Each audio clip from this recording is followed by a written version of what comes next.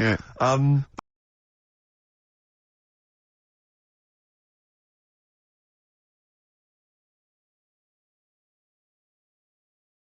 Just looking through some of the news stories that Karl did make it into Karl's news roundup. Yeah.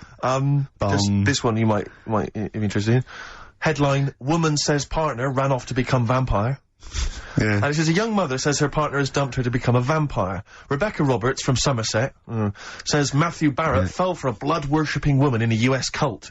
The 23-year-old mother says he began shaving all his body hair, dressed in black, and used Rebecca's lipstick to redden his eyes. Rebecca caught him performing weird blood rituals in front of his computer at night, cutting himself to prove commitment. She said, I thought it was just a hobby.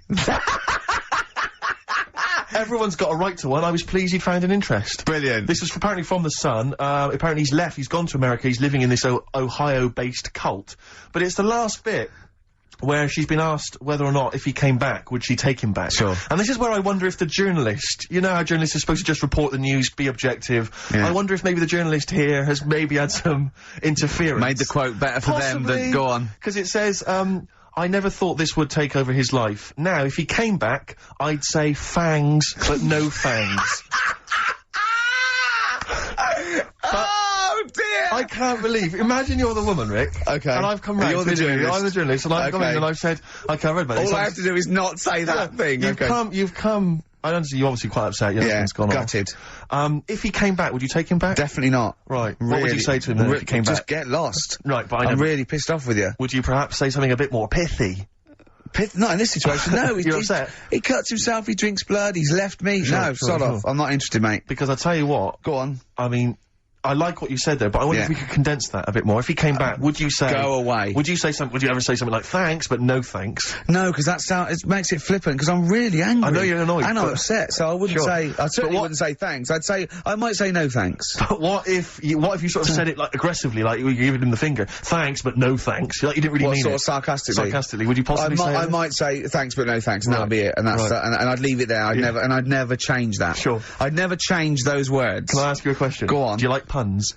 Hate them. Right. I don't like Countdown, I don't like QI, I don't like any of those posh Cambridge, Oxford types. I hate puns. If you had to say thanks but no thanks in the form of a pun, what would you maybe say? I wouldn't. I never would. Right. I'd say thanks but no thanks. I would, you know, I mean, I feel embarrassed that I'd even say that because I don't think I would even say thanks but no thanks. Okay. But if I did go that far, I'd leave it there. Sure. So. Have you ever noticed, as I have, go on, the similarity between the word thanks and fangs? Not really. It's very similar. Not thanks, really. Fangs, F-T-H, there's a K. Fangs very much. G, it's A and S, well, the A, the N and the S, but that's about it. Would you agree it sounds marginally similar? Yeah, Is it possible you might one day say fangs but no fangs? I wouldn't know. Right. I could put that though, could I? But don't say I said it. Right. I mean, yeah. Fangs but no fangs. Yeah. Karl is still buzzing about these conjoined twins. It's just— one of them, of course, had to be— because one of them was sort of shorter than the other, and had to be sort of wheeled around on a kind of trolley thing by the other. This isn't Molly and Dolly, is it? No, they're not called— one's called Reba. I forget what the other one's called. Sheena, maybe, or something like that. Do you remember, Karl? No, I wasn't that impressed with the names. It's just— yeah. So you immediately put them out of your mind. Those are rubbish names. I'm just— forget, Karl, forget. They're gone. Were they British or American? Yeah, American. Oh, because I've seen some American ones on Joe bizarrely, Springer. one of them was apparently a country music star. This is Molly and Dolly. Well, they're not called the Molly one that and joined Dolly. at the Oi. The one that joined. But they're not. I think you've made up the Molly and Dolly. No, it was on Jerry Springer. There's a little one that sits on a seat, and the other one carries it round, her around. And they're not called Molly and Dolly. There was something like that. They're called— well, we know that one of them's called Reba, and I forget the other one. One of them's a country and western singer or something. Yeah, and but she was saying, yeah, I've just made a movie. It's coming out shortly in theatres. Is your sister in it? Yeah, and the other one said, oh, I'm not involved. It's utterly bizarre, because they live there, they work so hard to live their lives separately. Yeah, they say, it's all— yeah, exactly. of course, so, you know, they try not to— So she's talking about her music career, and the other one's sort of not taking any kind of credit for it, which is nice, I suppose. It's weird, though, because when she was singing as well, the other one just stands there. She doesn't join in, she doesn't sort of dance. Offer backing vocals. Do you know what I mean? Make a group out of it. Yeah. A duo. Yeah, well— but it seems like we're sort of being horrible, but we're not. No, we're not. I mean, no, we're laughing at Karl's amazement at this phenomenon. Sorry, I just got to say, we're not taking the mickey. The really weird thing about all this, right? And it's annoying because you were saying about, what should have Trisha have asked and all that. Yeah. But one of them mentioned, that one of them was adopted, and the other one wasn't. Don't talk rubbish. No, seriously. I didn't understand it, right? Of course you didn't. And then Trisha sort of said, well, let's have a chat, and they were like, no, don't want to go into that. What do you mean one was adopted? That's what it said, one of them... don't quiz me on it, but that's what was said. Hello there, hello there, I'm a multi-millionaire, and I've just seen your orphanage. I'd love to adopt one of your children. You'd like to adopt one? I'd love to adopt a children, because I've got loads from around the world, so I'd love to adopt one. I'd give you $10,000 towards your well, we'll speed it through then, yeah. Okay. We've actually got 2 left. I only need one. I'm only interested in one. Yeah, I don't need any more. Don't need any more. They're sisters. I know it would be tragedy to break them up, but I really only need one. Now break it up. There's the rub. You see. Sure. Because you just need the one. There's $10,000 now. You can have that. I'll sign it now. But I don't want to discuss it further. I'll bring her around. Brilliant. Okay. Ding dong. Hi. Yeah. Brilliant. You brought my kid round. Yeah. There she is. There. That's a joy. Yeah. Okay. Just standing next to a bush. Yeah. Do you want to? Can you bring her out? No. There's nothing behind the bush. So you just want. I just want to be able to walk 360 degrees round her. Do you want her or not? Yes. I can't believe it. What's that little trolley? She's talented. Oh, dear. You're talking nonsense, Carl. Reading the paper there, Yeah, Steve? well, I don't normally read the paper, but, I was having a glance through the Daily Express. Does anyone read the Express? Well, you do at the moment, look. Well, true. Live on air. Yeah. Read it out, and then about 400 people will know what's in it. I was obviously attracted, by this little news item, gun raid by 3 Saddams. 3 armed men... They're up to their old tricks again, are they? Yeah. 3 armed men wearing Saddam Hussein masks were on the run last night after robbing a corner shop. The raiders threatened the worker with a handgun and knife, ordering him to open the till, blah, blah, blah, get money out. And it says that they also tried to rob an earlier shop earlier in the day. Police said, we are linking the raids because the descriptions of the offenders are very similar. What did the first one not quite get right? Yeah. Well, they looked very similar. I think it was Gaddafi, 3 Gaddafis. Right, because that's weird, because we've had 3 Saddam Husseins down a shop down the road. That's what I meant. Is it the same guys? Because I assume so, I wouldn't have thought. I don't wanna, get the Gaddafi guys on the Saddam Hussein charge. I'm almost sure it'd be the same way. I didn't know, one's got a moustache, haven't they, and one like a devil, or they all got a moustache, I don't know. But I mean, there was 3 blokes with masks, Middle Eastern appearance, I don't know. But I mean, I imagine it's the same. Because I've only ever seen really, robberies being planned in films. Sure. So I don't know how it works. I assume that... So you say. Yeah. But I assume at some point someone's got to get together. One of them, the ringleader's got to get together and go, okay, well, we need to wear masks, obviously, to disguise our faces. I'm thinking of going with the regular stockings. No. I'll tell you what would be funny. Well, I don't want to be funny. Well, no. We want to strike fear into the hearts of people robbing. But, I mean, kill 2 birds with 1 stone, we get the robber, and we have a laugh with it. Fear? Did you say you want to strike fear? Well, wear a mask of someone who's really scary. Who's the scariest bloke in the world? Well, I don't know, Saddam Hussein? I've got 3 of them. Well, why? I've got 3 of them. Let's all wear Saddam Hussein. It'd be a laugh. Well, it's not, I don't want it to be a laugh. No, but don't hurt if we're having a laugh, and that's what I want to make money and have a laugh. Why? I'm only in the money, I'm only in it for the money. But laughs not important to me. No, it's... I want to strike fear. We could also make a political point. I don't want to make a political point. No, you just want the money. I'm a thug, we could have a laugh and we can make a political point. Why not? What political point? Maybe we're sort of stealing from the rich. We're not like Robin Hood. Well, never mind Robin Hood, let's rob Barclays. Why are you making jokes? Well, I mean, don't worry, I'm gonna do my stuff. You're a comedian, I'm not sure you should be in this gang. Let's wear the masks. How did it happen? Did they go and buy them? Separately, look, spread out. Look, you go to the joke shop in Covent Garden. I'll go to the one in Southampton Row. Yeah. Brilliant. See, because it's so often the case that they're using masks. It used to be Reagan, Thatcher, they were always if I was the guy selling those, like, when 3 guys came in, 3 shifty-looking blokes to buy 3 identical masks. Yeah, in stockings. In stockings. Just so they don't know who we are. Sorry, can I just check, you're not gonna rob Definitely anyone not. with these masks. But just think of the police looking at those robbers. Every time they go past one of those awful sort of gift shops, they think that, oh no, it's just in the window there with Michael Jackson and Shirley Bassey. Yeah, and George Bush. Oh, Paolo, can I ask you something? I know you love knobs and that, and you hate tits. Yeah. What about Shirley Bassey's tits? Well, I mean, I'm a fan of them because I'm a fan of Shirley, but I don't like them. They're not sexy. Yeah, you're pretty bent. You are pretty bent. Come in. Thanks very much. Britain is on in 7 hours. Excellent. Yeah, what are you doing out at this time? No, I just came out to get some milk. Some cock in the toilet. It's a nice song about dead people. Yeah, it's beautiful. I, just wondering, Rick, what your opinions are, what your thoughts are on Britney Spears. Liked a couple. Bit bored. I think she's panicking a little bit. I think she's a little bit desperate with all this Madonna stuff. Yeah, all the kind of lesbian Yeah, stuff. I don't know. Yeah, she's alright. I've got nothing against the girl. Well, I think it was in Hot Tickets magazine. Sure. It's free with the Evening Standard. Yeah. I might get some free Evening Standards now. I've plugged that. Yeah. Just reading in there that, I don't know if it's still gonna happen, but apparently she was gonna do a little cheeky appearance at GAY. GAY?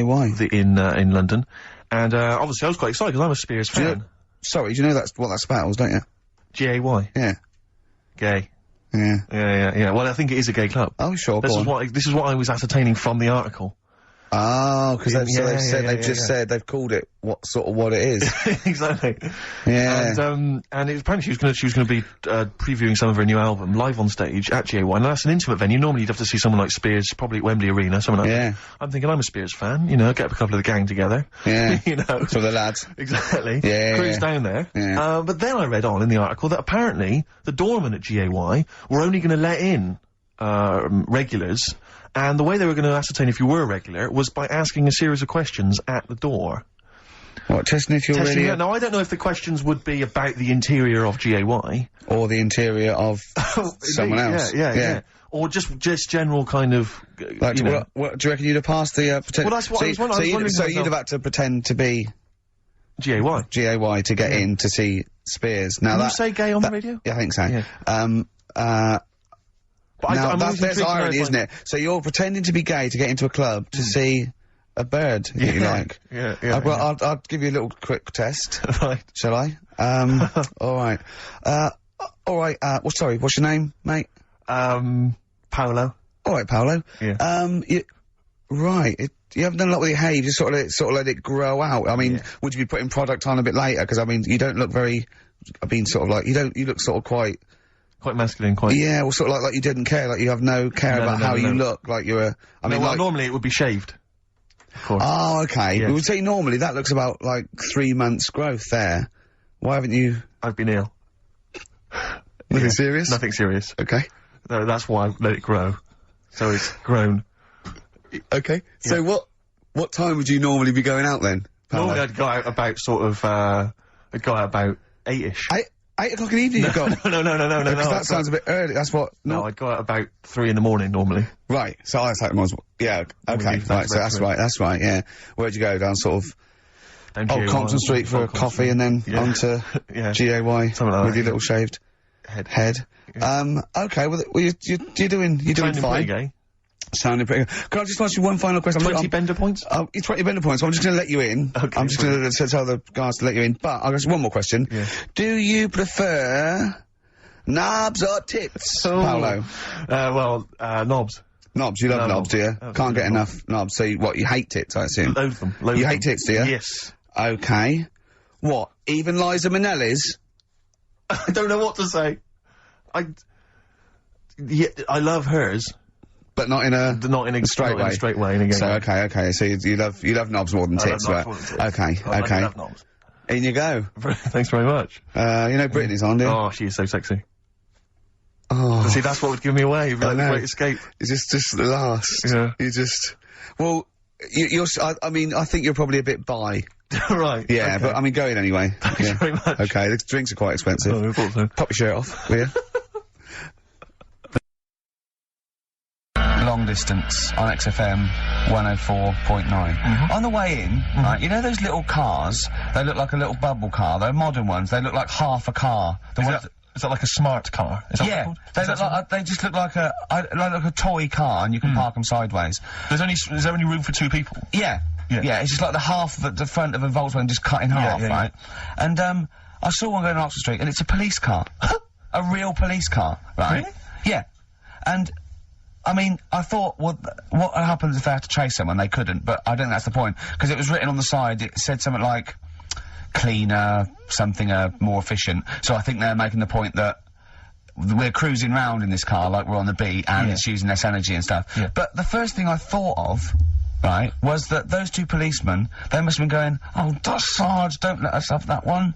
Can't we have the Granada? Yeah. I mean, It's so embarrassing. I It's so know, but, embarrassing. you know, police, they're doing, But you've got to respect them. Yeah, You've of got course, street yeah. toughs have got to respect them. Exactly, I just don't know if you have to Well, get the up- only thing more What if embarrassing... you're really tall and you have to climb out of one and you're a Yeah. copper? Are there any policemen out there who have been asked to drive one of these cars? If you're listening, do you think police listen to this? The only thing that would be more embarrassing is if you had to patrol on one of those bikes the goodies used to ride. That's the only thing I think that would be more pathetic. A pogo stick? Yeah, it's so embarrassing. Or on roller skates. Yeah. But not like roller blades. Roller Yeah. skates, those really old roller skates. Have you seen those- that you tie on your socks. Yeah, have you seen those little bikes that look like clown bikes that the couriers use now? They're about a foot high. They're little I saw one the motorised- other day on it. My head turned, yeah. They're But really bizarre. just think they're the that- ones that they fold up. Yeah, but think of a policeman chasing you on that. Well, I always remember that even in America when I started seeing policemen riding bikes.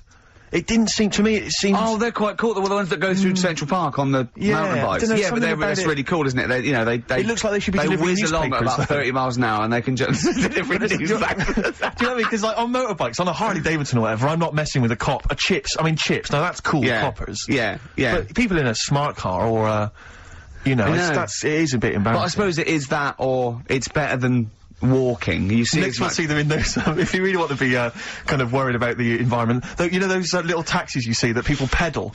They pedal around Soho. No. Yeah, and when it's like a riot squad, there's four in the back. Exactly, yeah, exactly. But that's the thing, right? If they need to arrest someone, Yeah, here we go. Go on.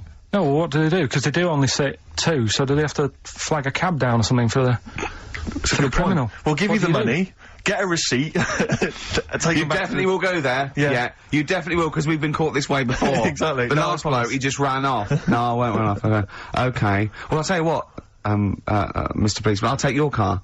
Then okay, go on then. Yeah, You yeah. definitely bring it back, though. I will. Well, isn't there something in America where when they arrest someone in America, they don't take them back to the station and fill out all the forms. They just take them back to the station, and then they go and fill the forms out in a cafe or something, so they're still looking out. Yeah. Yeah, Carl told me that. They're what? So they're still on patrol, is it? Yeah, so they said they're doing all their paperwork, but they're in the, a cafe window and they're looking out. Do you know, like how they say in this country so much police time's wasted by having to go back to the office and filling out loads of forms? That sounds like some policeman going, yeah, I could get a lot more work done Yeah, if I was in a the pub. Starbucks. Yeah, no, there's a lot of criminals in the pub, and if I would, Yeah, and I get to keep the receipts. Yeah, I mean, what's safest is if I didn't wear my uniform and Yeah. probably got drunk yeah, with some mates. Or a lot happens in, looking out my bedroom window. So if I was just like snoozing, home, yeah, I was exactly. snoozing, and when I heard a noise, I just popped, oh, look out, oi, Yeah. come here. Yeah, apparently there's a lot of crime in Marbella over the next 2 weeks. You want to pay me So to if there's a shoot over policeman there. listening who has to drive one of those cars, were you annoyed when your sergeant It is went? the most embarrassing. Yeah. Definitely. Yeah.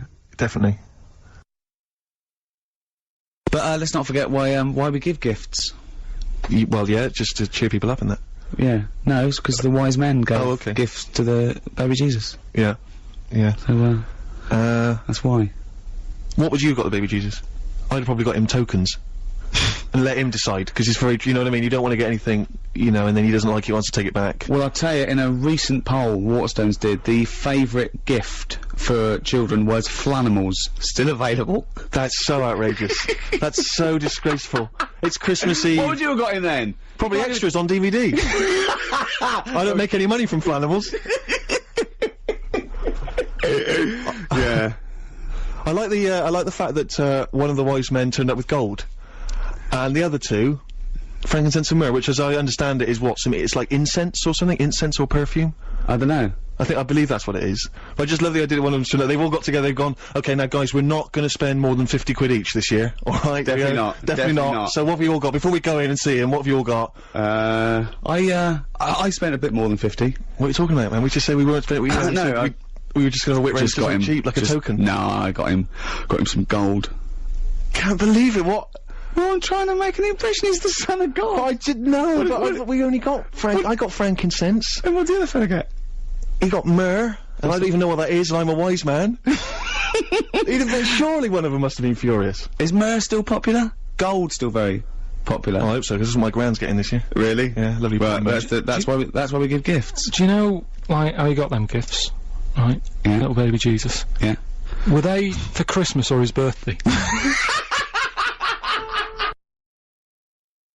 But I assume that these forms of protest have never made any dent in anything in the world. Because I remember when there was all these protests against the war a couple of months back, and there was one guy. So there was a huge march in London, as you know, and they did these all around the world, didn't they? But there was hundreds, thousands of people in London. There was one guy. He was riding around on a 3-wheeled bike, wearing a jester's hat, blowing a horn.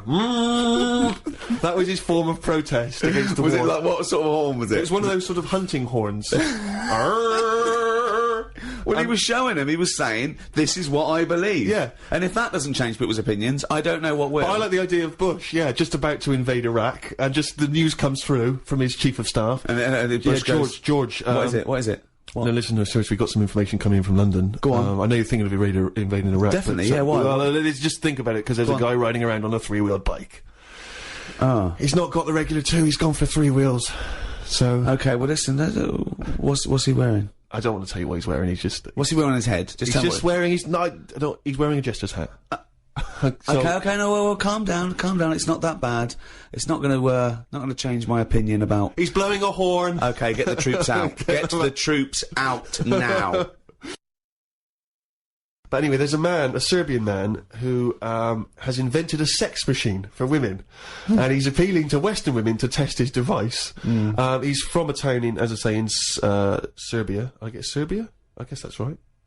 Is that right? Well, I don't know. What does it say? Well, it says a Serbian man, but is it called Serbia? Yeah. Yeah. What was all the Croatia-Serbia thing? Well, it doesn't matter now, does it? Okay. It doesn't matter now. It does to them. Otherwise they fought for nothing. What the hell do we know about world events? I mean, how long did that go on for? Months, I don't know. wasn't it? If they're inventing new countries, they can't expect me to keep up with current trends, can we? Anyway, this Serbian man has invented a sex machine for women, and he can't find any Serbian women to try it out, so he's looking now for Western women. He's taken out a patent on the ultimate sex machine. It runs on a 390-volt electric engine, simulates sex, and has a 7.5-inch artificial penis. He said, "My sex machine has an artificial penis that can make up to 180 moves in a minute." Now, I don't even know what that means. 180 moves? What? I mean, there's only really... Well, in and out, It's I in and out. imagine. It's largely the function. Unless I've been doing it what wrong he's all these done. months. What he's done is he's put a dildo on a Black & Decker. A man can only manage the intensity of movement for about 5 seconds normally, but this machine can do it for as long as the woman wants. But anyway, so he's looking for a woman who will test this out. But what I love, as soon as I read this, I was thinking, it's just imagining there going, "Oh, thanks for coming in, yeah, okay." So there's, what's gonna happen is there's a penis that's gonna pop out from here, and it's gonna have sex with you. I'm gonna stand behind the machine. I've got to stand behind here, there's a lot of dials and stuff, I don't want to bore you in. Well, why do you have to stand behind it? Just... I can't, it's technical stuff, but I got to be behind the machine. But there's no penis on the robot at the moment, it's just a hole. No, don't worry. What'll happen is, I'll switch the machine on, I'll go behind, and then a penis will appear. Will it be like a metal-looking penis? It will be a robotic penis, but it will seem like it's a regular fleshy human penis. So you're gonna... alright, so you're gonna go behind this robot... Go behind the machine. Disappear. Yep. And then a fleshy-looking penis is That gonna... will appear. Through the hole. When I switch the machine on. Okay, and that'll be the real robotic penis. But you won't see me for the duration of your sexual So encounter. you've made this sort of like robotic penis look really realistic. It's really realistic. You will not be able to tell the difference between, say, the robot one and mine, for instance. Okay, well, I don't want to see yours. No, there's absolutely not. Because I've not come around here to have sex with a person. I know, you come around to test the machine. Yeah, and that is exactly what you're going to get. Okay, Like a well, piece of mechanical action. But what is the idea that on the front maybe he's painted a picture of a robot's face. Yeah. And then when the machine begins, you know, rather like in one of those horror houses, like a kind of mansion in a spooky film, the eyes of the painting, they'll move. And the real eyes will appear. Just staring out. But I don't think I can have sex with this machine unless you're actually in the room, just in case anything goes wrong. No. Don't worry, I'll be behind the machine, it'll all be fine. It'll be safe, not a problem. Something to do in the evening. Something to do, innit? When the telly's broke. But for years, like, they've found stuff, haven't they? Machines from, like, Roman times that similar to that setup. No machines in Roman times. Like that, though. The old sort of knob on a stick machine thing. The old Roman knob on a stick. I'm sorry, but I watch Time Team every week, and Tony Robinson has never done an old knob on a stick machine. I just think of Julius Caesar sitting down and go, "Okay, aqueduct, we love that. Thanks for that. Straight roads, good idea. We can see the enemy coming. What have you got there?" Well, I'm glad you've asked. Plumpticus. What have you got there? Wanklicus. What I've got here is a yieldy knob. And I've put that on the end of a stick. Oh, a stick of smallus. Okay, well done, Wanklicus. Yeah. Well done. You are my new right-hand man, as they say. No, excellent. But they do stuff like that. You've been in the London Museum and that, and they've got sort of sex stuff from years ago. They've got like these metal pants that they used to wear. I don't know what that is. Metal pants? Yeah, sort of Is metal. that a chastity belt, you mean? They used to make women wear them so that they could... No, but they had them for blokes as well, though. Metal pants for blokes? Yeah, why? So he had little lots. So if he was away, he couldn't play away from home, and if he was away, she popped on a little. No, I just think they sort of like sexy metal pants. What? Oh, I don't know what you mean. What The are you sexy talking metal about? pants. Well, we'll have to look because I haven't got it in front of me. It's just something I remember seeing, some sort of sexy metal pants that they used to wear. But what are you saying? Sexy metal Well, pants? they that always was had not to British Museum, that was Soho. No, what I mean That was is Old Compton Street, you were looking they in the always shop had window. to be ready for like battle and that, but these were a little bit sexy but protective at the same time. I love that. Right, I'll have to look into I love it. the I'll idea have that that's all you remember from the British Museum. So Lancelot, are you ready to face the Black Knight? Yeah. What do you think of these? Huh? What do you think of these? Well, I don't really care. Just I just want to look good on the battlefield. Well, they're both protective. Will there be women watching, cheering us on? Well, you're not going to fight like that, are you? What about your I'm going to wear nothing except these sexy metal pants. But what about your chest is exposed? well, it's a good chest. I've been working out. Yeah, I know. But what I mean is, you want metal all I've over. actually been lifting up the round table every week. I just work out, do that about 4 times a day. But that machine, right? Why did it have to be a woman, or could they have got a little gay fella in? There's quite a lot going on in the freak world. There always is. You've been visiting hospitals the last week, have you? When we were away. No, there was a thing on a website. This isn't even the one that I've picked. So this is just a bonus. This is a bonus freak. please, yeah. Yeah, go on then. This is a free freak. Right? It's a fella called the Lobster Man. The Lobster Man, of course. Again, good name. You know what you're going to get. Yeah. What are you going to get? Some succulent meat. I like the idea. That the vicar on the christening suggested that. I know you want to call him Mark. Can I make a suggestion? Yeah. Look at his hands. What's his name? Mark Michael Webster. Right. Right. Yeah. Have you thought about a nickname? Not really. No. Have you? No, Have you looked at his hands? Yeah. We don't want to talk about that because Do you know they look a little bit like lobsters? Well, yeah, but it's quite deformed. It's like we Can I can't. suggest Lobster Man? That's terrible, Vicar. That is terrible, Vicar. Pinchy. Go on then. And then, wow, just be careful. Let's have your eye out with that. This is poison. This is poison. These are really, really mental poison drugs. You know those people with you ever see them in the street, they're selling fags, duty free obviously, they're just selling them on the street. Have you ever seen these guys? Yeah. I walk them in Finchley Road Lock, because I'm just near my place. And, all these people, they're sort of looking a bit shifty, and then they think that you're maybe a smoker. They just, yeah, fags, and they'll open their jacket, and it literally will be like something from, the 1940s. They won't go to you though, do they? No, smoking. Stuns your growth. They know you must have never had a fag in your life. But, I might be buying them as a gift or something, because I'm quite a generous guy.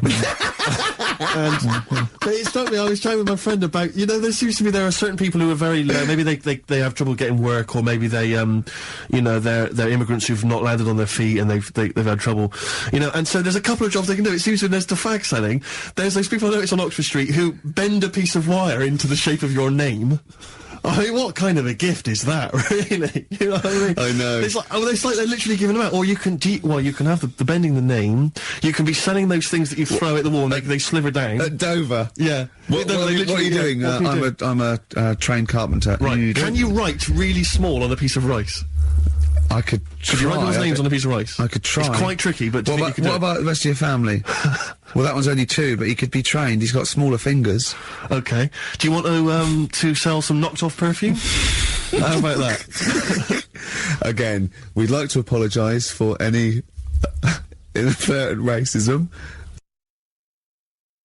When I was at university, my best mate was a bloke called Wally, and he was doing psychology, and I was doing philosophy, and we both got into this theory called determinism, which is about the state of the mind. And it's a materialistic view that everything is part of the causal web, and everything has a reaction for something that happened before it. And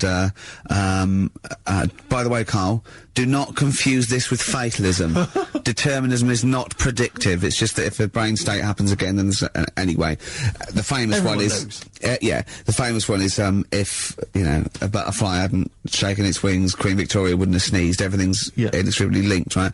We're thinking that, right? And we're thinking, what if you changed one word in like classic songs or one note in Beethoven's symphony? Yeah. It was just how it just wouldn't work. Well, I've always thought that, come on, baby, light my fire. Yeah. Not as good. That sounds brilliant. Yeah. Enigmatic, interesting. Not so good. More pedestrian if it was, come on, baby, light a fire. Yeah, just one thing wrong. Yeah. That would be great. Just Paul McCartney comes to John Lennon and goes, "All right, John, written a song."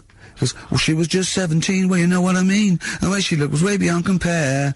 I wouldn't dance with another." I'll stop you there. Go on. I'll stop you there. What's the matter? Something not quite right with that. I love the song. It's great. Yeah. Just once more. Well, listen, don't be too harsh. I mean, because we write our own songs. No, but sure. we can still put both our John, names I think to you're it. a great talent. I think you're a great talent. Well, I'm just saying. listen, you hippie, right? Well, not yet. Well, not yet, but I mean, there's a Japanese bird outside looking in. Don't fancy him, not interested. No, well, listen, well... And I'll never change my view. Right, now, listen, right? I wouldn't dance with another... Is it that bit you don't like? Is it the... I just like the... Could you try and... Is there a different pitch you could go? I wouldn't dance with another... Say again. You don't like the... Is it the noise? I'm not sure the girls are going to go crazy for it when we do that bit. Just think of... Is there anything else you've got? I love the idea of just changing one lyric. Just have pictures of... They won't have NSYNC on the wall. It'd be like sumo wrestlers. You know sumo wrestlers? I saw this thing about sumo wrestlers. Because they're athletes. They go into this thing because it's a big honour to be a sumo. It's absolutely true, right? Yeah, absolutely true. Yeah. So you'd go along and you'd be 9 stone, and they have doctors there, so you have to eat to get big. Right? And this doctor was interviewed, Japanese doctor, and he's going, it is against, you'd think it's against the Hippocratic Oath, whereas they do it anyway. I do it healthily, so he gives them diets of like, 10 pounds of rice, 9 pounds of fish and things like that, and they get, but now, because it's such an honour, it's almost a spiritual thing to be a great sumo and that, they have apprentices willing to, like when you're an apprentice, say, runner or something, you have to make the coffee, and when you're working an apprentice in the studio, you have to clean the floor and stuff. Do you know what apprentice sumo's job is? An apprentice sumo? Go on. They wipe the sumo wrestler's arse because they can't reach. They literally can't reach. Rubbish. We'll give out the phone. Who's taking that up as a profession? I know. I imagine that. I'd love to be a sumo wrestler. It's a great honour, and I'd love to work under you. Sure. Sure. So, what will I do? Start press-ups first? There'll be some press-ups, yeah. Okay, yeah. What, should I get into the gym now and, No, don't before you rush off. Go on. I'm starving. No, I can understand that. Go on. Would you mind wiping my arse? Because I've just... You can't reach? No. I can't get the arms back there. Can't get them down there. So, but I'll be honest with you, a lot of this Oriental food, it doesn't sit well with me. So it goes straight through me, to be honest. So it's quite messy? It's quite messy down there. It's quite runny. Okay. So be careful. Okay. Wear some gloves. If you want to wear gloves, wear gloves. I don't want to wear gloves. It's an honour. This apprenticeship is 2 years, isn't it? You're not going to take my feces and sallow, are you, as souvenirs? No, I'll be mainly getting fat myself. Sure. Wiping your ass. Yeah. Great honour. Yeah, no, good. Well, great honour. If someone could call in and verify that. Look at Karl looking at us like we just said the worst thing ever. Right, I'm 30 now. I can only remember being off 2 times. Oh, his memory's going as well. You had some time off. And both of them were when I was at school. What's school? One when it was windy. Why did you have time off? Because it was windy. But to be honest, Karl, that lasted for 7 years. Your time off at school. Why did you have time off? Because it was windy. Were you windy, or was it windy outside? No, it was like when... Your auntie wasn't out the window, was she? When the winds were bad in the 70s, and my mum said, oh... Was it? Whoa. What? I remember space operas and flares. I don't remember the winds being bad in the 70s. Well, my mum just said, you might get blown into the road, so don't... She had so much faith in you, didn't she? As a human being. Is that why she got fired from the pie shop? I'm not coming in today, I might get blown into the road. Oh, God. The funny thing it was, right, Steve, they had this thing going at school, because a lot of people used to wag it back then. Used to what? Wag it, sort of not go in. Right. Right? And, they sort of tried to make it interesting for you by giving you an education. A certificate if you did a full week. Reward for the rest of your life with achievement. That sort of carrot. And also, like, let you go home at 3 o'clock on a Friday. Right. If you'd done a full week and that. Yeah. So it was lovely weather all week. Then it just sort of changed on a Friday. And I got up and it was all windy. It's always windy for Friday on Sunday, isn't it? Don't, if you don't go in, because, you might get blown into the road and that. So I said, all right, then I'll stay off. And so why did she told you to hold on to a fence or walk you there? What's this? Don't go out. Immediately give up. I love this getting blown into the road. Is that based on your cats that kept getting blown into the road? Well, so I got to school on the Monday, right? And the teacher said, Took you a long time. Today, to punish you, you're the only one who wrecked the whole week, right? Everyone else came in, you didn't. So everyone else is going home at 3 o'clock today. But you're not. Brilliant. Serves you right, and I wasn't bothered though, it was great, because I said, well, you'll have to stay with me, won't you? And it was great. So all I did for half an hour was doodle and stuff. It was great that afternoon. Yeah. And that was ages ago. That was like when I was about 8. And that's one of the times I was off ill. Yeah. So but that wasn't even ill, that was wind. Yeah. Yeah. So, yeah. So I'm growing up on this estate, and there was this woman about 4 houses down, right, who's a bit rough. Alright? Didn't fancy her. Oh, God, no. Right, but she had a baby. Well, tell me about her first. I'm interested in this woman. What was she? It was a very... She looked like a man in a dress. I mean, I didn't grow up in a posh house or anything. I'm not saying that if you live in a bit of a rough house, you're a bad person. What did she look like? But anyone can tattoos? Clean up. Looked like Tony Green with a fag on. They didn't clean up much, right? Oh. Which... Even if you've not got a lot of money, you can still try and make the place look nice. Yeah. Right? But she didn't, and a kid used to take a horse into the house. Sorry. Whoa, Neddy. What do you mean a kid used to take a horse into the house? Where did he get a horse? Must have nicked it from somewhere. Must have gone. So you've seen a horse in it? No. What, is that from outside the saloon round the corner? Yeah, was it just tied up with a bit of leather? Right? Oh, that's great. Did Big Jake come looking for it? I'd been out. Oh. Sorry, let me get this. This was before the lynching stopped or after. Where did he get a horse from? What do you mean he must have nicked it? His mum said, where'd you get that from? I bought it. Alright then, but keep it out of the kitchen. I don't want you going Catlin rustling. Where did he get a horse from, Carl? And how long did he have it for? Was he leading it or riding it? Mum, open the door, I can't stop! I can't stop it. Open the patio door as well. Looks like we got us a runaway. What do you mean? I don't know, but the thing is, they couldn't afford to buy one because they're not cheap. So I'm just guessing. Maybe that's wrong of me. But I think... He had a horse? Yeah, right. So that's why the family didn't have any money. They'd spend it on the horse. No, I don't think, that's what I'm saying. I don't think they would have bought it. So anyway... Yeah, it's wise to whisper, Carl, in case they're listening.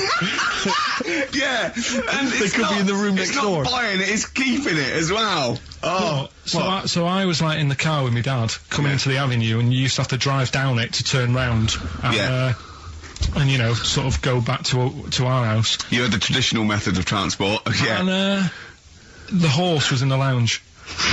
Reading a paper? Just like walking around. Oh, God! What? And when I was doing, I tried to earn myself some money once by flogging little flowers in plastic cups.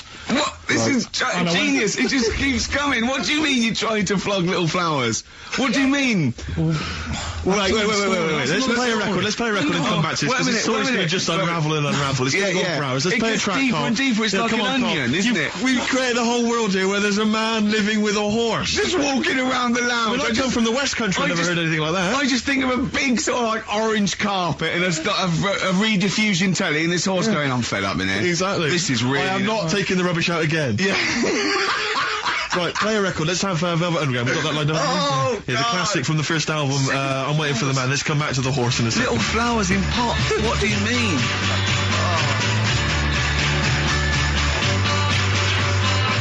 Underground and Nico, which apparently peaked at a disappointing 171 in the US charts. Think of that. And that's obviously Lou Reed, Devout Underground and Waiting for the Man. Yeah, great track. So, we were talking, we were doing White Van Man, and we got onto, genetically modified babies, but and then somehow Carl started telling a story about someone with a horse, and then he got onto, he was trying to make money selling flowers. Just do the flowers briefly. Well, hang on, I just want to recap slightly. So there was a family, and who had the horse in the family?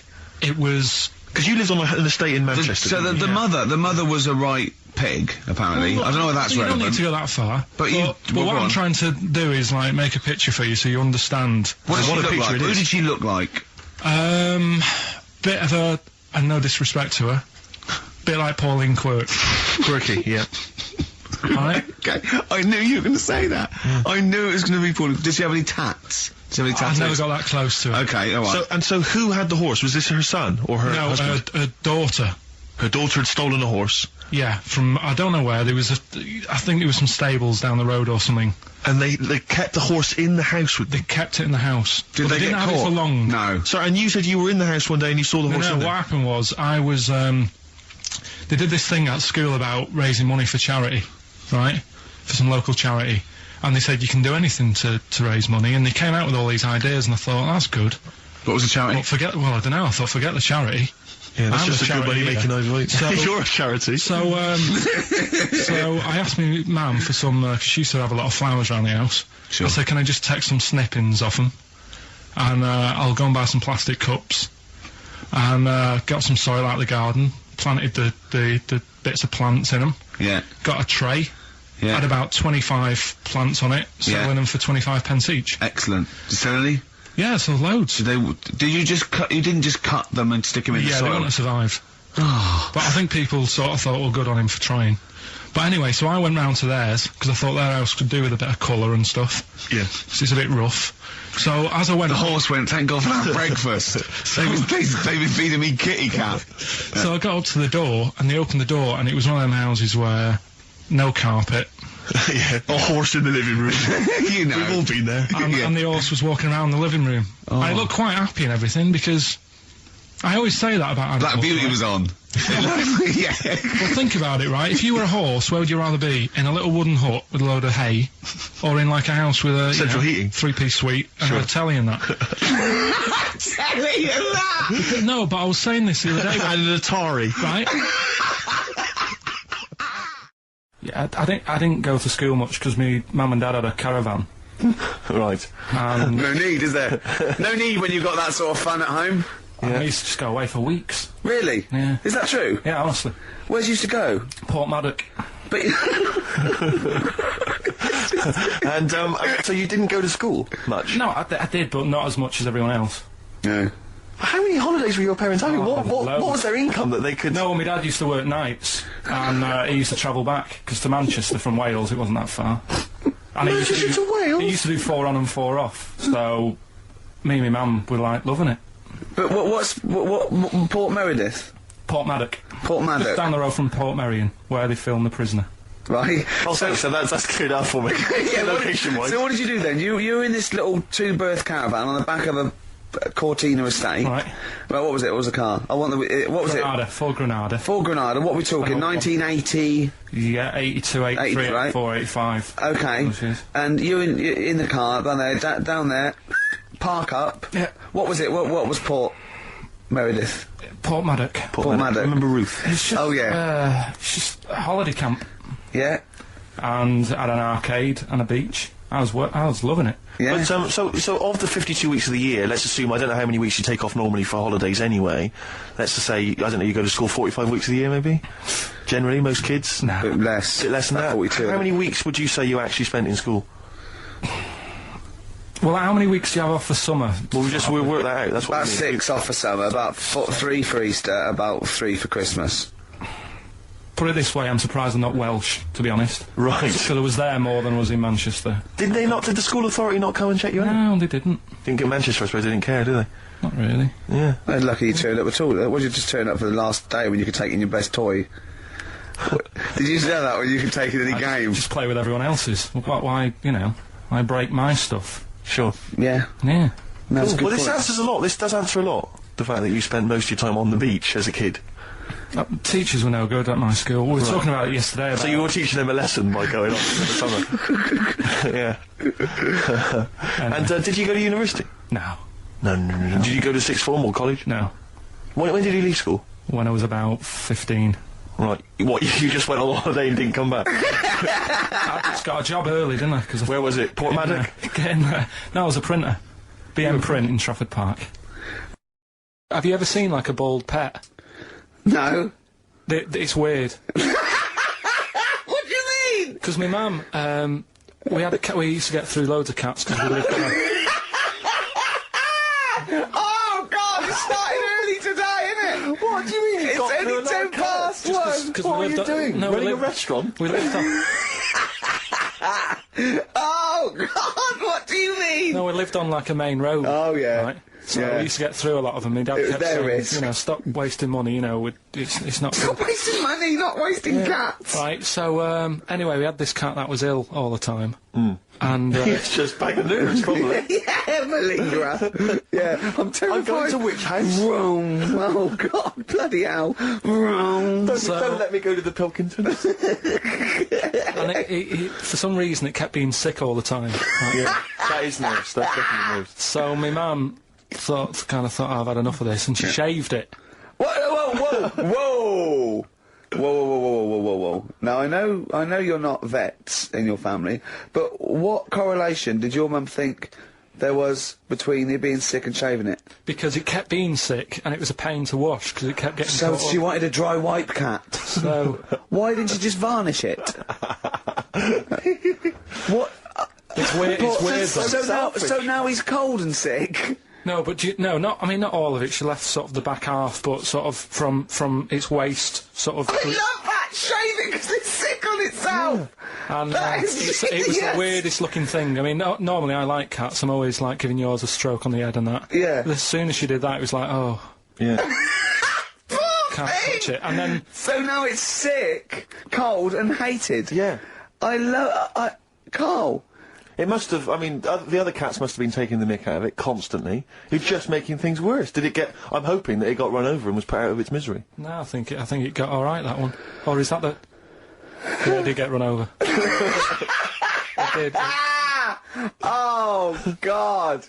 Oh, dear. How many cats do you say you've got through? I'd say whilst I was living at home, I mean, it's still on the increase even though I'm not there. So whilst I was there, probably 5. God. Wow. Oh. Yeah. And were you upset each time, or you just got used to it? It's one of them things, isn't it? Like I've said before, when you first see something, it's a bit of a shock. Do you know what I mean? It's like the Elephant Man or whatever. Yeah. First time you see him, it's that sort of, oh, look at that. Did I tell you the time when the doctor said I was going to die? All right, keep talking. Right, ages ago, must have been about 15, right? And at lunchtime there was this. We used to have a choice of stuff to do at lunchtime, right? We used to have like a burger place that had an arcade machine in it, right? So we used to go there and play on that and have a burger. Or there was this baker's, right, that my mum worked at, and did great cakes and stuff, right? So she used to like bring some home and that, but she couldn't always bring them home every night because, you know, they'd cost money, and she used to get them for free. And they used to say they'd rather chuck them away than give them to the staff because there's a chance that the cream might be off. Right. Right, so they used to chuck them round the back. So I used to go round the back with my mate and eat a load. Brilliant. Scavengers eating out of bins. No, it wasn't out of bins, they were still in trays, but they just stacked them up near the bins, right? So this got out, I mean, it used to be a chocker. Once the school found out, everybody used to go there, and it'd be like, well, have a cake. Headmaster crawling through, fighting the kids off. Right, so I'd have, like, you know, you just eat, I don't know, 6 jam donuts or something, and then you'd spend your dinner money on the arcade machine. Brilliant. Right? So it was a good afternoon, really, right? So you'd do that, and this one day I must have had 6 or 7 jam donuts, a few Congress tarts. What's a Congress tart? I love them, I can't get them in London, right? So I'd have some of them. If anyone can get a Congress tart for Carl in London, please let him know. So anyway, this day, that was just a normal day. Do you know what I mean? You'd once, twice a week, you'd have a load of cake. In your life, yeah. Yeah, that's So all anyway- there in your life. Were the frog boys there with the webbed hands and the big heads? So- and the horse in the settee? Yeah. But the day after one of these days, I had really bad cramp in my belly. Right? I was like in agony, could hardly walk. So I said to my mum, You could hardly stagger to the free cakes. So, I was in absolute agony. I said, I don't like doctors, but you'll have to get a doctor in because I don't know what it is. I can't walk. Just gets the doctor round. I won't say his name, but he said, well, doesn't look like he's got long left. Blimey. So I was a bit like, hang on a minute, I've only had a few cream donuts. Yeah, My mum was panicking. sure. He went. My dad came in from work. She said, oh, something's really bad with Karl. I think it's serious. The doctor said he ain't got long left. So he said, what? He said that and just left? So she said, yeah. So I'll have to call him then. So he called him up, said, what's all this about? Karl hasn't got long left, how long's he got? So he goes, I was only messing. It's just had some bad cream. Can you believe that? Well, the thing is... I like the fact your mum didn't ask any questions. I know. She didn't But go she into doesn't- detail. I know, Well, can you explain more, Doctor? No, I got to shoe off. But she doesn't. She doesn't like talking. I don't want to diss you or your family, but I imagine if I was there, I'd have known the doctor was joking. Yes. That's all I'm saying. I mean, I sound very arrogant there, but I imagine he went, what's he been doing? I had about 6 cream cones. Oh, right. Oh, wow. He hasn't got long to live then. I'll see you later. That's what I think the doctor did. Yeah. I just love the idea your mum just let him go. Yeah. Terrified, thinking, well, Yeah. I'm not going to probe him. He's that's it then. Dad comes in. Hi, honey, I'm home. Anything happened? The doctor said Carl's going to die and then left. Go on. Watching a programme yesterday, and it was about these Japanese snow monkeys. And it was all about how animals learn things that aren't instinctive, particularly sort of primates, because they see other people doing it, and they start a culture. And they can pinpoint when one monkey first went down and got in the hot water springs and stayed there because it was hot, and the others copied them, and now it's part of almost a culture, that won't be handed on because it's not instinctive, but has to be learnt each time. And they groom as normal like other monkeys, right? But they're really intelligent, and obviously the reason they groom other people, other monkeys, is because they eat the mites. But also the monkeys have learnt they like being groomed. Okay, so they showed this one monkey. It went to a deer, okay, and it was grooming this deer to get its mite off it, right? But then it didn't eat it. It held it in its hand. It went over to a monkey, put the mite on itself to show the monkey it had a mite, and got a free grooming. That's extraordinary. That's extraordinary. That is because it extraordinary. gave up the food, knowing that if you put one there, this monkey would look for mites on it, Yeah. and it would get a free grooming, and it was like having a little massage. What do you think of that? It's not bad. I've got some better stuff coming up later. On Monkey News, on the official Yeah, Monkey do you News. see that? Just see what mine though. Mine's true. I mean, that's an interesting and It extraordinary... actually happened. It's discovery. social behaviour amongst primates. So I saw it. It was, Did it rob a bank, Rick, at any time? It didn't rob a bank, and it didn't open a hairdresser's. See, that's what you're letting... That's what you're letting yourself It's down. not. It's not quite good enough, is it? My Monkey News. No, I got some. See the difference where I named the species, explained it slightly, told you an interesting fact, as opposed to there's this monkey, right? And Look at him looking it's at you. Yeah, He's not interested, Rick. Can I tell you now? Can I try and describe for people the face that Karl has? I'll tell you what it's like. It's like if you draw some eyes, a nose, and a mouth on a balloon, and then inflate it to about half full. That's what Karl's face looks like. That's what his head looks like. It looks like a face you've drawn on a balloon. Very small, the rest of the head huge. It's just that today I'm a bit tired, right? That's one thing. Why are you a bit tired? I just haven't been sleeping, right? Why not? I don't know. I've got a lot going on in my head. Oh, if this would be like The Simpsons, if we could actually look in there, there would be 2 monkeys grooming now. Plus, you've been talking about like stuff that I can't relate to and that. So I'm What, writing poetry? Like what? Reading books? yeah, doing poetry and stuff. I never did any of that. What did you do?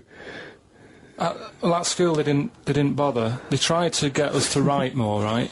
Right. By Giving you a pen? well, they used to give us these school diaries, Yeah. little red book, and it was a way that they kept an eye on what you were doing out of school hours. Right. So some kids would write down, you know...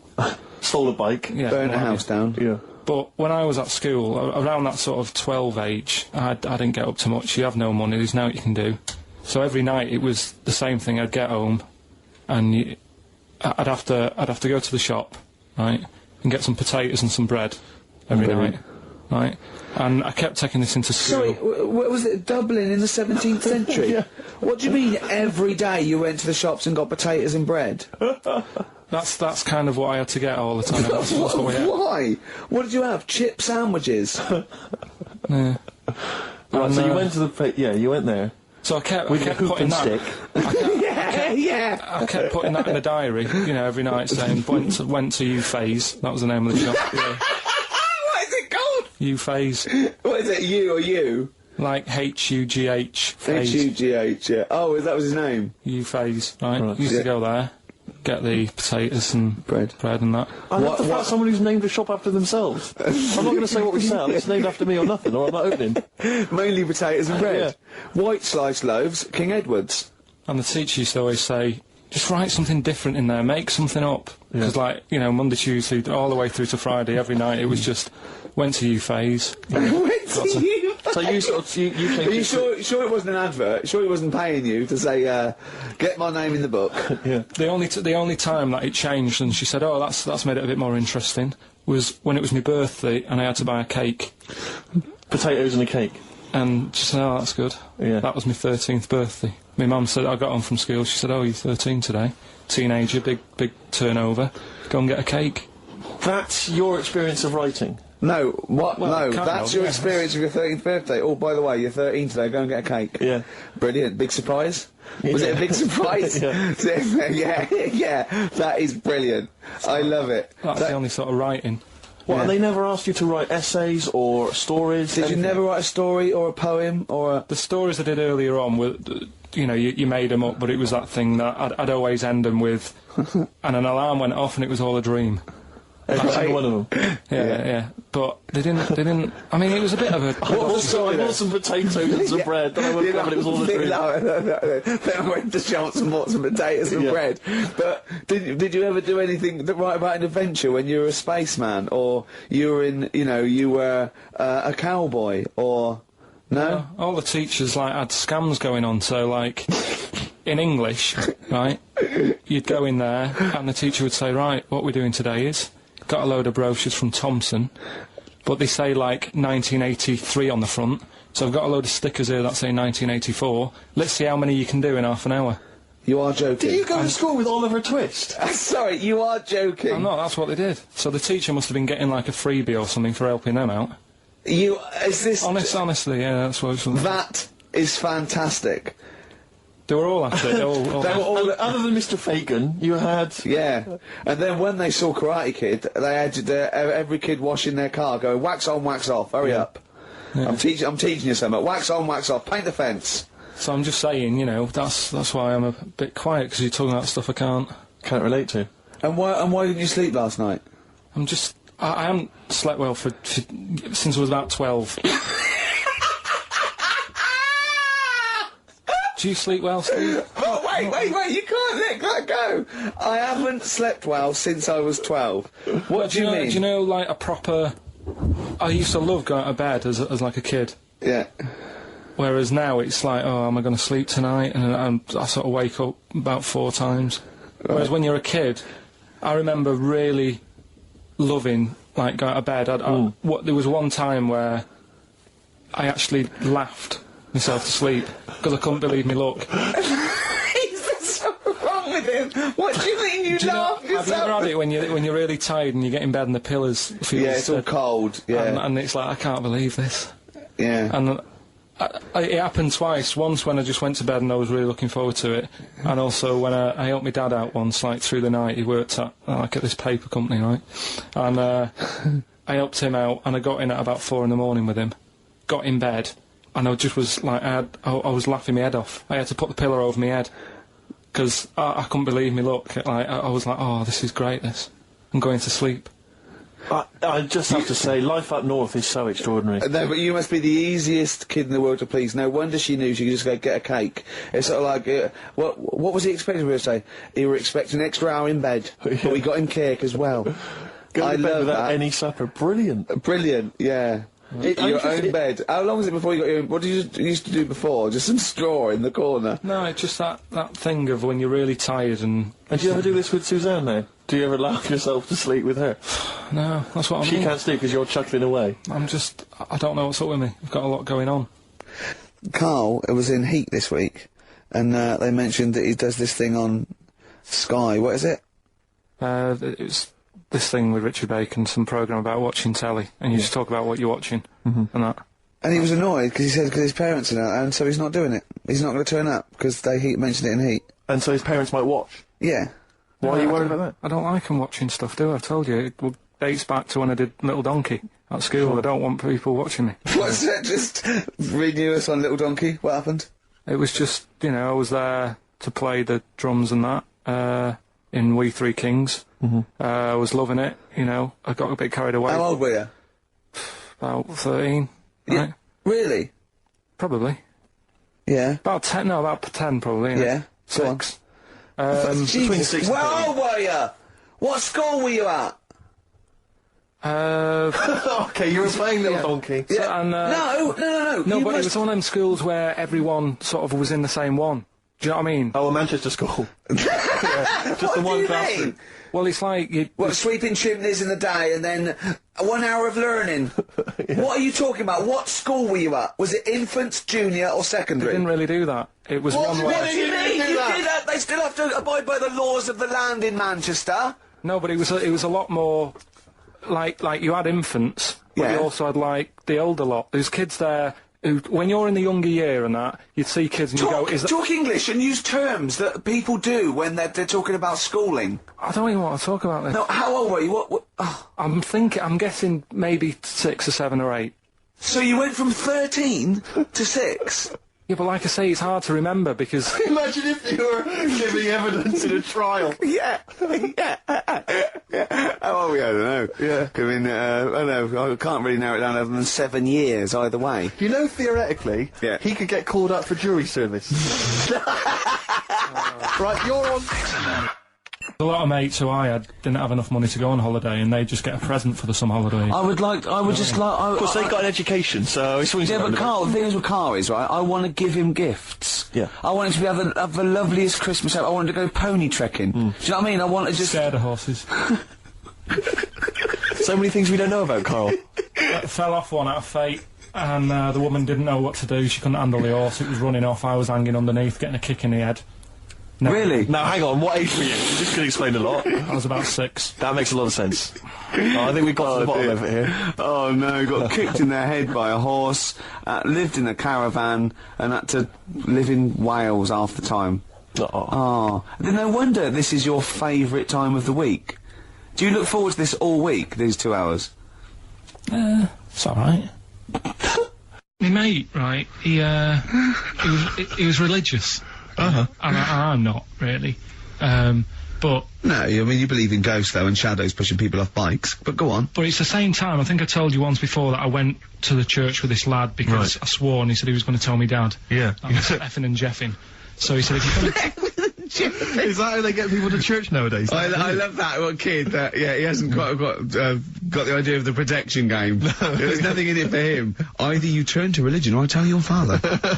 Right, so I went to church with him and that, and then the next week he said, I know that was rubbish and you didn't enjoy it. It's when I got kicked out for messing with a tennis ball in the pews, right? I don't think we've heard that, but I don't think we can possibly go into that now. Summed it up. Yeah. So, Well, no. Come on, that's we'll it. come back to that. That's- You had a tennis That's the ball and story. some pubes. No, in the pews. In the pews, right. Yeah. But anyway, so I went there and I said, I don't think much of this church thing, it's a bit boring. Sorry, and so you went to church and you ended up in the Crusades? No, What's the called crusade? Crusaders. What it is, it's meant to be the fun part of religion for kids. Right. And my mate said, oh, you want to come along? It's, you go on a Friday night and do it on a Sunday as well.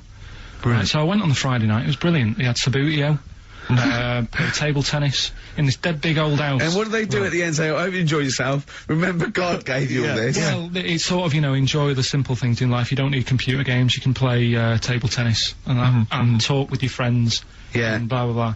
So yeah, that's all right. I think you'd be happy in a young offenders institution. You get to clean the toilets there. But don't forget, Carl, I think God invented Nintendo too. Right. Well, anyway, so that was all right. I loved it on the Friday. Yeah. And my mate said if you go for 4 weeks in a row without missing a day, you get a free badge. And salvation. I don't like all this sort of being stuck in stuff. Do you know what I mean? That's putting me don't about get school. tied down. Do you know what I mean? It's like, oh, every day. Yeah. Right, so, anyway, so you've got to come again on Sunday, so I thought, well, we'll have another game of table tennis, it'll be alright. Yeah. So anyway, I go on the Sunday. Who was this servant of God? Right. I go on the Sunday, it's like a totally different club. There's no table tennis. That's how they trick you. No Sabutio. Yeah. They start handing out Bibles. Oh. And It's I like a was like, timeshare hang thing. on a minute, right? They trick you. So I didn't go again on Sundays. I used to just go on the Friday. Just go on the Friday. Brilliant. Brilliant. I'm amazed no one else saw through that. Well, the thing is, there used to be loads there on the Friday, so I thought they won't even notice if I'm not, like, do you know what I mean? That I'm not showing up on a Sunday. So anyway, carried on, it was Just this kid in the vicar. Oh, I love that. You got one over on the church. So I was loving it, right, playing table tennis and that, and then on a Sunday, they found out where I live, and the head fella started coming round, knocking on the door. God. He's everywhere, Rick. Why did he knock? The fella... Politeness. The fella who, like, ran the club, he started coming around knocking on the door. And I saw him coming up the path and I said to my mum, oh, it's the fella from the Crusaders. She didn't even know what I was... No. She thought you were off nicking hubcaps and stealing cars. She didn't have a clue what I was talking about. You've been going to church? I don't believe it. little bleeder. That's not how we brought you up. So, I said, look, just tell him I'm not in, tell him I'm not in. And she had to keep doing this, and they were coming round every Sunday to try and make me, like, go on a Sunday. It was really important that I went and that I was abusing the system and all this. Anyway, I didn't go, and then... Why didn't they just tell you on the next time we turned up on a Friday? No, well, because there was so many people there on a Friday, you just get mixed in the crowd. Yeah. It was jammed. It was well popular on a Friday. Yeah. Right? But anyway, on one of the Sundays, it was quiet for a bit, and they stopped coming round. So I thought, right, I can go out again, right, on a Sunday, because I used to avoid hanging around the house in case... What sort of reign of terror is this? Incredible. Right. So I thought, It's like the Spanish Inquisition. So I thought, great, they forgot about me. Yeah. Everything, I can carry on in sort of normal life now. Yeah. And I was playing out in the avenue. Fella comes round. And he goes, there you are. You know, you're always busy on a Sunday. You enjoy Fridays and that, don't you? I was like, yeah. He goes, well, come on, you've got to come with me. And I couldn't get out of it. No. You know what I mean? It's like, what could I say? Charlie says. Right? Yeah. So, anyway, he nearly killed me in a car crash. So that was the excuse I used next time. He had a Mini, right? And he was driving us there, and he hit the curb, nearly sort of turned over the Mini. Right? There was like 3 of us in the back. So I said... Is that a record? So... Next time, he came round to pick us up, I said, look, really enjoyed it and that. I said, but ever since that journey, I really, you know, I don't want to get in the car with you again, because it scared me a bit. And I said, all right then, I didn't have to go again. That's all right, isn't it? That's extraordinary. Yeah. He almost killed you in a car crash. It's a parable. Thank God no one was hurt. Yeah. I remember that... Your life moves in incredible ways. Yeah. Rather like God. Yeah. So, they're probably round there now, aren't they? Going, is he coming tomorrow? So, would you like to start on your, to Steve, because I've heard all these. We won't do them all. Well, we'll start off with the Mr. Freeze. Tell Steve the story of Mr. Freeze. This is the first time he nearly died. This is the most serious of the lot, really. So, what it was, do you know, like, I don't know if your mum and dad did the same thing, but, like, they do the weekly shopping on like, a Friday. Yep. So when you got to Thursday, there wouldn't be much stuff left in the cupboard. It'd just be like, you know, your Jacob's crackers and stuff like that. So when they'd been to the supermarket and they came back, I was like, you know, what's that saying? Like a pig in... You know, I loved it. It was like loads of food coming in, loads of biscuits. What is that saying? He nearly said pig in shit. Right. Is that the saying? Yeah. Right. So yeah, all this food comes in. Thank God he didn't. Otherwise he'd have been in trouble. That's true enough. Because he's culpable for our actions, because he's the producer. So technically, that twat's in charge. Go on. Right, so anyway, so there's loads of food, and I'm like, oh yeah, look at this, and chocolate biscuits, and you know, penguins and stuff. Bacon. And bacon. Just in case, you never know. So anyway, my mum and dad's putting the food away. Me and our kid are like, he's already grabbed something, gone back upstairs. It's like feral children. It's like a quest for fire. And then they run upstairs. Well, they just sit under the bed, gnawing at some sort of pig's trotter. So I saw, do you remember Mr. Freeze Pops? I do, yes. Well, they're kind of like popsicles, icicles. Yeah, but really long, like a foot long, right? Yeah. So I thought, I'll have one of them, so I grabbed it. Went for the nutritious stuff first. Absolutely. And like my mum and dad are putting this stuff away and what have you. And I rip it open and knock it back. Right, straight away, just right back like Swallow that. it, Right, yeah. But it went down the wrong way, right? So What's down your shirt? So I was like, oh god, I can't breathe. And my mum and dad didn't even know what I'd ate. Do you know what I mean? I ate it so quick. Yeah. And I'm sort of tapping my mum on the back, going.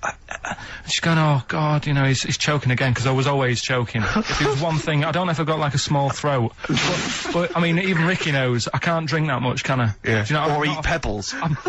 I'm not a quick drinker. I'd always, I think I'm scared of like swallowing stuff. Yeah. And it was like bottle tops and mint imperials and stuff. I was always choking on stuff. Oh, jeez. So anyway, she's going, oh god, what's he picked up on it now? Drop it! So- And she hit his nose with a stick. So I was going, I'm choking. At this point, my dad had like, I think he'd put his share away, you know, his food away, and he'd gone. His share! I love it! Yeah. He'd gone to watch like Winner Takes All or whatever in a lounge, and I was in the kitchen, and I was starting to like I didn't care anymore. Do you know what I mean? I just got to that point where I wasn't struggling anymore. You just thought, I'm done I just was like falling to the ground. And my mum's going, you know, get in here, I think it's serious. And my dad comes in and sort of starts shouting at me, saying that's what you get for being greedy.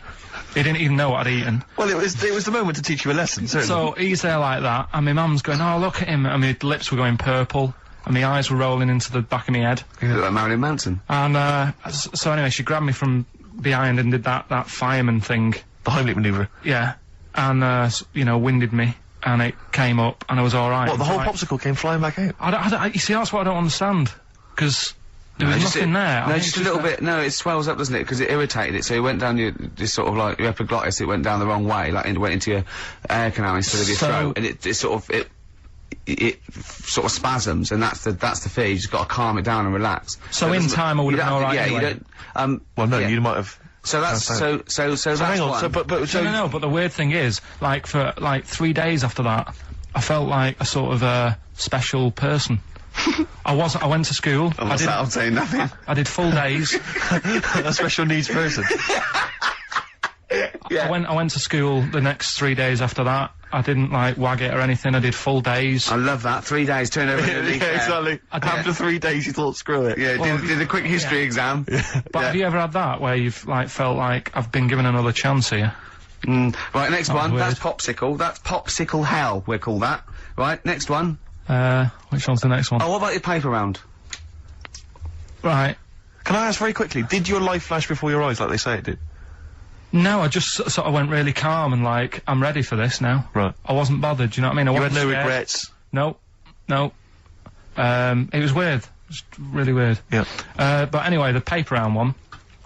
Paper round, I'd still say it's the best job I've ever had. And he means it! No, I really enjoyed it. It's like, you know, you don't have to work with anyone else, right? So you make your own rules. Just think of that. You know, you sort of You're around. spreading information Well, yeah, to people, yeah, vital information. giving a service, Yeah. and no one else is around. You know, you can just do what you want and think about stuff whilst you're cycling around on your bike. It's really good. Yeah. So anyway, Imagine the stuff he's thinking about when he's riding around his I bike. can't.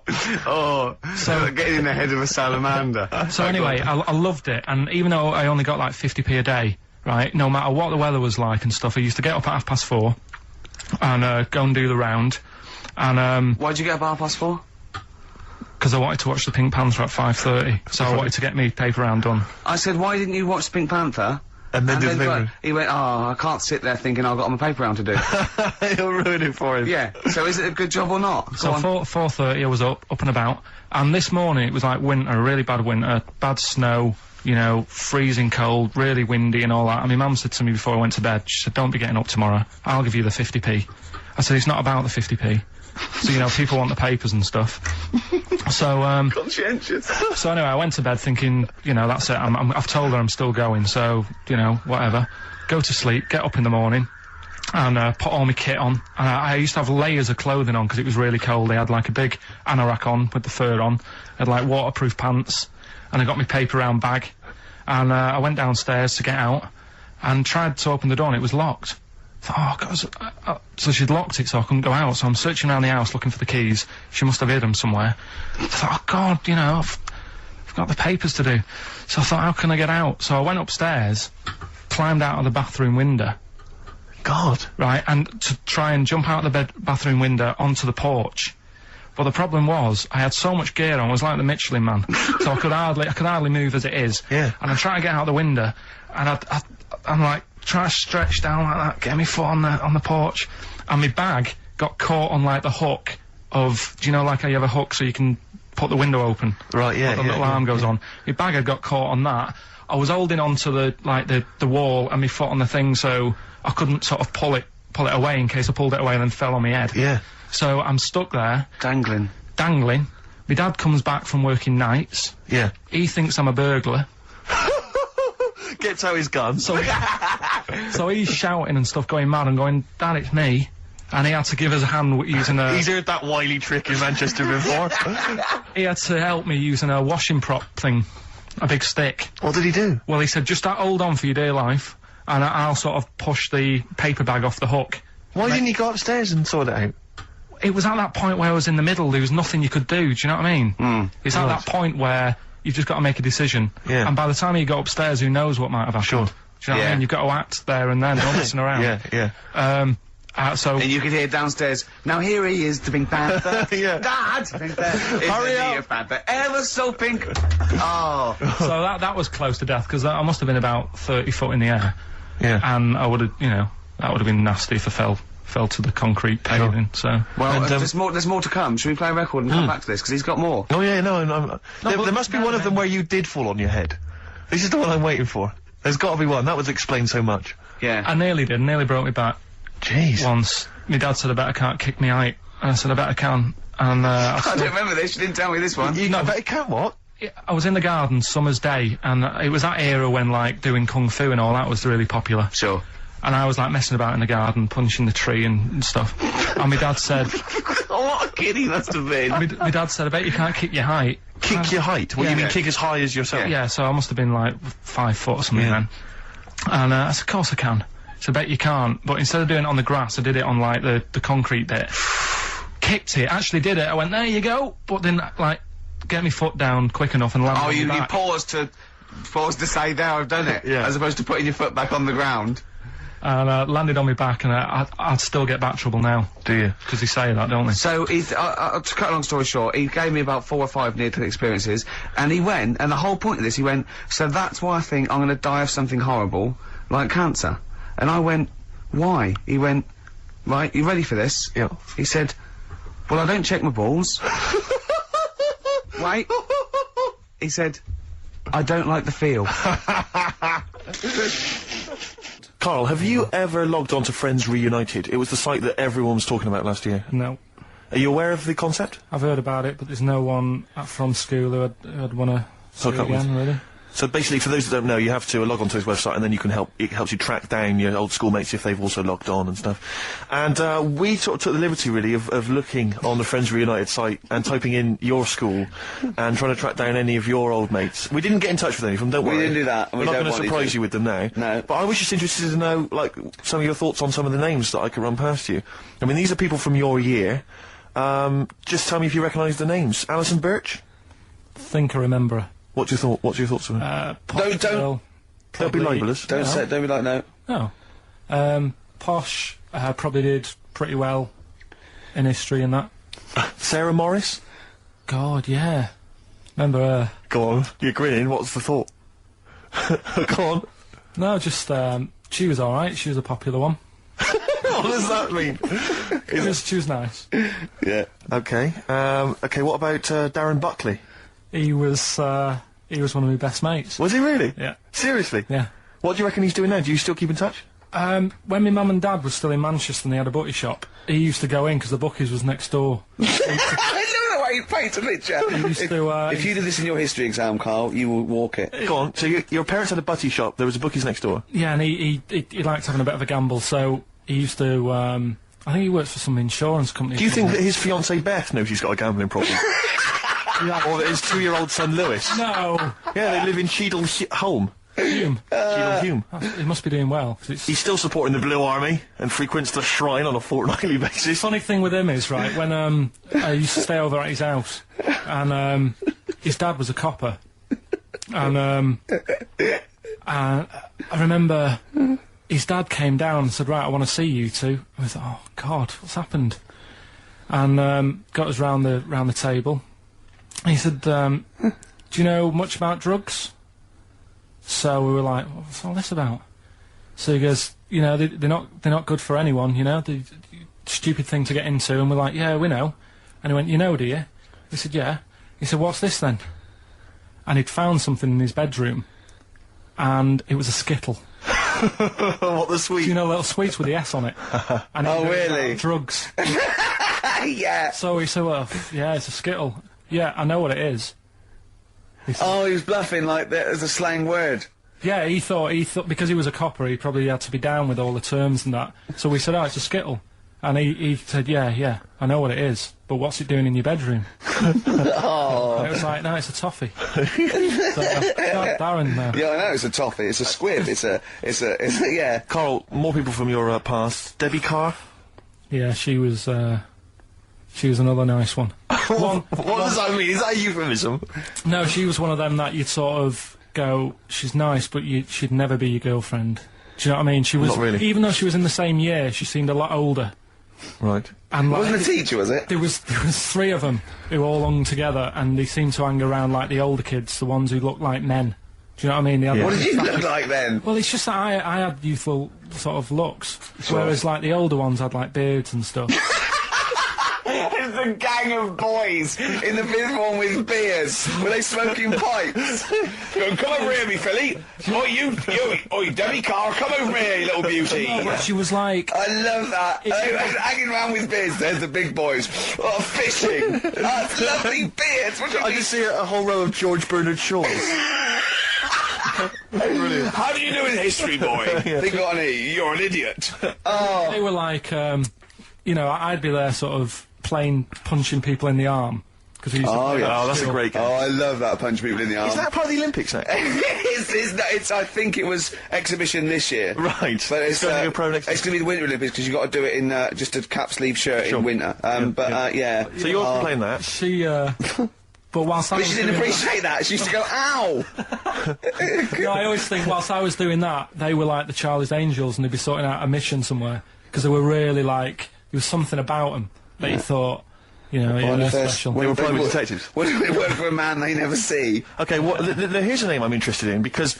well, let me just tell you the name first. Adam Clifton. Oh. Go on, what are your thoughts on Clifton? He was one of them kids, he was alright, but he had that thing when, if you didn't have enough milk... he had, like, wrinkly hands and... like, white bits in his nails. Oh! Because you didn't have enough milk? Yeah. So, therefore, you didn't like him because you didn't get enough milk? This is not to be confused with the 2 people with the big heads and the webbed feet, is it? Webbed hands. Well, this was They weren't related. They must have been somewhere along the evolutionary sort of trail. Do you know what I mean? They must have come from the same sort of stock. But you wouldn't have liked him. He's just one of them people. He was all right, but Well, before you say any more, on Friends United, you can leave a little message which explains what you've been doing and what your life's like now. And most people leave maybe 2 paragraphs. Yeah. Adam, I've printed it off. He seems to have printed. I think there's about 6 pages here of stuff. He keeps updating it, and he just basically lists his memories about everyone. Okay, at the school and what he thinks of everyone. And he says, I often see Simon, he's doing all right for himself, self-employed illustrator, Mark Cooper, Karl Pilkington. Right. And your name comes up. Now, I don't know if you've told us this story. I think you may have done, but I can't remember the facts about it. It just says Karl Pilkington with his pet bird. Was it a magpie? I can't remember. He brought it to school to show everyone, and it flew away. Oh, God! Oh, no, they do that, don't they? You show them What was the story then, You Carl? give them seed and they just leave. What do you mean? Well, This sounds like Kez. well, that's it. I was a big fan of Kez, and it was the time our dog had just died. Yeah. So I didn't have any pets, and the cats were always getting run over. Yeah. And so we didn't want any more pets. Yeah. But there was a magpie that used to fly about on the estate, and I managed to sort of tame it. And in the end, With a chair and a whip? What do you mean you tamed it? Well, just used to sort of hang around it and talk. But how did to you it. get hold of it? Did you catch it? Well, eventually, yeah, it used to just come to me, and the annoying thing was, it got to a point when I wish I hadn't bothered, because it used to pop me bike tyres. It used to sit on like, if I was talking to my mates and I was on my grifter. I love the way you throw things in. It's like an Alan Bennett play. It landed on my tyre, and it used to peck at the tyre and pop it, and then no. it used to then never go away, so it was always like around the house, and my dad said never bring it in. So he used to sit on the porch, and I used to go out, and it used to fly down and land on my head, and it really hurt. It used to like peck and stuff. He thought it was a tyre. So it wasn't so much tamed as a stalker. Oh, God. So you took it to school and it flew away? Yeah. So did you take it in proudly going, look at my magpie? Oh. Yeah. Oh, Well, no. I think it got a bit confused in the area that it was in, because I used to just keep it sort of around our estate, but Sure. the school was a bit of a distance away. How did you get it So, there? carrying it on my finger. Did you walk? Yeah. Wow. So it was happy there, and then it got... But it used to be one of those things that people would stop me in the street and sort of go, oh, what's that? And did- I don't suppose Maggie, you- called it Maggie. You didn't get Charlie's Angels to go and find out what happened to it? Investigate? Were they impressed? No, not really. A few more names that you may recall from Friends Reunited. Go on. Lisa Shufflebotham? Do you remember her? Yeah, she, Was she one of Charlie's Angels? no, she wasn't that nice, but she wanted me. her and her mate Rachel, I remember, I don't know why, but it was some sort of PE lesson where it had to be a bloke and two girls, and they were fighting over me. Could you hear what they were saying? They were just like, I want him, and I was loving it. Stuck in the middle, and they were fighting over me. And then the next week, I thought I'll sit near them. What sort of game do they play at this school? I don't know, That's an incredible game. but I think Punch me on the arm. No, punch me on the arm, Carl. they just went through it, because the following week I thought, right, I'll sit near them again, because I quite enjoyed the way they fighted over me. But then they picked somebody else, and I don't know who I was with that week. So you didn't get any action with Shufflebotham or a friend? No. And What- then as she got older, she went a bit off. She didn't look that good. She's probably nice now. It's just, I mean, I'll say about myself, when you get to sort of the end of secondary school, you do sort of go a bit odd looking. Right. Do you know what I mean? When your Yeah. sort of head grows funny. I would just love to go back to his school of that era. I mean, just what happened to people, whether, you know, all people sprouting limbs No, do you know and what I mean? things. When you're like 12 and that, you quite... No, not 12. When you're 10, when you're 7 to 10, you sort of look healthy, and you look at your pictures when you go, yeah, I was a good-looking lad. But then when you get to late secondary school, something happens, Yeah. and you just look a bit odd. Okay, well, what about Alison Thorpe? Not sure about her. I sort of know the name, can't put a face to it. Damien Comer? Again, know the name, Yeah. can't remember anything. No. Yeah. It's a shame. Well, these are pretty much all the names I could find. We've had some interesting thoughts, though, and interesting anecdotes. Yeah.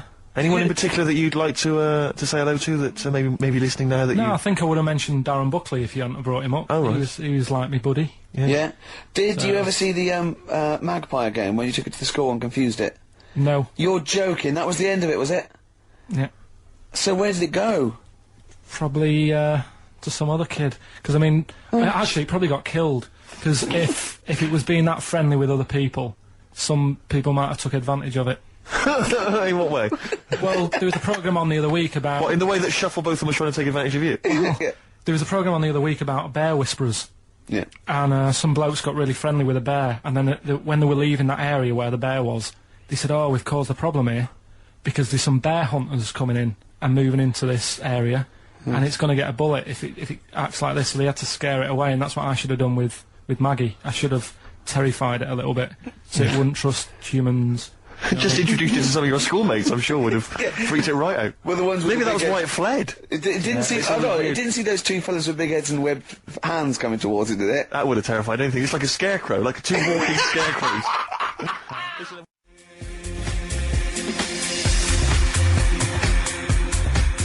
Express 2 featuring David Byrne, Lazy, XFM 104.9, 1:45. I'm Ricky Gervais. Steve's got the Sun. Yes, I'm just We're just going to be doing White Van Karl, where we ask Karl the questions the Sun asked some other bloke. That's right. Because we think Karl's got more to say than anyone on anything. Karl only tells the truth, by the way. Just remember that, listeners. Off you go.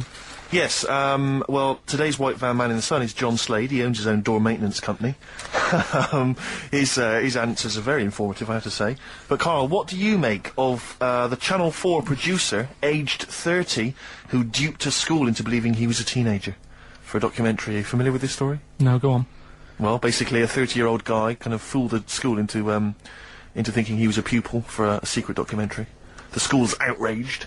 Do you think that that's, for you, should anything go when it comes to making TV? I think I've said to you before, there's loads of kids at my school. I remember being in the first year, and kids who, what year do schools go up to? I was in the first year, what is it? 11? 5? Oh, sorry, first year of infants and juniors. No, secondary school. 11. Right, year 11. Kids have beards and stuff. No, not year 11.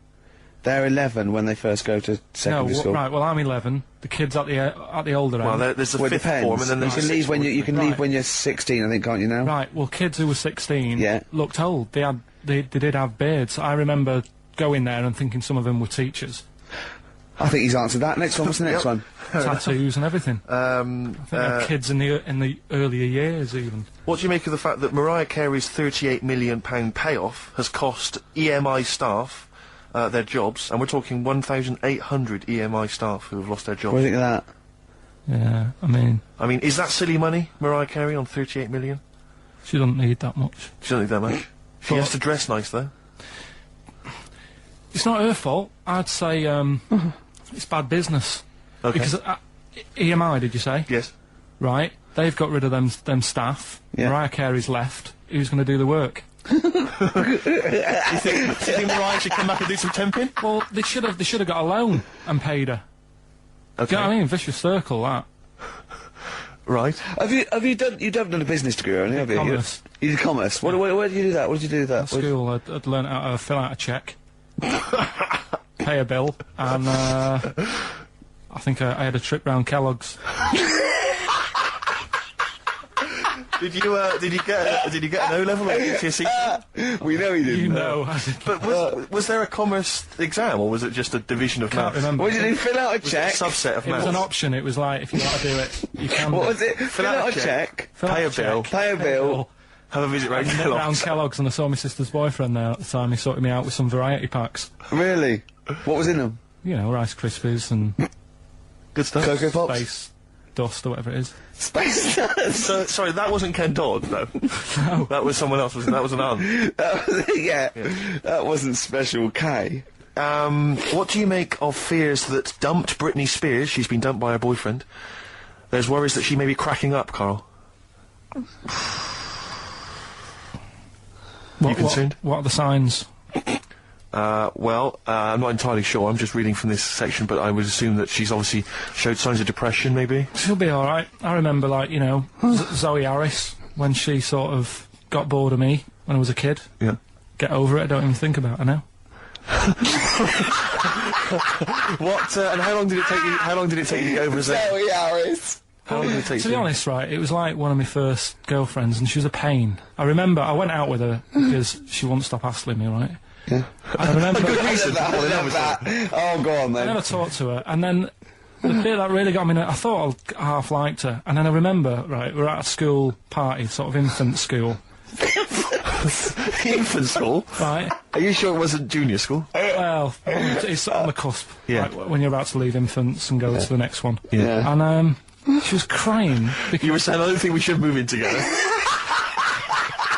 She was crying. She was crying. Oh, was she? Had you stolen her milk? She must have been nearly 6. Why didn't she grow up? No, she was crying because somebody had stood on her dress and put a bit of an hole in it.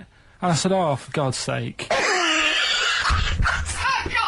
I can't stand it. Oh, So God. you... I just think him... So you gave her a slap? I just think of him, like, 6, like, with clogs and a flat cap, going slightly bald, going, for Christ's sake, woman, come on. Oh. Light him a pipe. Well, I finished it because all the mates were saying, come on, Carl, she's upset. And I was like, oh, whatever. So again. Hold on, no. Wait a minute. What do you mean all the mates were saying, look, come on, Carl? They were 6, weren't they? Yeah, but they were saying, come on, she's crying. Help her out. And, Like, look, and you she's- did nothing? She's got injured. Got a hole in her skirt. Yeah, but she was upset and you were her boyfriend. Well, So what did you do? Tell me the story. Where were you? didn't work out. You were at some kind of school do. There was a hole in her That's why dress. it didn't work out, he said.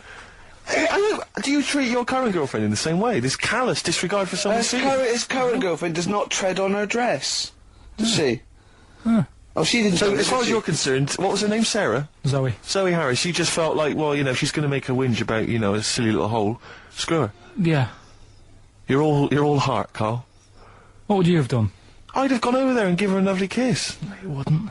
Yes, I would. We were playing Dead Arm. If you had hair, what would it be like? What do you mean? Well, you obviously had hair then, back then. What was the style? It was like, sort of, I had quite sort of, fine, sort of straight hair. Yeah. Right. Hairdresser once said to me, you've got hair of a Chinaman. He was a wise man, wasn't he? What do you think that meant then? Oh. He just said, he just said you've got the same hair as a Chinese man has. Very straight, quite fine. Why is he doing? I just imagine this bar going, the Arsenal did well, didn't it, sir? Shall I have something like that? You have the hair of a Chinaman. I'm sorry, nothing. You're not the spy. No, I'm not. Thank you. Good night. Oh, You're not my contact. yeah, lovely. You have the feet of a fish. I'm sorry, nothing. It's not you. Okay, next. You have the hair of a Chinaman. It was one of those barbers. It was a cheap one, just on a railway bridge. I don't believe that. Go on. On a railway bridge. That's why it was cheap. It was very low rent, so he could charge. That wasn't a 50p. barber, that was a man with some scissors. Yeah. Did you go? Oh, I have to move you there, sir. Wow. Okay, back in the chair, sir. I imagine them on one of those things you always see in old films where you've got to You kind have of to press press down up and on that down. thing Yeah, till it like a travels along the Caesar. track. Yeah. Wasn't as good as that. It was just a normal chair, little wooden hut, and he did have to stop when a train came past because it used to. Well, because he had to change the signal. Just making a few extra bucks. Yeah, exactly. Yeah. Oh, I love That's that. Manchester for you. Oh, God. I always oh, it remember wasn't Bernard Cribbins, was it? I always remember him saying, "Do you want your hair washing?" And I said, "Is it free? You know, does it come with it?" And he said, "Yeah." So I said, "Oh, go on then." He said, "Hang on now, I'll just have to wash these mugs up." He had like a sink full of mugs. Oh, So I'll just God. take these out and then I can wash your head. Oh, no. And that's why. Why did you go to this man? It was cheap. It was How like much was it? about £2. And when was this? God. At 88, 89. All right. Yeah. So what happened to your Chinese hair? When did it start coming out? You have the hair of a bald Chinaman now, don't you? You've got the hair of a Chinaman in a box now. I used to just work a lot of hours, and I think, That's what made it fall out. yeah, of course. No, it's not. It's genetic. You can't stop Not it. can you? genetic. Of course it is. Your dad old? No, he's got more hair than me now, I think. Is your mum? Kojak's got more hair than you, Carl. Anyway, Don't have a go at Carl's hair, that's a bit harsh. Oh, look at his little what face. did it say before in that book about going bald? It said, it had a little tip, didn't it? We'll go over them later. It says, if you're going thin, doesn't it say, cut your hair short and something like So that? it makes you look thicker. I've never been into getting presents and that. I had the problem at that Christmas one, that time with the Victoria Plum. Yeah, we'd hate that. We'd hate to bring that back. We've done that. Because you talked about the book, because it's kind of to do with your dad, isn't it? He's a very bad gift buyer, was that the problem? Well, yeah, my dad just wouldn't bother.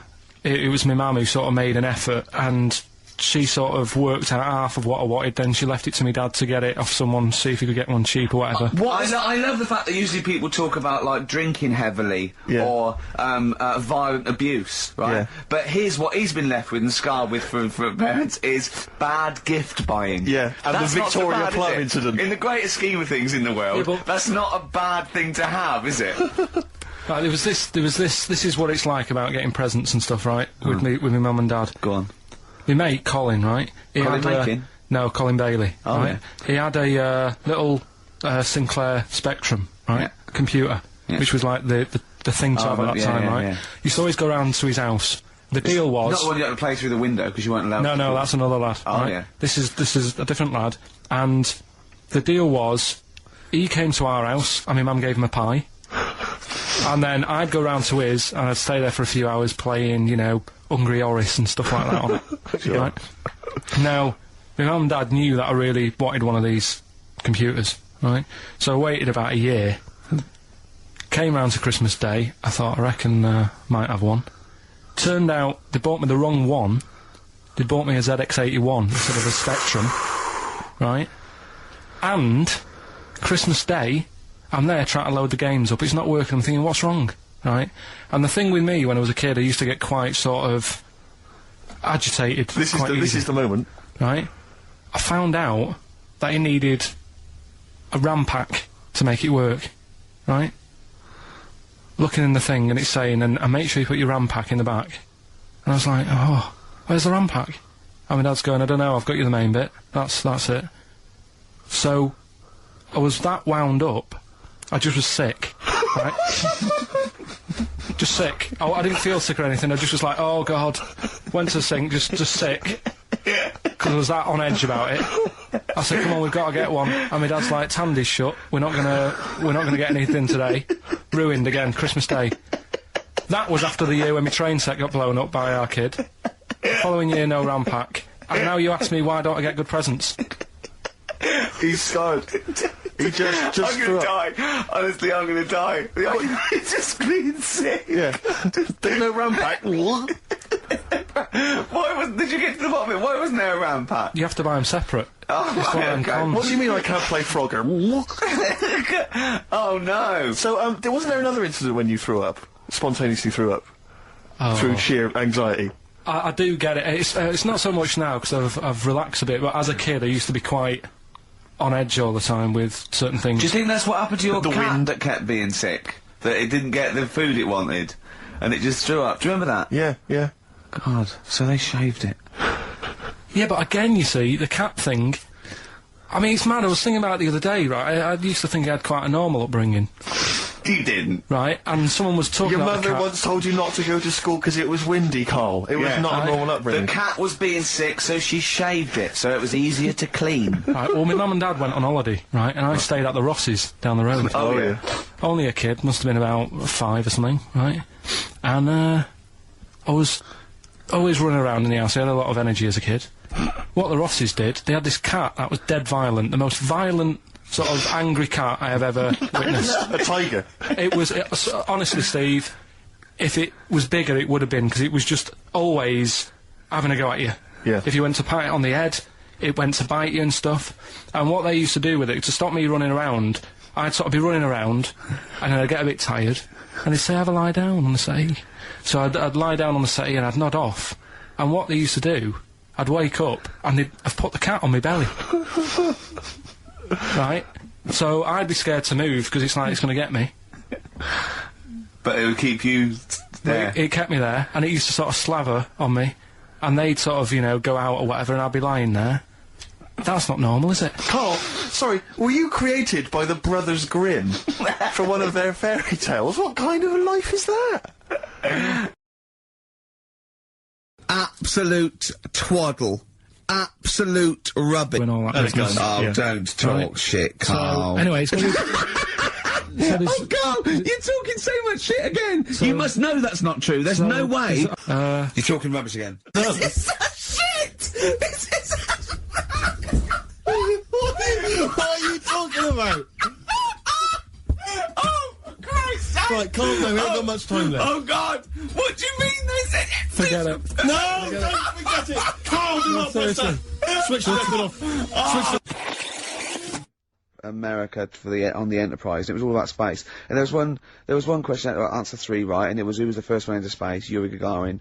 Who was doing and then the third question was how much bigger than the moon is the sun? Is it twice as big or 4 times as big? And this one went 4 times as big. Went correct. It's not. It's hundreds of times bigger. I can't believe. Can someone look that up on the internet? And how many times bigger is the sun than the moon? It's not 4 times. It's huge. It's like beach ball to a pea type dimensions. Which DJ was it? Do you remember on Virgin? I can't remember, but it was the one on sort of about 11 o'clock. I wouldn't want to be about. Yeah, he's embarrassed himself, hasn't he? When we do quizzes, we never get anything wrong. That's true enough. During that track, I'm chilling out. I'm loving it, aren't I? Carl goes, "Do you know how baguettes came about?" Do you know how baguettes come about? I went, "Go on," and Steve went, "No, save it." Wait a minute though. I'm thinking, Rick. People are going to be desperate to know the answer to that. Why don't we play some ads and some music and stuff? It's like a cliffhanger. Exactly. How did baguettes come about? Whatever he says is going to be good. Stay tuned to XFM to find out.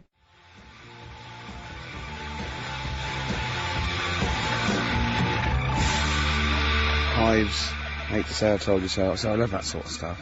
That and the Strokes. So much better than this new metal rubbish, isn't it? Definitely. Now, most people think we talk rubbish on air. Yep. If they could hear the conversations Off that air. go on, I know, but someone just emailed in saying the sun is indeed about 400 times bigger than the moon. Thanks for that.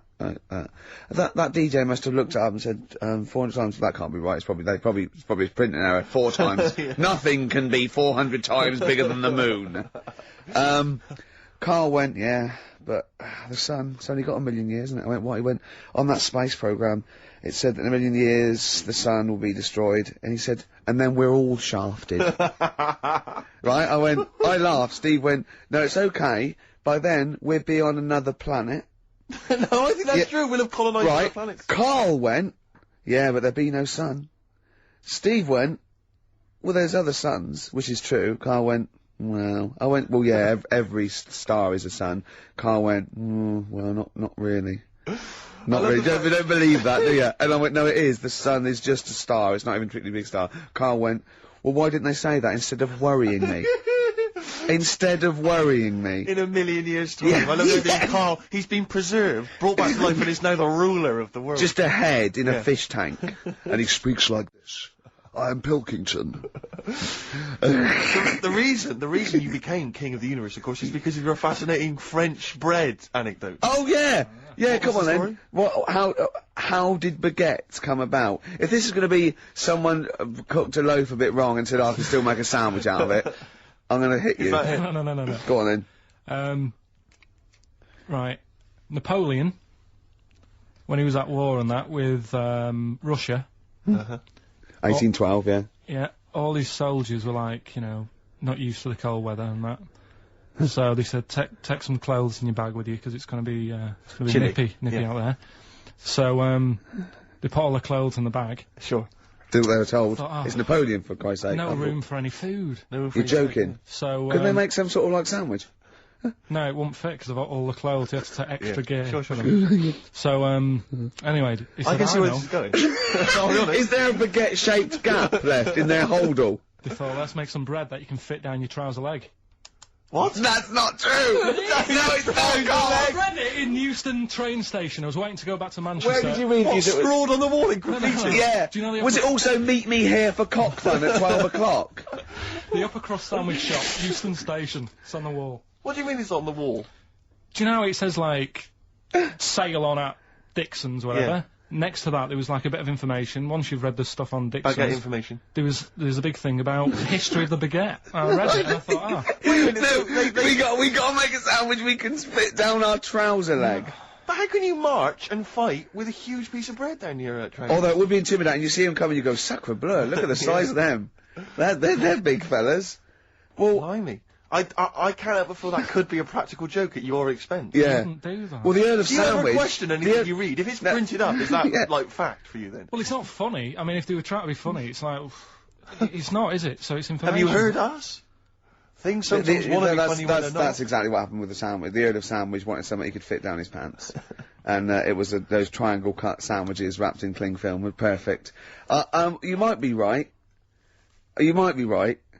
I am. Because the Cornish pasty, so they could drop it down the mines, isn't it? Is it? They wrapped it up in atheists. We don't believe in ghosts, anything like that, anything supernatural. We're followers of James Randi, a genius of our times. But Karl saw something that proved us wrong. I'd like Karl to tell you what this proof was, what he saw it on, and look at him. Go on then. It was on Wednesday night. Yeah. I was watching. You see, the problem is I didn't get the full story, so you could pick holes out of it. Sure. Unlike your usual investigations into the supernatural. Which are It was called, can I just say what the programme was called? Mr. Exorcist. Oh, brilliant. So Sounds like an academic work to me. The bit that I caught, I just flicked it over, sort of seeing what's on the telly, and I thought, oh, Exorcist, I've seen it, but there's nothing else, and I watch it, and then I realised it wasn't the same thing. Yeah. Oh, I'll have a bit of this. And there was an old woman and a daughter, and as far as I was aware, the bit I picked up on, they were saying, oh, you know, it's dreadful, and unless you've been through it, you know, you've had ghosts in your house and that, you really don't know what it's like. Yeah, sure. And the main thing that seemed to be getting them down was the fact that the budgie was getting stressed. The budgie was getting stressed? Because animals can sense the other side, Oh, can't okay. they? Can they? Yeah. Okay. So, And how was that manifesting itself? You didn't know. What was the budgie doing? I think it just wasn't happy. Right. Did it explain that to people, or No, how did it express that? Budgies are known for being chirpy, aren't they? I said it And wasn't chirpy. It normally swings on its little perch and that. And Just depressed, because it was possessed. It was just sat around in its pyjamas. So No, come on, So- Steve, so- come on, Steve, you're making this a mockery. So the budgie was depressed because he could sense the ghost. yeah, and then this this guy, this Mr. Exorcist, came round. Was that his name? Yeah, Okay. Was he a priest or something? yeah, he might have been. Yeah. Yeah. Like I picked up Did he on have the end. like a black coat with a little white collar? That's usually the. He had his coat on, so you couldn't tell. No, sure. Okay. But so he came round and he sort of did his thing, Yeah. and then And was the he trying? next shot, Was he trying to exorcise the budgie? No, the ghost. house. Right. The I house, say it yeah. wasn't that the budgie had a He was demon on clearing it. the house No. out. Okay. No, this So- wasn't a possession, was it? This was a straightforward. It wasn't a poltergeist or anything. It was just a. It was a haunted house. Yeah, but there's Sure. that's the thing he was saying. He was saying you can have like your ghouls and that aren't that bad, that aren't going to cause you any Yeah. problems. Yeah, But obviously the budgie, they've got weak hearts and that, haven't they? and Sure. I don't So know. he go on. So so anyway, basically he sorted it out, did whatever he did, and the next shot you see is like the budgie making a noise and swinging It's the happy lights again. over the moon again, and the old woman was like happy because she was. she couldn't getting believe it. stressed. Yeah. And that's The priest didn't come in and go, well, you should feed that bird. Give it a bit of millet. It was happy. He goes, right. no, See you it's- later. No. It was a. So Because it's- budgies are. My mum's got a budgie, and they're fairly happy all the time, aren't they? So it's got to be something very odd. Right. You never see a budgie sitting down going, I feel like topping myself, to be honest. Yeah. Do you know what I mean? Though? No. Do you know no. you can have like a moody dog? You can see a dog when it's unhappy if it's walking Yeah. down the street. You can have a moody canary, can't you? And what they do is they often tell the police what you've been doing. They're known for that. Mm. Yeah. So basically, So that for you is proof that the supernatural exists. A bird in a cage got a little bit annoyed, wasn't chirping as much as it normally did. Who knows why? There could have been a little draft up its, and Cloaca. exactly. That's Anyway, a medical term. Anyway, a man came in and did whatever he did. Yeah. and his girlfriend- Mr. Exorcist, though, Steve. Yeah. This wasn't any bloke off the street. This was Mr. Exorcist. Yeah. Yeah. And So. for you, that's the proof that there's. just because like if it was a person, you go, oh, they're playing up for the camera. Yeah. you know, A budgie could possibly act like that, Steve. Yeah, I see what you mean. You're saying a budgie would not be trying to. It wouldn't be trying to become famous. or No, just want to go not on the like telly. not like Lassie. No, sure. It was sure. basically a show off. Yeah, or So- Champion the Wonder Horse. Yeah. What do you think? I think I've changed my tune, Rick. I don't know about you. I have, and I think we should play a record. I'd love to get Mr. Exorcist in. Wouldn't that be amazing? Never dabble with things you don't understand, Sorry. like women. See what I did there? He's turned that back on me. And I've never had this sort of Steve was thinking he's not that ugly. Ooh. Blimey, here we go. We were laughing at Karl. Can we focus on one person at a time, Rick, please? Let's destroy him first. Oh God! Tell them what you said to me when that record was playing about the Jaffa Cakes. He bought some Jaffa Cakes, which was lovely. He went across the road and he handed out the Jaffa Cakes, and then I went, "Oh, thanks very much." And then what did you say? I just remember learning at school. I'm not like making fun of the illness because it's not funny, but they cure cancer. Jaffa cakes cure cancer. Not like fully. Right. They just go some way to helping. Yeah. Do you know? It'll sort of help. If you've got it, you can't say, right, get me a load of Jaffa cakes. Right. But I think it sort of puts a bit of a stop to it if you haven't got it. Do you know what I mean? It's like having vitamin tablets. Is this medically proven? Should we get Dr. Fox down here to confirm that? I can't. I actually can't cope. You're just play a record. Play a record. Can I just, if anyone has ever survived cancer thanks to Jaffa cakes, please call in. No, but I didn't say He that. said, and then he went, it's the orange thing in it. And then he tried to read it. He said, I wonder if it's, and he tried to read out this scientific name.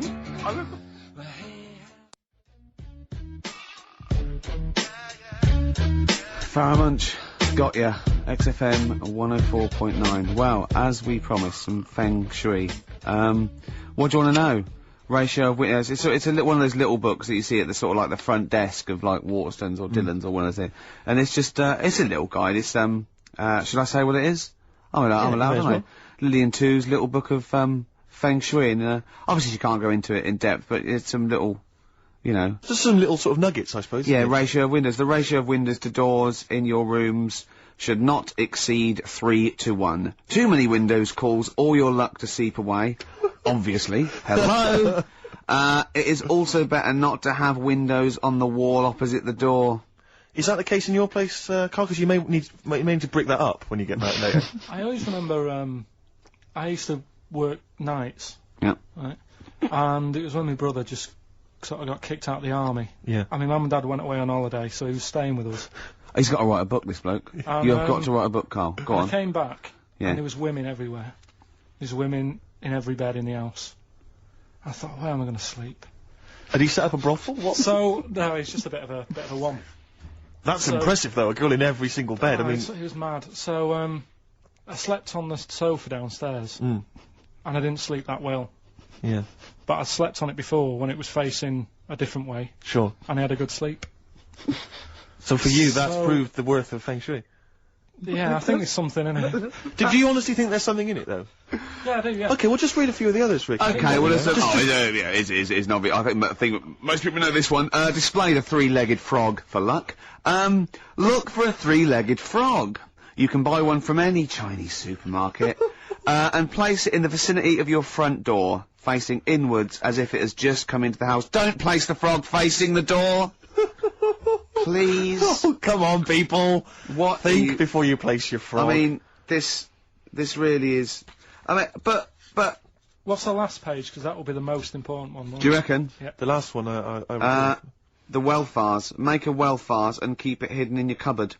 It can be made of gold, crystal, or glass. Can I just say something? If you've got a vase made of gold, you're probably all right for money anyway. Yeah, sure. But this is the wealth vase. How to make the wealth vase? Fill it with semi-precious stones and with soil taken from a rich man's garden. So just find the soil of a rich man. Take some soil from This is like bury a piece of steak and the water will go. Yes. I have tooth of frog. This is... It's the one where with the gods. Can you find that one? Oh, where's that one? Yeah. What do you make of feng shui, Carl? Is it something you believe in? Well, like I said, I didn't sleep well on the sofa when it was. So for you, that's proof positive. Yeah, you've got to get it right, haven't you? I'd like Carl to read this out. Okay. Yeah, do you mind? Read it out. Just read it out loud. Which one? Yeah, the gods are here. Right. Okay. Just read that. That's such a good Invite bit. the gods Yeah. of wealth into your home. Yeah. The Chinese have several gods of wealth. Yeah. Which they display in their homes to attract what? Prosperity. Prosperity. Oh yeah. Yeah. My personal favourite is Chi Yi, Yeah. who sits on a tiger. He sits on a tiger. Yeah. Okay. Wait. It's pretty difficult to find this fella. Yep.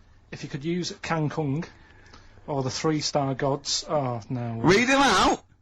Read out the names of the star gods. FUK. Read it out. Just read he's out. a god. It's a He's a Chinese god. god. You're He's a allowed to Chinese say god. Chinese god on the radio. No. You are allowed to say If you're allowed Chinese. to say it, you say it then. Well, look. You're so immature. Read the three of them out, Rick. Okay. If he is difficult to find, you should use Quan Kung or the 3-star gods, Fuck Luck and Sal. all of whom bring wealth and prosperity. Now, what were the names of the gods again? Because if I'm making a note at home, Rick, Well, it's a Chinese god. Yeah, there's Quan Kun, or you can use Luk Sao. You can't. What? But it's a god. F-U-K. That's how it's pronounced. Yeah, I assume. I don't know if we're pronouncing it wrong. I really apologise. Apologies if we're offending anyone who's of an Oriental persuasion. But that's Quan Kun or Luk Sao or fuck. And any of those gods are available at a Chinese supermarket. Near you. Yeah. That's Feng Shui. It's an ancient art. You can't give me that look.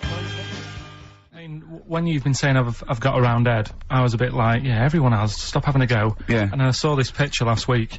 I thought, God, he's right. Can't we just pop it on the XOM website? I'd rather not. I'll go on. Just get someone. Have you seen that man in a jar without a brain? Sorry, is that something? Is that a product you can buy? In like Sainsbury's? Is it a dream you had yesterday? You wondered if you could. Can I? Yes, hello. Could you make my dream into reality, please? Oh, we can't actually, sir. In plastic would be good. Sorry, what do you mean? In the future, you'll be able to download your dreams and then just like act them out again, probably in the year 2000 or something. Soothsayer. No, there's some museum somewhere. Yeah. That's got this little fella who was born without a brain, and he's in a jar, and it's just that he's got a really round head. Right. And when I saw this picture, I thought, God, it just reminded me of this little fella in a jar. Oh, and what do you mean he's born without a brain? He was born without a brain. So it's a baby? He's not a little fella. Yeah, but it's weird. Do you know the difference? Do you have conversations with, like, people in prams thinking, that fella's little, and he doesn't talk much? Yeah. You know babies aren't, like, little people. Well, maybe... Well, they are little people, but I mean, they're not very small adults. They're not like midgets. They don't do a job of work, is what Ricky's saying. Yeah, you're very, no. What do you mean? I didn't read about it, I just saw the picture. And This is where you're going wrong, Carl. This is always your mistake. You see the picture, you don't read the little caption. But what do you mean? How do you think guess at what you think the meaning is. But how did you know he didn't have a brain? He said something like the brainless man. Yeah, but people say that about you. It doesn't mean literally you haven't got a spinal cord. I bet somebody's seen it and knows what I mean. It's a famous picture. Right, like call in 08700 800 1234. Once again, you win a prize if you can tell us what Karl is talking about. Just in general. It's an ongoing competition. We're trying to find some CDs to anyone who knows what Karl is talking about. Stereophonics, Vegas, 2 times. Well, we've had calls confirming that there was indeed, a fetus, or a stillborn child. A pickled baby. A pickled baby. No wonder it died. Born without a brain. But everyone has, you know, pointed out that it wasn't a little fella. It certainly wasn't a little fella. No. But because it had been in the jar for a long time, I think it had aged a bit. What are you basing that on? You do carry on growing, yeah. Of course. Yeah. Well, your ears and your nose. Your ears and your nose. And your eyes don't grow, so, Yeah. you could probably, yeah. I'll dig it out for you. Yeah. Imagine if, like, there was an experiment where they were raising a child just based on the information that we said on the radio.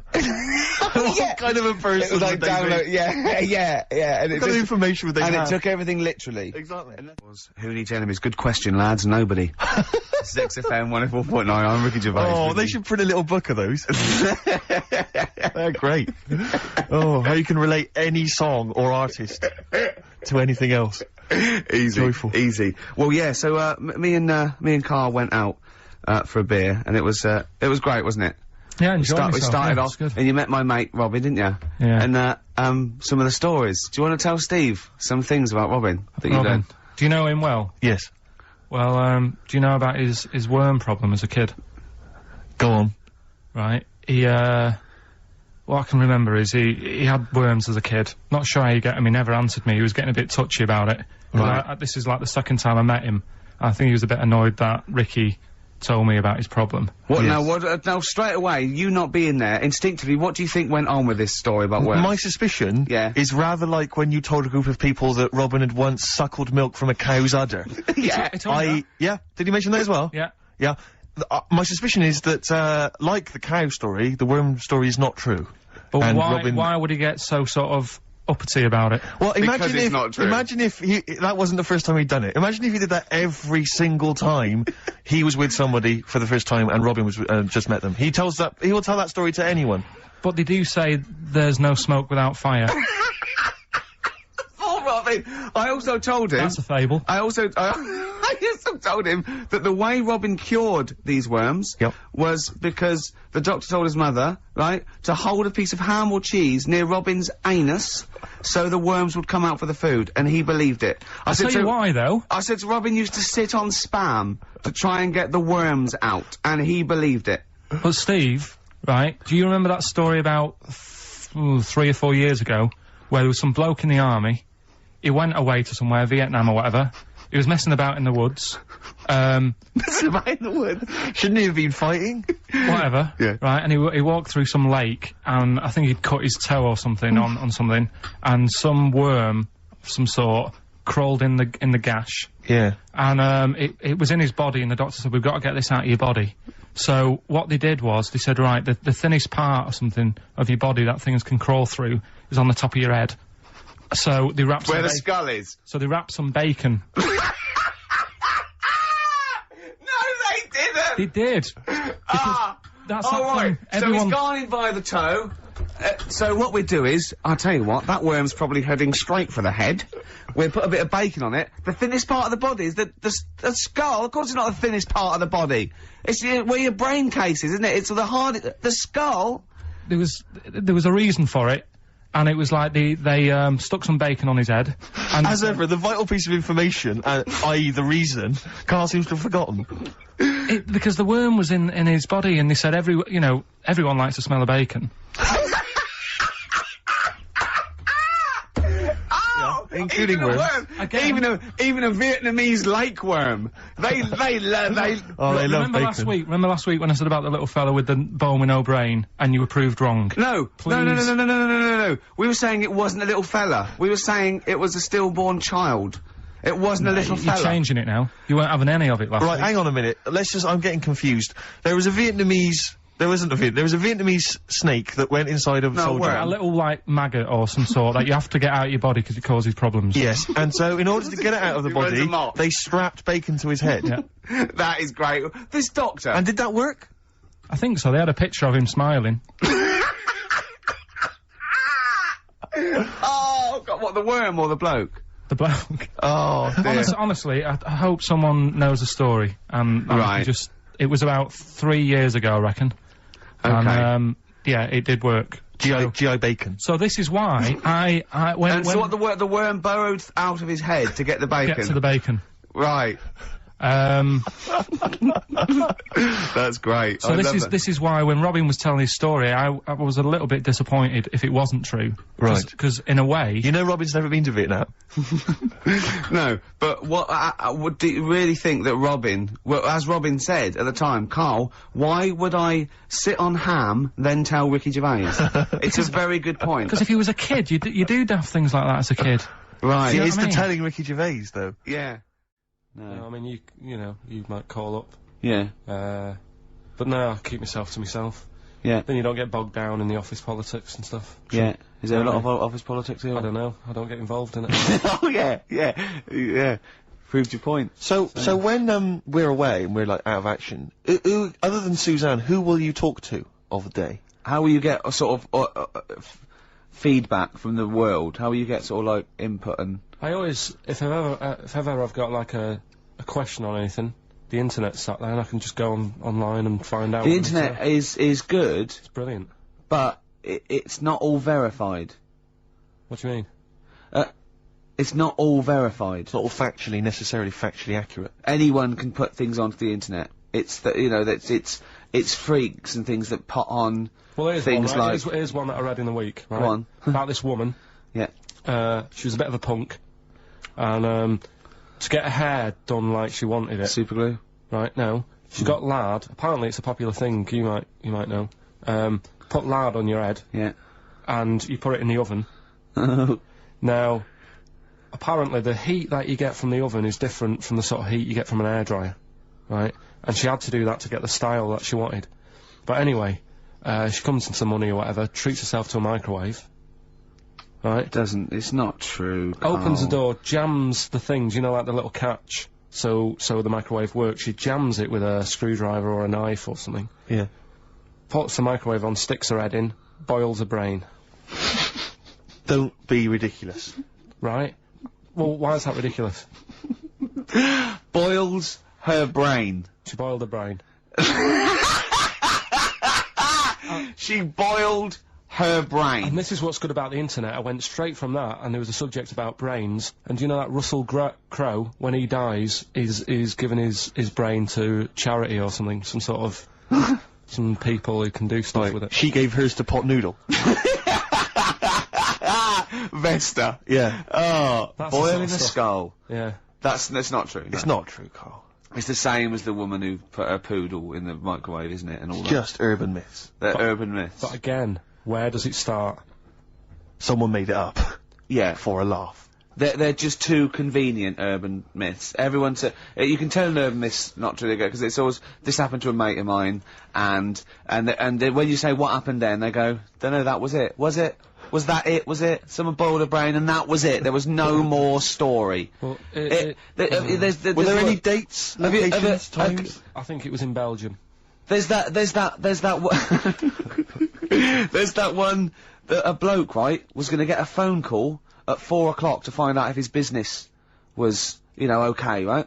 And if he didn't get the phone call, he knew he was broke, destitute. So dead on 4 o'clock, the phone didn't ring, so he went up to the roof, his office, and he jumped off to commit suicide. And as he was passing his window, the phone was ringing. Oh no. Carl, it didn't happen. Didn't happen. Think it through. Think it through. Who told that story? Who told that story? As he hit the pavement at 120 miles an hour. He's the only person who could have known that series of incidents. Also, why didn't And he he's wait? dead. As his life's at stake, why didn't he wait till 5 past? I'm gonna give it 5 minutes, just in Just in case the lines are busy. Yeah. And what sort of bloke goes out, I'll call you at 4, okay, if your business, well, call me anyway. No. If I don't call exactly 4, then, no, you commit suicide. Commit suicide. I would, because if I don't call at 4, that's the end of it. Well, call me anyway. No, that's not the way I work. Why can't you just call me and tell me the other way? Well, I'm telling you how I do it. If you're bust, I don't call. Can't you just call to verify in case something goes wrong? What if it's engaged? It won't be engaged. Just commit suicide at 4, please. It didn't happen, Carl. The other one, right? A bloke, right? He's on a train station, and I'll tell you how I heard it. He's waiting for a cruise station, and he shits himself. As you do. And so he goes, oh, my train's in 5 minutes, so he runs across to Millets and goes, quick, Levi's, 36. The bloke just puts it in a bag, he runs onto the train, he goes into the toilet, takes his, trousers and pants off. His soiled trousers Yes. and pants. Throws them out of the window, I won't be needing those again. Cleans himself off, open the bags, it's a jacket! Oh. No, it didn't happen, Carl! At what point did he go into it and go, quick, Levi's 36, and the bloke went, sorry, Levi's 36, what, a pair? No, shall I wrap them? Them? It? Shall I wrap? Just wrap, whatever it is. Do you want to look? No, I'm not looking when you're putting it in the bag, please. Right? Well, 36 waist stories, don't say anything. I've told you 36 Levi's. They put it in a bag and charged me for it. Yeah. I don't want to discuss it further. Yeah. There was one, Here we go. there was one about a woman whose husband died, and she had him cremated. Yeah. And made like a little egg timer out of him. Right. And she said, I did that so it can still help around the kitchen. Well, that might be true. That might be a joke. That's quite sweet. That might be true. That is a true story, again. It was all... No, not again, because the ones I just told weren't. Nor is the boiling the brains in a bag, curry, microwave. Head story, true. Yeah. They're too convenient. Will you be buried or cremated? What? Will you be buried or cremated? I don't know. Cremated. I imagine. Like you, Steve? I don't know, it's out of my hands. Yeah, I haven't thought about I've it. not thought it through, and No, to I be don't honest. care either way. Have you heard the one So about... Sorry. I'm just worried that we're getting into a macabre world now of ashes, boiled heads. I think we should play some music, let people just calm down. Levi's. Just think about some of the urban myths they've maybe heard, assess them, maybe they are absolute bollocks, Yeah. and they can move on from it. Well, Yeah. it's just that... The death thing, right? Yeah. There was an argument on there about... Do you know that Twilight Zone or whatever it was, Tales of the Unexpected? Oh, yeah. Where the woman got buried alive? Yeah. they were saying how, like, years ago, they'd bury people thinking they're dead. Yeah. And they've recently, like, dug coffins up, and then the people who were in the coffin weren't dead, they might have just been, like, in some sort of deep sleep or whatever. And they've lifted the lid off. Yeah. And there's scratch marks on the thing. Yeah. And that's pretty scary. Makes you think, I mean, I hope they check these days. That's all. I'd like to play a beautiful song now by Cat Stevens. On the how did you enjoy Edinburgh, by the way, anyway? Because I saw you up there briefly with you and Nick Frost, your new mates, Nick Frost and Simon Pegg. You know, he prefers them to us now. I know, apparently, I could tell that from just talking to him. It was just, the way he was sort of looking at them, everything, he was just smiling at Nick Frost. It's his new best chum. You love Nick Frost, don't you? Would you have preferred it, right, if I went to Edinburgh and had to sit with some people that I really didn't like? Would you have been happier for me? No, do you know, but so I had a great time with Simon and Nick, and they're nice people. But he kept going to, oi, Nick, tell Ricky that story. And Nick and Simon, well, all it was, right, and their ghost stories, he loves them because they believe in ghosts. Oh. It's not just they're that. great blokes with great sense of humour, just because they believe in ghosts. You go and tell them that, he goes, how do you explain that? I was going, well, I wasn't there. What was that one you told me and it was completely wrong? About the... It was, oh yeah, right, it's years ago. Oh yeah. In olden days, when ghosts roamed the earth. Once upon a time, you mean? Yeah. Some doctor or something who was into, like, the way bodies work, they got their head cut off. Who did? The doctor? Yeah, he was doing a bit of an experiment. And he cut his own head off? Yeah. Okay. And it was about, so when my head's in the basket, I'm gonna blink my eyes. Right. Okay, sorry, hang on, let him finish. And, so the doctor has chopped his own head off, and he's told everyone, I'm gonna blink my eyes to prove that he's in the basket, and he goes like, right, I'm gonna blink my eyes about, as many times as I can. So quick, count them. And they count, and he got to, like, 15 before he died. Now, this is how Karl told me that. Till Nick Frost explained that, Karl told me, he said, right, well, a bloke, right, he had his head cut off, and when his head was in the basket, he went, count how many times I can blink. And I went, well, that's rubbish. He went, no. And Nick went, well, no, he actually said, when my head's in the basket. He went, and Karl went, oh, I said, Karl, do you know the subtle difference? Do you see the subtle difference? I have to say, though, guys, I still don't really understand what went on there. You've both lost me. The story is that a bloke who'd been found doing, You mean that Karl just explained it and that was a clear version? Because I still don't know what you're talking about, Karl. Well, this bloke had his head cut off for experiments against God. He was a doctor in the, in olden times. Yeah. And when they cut his head off... Why did they cut his head off? Because it was... he was executed. Crimes against... Exactly, he was executed, yeah. And, he said to his assistant, when my head's in the basket, I'm gonna blink, count how many times I blink and write it down as an experiment, right? Karl told it to me, like, his head was cut off and he went in the basket, and when his head was in the basket, he looked up and said, count how many times I blink. Yeah. I love that. I love the difference in that story. Yeah. Both rubbish, but, one's possible and one isn't. You believe anything that you're told, except when we tell you the truth. Right, here's one. Christ. Ghosts and that we got talking about. Sure. And Nick said, right, he said, you'll like this one. He said, my auntie, was having loads of problems. Why are you whispering? It's not illegal to talk about ghosts on the radio. No, but he's hearing this. So, the auntie's in the house and that, and, furniture's moving about all the time. Oh, God.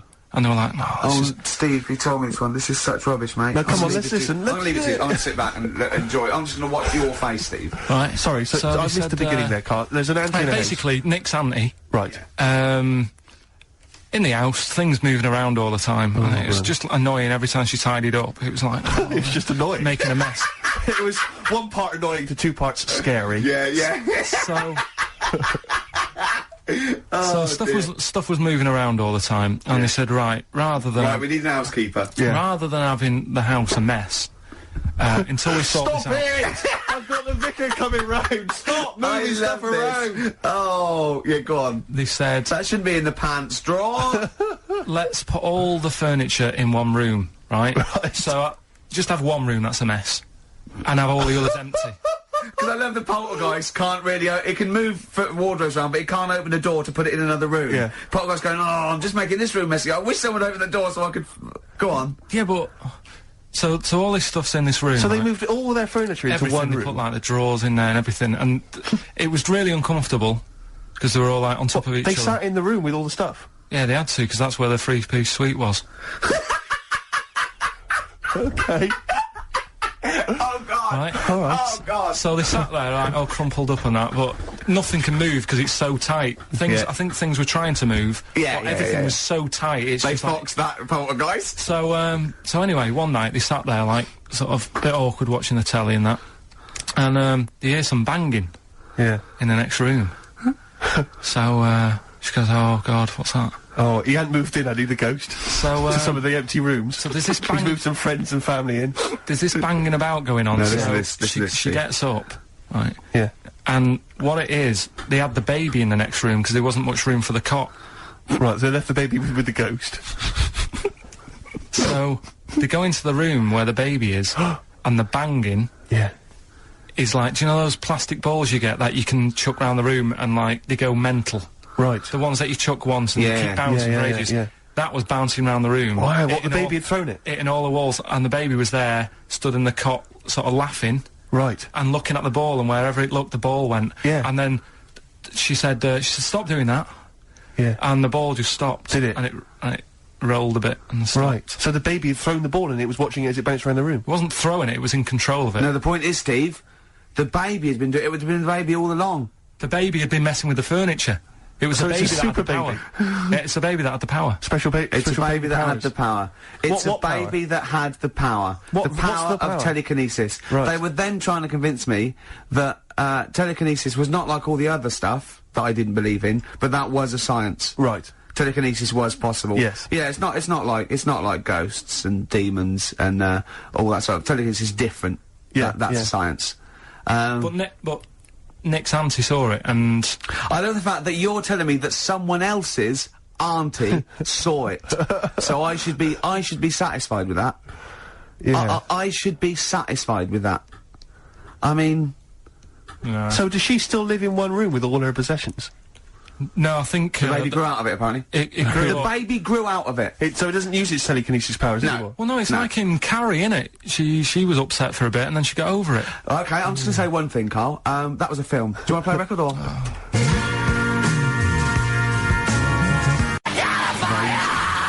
Get free.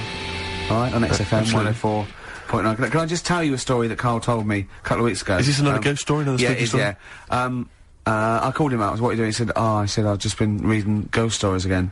He went, he said, you don't believe in them, but how do you explain this? Right, I went, go on. He said, I'll tell you as he told me it. He went, bloke, right, just sitting at home, doing, watching telly with his cat. And, the phone rings, and it's a bloke going, is that fire, in your oven okay now? 'Cause your wife called. And Carl went, well, 1, there was no fire in the oven. 2, he wasn't married. I went, right. Go on, he went, well. Then, right, there was a knock at the door, and there was 2 sort of people in sort of white coats, and they came and said, we've come about that fire. Your wife called us. He went, 1, there isn't a fire in my oven, and 2, I'm not even married. Right? And he said, and they saw the cat, and they looked at the cat, it looked a bit weird at the cat came out, nothing. And he said, and then he went back, sat down, phone rings, and they said, did they sort out the fire in the oven that your wife told us about? Oh. He went, 1, there is no fire in my oven, 2, I haven't got a wife. And Carl went, what do you think of that? I went, that's not it. He went, yeah, I went, That's the end of the I went, story. What? He went, well, how'd you explain that? I went, explain what? I thought he was going to say, a year later we got married, but she died in an oven fire. Right? I thought it was going to be that. And I went, That's what? people winding him up. Yeah, or someone did report a fire in an oven, and their name was Johnson, and they looked up Johnson, they got the wrong thing, it was the gas board, and they sent round to the wrong person, right? You know, he went, yeah. I said, I explained it to him, he went, yeah. Why did they look at the cat funny? Oh, man alive, Carl. This is really weird, right? I was in my house once, right, and the doorbell rang. Yeah. Right, I opened the door, there was no one there. Yeah. Right? And then I looked across the street, There's some right, kids and there were some running- kids running away. Yeah. Now, how do you explain that? Yeah. There was another time, right, where, like, I opened the door and there was a bloke goes, you've ordered pizza. I went, I haven't ordered pizza.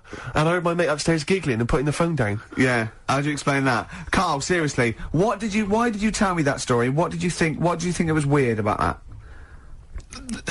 The fact that it was 3 different people. Is this all the information? Is that the entire story? It was 3 different people. Did you fall hassling asleep him and not read about the end? a fire that didn't happen, about a wife that didn't exist, and a cat that didn't look happy.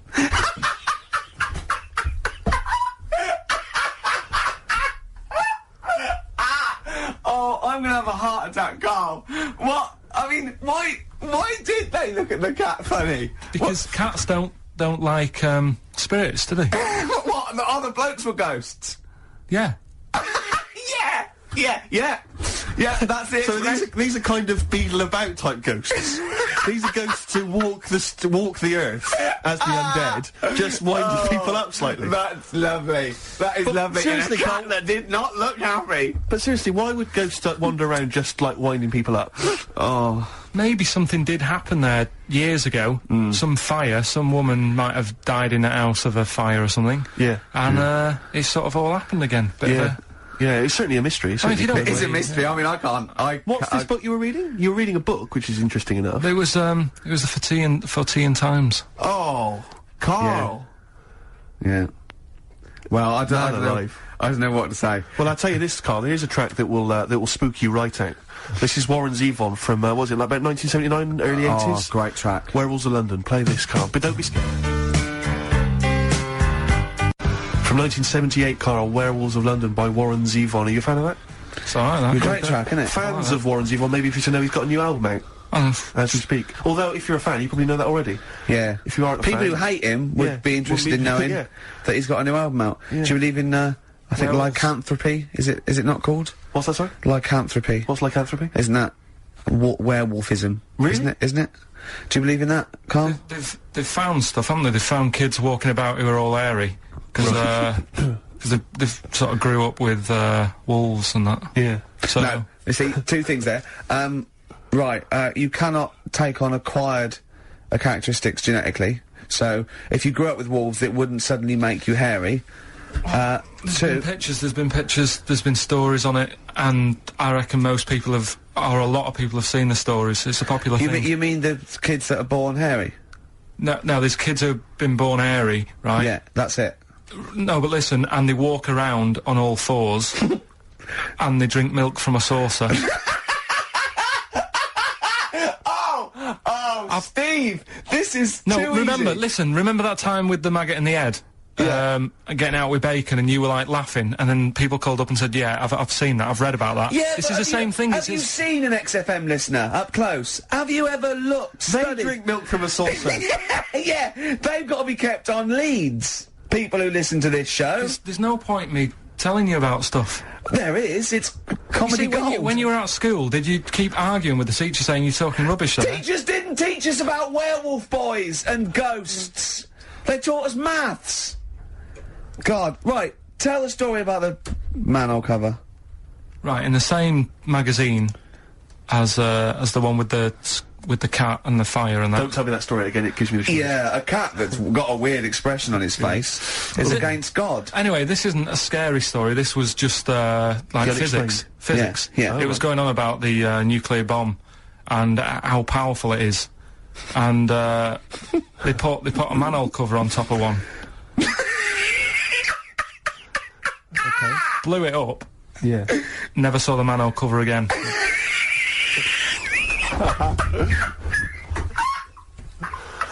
Man alive, Carl.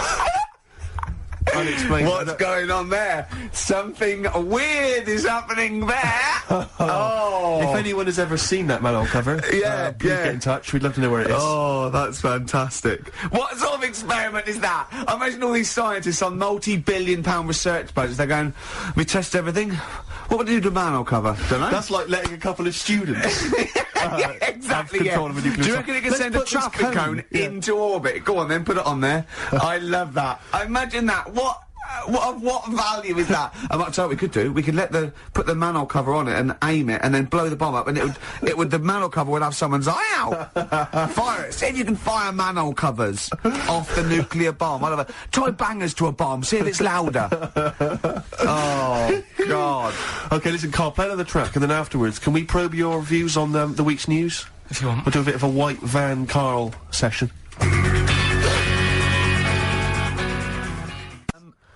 Carl, I met Karl a couple of times in our sabbatical, and he said to me once, he said, oysters. So I said, have you ever tried oysters? I don't like them. And I went, he said, oh, it's just a thing about swallowing them whole, you know. He went, well, the reason you have to do that is because they're fatally poisonous. And if you bite into them, they kill you. And I went, well, of course they don't. He went, yeah. I went, well, of course they wouldn't. What if you chewed on that? He said, no. I said, well, so you swallow them whole and they're not poisonous. He went, yeah, see. He said, when you swallow heroin in a Johnny, he says, that doesn't kill you, does it? That was it. Oh.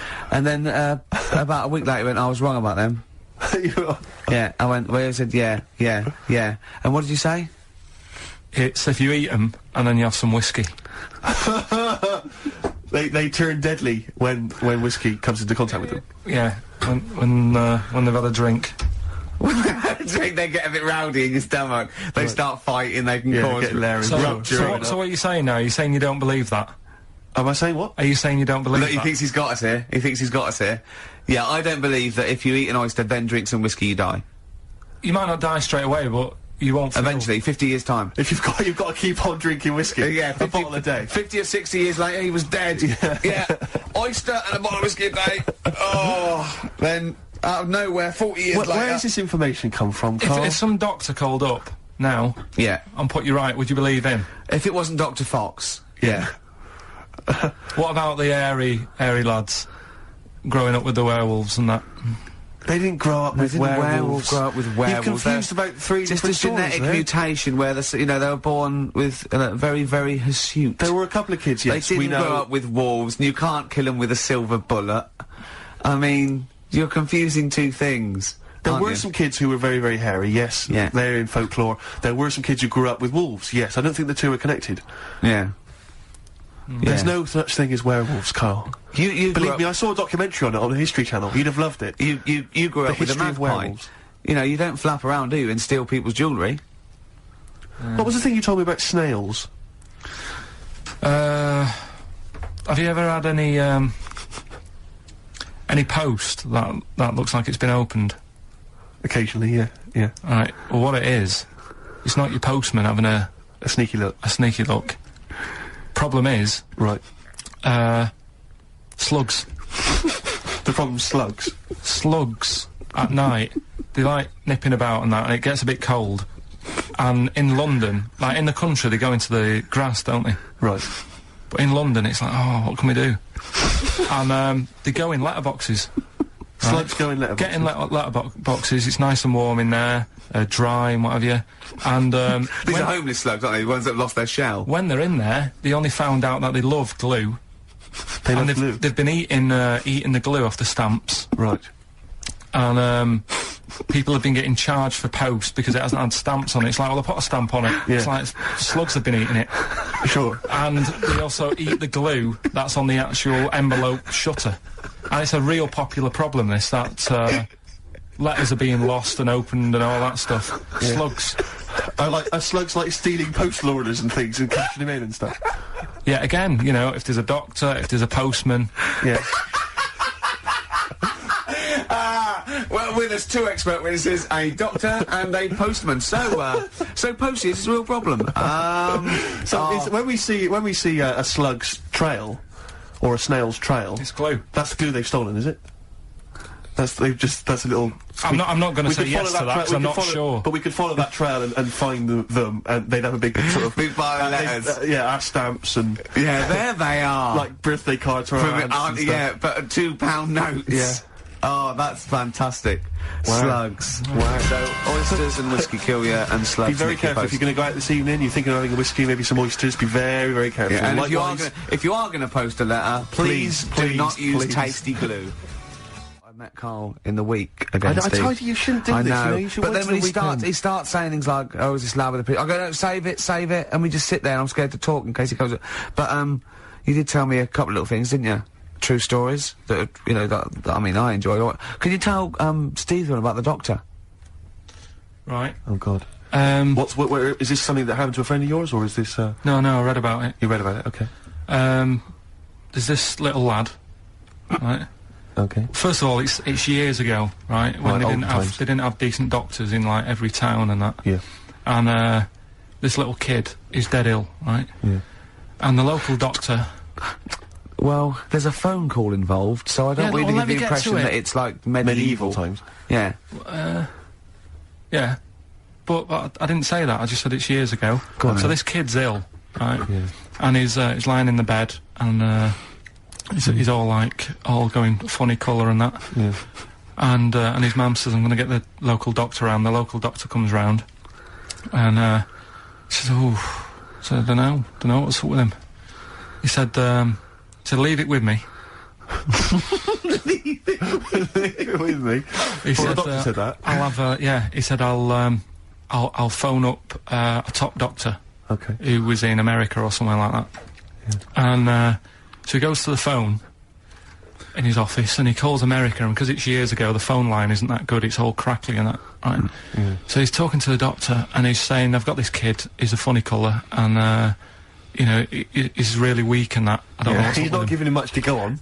Right? Sure. So the American doctor, right? Yeah. He goes, yeah, what you want to do? And it's all breaking up, right? Yeah. He goes, what you got to do? You got to, it's all breaking up. You've got to give him some, parrot's blood, right? Some parrot's blood. Well, that's what he thought he said, but the line was really bad. Yeah. He meant parent's blood, but he heard that he said parrot's blood. He said, right, I'll do that, leave it with me. I can see where this is going. He goes to, a pet shop. Yeah. He says, give us like half a dozen parrots. Sure. Takes them round to the kid's house, takes the blood from the parrots, puts it into the kid's fine. The kid's fine. I've never It worked. heard such a load of shite in my life. I've never heard such twaddle, such just made up, enhanced, exaggerated in my a life. load of old rubbish, Carl. I mean, when he told me this, he said, the doctor said, what do I do? And the doctor on the other end said, give him some blood. And the doctor went, where do I get blood from? So hang on, wait, I just need to Where do I get blood from? Give him some parents' blood. Give him some parents' blood. Give him some parents' blood. Yeah. But hang on, I just need to know where you Sorry, read this. Carl. Where was this? Where did you I read stitched this? you up. You know what he said? He said, so do you believe it? I went, tell it to Steve. He went, do you believe it? I went, tell it to Steve.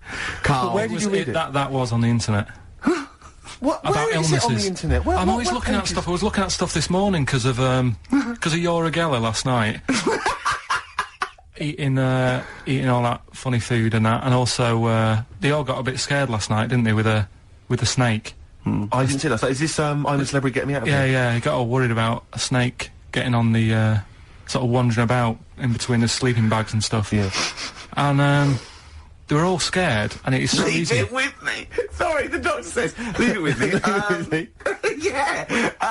Leave it with me. Well, they were all scared because there's a snake, and it's so easy to find stuff out. Before they, where are they? Where is this jungle? Australia, I Right. think. Before they went, give it half an hour on the internet. I found out with snakes, you don't need to worry, right? They're deaf. They haven't got any ears. Right. So as long as you're really quiet, Creep around, it'll yeah. probably leave you alone. Yep. And also, they don't have eyelids. Uh-huh. So they were suggesting if one's coming towards you, just like kick sand in its eyes because it can't blink, and it leaves it a bit like annoyed, and it wanders off. But they didn't do any research before they went, Yeah. and that's I think your knowledge would hold you in good stead. I don't think you need to know any more than you know. Well, we're going to come back to that because he also explained to me where a saying comes from that I want you to be part of. But Oh, and also, you should mention as well, Carl, you've come up with a competition, is this right? brilliant competition. Have you he thinks dreamt this up? He thinks this can go to television. Is this an idea you've come up with? Yeah. Carl, I'm so looking forward to So it. I mean, I'm looking forward to it.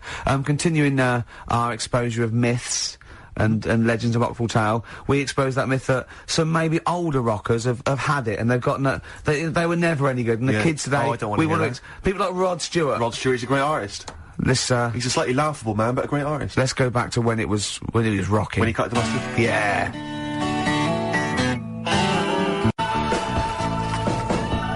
Rod Stewart, You Wear It Well Great tune. on XFM 104.9. Yeah. This doctor, I mean, we should find out who he is, really, and if he's still practising, because it worries me a little bit that, he, you know, he did that. Also, I mean, he thinks he's got away with it, but how could he be sure those parrots wouldn't talk? True. Do you know what I mean? There were 6 of them, they probably got together and they probably put it on the internet. I mean, I feel that story, Carl, it asks more questions than it answers. Yeah, really. Like most of your stories. Yeah, that's the problem. I always feel like I need a little bit more information. Like, did the parrot boy continue to live? Yeah. You know, to a ripe old age, or did he die weeks later after this charlatan doctor who was going around, you know, spurious Did he break his nose trying to crack a big nut? No, I think he was alright. He lived to a... See, I'd have shouted, if I was that doctor, I'd have shouted that down the phone. Are you sure you said parrot's blood? Yeah. You sure it was parrot's blood? Listen, I mean, you know, I'm not the best doctor in the world, but did you say parrot's blood? Yeah, but what you're forgetting is you're going back to the time where, like, they used leeches to do, like... No, we're not. We're going back to the late 70s if there's a phone call to America Direct. Come on, Carl. They weren't calling America, like, in the medieval times or in the Victorian age. Come on, think about it, Carl. Yeah. You know, this has got to be like the like, you know, 30s or 40s. They're the earliest. You know? Right. I'm intrigued to know where this is. I think there's someone on the web who's just putting information on there to lead you astray. Yeah. Because you're the only person who finds this stuff. Other people are using this to write theses. What were you looking up that then? What were you looking? I always look at weird stuff. What were you looking for? But what do you type in the search engine to find parrot blood stories? What were you looking for? There was this woman with a weird head. Why were you looking for that? What were you Just because I'd heard about it. I'd heard, like, someone talking about it on another station. Right. About this woman with a funny head. Right. I love the fact you're intrigued with these things. You go in the basement of Waterstones or Dillon's or somewhere, and there's these medical books that you'll love them, mate. Yeah, but this is free on the internet, isn't it? It's all there. Yeah. So what, you typed in weird head woman, or...? I think it's lady with head. Yeah. Weird people or something I put in. Sure. Yeah. Did you come up? Yeah. 7,000 hits, Karl Pilkington. But it's all there, isn't it? It's interesting. The one that I was telling you before about, what's the name? The lost letter. The lost letter? What's the lost postcard that's just turned up. Some woman sent a postcard years and years ago to a niece or something, right? And a niece was like 3 years old back then. And just now, like, I think like yesterday or the day before, it turned up, the postcard turned up 74 years late. 74 years late? It took 74 years. years. And that 3-year-old girl's been living in the same house that whole time? Well, yeah. Sure. There's not weird you about see what that. I mean? There's always a question you can ask to just scratch the credibility of these stories. Yeah. There's always, it's like the apocryphal tale. Was this the slugs? Was this those slugs from last week? Yeah, well, they're holding back because they're slow, because the postman slug is useless. His round takes him 74 years. Then he's got to go back to the beginning. He's got 74 years, and they can't carry the bag. That's why they go, that's why they turn to glue. That's why they turn to glue. Oh. It's pitiful. It is pitiful. So you don't believe that someone sent a postcard years ago and somehow it's been stuck in the bottom of a post bag or something, and it's only just stuck in the bottom of a post bag? Yeah. That means that there's like a 95-year-old postman who's still wandering around. Did you have to pay like the difference on the charges? Because presumably it wouldn't have had Queen Elizabeth's. It was a penny black, presumably, was it? Yeah. What would be on the stamp? It would have been invalid, surely. I don't know. See, these are the questions you should ask yourself. Because if it's the postman's fault, the post office can't turn around. He was only 3 at the time himself, wasn't he? He was No, he is dead. Yeah, he'll be well and truly dead now. Yeah. But the fact is that the post office made an error, right? They lost this letter. Sure. It's only just turned up. They can't turn around and say, sorry about this, I hope it isn't urgent. It's turned up 74 years late, and by the way, you owe us 25 pence. Yeah. They wouldn't do that, would they? That's true. So that's true. you're asking questions, though, you see? That's true, you see? So, you're interested in, like, where sayings come from as well, aren't you? Because you told me one in the week, I don't know if Steve's aware of that. Do you want to tell Steve this one? What's this a saying? Can we do this quiz? We'll do the quiz later. I know you're excited about the quiz. Let's do that later, but what's this saying? Right. What is the saying? Chucking a baby out with the bathwater. Yeah. Have you heard that phrase? Don't throw the baby out with the bathwater. Oh, yeah. Yeah. Right, how would you use that? Well, how would I use that? Don't throw the baby out with the bathwater. I suppose if maybe you've been discussing something, you've come up with some plans, but you're slightly worried, and you know, you might abandon the whole plan, whereas there might be some ideas in there which are still worth retaining. Exactly. So you don't want to throw the baby out with the bathwater. There might be something you can just change, and you don't. Yeah. You know, there might be a few ideas you can salvage from an otherwise worthless one. Well, the saying, right, comes from like years ago again, and pre or post phone, and ages and ages ago, when like, you know, the bloke worked in the house, you know, he was like the coal man, and then you had like no way, it's important. Then like the mum is like, you know, she stays at home making the dinner, looking after the kids. Yep. And you've got like the little kid who's just growing up, just messing about and stuff. So what happens is, back then they didn't have like fresh flowing warm water every day. So all they could only afford to have like one full big bath of fresh water. So they'd fill up the bath, right? And then the dad would come home and he'd say, "Oh, I've had a right, you know, I had a tough day at work and that, down the pit." And his wife would say, "It's all right, I'm putting the dinner on. You're going to have a nice warm bath." So, because he gets the bath first. Because he gets the bath first, because he's the grafter. And he's right? covered in coal. He's covered in coal, so the water's, like, minging by the time he's finished. Yeah. Right? And then the wife says, "Oh, after all my, cleaning the house and doing the cooking, I'm a bit sweaty now." She's covered in dust and grime. She has the next one. I'll have a bath, right? Yeah. At the end of the line, there's a little baby. Yeah. He's been playing out all day. Also got, like, little grubby knees and stuff, needs to have a bath. Yeah. He goes in the bath, right? But because the water's so dirty... Sure. They go and empty the water out of the window. Can't see the baby in it. Chucking the baby out with the bathwater. That's where it comes from. I don't know what to say, Steve. Because I've heard this. I'm just. What do you think, Steve? Steve.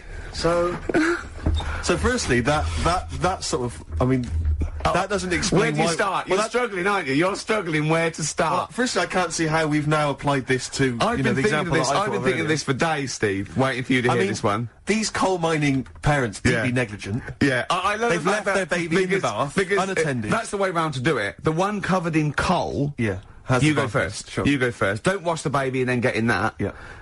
One covered in coal goes first. That's the best idea. Yeah. Second most dirty one goes second, and then the clean little baby. Yeah. I think we should do him last because he's done nothing towards this family. But more than that, Rick, leave him to his own devices. Yeah. Jack, I'm just going to throw the water out. Yeah. In the bath. Don't check first. Have you checked that the baby's not in there? Don't No, check, I'm not don't even going to waste bother. my time checking. You'd see it. I'd be able to see a baby. You'd see a baby in there. If a baby was in here, I'd be able to see it. I'm just going to throw it out. Yeah, I'm not even going to look, to be honest, Jack. We've all had our bath. Yeah. If the baby's in there, then it should be making careful, something. Jack. We have lost 3 children this way. Don't worry. Where did you read that? With the acid. Right, tell the other story that you totally believe this as a true story, don't you? The fella with the being killed. Right, do you know how the other week we were talking about some fella who had his head cut off, and he said, when my head goes into the basket, I'm gonna blink a lot, see how many times I can blink. But if you remember, when Karl first told me that, it was, I think it was Simon or, Nick that pointed out, he goes, "No, that's not quite right, Karl."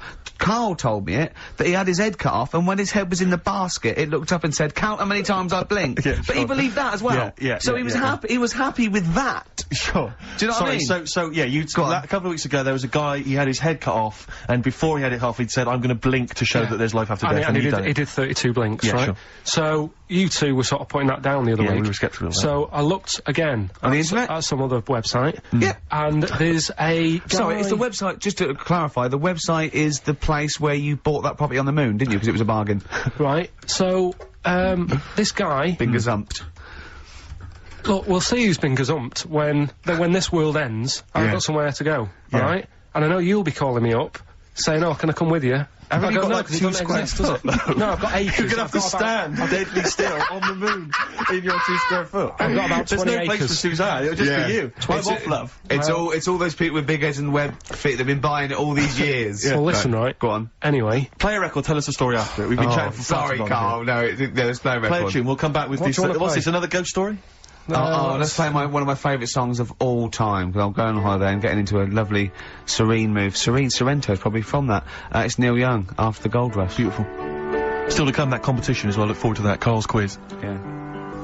What an amazing track that is. Tune, yeah. Neil Young, Dynamite. after the Gold Rush. So go on, Carl. Sorry, go on, Carl. So let's take us back a few steps, Carl. What's the story? Right, so I did some research, right? Let's just recap again. There was a guy you read about who had his head chopped off. He was guillotined. Yeah. He had said to the people around him, Count my I am going blinks. to blink once I've had my head cut off to So show the brain that life can still... or the brain Yeah. can continue to work after, Yeah. Yeah. death.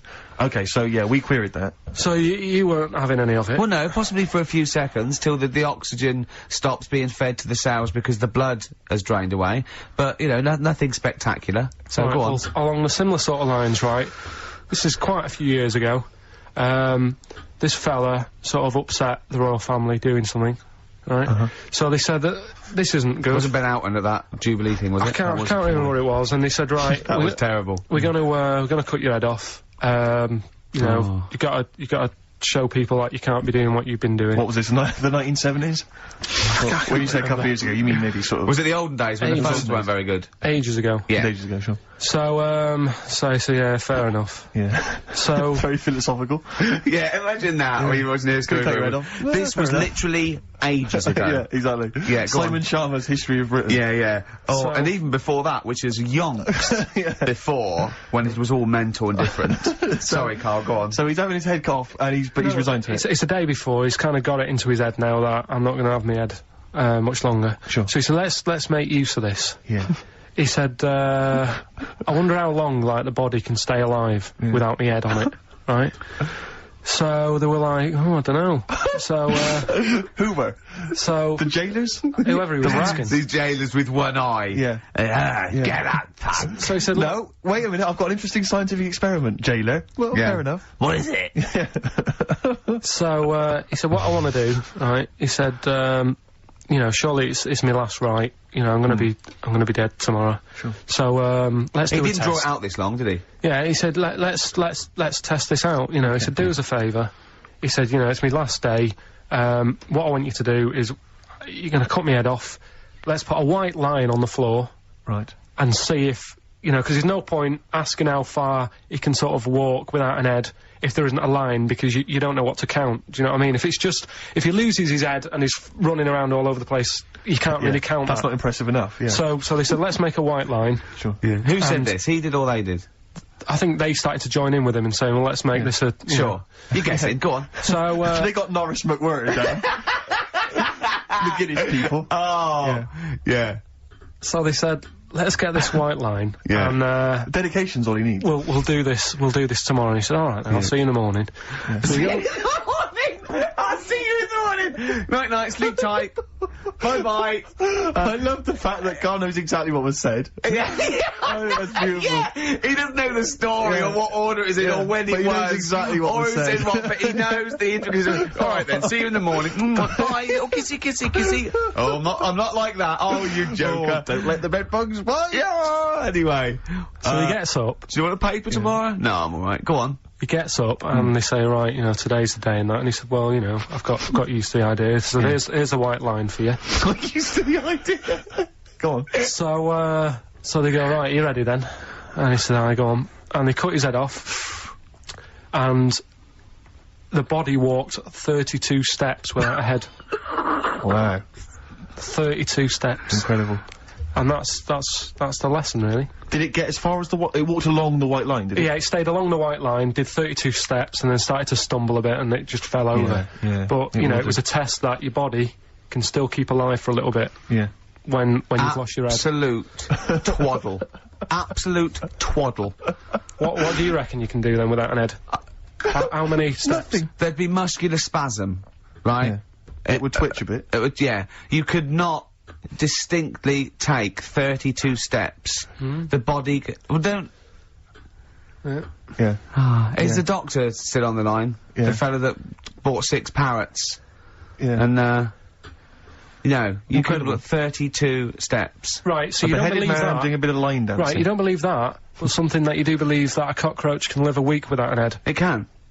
Slightly different kettle of fish there. Why? Wow, insect to human is what I'm thinking. Yeah, that but difference. there's not that much difference in Well, of some course there insects. Do you know that a snake has a heart and lungs and kidneys and stuff? Go on. No, well, I'm just saying. So? You're making out as if, like, they're a totally different, like, being. Species. I am making that up. I mean, call me old-fashioned. Do you know what you're talking about now? I don't want you embarrassing yourself, Rick. Yeah, I am suggesting they're totally different beings. Yeah, that is. Yeah. Now, Karl, the cockroach is very. You've got another hour, but have you got anything at all? I've got that feature Educating Ricky, which is a bit of a play on words as well. Right? Do you know the film, Steve? Educating Rita. Yeah. I see what you've done. I see what you've done. Go on. I'm doing that, and I teach Ricky stuff. What do you teach me, Karl? Well, I've got a few different topics. Go on. Do you know, like, how you taught me about Hitler and Che Guevara and Winston Churchill? Mm-hmm. I'm going to come in with topics every week, and this week I've got, Ghosts? No, hanging bacon is one of the topics. Say that again? Hanging bacon. Hanging bacon? All the titles. Francis Bacon. No, all the titles are sort of named to sort of tease you and get you more interested in it. Hanging bacon? Well, you've certainly intrigued Go me. on, what's another title one? Hairy Chinese kid. I'm gonna go for that one. If there was a university degree with that title... Yeah, no, I'm gonna go for hairy Chinese kid, And I the think. final one, Yeah. Alien gives man a beard. Right. Alien gives man a beard. I am gonna burst. Right, listen, Karl, you've gotta tell me. Right, first, right, let's do it in reverse No, order. we're not gonna do it now anyway. What do you mean? We've got to do it now. I mean, this is the first interesting thing you've said in an hour. Okay, the listeners have just been subjected to rubbish and mistakes and everything for the last 6 months. Please, we've got to do Alien Gives Man a Beard. What is that? Tell us that. Right. Sorry, this is just you telling me something, is it? This feature is you telling me something. Well, teaching you something. Educating Ricky. Huh? So are we playing it now? We're already into this feature. Well into this feature, are we? Yeah, I suppose we are, yeah. Should there not be a jingle or something? Yeah, can we have a Well, there's jingle? no point, because look, I come up with ideas and you dismiss them straight away, so I'm not wasting my time making stuff. Right. If you don't like well, okay, it. let's play Educating Ricky. Right. Brilliant. Go. Right. Right, so- Ding-a-ling-a-ling-a-ling-a-ling. Educating Ricky. Right, what we going for then? Hanging the bacon, hairy Chinese kid, Alien Gives Man a Beard. I think Alien Gives Man a beard. I'd like to do that. Right, there's this fellow, I think it happened in America, and he saw a bright light in the sky. And, God, if you're bored. and he stood there. This is a true story, is it? Yeah. He stood there, Yes, of course it isn't, Steve. and he saw this bright light, and it came closer and closer, and it was a UFO, right? Yep. And he looked at it, and it disappeared, right? And he gets back in his car, He looks in the mirror. and he looks in the mirror. Yep. He's only got a beard. He has. You sure it wasn't someone else who got in the car? And he was still standing out there? No, right? What? And it turned out, Yeah. he got home and said to his wife or his girlfriend, it's a bit weird. So I just got out of the car to look at a bright light, and I got back in the car and grew a beard, and she said, never mind your beard, where have you been for 3 days? And what had happened is... He passed out because he was pissed. No. The UFO had taken him for 3 days. Yeah. But he'd only thought that he'd only looked at it and it went away. Yeah. But what had happened is, he took him and he grew a beard because he hasn't had a shave. Right, okay. I mean, was Will Smith or Tommy Lee Jones anything to do with this at all? Did you see this on a video maybe and thought it was an educational film? No, it's from a book that some kind person sent in to me. Here. Can I just ask again, just again, I'm just throwing this right back at you. Do you think there's any other possible answer here? Right, a man is absent for 3 days from home. He's the grown a length beard. of time that it could take to grow a beard, lest we forget. What if he hadn't actually seen a bright light in the sky? What if he he'd was been lying? What if drunk? he was lying? He'd got knocked unconscious. He'd had a car crash. Just any lying. number of No, other things. just lying. Or he was just lying. Yeah, he'd been on a bender, getting pissed for 3 Yeah, days and that with was his his mates. excuse to his wife. And they went, what are you gonna tell your wife? Well, wait a minute. Wait a minute. She's not going to believe I was out with you, lads. Just say you're only away for a minute. No, I wasn't away from it because of the beard. Oh yeah, look, it looks like you've been out for 3 days. Well, we have, that's... Exactly. Right, okay, we've got to cover that then. Alien abduction. Great one. Okay, let's try that. Do you see? That's a little scenario there that could have been played out. So, when you say educating Ricky, what have I learnt from this? Never listen to you again. That's all I've learnt so far. Never listen to you. Yeah, we'll add a little bit more in here, right? To Well, spice this no, up. what do you mean add a little bit more? We'll add a bit more to this what I'm educating you about, Go on. right? there's only a law in America that says if you touch a UFO, you're going to get done. Now, why would they make a rule? I don't know that. Do you know, like, all their rules have a code? Carl, I genuinely do not know what you're talking about. Right. Do you know, like, how here they might have... Do you know I what? have no idea. Right. Okay. Do you know, like, over here? I'm listening to Capital on these headphones. I got Foxy on from yesterday. Right, let's bin that. No, wait, it's great. No, I want to hear about Airy Chinese Kid. let's play a tune. Okay, play a tune. Go back to Airy Chinese Kid, definitely. Some doors. Yeah, I just thought I'd go back, take it back to the 60s. This is a tune that a friend of mine sent If me. you touch a UFO, you get done. Soul Kitchen from the Doors. Shambles today, this. David Bowie, Slow Burn, yeah. Quite a Eno trilogy Yeah, feel not bad about at it. all, yeah. Lodger Is it and a sort new of tune? low type, yeah. But, yeah. Enjoyable. Now, okay. That's stressful, isn't it? I think we've got things working now. We've had people come in and out, just shaking their head going, shouldn't have bought that desk. But it's all sorted now, I think. And, You notice how it took, sorry. about 25 minutes for them to come down as well, though? Do you feel like we're maybe quite low in the pecking order in the building? Definitely. You know, it's like Capital First, Capital Gold. They can shoot off to other sort of pirate stations. Yeah. People's car radios, then they come back here. Oh, dear. Oh, I had a job at Richard Sounds. Yeah. Light fitting was buzzing. Yeah. Now, but we've got, thanks for staying, listening. Right, okay, educating Ricky. What have we got? Airy Chinese Kid, go on. Right, yeah. This is the, I didn't want to do this. What do you mean you didn't want to do it? Well, I wanted to give you three, and I gave you one. It was like the alien man gets a beard or whatever. Yeah, And- which was total rubbish, so this one should be better, maybe. Hairy Chinese kid. Right, well, we've talked about hairy people in the past. True enough. Haven't we? Yeah. You know, the little kids who grew up in woods and hung around with wolves and that. Yeah, again, you're confusing it. Yeah, they're not. There were some people that were born very hirsute. They were not the people who were brought up with wolves. You just put that together in your Homer Simpson type mind. Right, well, this is like a sort of close to that sort of story. Yeah. But the weird thing is, right, Chinese people aren't that hairy as a nation. No, seriously, that's a well-known fact. They don't have that much body hair and stuff. Okay. So this little kid who was born over there, he was like covered in stuff, Was he? and it was only his nose that wasn't hairy. The rest of his body was caked in hair, right? And his hair sort of What grew. sort of hair was it? Was thick hair. No, what I mean is, was it sort of like a pony's mane? So he just looked like an Ewok. You know what I mean? Just like hanging down, sort of straight, Well, dark it hair. looked, in the picture, it looked like it grows was it from his downy? eyebrow. It grows from his eyebrows quite thick, and then it just goes all the way over You his don't head. think it was just really long eyebrows that he'd done a comb over? No, it was all over his body. It had a picture of like his back and that. Yeah. And Had he styled it? Had he styled it at all? Did he have it in a quiff or? no, it was just hanging everywhere. all over him. Yeah. And they were like, you know, this is a bit weird, happening in China, where we're not normally that hairy. That was the scientist speaking there. Yeah. And the local press and that were getting him down, calling him monkey boy and all this. Oh, And thinking Chinese press. but the doctor, Yeah. Oh. They're cruel, aren't they? It's like those game shows. well, That's Japanese, isn't it? Yeah. That's cool. Though. Yeah. and the doctor said, It was Carl talking through all that time while we were just like talking to each other then. Because I turned round and I still saw he was talking. Go So on. anyway, the local press came down to see the hairy boy, the monkey yeah, boy. and they were like being tight, taking the mickey out of him, and the doctor said, Throwing him nuts. he's only hairy. Said, he's a healthy young kid. The only faults he's got is he's got a little bit of eczema and a boil. And he said everybody should just treat him the same, and I think he grew up a healthy kid. Yeah, so that's the, That's the end of the story. That's not a story.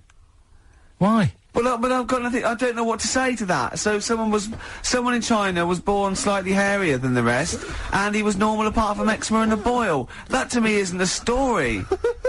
But if it is, I've got a million. I mean, it's sort of like bloke from Manchester went a bit bolder than the rest, got a job on radio. He was normal. I mean, that's not a story, is it? Some great adverts there on XFM I enjoyed 104.9. Absolutely. We have to give away these 3 pairs. We have to give these away, Rick. Yeah, We've got 3 pairs of I DJ know, but Shadows. this turn up with this is so jam-packed. I think we've planned too much for this show. We have indeed. Next week, I think we have a little bit flabbier next week. Rick, do less. Rick, can we chill out next week, please? Yeah. Go on then. So yeah, any ideas, guys? Any questions? Sort of DJ Shadow related questions? Any Shadow or DJ questions? Carl, any ideas? What does the word DJ mean? Yeah, it's too easy. I'll tell you something I do know. Go on. Right. But I can't really get a question out of it. Go on, just tell us. There's a shadow somewhere.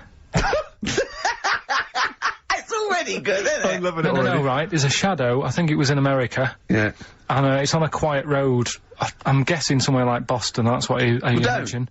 Okay. Right? No. Somewhere like Boston, and people at night used to see this shadow moving about, and they'd go, "What's that?" Right? And it got known. The town, the little local town, got known for this shadow, but it didn't cause any problems. People What are you talking about? Well, it was like, You've lost me. What are you talking no, about? do you know, like, some places get famous, like, Scotland's got the Loch Ness Monster and that, but it doesn't cause any, but it doesn't cause any problems. It doesn't exist, go on. Right, so there's this shadow walking about on the road. And, what do you mean? No, what's he, again? Rubbish. Right, so it's walking Nonsense. about. Where did you read this? Where did you It's see walking this? about, this was on the internet, and I'm sure. Sorry! Sorry! I thought it was shite. I didn't know it was on the internet. Right, so this shadow is moving about, and, independently of an object. yeah, and the local mayor and that is like, yeah, it's a bit weird, but it's not harming anyone. The mayor involved! Was he elected to that post? Hey, mayor, we got a problem down here. Seems like a shadow. Well, it's not causing any work. No, it's Is just it causing any problems? Yeah, go on. But that's the thing, it was left for years, and then it did start causing problems. I see, that's it. If you leave these shadows to go unchecked, Rick, they go crazy. Yeah. You let them run amok in the Yeah. city. Yeah. You've got to stand What down did it do? on What did it Roman do? shadows. What did the shadow do? It was pushing people off the bikes. It was what? It was pushing people off the bikes. Oh! I'll find out more for that next week. Right, that'll tease Oh, them. you're a maniac! We'll do more on that. We haven't had time for educating. Please never have children. Right, listen. You're Just promise me now you'll never have kids. We haven't got time now Okay, for- listen, alright, DJ Shadow, have we got time for to give these tickets away? Yeah, if they just call up, we'll... No, I'll tell you what, I've got a question, right? Go on. Where does Carl think this may have taken place? If you've been listening to the show, where do you think this evil shadow has been running amok? Let us know. The number, Carl? Good question. 08700 800 1234. So, Excellent. but that's it. We are actually out of time. We are indeed. now. Have I got time for a song for the ladies? It's a bit tight. I was Why? told to finish It's now. 5:02. I know, but we've got to get finished early today, so... Why? Just because we have, and we're wasting more time talking about why we have to. Oh, this is pathetic. So, they call up, where did they see the ghost? Yeah. And you've got to pick the tickets up from reception. You can go tonight, see DJ Shadow. That's Shoddy. it. This Right? is shoddy. Right, see you then. Lobe of this. Yeah, get a lobe of this, yeah. Well, that's a story about a girl who, she was deaf, right, for 4 years. And, it happened quite a bit back this. What year? Or was it? About- I think it was specific ages ago, was it? About, yeah, quite a bit back. She was deaf for about 4 years, having an argument with her mum, it said, which I didn't quite understand. Because I don't know how they do that. Yeah. But she was having an argument, Well- and a man pushed her against the wall, and she banged her head, and her hearing came back. Okay. Was she wearing a Walkman? And it fell out?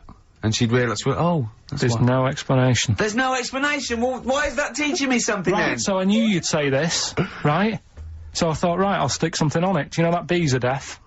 No! No, you can't just... No! If No. you ask someone something they don't know the answer to, they don't tell you something else. Just, I'll tell you something else then. I can't answer that, I'll tell you something else. Imagine that. If you asked a teacher. That... How do birds fly? Wow, if you're gonna do that, tallest building is... I mean, what? Well... That was the equivalent, Carl, of running away when we asked you a question. Yeah, the intellectual equivalent. Look over there, there's a monster. Yeah. Listen, what do you mean? What she... Okay, so... Oh. So her There's hearing no came back. explanation. There's no explanation. Or you don't know. Well, there isn't one, is there, really? It's a bit What, weird. did But the only did thing the that- doctors not look into it? No, I think they just said, oh, that's good. So again, I don't. Where did this information? Is that if you read this on the net? Is that all they put on the net? There was once a deaf woman who hit her head and she and could her hear. hearing came back. It was bizarre things about being deaf. Was there three Yeah. Was there I've got that book. Yeah, it's a good book. That. Was there three more pages you just couldn't be bothered to read on? Yeah. No, it was just a little bit, and it Was there a said- little picture, a cartoon picture? No pictures, I just Are we read going, it. ow. Look, Ow, if you I don't can want to hear. know, if you don't want to learn, you know. Yeah. Okay, it's not his fault. Let me have It's Not His Fault. You've got to save this. This has got to teach me something. It'll be an interesting story. Right, it's not his vault. This fella, What year? Ages ago? Olden times? I'd say in the 70s. Okay. Would you? Any evidence for that? And, Does he wear flares in the story? Right, Is that this- your reason? no, it's a bit like Yuri Geller, this fella, right, where Oh, yeah. he's electric. He's electric. And, if he walks past the telly would fizz. Uh-huh. If he walked past the radio, it all goes like that. Oh. His hair stuck up all the time. And he'd be having a bath and everything would be alright, and then the power would sort of switch on in his body, and the electric in his body made him jump out of the bath. So... What do you mean so? What is that so? What does that so mean?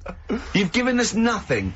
You've given us nothing. You'd have to at least give us the scientific explanation. Yeah. Electric eels have 400 volts in them.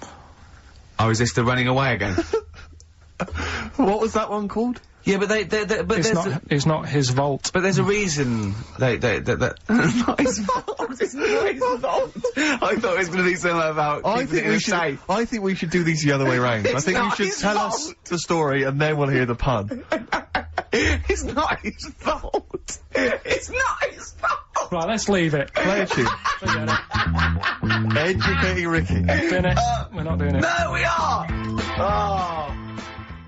I'll tell you what though, talking about ghosts and that, do you know how I'm into them? Yeah. Right? How weird do you think this is, right? Well, it's not true. Before you say it, play a record. No, go on. Go on. Right, it's this woman. I don't even know if it's ghost really, it's just a bit weird. Yeah.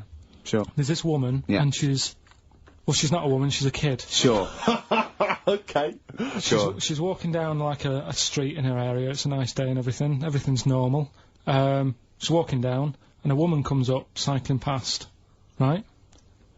The woman on the bike looks at the kid, absolutely terrified, right? Got a really scary face on her. Yeah. The kid's thinking, why is she doing that, Yeah. right?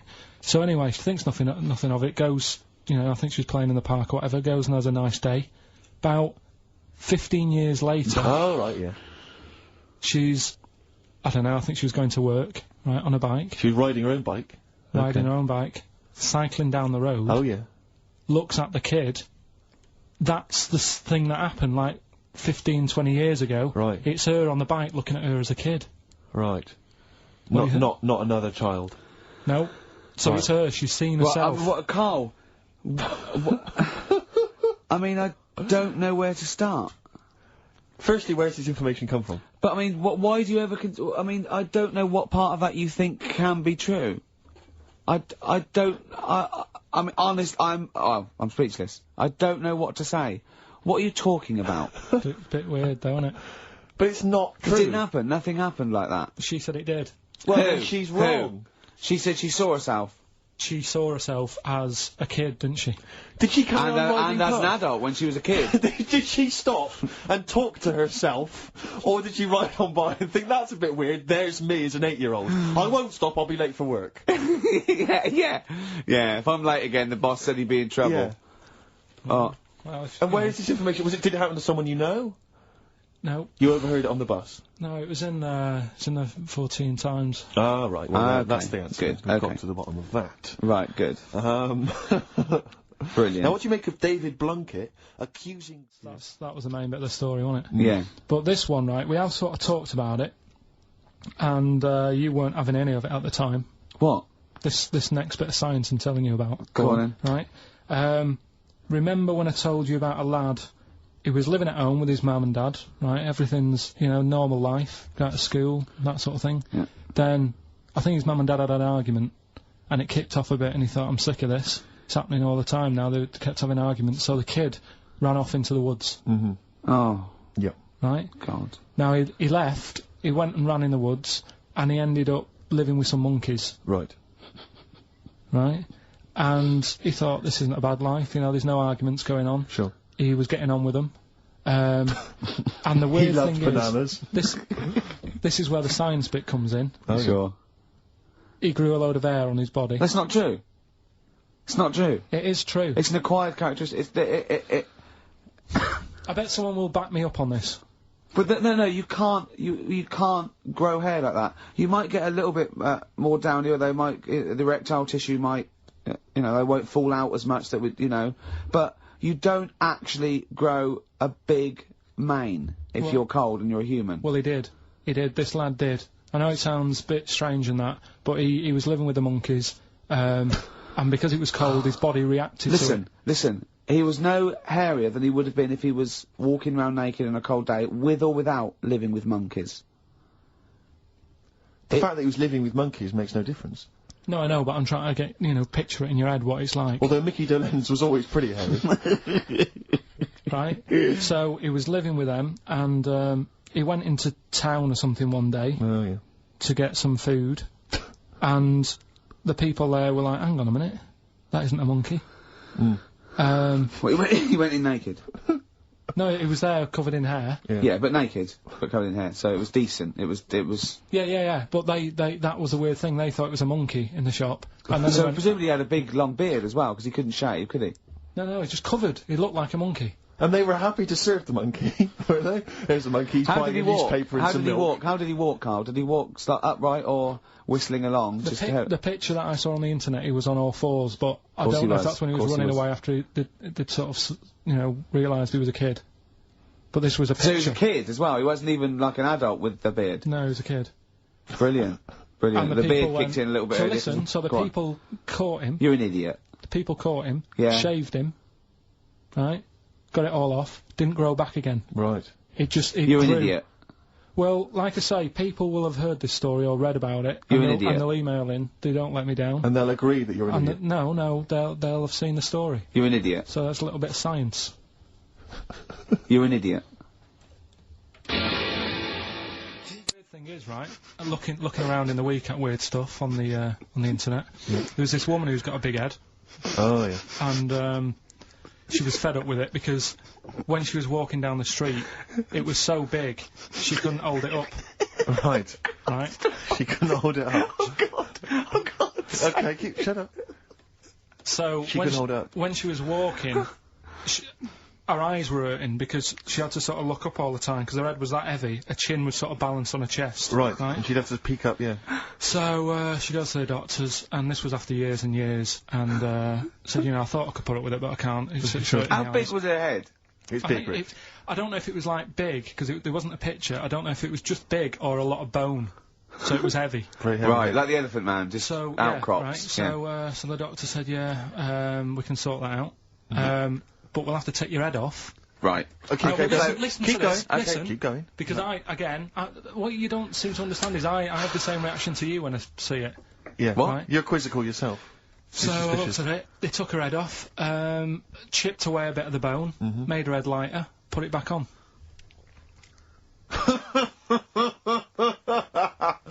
Right, play the Smiths. They took a woman's head off. Yeah, this is asked by the Smiths. Yeah. And if you'd like to ask Carl something, details coming up soon. How's that? Got a couple of things under the banner of then educate me. Yeah. We've got this is interesting, right? Do you know if you have an operation on your brain, right? What they do is I mean, this is why I'd never go to the doctors. I don't like doctors because this sort of stuff freaks me out, right? They can operate on your brain, and what they do is they put you to sleep first, cut your brain case open. Your skull, yeah. The brain case. Yeah, yeah. And then wake you up and operate on you.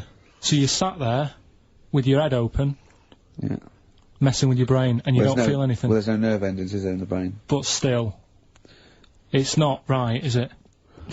Is it what you think they do it for fun? No, they but go on, Reg, wake him up so he's all freaked out. Is it necessary that you're awake, do you think, or... Well, they need the brain active, don't they?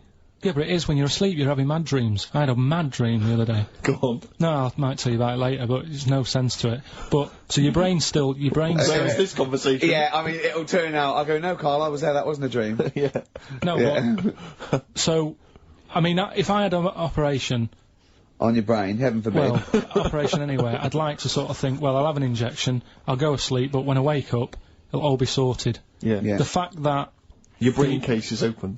And they wake you up and you think, oh, is it all done? And they say, well, have a look in the mirror. And your brain... See, I don't think they do that.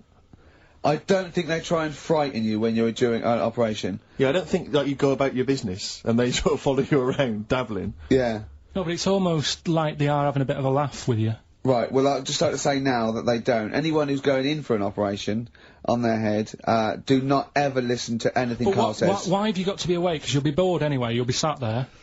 Well, they give you a telephone directory, look, and they say, look how many Macs are in there. That's the Scottish telephone directory. And, you know, time flies when you're counting that sort of thing. No, but do you know, like, when you... What are you telling me? What are you I'm just asking saying me? how weird it is. It's weird, isn't it? It's like, do you know when you go for a haircut, right?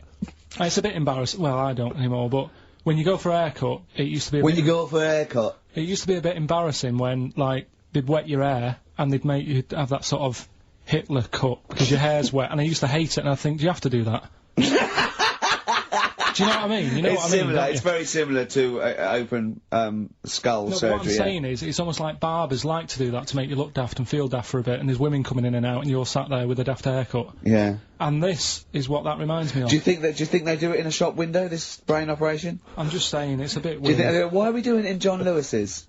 Just so more I people love can the idea that that's what doctors are doing. Let's make this guy look a bit stupid. Yeah. Open his brain Look case. at the twatty look with his brain out of his head. Take a Polaroid. Reg, take a Polaroid. Look at him. Look at his face. Right, clock his face when I give him the mirror.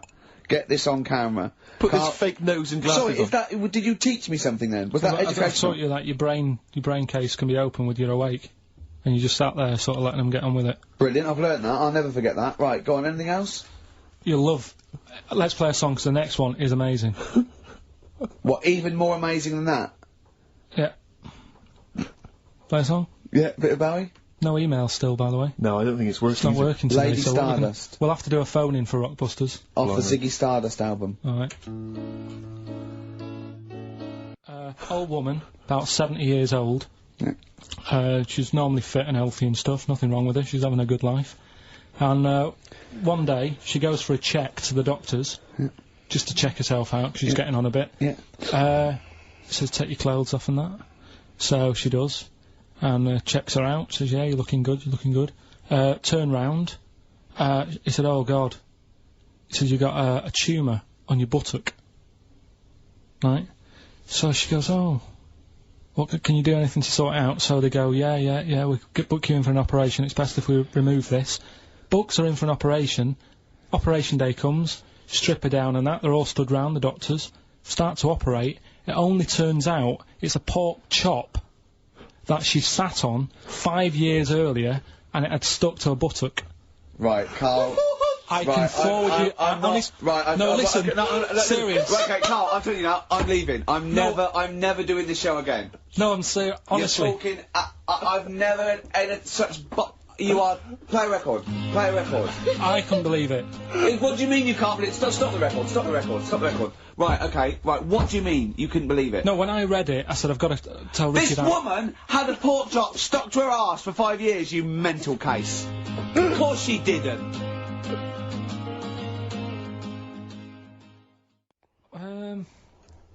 I don't think I did answer it. I just said, you know, the odd thing. You just said I'm asleep. Little things like I ran home the other night and said, oh, I've just learnt something today. She goes, go on. And, you know Lego bricks? Oh, yeah. The name came about because some kid's mum, the kid was messing with the bricks, and she said, let go of them and come and have your dinner. Play a record. It's got to be rubbish. It's got to be Play a rubbish. It's always rubbish, isn't it? Well, they're Scandinavian for a start, so... It's Scandinavian. There is no...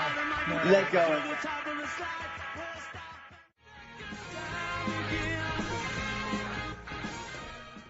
Interesting. Thanks for that. Whereas Lego was Yes. invented when a mother had sent someone to get some, though there's no name for them, she went, can you go and get some?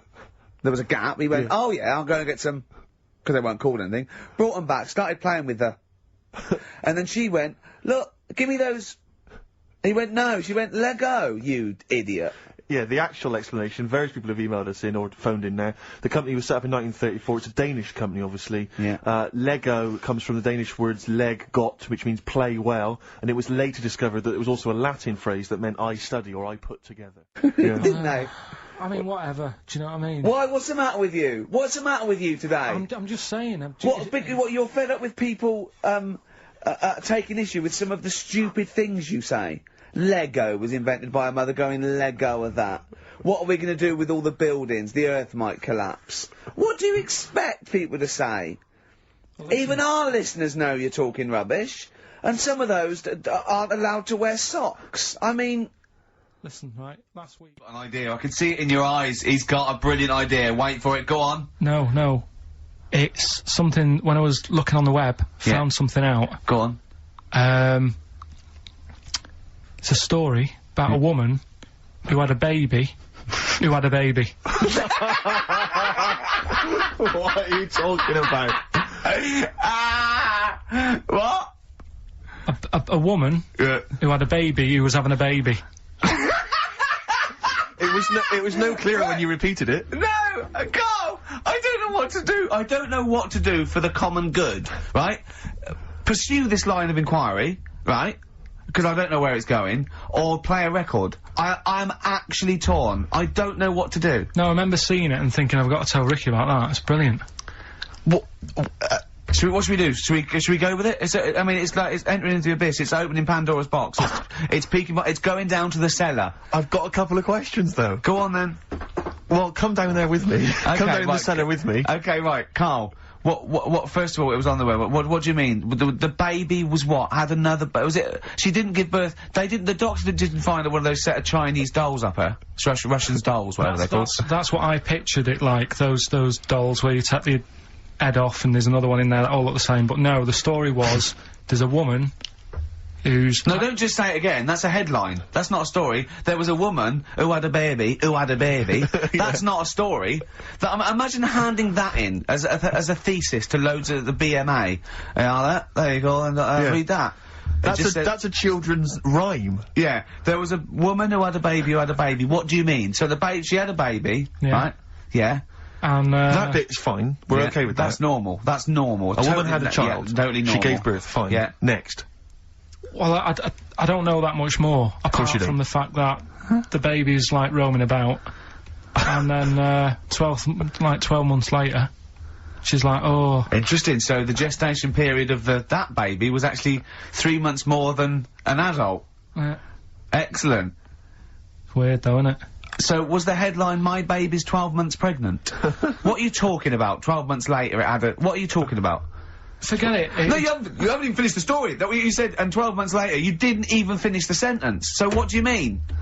No, I didn't read any more into it, because I just saw that and I thought, that's weird, and then I just was thinking, oh, like, imagine the kid at school, at parents' evening. Go on. And it's like, well, your kid's pretty good, now let's have a look at your work, sort of thing. Don't you think that'd be weird? But what? Did the child have a baby? Yeah. Of course it didn't! Play a record! We shouldn't have gone down in the cellar. We should have just left the cellar door closed. I never learned. Monkeys, Pleasant Valley Sunday, brilliant. XFM 104.9, Karl Pilkington. This show is monkey heavy, isn't it? It is monkey heavy. Carl, if you were president, would you sort of make it compulsory to maybe have a little monkey? Everyone has a little monkey of their own? Little chimps out and out, old age pensioners? It's not a bad little, It's funny, you know, because there was, a story the other day, when I was looking for monkey news, right? There's a story about a couple who couldn't have any kids, right? There's something wrong with them, but they really wanted a kid. And they got some, dodgy email address where they could buy a baby online, right? It was someone who would have a kid, and you could buy it for $3,000 or something, right? Yeah. So anyway, they got one, they got picked, and they're like, brilliant, there's the money. Got the baby and everything, they were loving it. You know, playing with it and stuff. As it got older... Feeding it. It got airier, Oh, shut the oh, Carl. Turned out they'd been sold a chimp. You maniac. You stupid mank twat. How Don't on earth? talk shit. That is as if... what? didn't notice. Oh, don't talk. Are you mental? You I love the fact stupid. that didn't make it into Monkey News. I know, yeah. Well, it's a bit sad though. We don't like to bring the bought feature down. Yeah. But And how anyway. long was this into... It got hairier. They're born hairy. No, it wasn't. They're not born like humans then develop hair, because they go, hold on, we better get the chimp stuff kicking in now, because we're in the jungle. School photograph, they were like, hang on a minute. It looks a bit weird. With all the Oh, kids. you are just Mad, innit? the rubbish. Mad, innit? Mad, innit? Mad, innit? Imagine, oh, God. But Just anyway, imagine if he was in charge. We did put him in charge of the country. Go on. talking about this the other day. Yeah. Oh, what was it now? Listen, the fella. Play a No, record. listen. Do you want, let's just, alright. Alright, no, come on, alright, he's got it now. Go on, go on. This fella goes Yeah. to the doctors, Yeah. right? Oh, right, okay. Right, if this is in any way apocryphal, stupid, illogical, impossible, right, you are never, ever speaking again on radio. So make sure this is at least possible. I'll tell you what, I'll even give you improbable, but possible. So if anything that breaks the laws of the universe, or logic, okay, that's all you have to avoid. On you go. Right, so this fella, right, he goes to the doctors because he's got earache. Right. Okay, if a chimp's living in his brain, that he Go can... Go on. So he's got earache, he's sat in the waiting room and it's all, his ears all bunged up and it's hurting a lot and what have you. So the doctor comes out and he goes, right, and because his ear's all bunged up, he doesn't hear it that well, right? So he thinks it must have been me, right? So he wanders in. Keep going, keep going, keep going. Anyway, I'm gonna hate this. I can just feel it in my bones. Steve, I'm gonna let you take over. Okay, Let's go go on. let's hear it. Come so on. Okay. the doctor says, sit yourself down there, right? So he sits himself down, he goes, right, take your pants off, right? So he's thinking, that's a bit odd. Anyway, he You heard that though? he apparently he took his tackle off. The doctor, like, did some operation. What, there in the waiting room? No, in his office. In his office, yeah. What? Wait, so he removed what? His genitals? Yeah, in his office. Why, Carl? Why, Carl? because he hadn't called him in. Oh, he'd calling the bloke who wanted his testicles taken off, and he didn't do it. What? So the doctor went out and said, Mr. Jones, who's here to whip off your cock and balls, just here and now, right? Bloke comes in, didn't it? It must have been me. So the bloke who wanted his balls taken off didn't say, oh, I think he said me. So he didn't interrupt then. So the bloke goes in, he starts taking his testicles off, and he doesn't say, I'm here for me ears. Down. New Year's Eve taught him something, right, about dead people. No, you know, it things that taught me. I was saying you're talking shite. He says they found out your soul weighs an ounce. Your soul. Yeah. Your soul weighs an ounce. Right, who found this out? I read it. Your arsehole weighs an ounce. Yeah. There's no such thing. A soul weighs an ounce. You're talking drivel. Alright. Have you got any right. monkey news? So what did they do? They weighed someone who was alive, and they will wait for you to die, then weigh you again. There was someone Now who- you've lost an ounce. You know, so it must be your soul shooting off to heaven. It was someone who was really ill, and they Yeah. said, we can't do anything for you here, but we've got a bit of an idea that we want to do. We've been wanting to do this. Stuck him on some scales. He said, right, you weigh 9 pounds an ounce or whatever, because he was wasting away. He died. 9 pounds. Right? Fine, well that's proof we needed. Talking shite. Monkey news. We might as well leave it. Now come on, No, come on, tell monkey news. No, it's nothing that great, really. Is it worth playing the jingle? Quickly? Go on then. Oh, chimpanzee that monkey news. Right, it's about a monkey. 2004. It's about this woman monkey who was born in 1834. Right? Half monkey, half woman. No, not true. It happened, apparently it was Impossible. it was in the Daily Mail. Right? Okay. The Victorian ape woman was her name. Yeah, I christen this thing Victorian ape woman. Well, we thought Sandra. No, I'm calling it Victorian ape woman. She was about 4 foot. No, didn't happen. She had lovely thick black hair on her head and on the back of her legs and on her arms. Yeah. Alright. Save stockings. Let's have a look. And she didn't need a bustle because of a huge ape-like arse sticking out the back of her dress. She was good at reading and sewing. Well, good, because they didn't have opposable thumbs, so, she could speak 3 languages. Yes. She was Human, monkey, and monkey-human. 20 offers of marriage. Does that annoy you, Steve?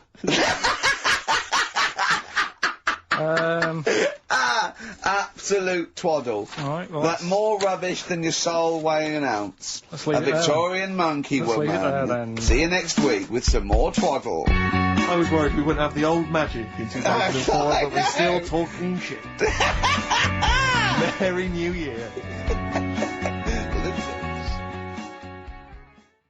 Bollocks. Oh, chimpanzee that! Right, you'll like this one. What I've found is, found out, like, a lot of monkeys' names. Like, that's how I found out about Oliver. Yeah. What do you mean you found out a lot of monkeys' names? Well, there's a lot of monkeys out there, and you think they're just called Monkey and what have you, but they're all given names, right? So this one that I found about, bit of a weird name anyway, it's actually called Crap, its name, right? And... So, they're not born with those names. It's not like their parents give them those names, you know, they're just chimps. Yeah. But this one, right? And, It's called Crap. yeah, I know. Right, but do you know what it's famous for? What crap? Yeah. No. Go on. Is it involved with this show? It, the first monkey to have its name tattooed on its head. Yeah, again, I will say not by choice. There is no way that a chimp would go down to Camden Lock and go, are you a registered tattooist? I am, yes. Yeah, it's the cleanest, yeah. Go, okay, Can I have a look through your book? Can I have a look through your book? I'm looking for something quite gothic, but, I'd like, you know, what's your name? Crap. Oh, I'm not sure I can do that, because you're not drunk, are you? I haven't had a drink. I haven't had a drink. I've had some Mbongo, and that's all. But no. What are you talking about? The first monkey to have its name tattooed on its head? What are you talking about, There's got Karl? to be more information. Don't tell me you're leaving it there. There's got to be more information.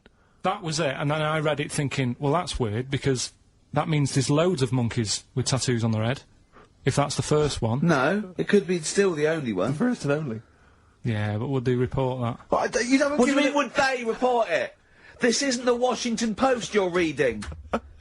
This is mentalists who do websites about themselves every day.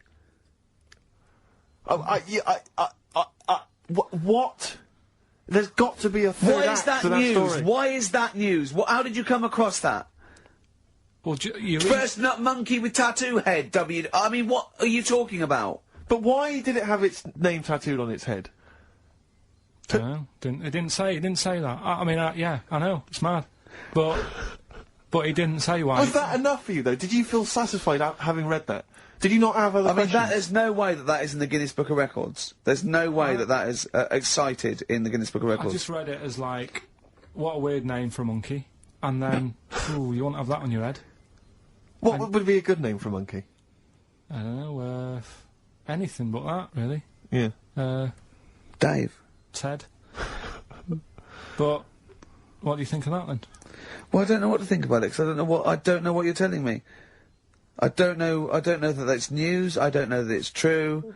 I mean, I don't know where to start with that. Oh, chimpanzee that! Right, I don't know how recent this was, Oh, God. 17th century? but it happened in Hackney, right? If you're outside London, that's in a place in London. And it's this monkey that's going about Hackney, nicking DVDs. Even the monkey didn't go for videos. Even the monkey knew, well, there's no point getting on VHS. Because you're on VHS. You're having a... Throw it back. Right, and there's a girl called Lisa who works in our office here, right, and I mentioned it to her because she lives in Hackney. I said, you familiar with this? And she said, oh, I remember something about it, which annoyed me. The fact that a monkey's running riot, but she didn't know the full story, and she lives there. What do you mean a monkey? Do you mean a chimpanzee? Or a monkey? I don't know, is there a zoo in Hackney? Is there a zoo there? I don't know what sort it was. But it was like... Is there a zoo in Hackney? I don't know, that's what I was asking.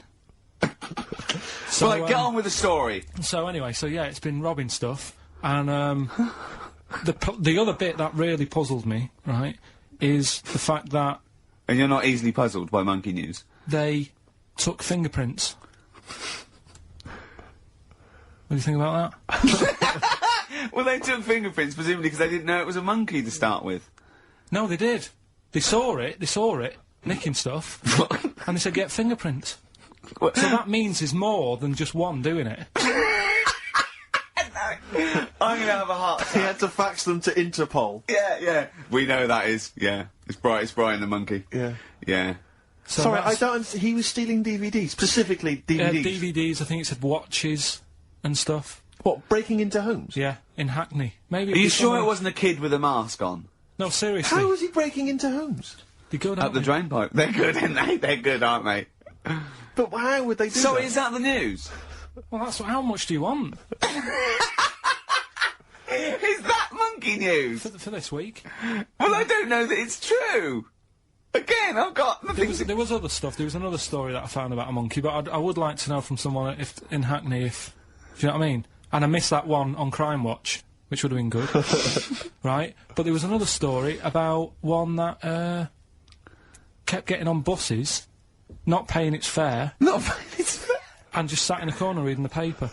Reading the paper, Carl. You're an idiot. But that wasn't in London. You're an idiot. That was in America. It wouldn't read the somewhere. paper. Why would it read the paper? Because it was its way of sort of going, oh, well, if I'm reading something, maybe the inspector...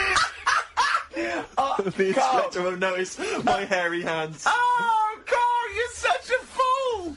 Well... Pilkington. Carl Carl, we've Pilkington. just had a news flash that an infinite number of monkeys in Hackney are nicking an infinite number of typewriters. Yeah. We don't know what for. At this stage, we've got no more information. And they've taken back an infinite amount of graduate on video. So this is rubbish.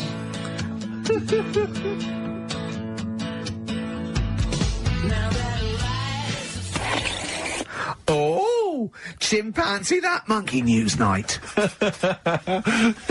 Excellent. Good. So we'll sort of get some monkey experts on maybe next week to dissect it. Right. You ready? Yeah. Right. There's this monkey. Right? Oh, yeah. It's called Jack. Right. I got pally with this bloke who worked in a railway station. How? Pen pals? I don't know. I didn't say all that. I'm Internet, just probably telling internet. you. I'm Chat shortening rooms it. on the internet. So, anyway, he's helping him out all the time. It's this fella's job, right, to sort of make sure it's safe for the trains to come in, that sort of thing, right? But he's always working on his own, so he's got his mate Jack in with him, right, this little monkey. Yeah. And, you know, they're having a good time. They share lunch together and stuff like that. Anyway, it gets to a point when the fella whose job it is, right, starts getting old. And Jack, the monkey, starts getting more involved. Presumably this is a chimpanzee as opposed to a monkey, you mean? When you say think it's, monkey, it's generic term, you mean chimps usually, don't you? Yeah. Go on then. So, you know, he's clocking the fella doing his job, and he's thinking, I can do this, right, the monkey. I love it. Yeah. He's helping out, he's pulling down the levers and stuff, Yeah. so the train's sort of coming on the right lines. Sure, yeah. He's yeah. clocking it, he sticks his head out the little window, see the trains coming and that, I hope British Rail are listening. Yeah. right? In the end, Oh, yeah. the fella whose job it is, he lost a leg for some reason, couldn't work anymore, Lovely. gave Jack the job. Yes. Right. Okay. The railway company are happy with that. I'm sure they interviewed a number of people, but he was the best monkey for the job. And that's good, isn't it? Well, it's not true. Right, once again. Well, it's not true. Don't hand Steve a piece of paper that someone put on the internet who is probably a bigger mentalist than you. That's not proof. It's not true. At no point did a railway company give a chimpanzee the job of signalman. It was ages ago. What? Steve, when was it? It was Before trains, probably. Well, it's in the 1880s. Yeah. According to this piece of paper, which is what you've based your monkey news on. Now, of course, I think ITN and a lot of the news channels, they tend to get lots of independent confirmation of their news before they give it out as fact. But you've got an email from someone, so let's assume that's real. It says, for this, Jack was officially put on the railway payroll, earning 2 cents per day and have half a bottle of beer on Saturday. That's what we pay you, isn't it? He doesn't even get the beer. Oh, dear, he's not allowed to drink, are you? Someone emailed in actually and said, Carl, some years ago, did you die? And they took your face and transplanted it onto that of a chimpanzee. It would make a lot of sense. I've never seen you. He always has t-shirts right done up and long sleeve. I bet he's hairy under there. Yeah. I bet you are hairy because you have to shave right up to your eyes. You're one of them, aren't you? And I can see the growth, and it comes out the top there. Are you really hairy underneath? Pretty hairy. Are you really? Well, what's up with that? You're a humanzee, aren't you? That's why you're fascinated with them, and why your IQ is sort of about 80. I think you might be. Oh, chimpanzee that, monkey news. Karl Pilkington. Brilliant. I haven't read that for a couple of weeks. Go on then. Alright, so, is that this little monkey? Oh, yeah. It lives in Morocco. Right, I'll just warn you now, you're on thin ice from last time, okay? So, make sure, is this real? It's been Don't say anything stupid, think about it. As you're saying it, think to yourself, oh, is that true? Do monkeys do that? Do they think like that? So, go on then. So anyway, yeah, so there's this magician in Morocco, right? He's got a little monkey working with him, right? The way it used to work, magician used to do his thing on stage, do a little bit of magic, people loved it. Then the monkey came out, had a little cap, walked around the crowd and stuff, got the money, had a good little team thing going on, right? Yeah. So anyway, the monkey's name was 86. Right. Because back then there was so many monkeys, it was like, oh, what names, do you know what I mean, what names do you use, what do you do, so they just named them, right? So this little monkey... What, he had 86 other monkeys? What? No, it's just that because a lot of monkeys were sort of working back then, helping magicians out, you know, doing bits and pieces, busking, what have you. Well, Rick, you know how there's so many... Why would there be a confusion with that? If he only had one monkey, where's the confusion? People would go, oh, I'm not going to go and see that, I want to see 86, he's the better monkey. Do you know what I mean? What does it matter? I don't know what you mean. Well, why do they need... where was the confusion? With people going to the circus and going, what monkey are you going to go see tonight? I don't know. It wasn't a billing, was it, with a monkey? But, Rick, it's just the same with humans. You know, there's so many humans now that we can't give them names anymore. Yeah, they all exactly. have to have numbers. Exactly, yeah, there's so many humans, you know, with 5 billion people, we can't give them names, it's impossible. But, you know, with a few monkeys anyway, number working... 122, go on. So, anyway, there he is. 86. 86. With his hat. With his hat, walking around getting the money. Yeah. Anyway, the magician sort of, you know, thinking about moving on. Because in Morocco, he'd sort of done all the tourist traps. Sure. So he had a word with the monkey, said, how about we, See? No, let him continue. Think. Let him continue. He didn't have a word with the monkey. Let him continue. So what do you think about going over to Spain? Yes. Sure. So, the monkey was in agreement? So he said, alright, go on then. Right, so they get in the car, and, like, the magician knew he'd have a bit of a problem on his hands, because you're not meant to take monkeys out of the country. Yeah. Right? So he thought, right, what I'll do, I'll get a car, right? Right. Stick the monkey in a boot, right? Get on the boat, and hopefully sort of, you know, stick it in some luggage and what have you. Yeah. We'll be over there, we'll be earning big money, everything's gonna be great. So the monkey was like, brilliant. So they get in the car, they're on the way to the boat, and pull over at a petrol station. And just before filling it up, he opens up the boot and he goes, "You all right in there?" And it's like, "Yeah, it's sound." So he leaves the boot open so it can breathe and get a bit of fresh air whilst it's filling up. Goes in to pay the money. Yep. Pays the money. Goes, "I'm just paying for the." Right, this monkey is not going to drive away in that car, or we're never doing this feature again. Carl, what happens? What's number 86 up to? So 86. So that's the ending, isn't it? That's the story. Come on, let Carl finish the story. It better not be. Brilliant. You're gonna love it. Right, so he's in the petrol station, and he's going, right, I'll pay for pump 4. And the fella says, what are you talking about, pump 4? Isn't that a monkey? No. Sometimes I use numbers for monkeys, sometimes I use... No, I mean pump 4. Sure. So he says, what are you talking about? There's no car at pump 4. Right. Keep going. Sticks his head out of the door. Yeah. The monkey's giving it some. Went over to Spain on its own. Steve, I don't know what to do. Well, hang on, let's just get a couple of the facts right here. Right, what do you mean, couple of the facts, right? There are no facts. So, number 86... Number 86 he drove to Spain. You are... honestly, Carl, you must know. It was an automatic. Right.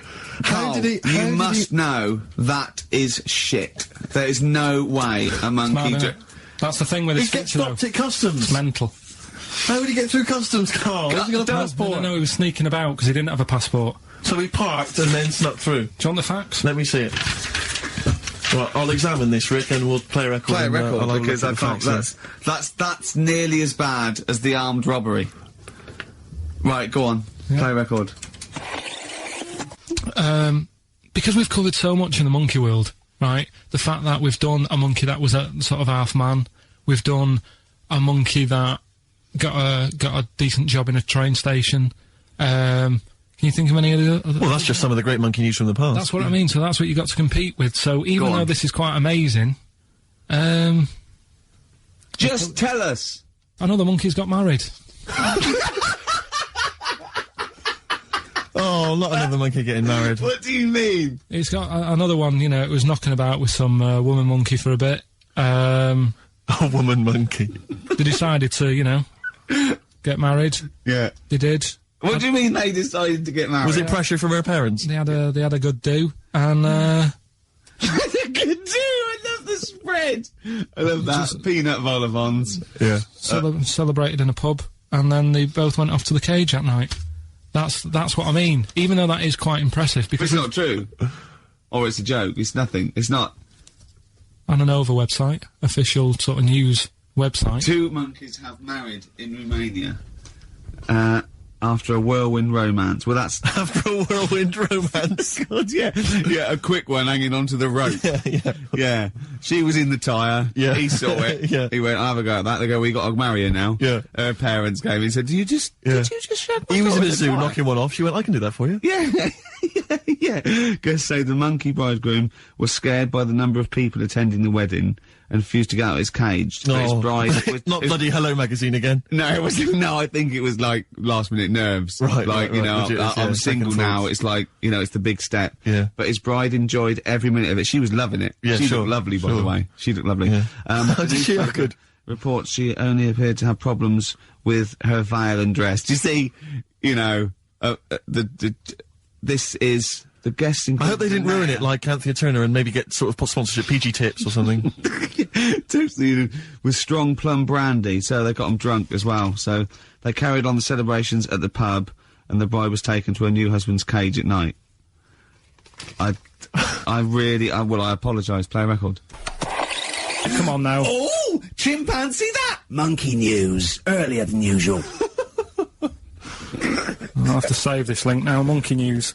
We've done a lot of stuff, right, on monkeys, and most of it has been Is bollocks. no, has been like happy stories. Oh, is this it's not. Is this going to be like our tune? Our monkey tune. Simon Bates, and welcome to our monkey tune. No, Go on. but do you know what I mean? We've done stuff about a monkey that robbed a bank. Yeah. Why is that happy? He had a great life after that. Right. What, in Marbella? Yeah. Right. We did the one who saved someone's handbag in a railway station. We've had a lovely marriage, couple of marriages. Couple of marriages. Couple of monkey marriages. Yeah, yeah. There was the one who got a job in a railway station. Yeah, the hairdresser. The one who set up a business in Spain. I don't even remember that one. that one either. But, I mean, I'm willing to believe that happened. Go on then, Carl. But anyway, yeah. So today's isn't that happy really. It's about some monkey. I think it was a chimp.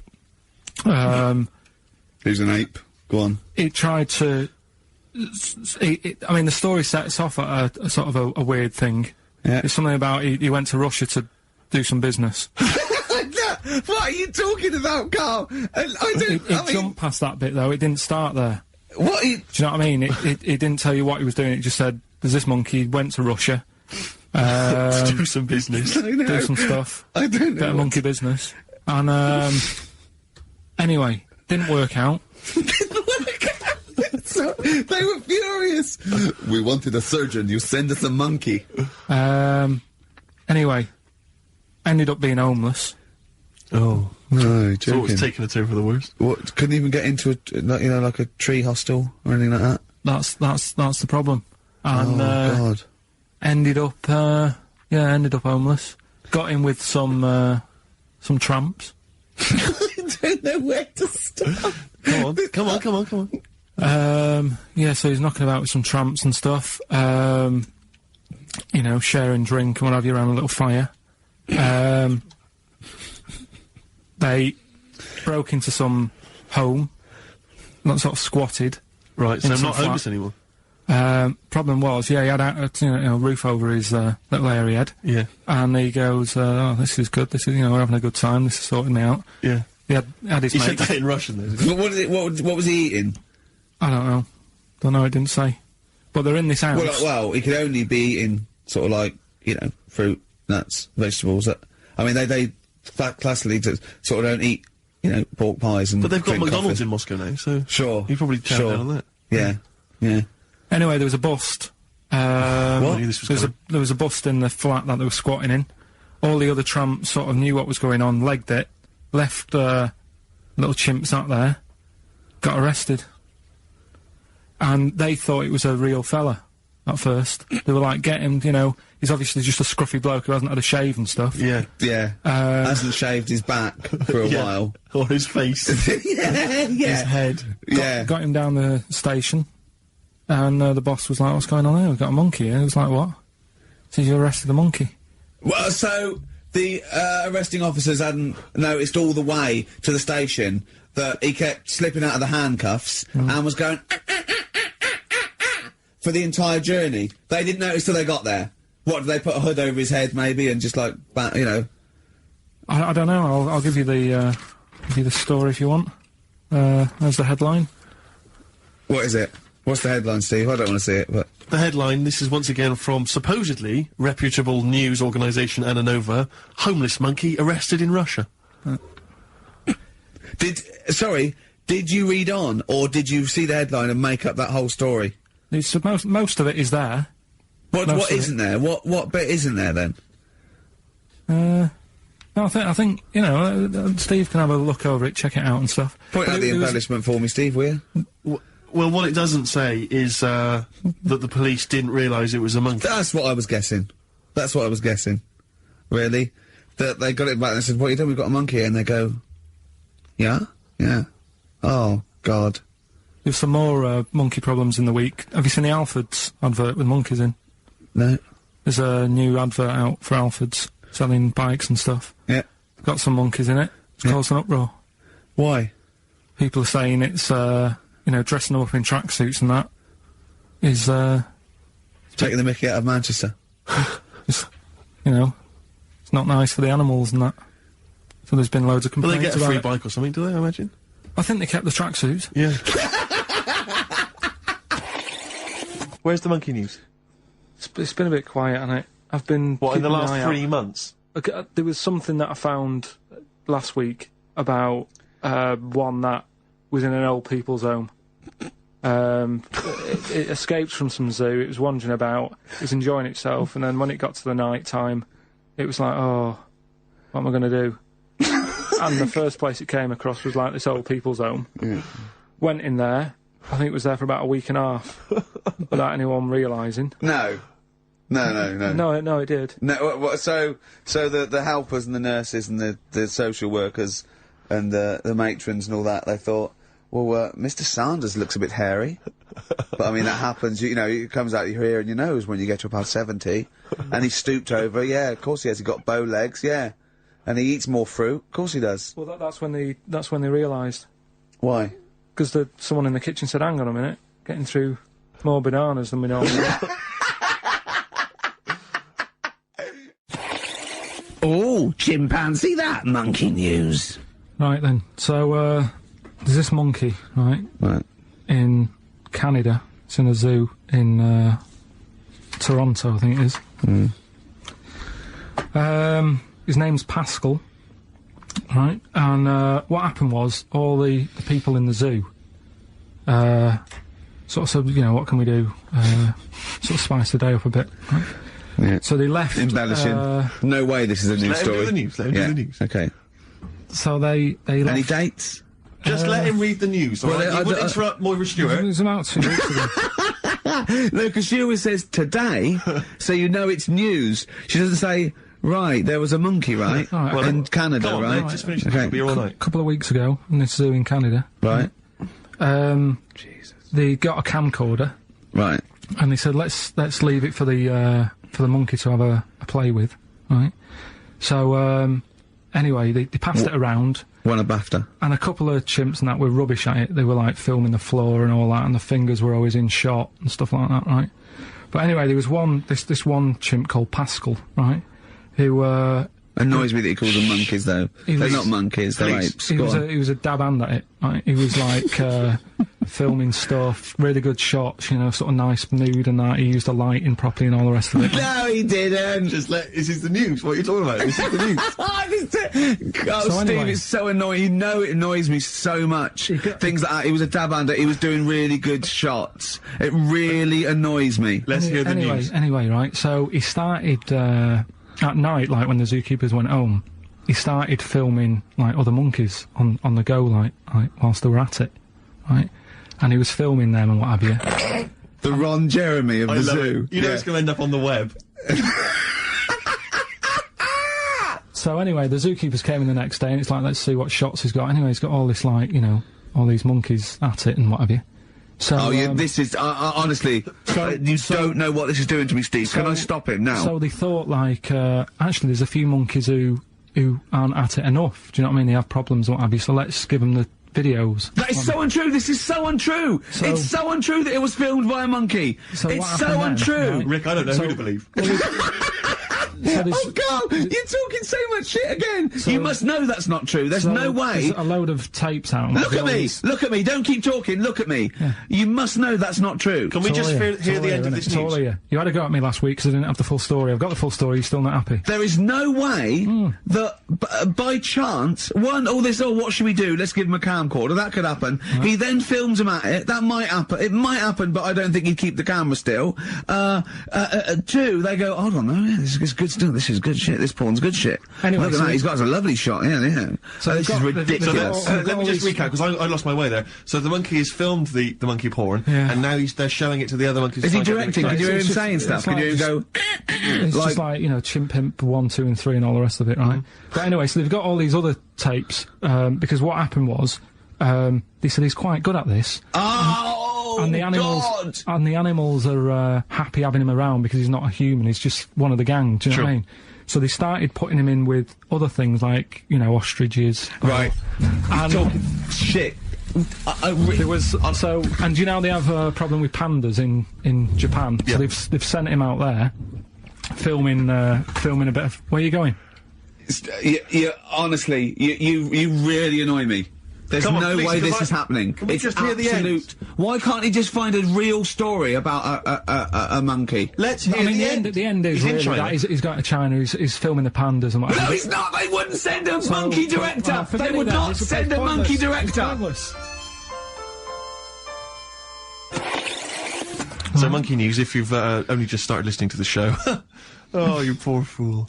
Monkey news is where Karl reports for us all the latest monkey activity. A headline or a word or someone he overheard in a pub and then totally embellishes it and makes it ridiculous and impossible.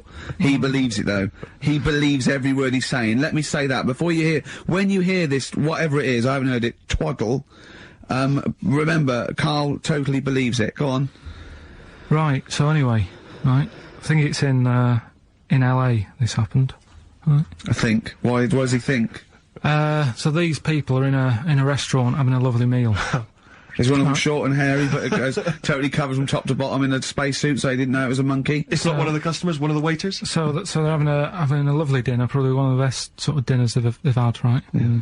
So the waiter comes over, and it's like, you know, can we just say that I had a lovely meal and that? Right, it's the chef. Of course it is. Can we So, see the chef? Yeah. So can we just, you know, see the guy who cooked it? Of course. Yeah. Short fella, hairy? So the Wearing a waiter said, to be balaclava? honest, Don't say much. the waiter said, look, he's busy, you know, he's got meals to cook and what have you. He hasn't really got time. He said, it'll only take a minute. He said, no, I prefer it, you know. So just- this is a restaurant in LA that serves brilliant food. I'll pass your message on and what have you, right? So, So he sends for Monkey Pierre so White. it's a bit odd. Anyway. So they go out, right? They go out to the car and they notice the kitchen door's open. Yeah. right? Yeah, of course they do, because they're going to discover something that I don't know. So They're going to hold on, this, just out of interest, this, where did this, chef train before we see him or reveal, you know, what he might look like or like to eat? So anyway, so they pop their head in and think, we'll just nip in and go, love fruit salad or whatever. So they stick their head in. We better see the human chef. You never guess what? Go on. Monkey stood on a chair, right, cooking veg. Right, so anyway, so they're like, what's going on here? What do you mean? What do you mean he's cooking veg? What is he doing with it? Well, he's stood on a chair by the cooker and he's chopping stuff. Oh, he's chopping as well now. He's like veg, isn't it? Yeah. It's got a little, he's got the bosses in there. They're like a bit shocked. So he's a bit panicking because he's got this monkey working for him. So they say to him, "What's going on here? We didn't know this is what's going on. You know, why have you got a monkey cooking stuff?" So he said, "Well, incidentally, a monkey, I should point out, who probably doesn't need instructions from its girlfriend." Oh, forget it. What else you got? Monkey news. Yeah. Well, let's do monkey news. You want to do it now? Yeah. Oh, we may as well have some monkey news. Let's have some monkey news. Do some monkey news. You made enough noise there, Rick? You want to? Sorry, but sometimes I like to move around, lounge and that, and at the mic. Sure. You know what I mean? Yeah. Yeah. Well, let's have the jingle. We've not heard it for a while. Oh, chimpanzee that monkey news, you Right. I haven't read this through properly, so I'm just assumed that. Right. What do you mean you haven't read it through properly? Basically, right, it's about problems with chat rooms and that, right? A lot of people, it's like the new way of meeting people and that, in it now, chat rooms. You get on there, you can have a chat. If you say someone was having a meeting with someone, they wanted to meet. Preempt it. Right, okay. Please don't preempt it. Right, there is not an animal in the world that Right, can it doesn't operate matter. and Do you want to understand. know the story? You said that Did they get monkeys- married? It was 3 months later. She realised, oh, there's a lot of bananas gone from my fridge. See, what annoys I me, want sir? a divorce. This is what annoys Bobo. me. You say that monkeys can do Shakespeare if they're given the time. No, that's not it. Let's not get into the It's whole a Shakespeare and philosophical monkeys. conundrum. Please, let's not get into that debate again. We'll It's be here all about night. It's about. Right, so this one. Then. Oh. So this chat room, right? And the thing is, with chat rooms, you have like a big boss who's looking over it and making sure nothing dodgy's going on. Right. Right. So certain keywords come up and Who's that, Dr. sort of Zayas? right. So anyway, they were looking over it, trying to look for dodgy stuff, but they kept coming over like really strange things. Like instead of saying, "Do you want to meet in a restaurant or bar?" Right, it'd be like, Do you want me in a tree? "What tree do you want to meet?" Right. Okay.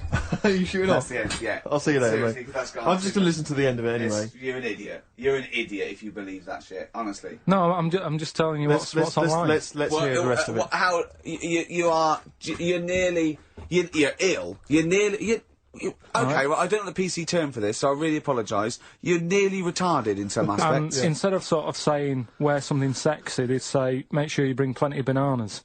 and Right, stuff you're like talking absolute. Okay. Are you making up the monkey news now because you can't find it anymore? And instead of saying should we get married, they're saying how swollen and red is your arse? You stupid fool. No, that was me.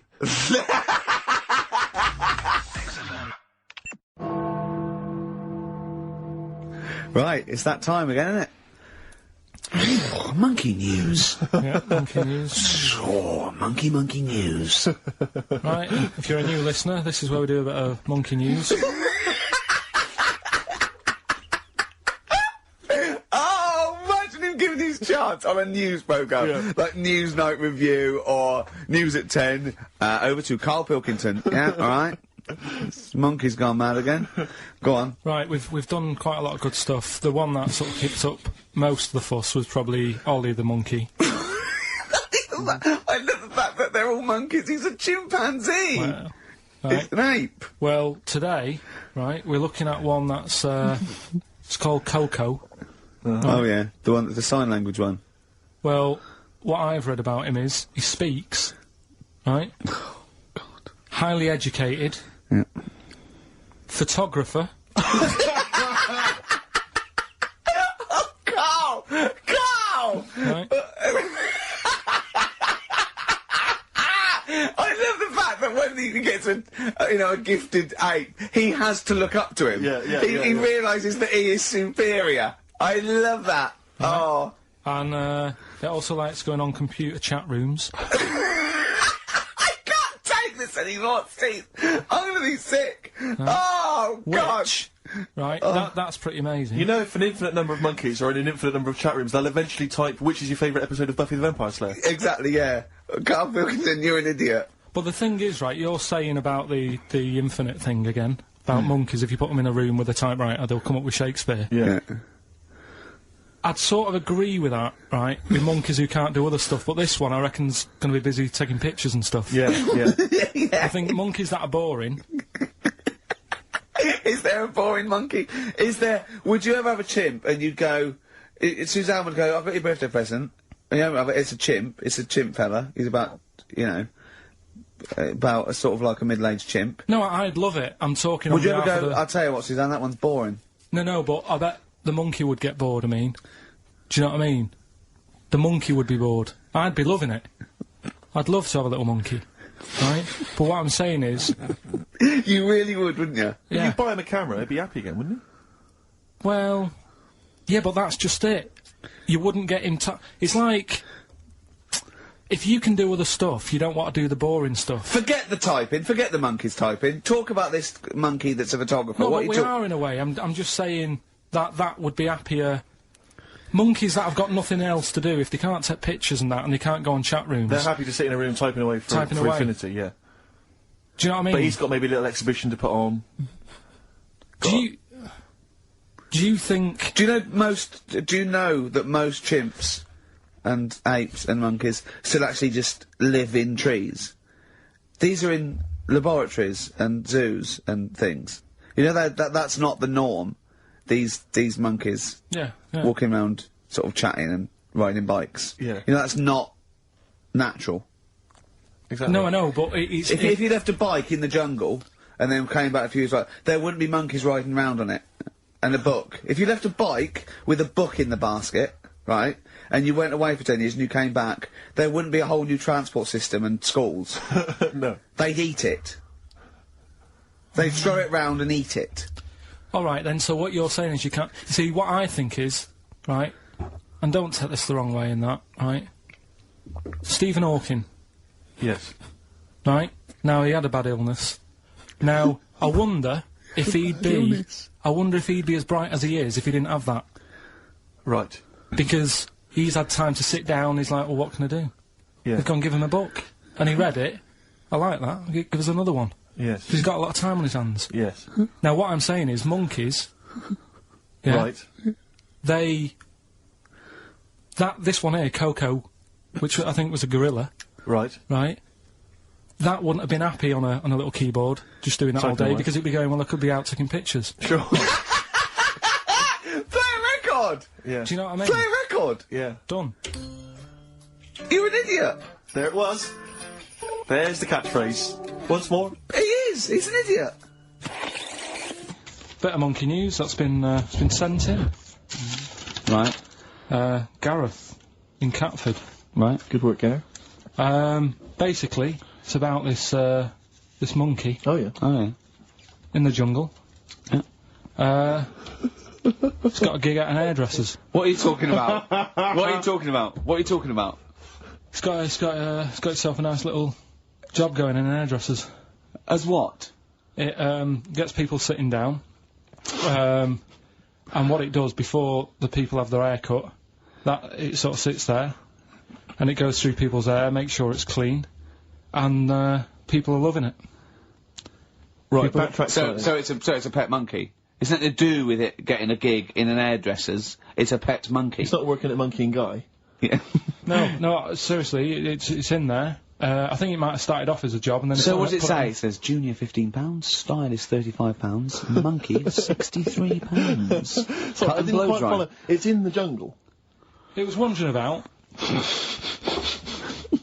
Right. And maybe it did But start it looks good, its hair looks good, someone thought, hang Yeah, on. but never ever. You see, people make that mistake with hairdressers anyway. I always say, well, if the hairdresser's got a good haircut, go to where he's going, Right. right? Because that's what I thought when I read it about having a good haircut. How often right? do you go to the hairdressers? Well, not that much anymore, Sure. but I used to always think that. Yeah.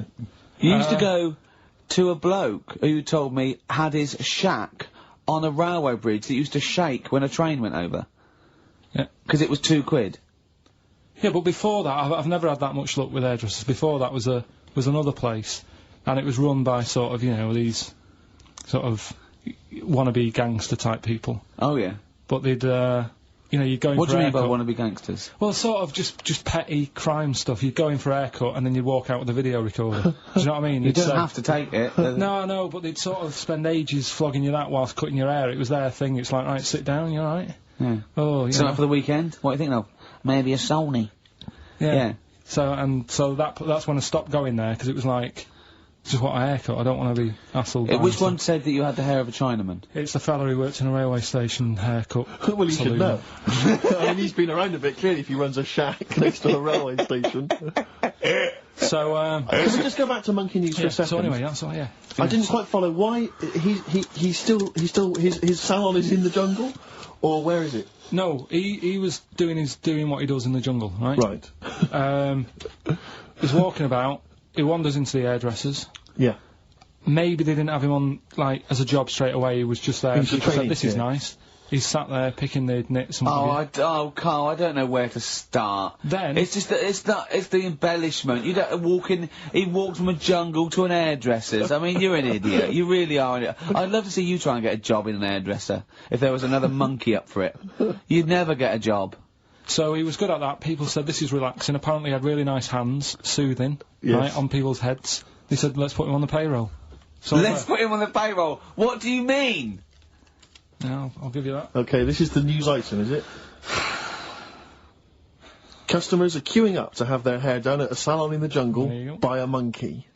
Judy, a pig-tailed macaque, has a reputation as the best exterminator of head lice in Com Cane. There you go. She is so good, some customers fall asleep under her gentle touch. Regular Amporon Chekema said, Judy's hands are so soft and gentle, I really feel I can relax. But you know that is doing what it does naturally. It's looking for like salt and stuff in the hair Yeah. and nits.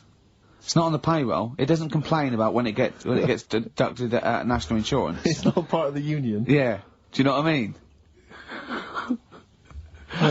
But a good monkey news, you know, backed up with good tabloid journalism. With solid Yeah. evidence there. So Now I think maybe we should start marking the monkey news, Rick. I don't know what you think, giving it marks out of 10 maybe. For both interest and validity. well, for interest, I'll give it 7. For Carl believing that there was something to this monkey, thinking it had a job and getting paid. That it was also doing kind of perms 2. and colouring. 2. Yeah. Ridiculous. Now what it is this monkey, right? Yeah. Don't know where it was. But there's a bit before the monkey anyway, right? Jeez. Is this, no, listen. Shoot me. Right? It's a bank. There's this bank, right? Busy bank. Normal day, everything's going normal, right? Busy bank, people going in, doing what they do, seeing about mortgages and stuff. Yeah. Everything's normal, everyone's happy, right? Yeah. So anyway, it's quite busy one day. Fella comes in with a gun and a balaclava on. Up to no good. Right, I'll tell you now, Carl. If this fella turns out to be any ape or monkey-related species, you're never doing this again. You're never... so just, if you want to finish it, it's at your own risk. But if this fella who robbed the bank turns out to be a chimpanzee, that's the end of monkey news. Alright. Okay, let's hear the end. It's a lovely day in a lovely bank. Everyone's happy. Everything's normal. A man comes in the balaclava. Man comes in, starts, it a man? starts waving a gun around. Shut up, Rick. Let him finish the story. Starts waving a gun around, Yeah. right? Up to no good. So everyone's thinking, oh God, you know, wish I didn't come in here, it's not going to be a good day. all How the tall rest is of the it. man? Shut up. Let's hear it. Everything, you know, oh God, and he's telling everyone to get down on the floor. Yep. In Everyone's what, in thinking- English? In English? Yeah. In Think English. so? Yeah. So everyone's panicking, everyone's getting on the floor thinking, this is it, this is, you know, it's all over. Yeah. Just when you think, you know, It could it's all bad news, Yeah. it's all bad news, doors swing open, little monkey wanders in, God, it's worse. Shut up, Rick. little monkey wanders in, right? The robber's like, what's going on here? He's telling it to get down on the floor, I don't think it was taking any notice. No, right? it was just busy asking for coffee. It runs in, I don't know if it was going to withdraw or deposit or whatever, it wanders in, right? Goes up to the robber. Where did it come from? Shut up. Will you let him finish the story and then ask questions? That's only fair. Okay. Wanders in, runs up to the fellow with the gun, takes the gun and the bag of money off him. Everyone's like, yay, you know, we've been saved. Then the monkey starts backing out with the gun and the money. Shut up! Sit down and I'm not having this. And it does a runner with the money and the gun. No one's seen it since. You are an idiot. I mean, you have said some stupid things in your time. What are you talking about? Story that happened. No! What are you talking about? What do you mean it backed out? It came in, was it as an accomplice? Was it an opportunist monkey robbery? What are you talking? Think, Carl! Think! I know it's mad, that's the idea of Monkey News. We're telling people how monkeys are pretty, you know, they're mental. They're up to no good. What do you think? They've never seen the monkey since. What, did he have a getaway car waiting? Did he swing his way to freedom? Where was this? There's no details. Don't talk rubbish. Well, Steve emailed it in. He's got it off the net, and the funny thing is, Can I see it? Have you got the information there? Yeah, the funny thing is, it wasn't just him who sent it.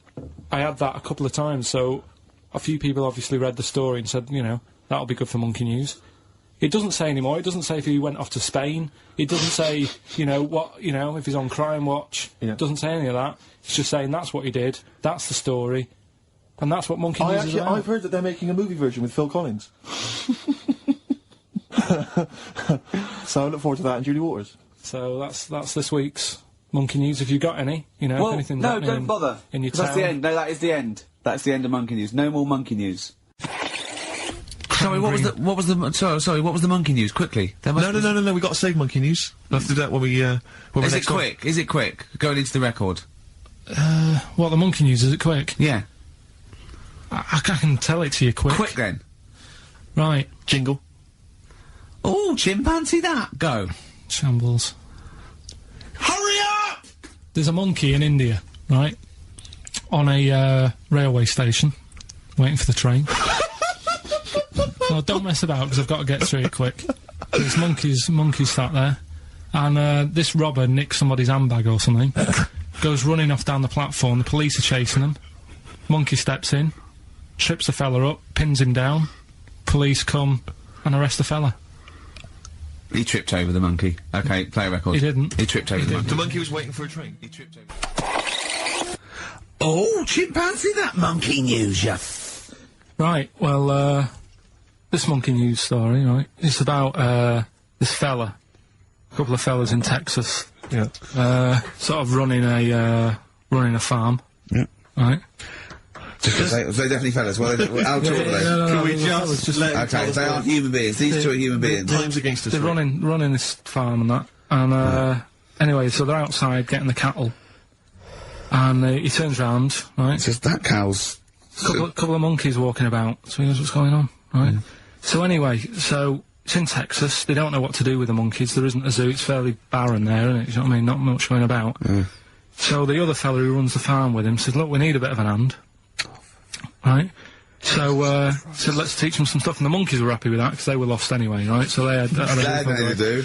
They were bumming around, they were looking for work. They'd hired a motorhome. They'd gone out of their way. Maybe it's like the Hulk. They were like Bruce Banner wandering around going, "I need some work." You won't get angry, will you? So anyway, right, so they taught these monkeys how to ride a horse, right? So they've both got a... Sorry, you're sure Charlton Heston's not going to pop up? You're sure you weren't watching a video last night and thought it was a documentary? They've both got a horse each, right? They've been given, like, a little lasso and all that business. Oh, don't talk shit, Carl. So, anyway, it's going well, and it carried on for about 2 years, this, right? It's like, you know, rounding up the cattle every night and all that. Yeah. So, the two fellas are chatting, going, "It's worked out well, hasn't it?" Well, if there's a hostile takeover, and they sort of like buy up 51% of the shares or So something... they said, for this to continue, the monkeys are getting old a bit now. We need a little woman monkey in here to sort of get some kids going for, like, the future farm people. Forward planning, yeah. So they get a little woman monkey. They decided to only hire monkeys from Ireland. Why not? It's working. Why mess with something when it's not broke, right? So they get the little woman monkey in. They have kids and all that business, right? But the problem was, right, when they first got the woman monkey in, it was like, well, which one's gonna have the woman? Right? So they started sort of fighting a bit and what have you. But because they'd seen the owners of the farm with, like, Don't guns tell me and the stuff, baby monkeys didn't want to go into the family business, went off to be a lawyer. they had a bit of a shoot-off. Shut up! They got two monkeys, right? And Don't stop! because they'd seen the owners with guns and what have you. Yeah, no, that sounds... So they had a bit of a shoot-off. Yeah. That's how they sorted it out. And who won? I think it was George. The one called George. Right. So I think they had 17 kids. The farm's still running. So that's like the last little monkey news there. Good little Rick, happy ending to that one. if you were to rub your nipple against his lips while I held him down? Right, come off it now. Come on. No, not do it. Bruce Springsteen, Thunder Road, last track on XFM's Ricky and Steve. You can check this all out on the webcam. I got fingers.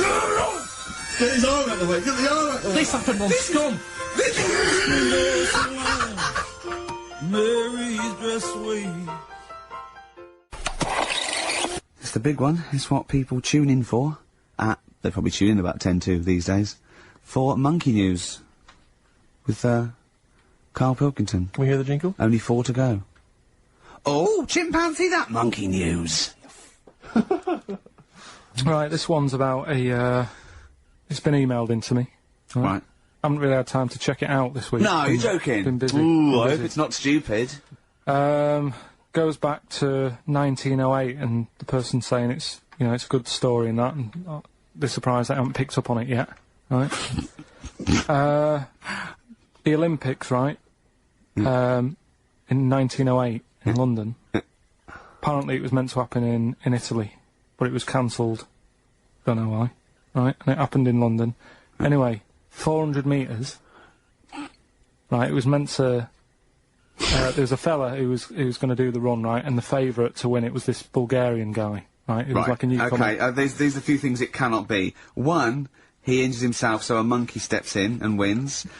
2, he does a drugs test, it turns out that he is a monkey. So if it's either of those, right, I'm gonna go mad. So anyway, so the fella, right, this favourite, everyone's putting the money on him, thinking, yeah, he's going to do it, going to. Is he hairy? Is this bloke hairy? So anyway, so the race happens. Yeah. And everybody's lined up, ready to run. And, you know, everyone's saying, yeah, he's going to win, he's going to win. Then suddenly, a bit of murmuring going on, people going, oh, what's going on here? Right. He's eating a bananas. And there's a fella in the lane next to him, Yeah. right, he's going up. Who's that? He doesn't look familiar. Oh, Christ, Carl. Chico. Right, doesn't look familiar. Who's he? You know, Weird, what's weird, going on, isn't what's going on, what's Yeah. going on? Yeah, what is it? What is it? Or who is it? I mean, or not what is it? So they go in. So they say, well, he might not be that any good. Do you know what I mean? He might not be good. He might. It's just A bit short, and doesn't matter. he's only 3'6", and he's hunched over on his knuckles. So, I didn't realise it was fancy dress. So I don't think he's gonna be any good. So the race starts. Oh, he's put his finger up his arse. That's weird for a runner to do that before a race. It's weird, isn't it? Yeah. Race starts. Yeah. The fella that no one recognises wins it. People go, what's gone on here? Yeah, sure. Do you know what I mean? We had our money on the favourite. What's gone on? Who is this guy? Yeah. Anyway, he stood up there, right? He's looking well happy. Yeah. He's lifting the trophy and everything. Right. Right? Long arms. That trophy's higher than...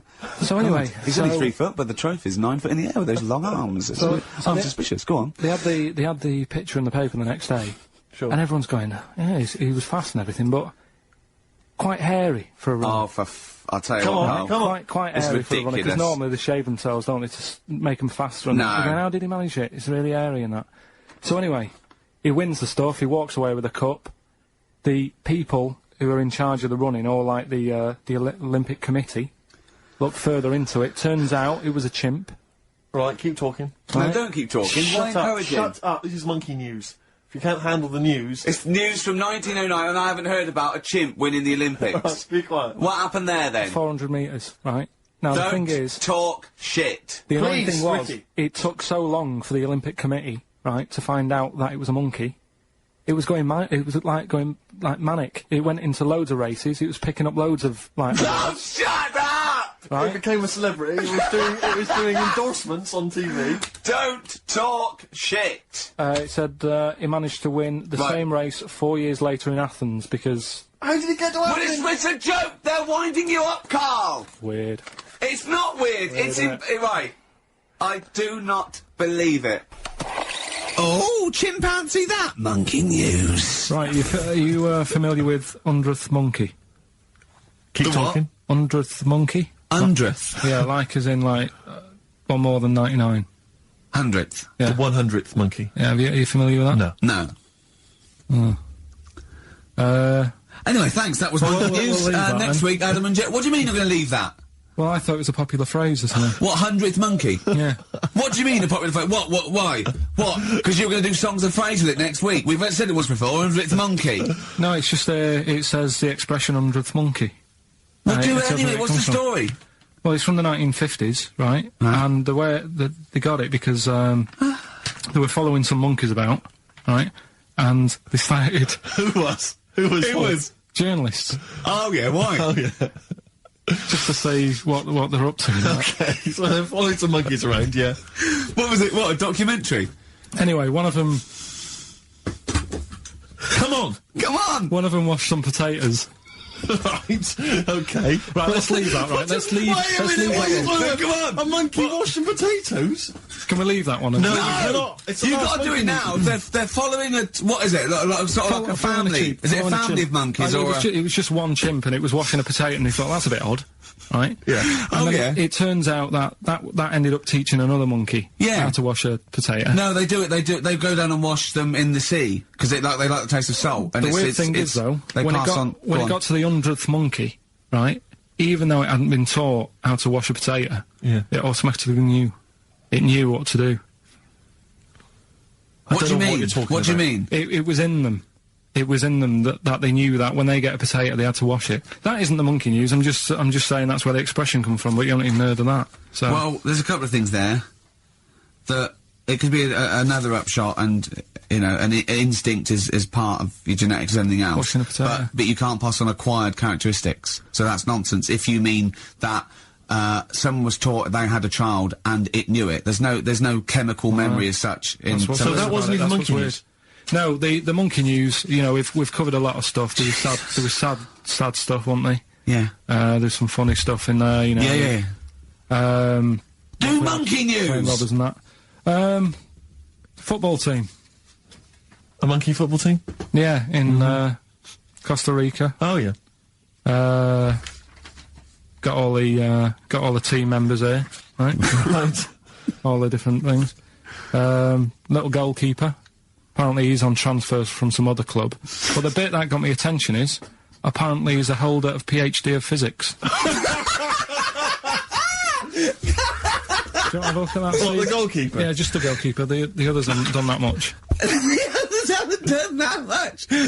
Well, I believe that he's got better exam results than you, Carl, but I don't believe he's got a PhD in physics. Obviously... Do you know what the name of the team is? Coconuts. Oh! So if the Telegraph are listening, that is the sort of quality entertainment you get. Oh, chimpanzee that monkey news. Right. There's this monkey, right? Yeah. And it had been, do you know you hear about monkeys being badly treated and stuff like that? Yeah. So, anyway, it goes into this home. It's 14, this monkey. It's called, Matty, right? Goes into this home where it's looked after. What do you mean, home? Just like, just a little monkey home, right? Okay, so So zoo. Yeah, kind of, yeah, but they haven't got any other monkeys there, right? What have they got there? They've got just other animals and that, but not that many monkeys. But anyway, because he's there on his own, again, you know... When you say monkey, do you mean a chimpanzee, by the way? Because you usually do. Yeah. I can't believe that journalist thought this was scripted. Amazing. So anyway, yeah, so it gets sort of pally with the people working there and that, and it's smoking fags, it's having a drink at night and all this, right? What do you mean it's having a drink at night? How? It's all here, Steve. I mean, we haven't really got time, but... Well, you you know, can don't look say at it. it's all here like it's proof. You've got another stupid story that someone has Well. put onto the internet. Someone sitting at home in their bedroom has put onto the internet. So it's having a fag, it's drinking a lovely glass of Bang Rock Station. yeah, the wine that's perfect for a barbecue. Yeah. Anyway, it's loving life, it's forgetting about its past and everything, right? When this other monkey comes along, Oh. Oh, no. Trouble's brewing. Go on. right? That comes in, something's said. Right, forget it then. Forget it. No, forget it. You're gonna love this one, Steve, right? Yeah, so last week we were talking about how, like, a lad left his family because there was problems at home and that. He went and lived in the wood, he got airy, right? No. Leave it there, Rick. We haven't got time to go into Right, it. so... That's what happened. And that's what happened. He lived with the monkeys, he went airy. That's Anyway, what happened. That's what happened. looked into some other stuff about, like, airy kids and all that. came across this story about a bloke, right, who worked in a zoo. Oh dear. Right. So Trouble's brewing. Loving his job and that, but it's quite a lonely sort of job because you don't see many people. You're just dealing with animals all the time, right? So anyway, he gets a bit pally with a monkey because it's the closest thing to a human. Well, that ape is. Right. Yeah, but you can't really go that close to apes. Well, They're dangerous. what do you mean? What type was it? What, do you Just mean it was let a him tell the story. Was it a chimpanzee? I reckon it was a chimp. Yeah. Yeah, it Oh, was you a don't chimp. even know, so It was that's a an chimp. ape. It was a Okay. chimp. Yeah, but it doesn't matter, does So it? he It's the gets story. pally with him. Right, so he gets pally with Or him. do they and go on he's- holiday together? Well, no, I mean, it starts On the off pool together. starts off just checking each other out and, you know, probably sharing lunch and that together. Yeah. Right? Anyway, this goes on for a while. You know, they're getting on well on that. And then after a while, right, the monkey starts sort of imitating him a bit more and sort of walking upright, Oh, God. Yeah. right? So he thinks, oh, that's a bit weird. Anyway, they get on really better and what have you. So he thinks he could live at home with me, this, Yes. because we're getting on the storm, Yeah. right? So he takes him home, and before Is you this know the it, beginning of Beneath the Planet of the Apes? I think it is. I think you've seen this on video. I'm worried, because he's already imitating him and they're moving in together. I'm thinking it's maybe a bit like Single White Female. Single White Zookeeper. Oh, brilliant. right? So Go on. anyway, so it's moving in, and it's getting used to sort of the normal human life. It's having a cup of tea in the morning. Yeah. Pinky tips. As it finishes the day off with Oh, dear. finishes Finishes the day off with what? He with does, a he doesn't little have to brandy. move a piano at one point, He does he? finishes the day off with a little brandy. Yeah. What, he pours himself. Is he wearing a smoking jacket? I'll tell you what, Carl. You're a maniac, listen, mate. no, this is why it attracted me. It's amazing, right? So he's having his brandy and that, loving his life. Next thing you know, he sort of, I don't know if he loses it or he gets shaved, but the top half of his body is Becomes hairless, hairless. right? Apart from his head, right? So he's got a nice. So got it's a the head. opposite of the kid. No, Yeah. this is what well, I'm saying. that would happen. Right? Well, hang on, but so you don't know if You he don't was even shaved know. or if How died? did it say? Then the hairless. What? I'll bring it in for you, the story, and then you All right, can well, see if okay, I've gone wrong. keep going. So anyway, so this is going on, and he's having a great life. Then the zookeeper starts getting a bit annoyed because he's having a better life than the zookeeper. The zookeeper's in the zoo. This is such So the rubbish. zookeeper's still got to do a day's work. The monkey's at home, he's partying. well, he's it got gets his to other a point when he chipmates says round. there's no point you coming in to the zoo because the whole reason of you being there was because you're being kept there. Right. And he didn't want to bring the memories back, so he said, you stay at home. So You are you're talking such. Just let him finish. God, I don't know if I can sit here and listen to this drivel. Let me. I'm fascinated. it's It nearly sounds over anyway, amazing. right? It sounds extraordinary. Carl. So he's walking up, right? He's having a tea in the morning, finishing the day off with brandy. Gets a bit out of hand. Only tries it on with the zookeeper's wife.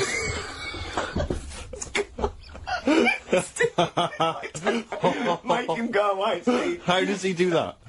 Well, because he's around humans a lot, he becomes a bit of a charmer.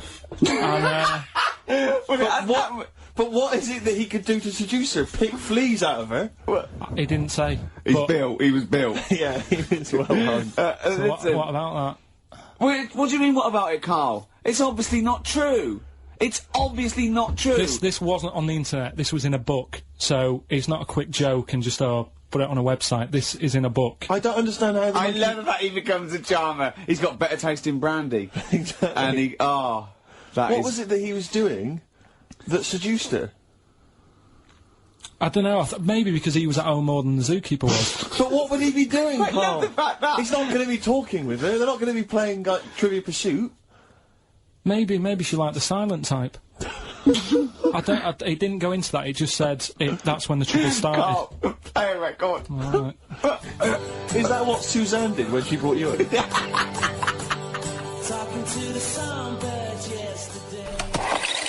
Oh, what is it? Chimpanzee that. Oh yeah, chimpanzee that monkey news. Right, well, the last one of the year. It's not that good, but this is all that's been going on all week. Yeah. Little monkey. What happened is, it's this plane, right? Aeroflot, I think it is, Russian airline. Having a good flight, everything's going normal and that. This is gonna be libelous. The pilot. Sorry, I mustn't interrupt my son. How tall was the pilot on this flight? Okay, listen, we've had a few complaints, people saying, don't interrupt but monkey Steve, news. okay. Don't interrupt Okay, monkey I news won't halfway then. through. It's like the Okay. weather girl complaining while Trevor McDonald's doing... Okay, all right. Go on then. Go on then. Alright, so, the flight's going well. food's been served and all the rest of it. Anyway, someone gets upset about not having many nuts. Right, they've not got enough nuts. They hand the nuts out and that. One of the sort of passengers is going mental. Because What's he saying? He's just What going language mad. is he talking? Is he Russian or English? So anyway, there's a bit of a fight going on. Fight starts happening. People are going, "What's up with that little fella?" Right? The little hairy bloke. So they sort of drag him. What's wrong with Bob Hoskins? And why is he screaming? Why isn't he talking in his usual Cockney accent? Why is Bob Hoskins screaming and grabbing at nuts? So you've ruined it. Come on, Forget it. What have I ruined? Right, Rick, turn his microphone off so he can't interrupt you. Right. So anyway, so there's a fight going on. Nuts are going everywhere, right? So anyway, so they manage to tie him down. They get him on the floor, tie his legs up and that, right? His little legs. Get him to the. Come on, See you later. Have a good Christmas. No! Carl, how dare you! Finish the story. All that happened is they got back. It turned out that he shouldn't have been on the plane anyway. Why? His passport wasn't valid. Right. And you can't cause problems on planes and that. So he got put in a cell for a bit. Turned out it was a little monkey. Alright? Quick question, how did he complain about the shortage of nuts? Yeah. He just was going mental. Right, he didn't actually call over a stewardess, he just... Well, how did he get on the plane in the first place? What ticket did he have? Have a good Christmas and that. But you yeah? know it's rubbish. You See you must know later. that's rubbish. All You the must best. know that's rubbish. All the best. You must know that's rubbish. Where was he going? Oh, chimpanzee that monkey news. Right. Right, they were filming a documentary, right, this telly company. Yeah. Doing a documentary. Who? Which one? Which one? Don't know. No, right, what was the documentary about? About monkeys. Yeah. Where was it? Where was it? Africa. Right, when was this? I haven't got a date. Okay. Recently, though, since the advent of television, obviously. Yeah. Yeah. Actually, a bit of extra monkey news if you want it. Okay, always. Do you know the, Monkey news extra. Go on. do you know the Halfords ads? Halford's ads, I don't think so, no, what happens? Halfords, they've you know, they sell nuts and bolts and stuff. Right, They were using monkeys in the ads. okay. Yeah. And what happened? Packet. Don't they sell bikes, Halford's? Well, mainly. Bicycles and motorbike stuff in that. Okay, so, yeah, so they're using monkeys in the advert, what happened? I can't handle it. What? I can't do this. Look at him. What? Look at him. I don't care what he's doing. Well, basically, right, there was a load of hassle because they were using these monkeys in this Halfords advert. Yes. Right. And what happened? Get to the point. It turned out there wasn't a problem because they were mechanics in the first place. Well, they were monkey mechanics? Yeah. What are you talking about? Mental. What are you talking about? That's not a Well, story! anyway, listen, let's get back on They were to... mechanics in the first place. Right, listen. Right, so they're making this documentary. Right? And stumble across a little gang of... Come on, just... Get on with it, please. Little gang of monkeys. That's Yes. the first time I've ever laughed. I'll hear that. I know. Well, brilliant. What do you want, a cake? Come on. Can we play a song? Oh, I don't understand what is wrong with you, you freak. It's making me laugh. Just tell us the story. All right then. All right. So anyway, right. So there's this documentary being made. They found a little gang of monkeys.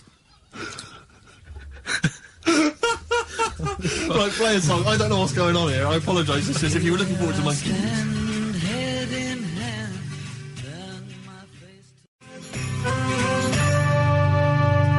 Got to hide your love away. According to the Beatles on XFM 104.9, I'm Ricky Gervais with me, Steve Merchant. Right, Carl, come on, where monkey were we? news. Where Everyone's we? composed. The jingle, please. Oh, chimpanzee that monkey news. Excellent. Okay. Right, where were we? We would just start again. There's some people making a documentary. For what? Okay, Making a documentary in the jungle and that. Right. Stumble across a little gang. Okay, come on. All right. A little gang of monkeys. Yeah. Oh, come on. So the camera crew are there filming it. Yes. Everything's going normal. It's all fine, Nothing odd about it. Okay. They're not running a restaurant, they've not got any barber shops, nothing. No. Just regular monkeys going about their business, yeah. So anyway, what normally happens is the monkeys stick with the partner. They already do what? they don't sort of sleep around in that. Once they find the girlfriend or the boyfriend or whatever, they stick with them, right? Okay. But anyway, they were watching this one, right? And it's going around a bit, sleeping around. Oily. And it was getting fatter. They thought, this is a bit odd. Yeah. Right? So, followed it round. And, see it having it away. Turns out, little prostitute.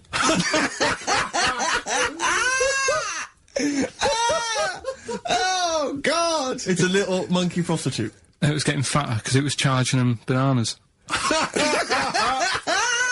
What a load of old rubbish. It's charging them bananas! What was it, a boy or... It was a... Woman. Little woman monkey. That's the most extraordinary monkey news I've ever heard. Oh! That is genius! Has this documentary been televised? I don't think it's been on yet. No. And that's all the information you've got? Yeah. And is that's one banana for everything? The half a banana is for... Just oral? A poor job. Right. If you want full-blown, monkey sex, it is 2.5 bananas. Sure. So, Let's just play a song. Quickly. Go on then. Oh, chimpanzee that monkey news. Right, it's about a monkey. 2004. It's about this woman monkey who was born in 1834. Right? Half monkey, half woman. no. Not true. It happened, apparently Impossible. it was in the Daily Mail. Right? Okay. The Victorian ape woman was her name. Yeah, I christened this thing Victorian Ape Woman. Well, we thought Sandra. No, I'm calling it Victorian Ape Woman. She was about 4 foot. No, didn't happen. She had lovely thick black hair on her head and on the back of her legs and on her arms. Yeah. Alright. Save stockings. Let's have a look. And she didn't need a bustle because of a huge ape-like arse sticking out the back of her dress. She was good at reading and sewing. Well, good, because they didn't have opposable thumbs, so, she could speak 3 languages. Yes. She was Human, monkey, and monkey-human. 20 offers of marriage. Does that annoy you, Steve?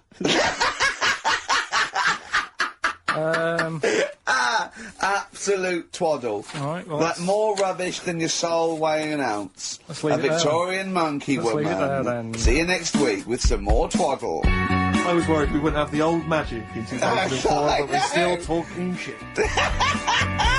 Merry New Year.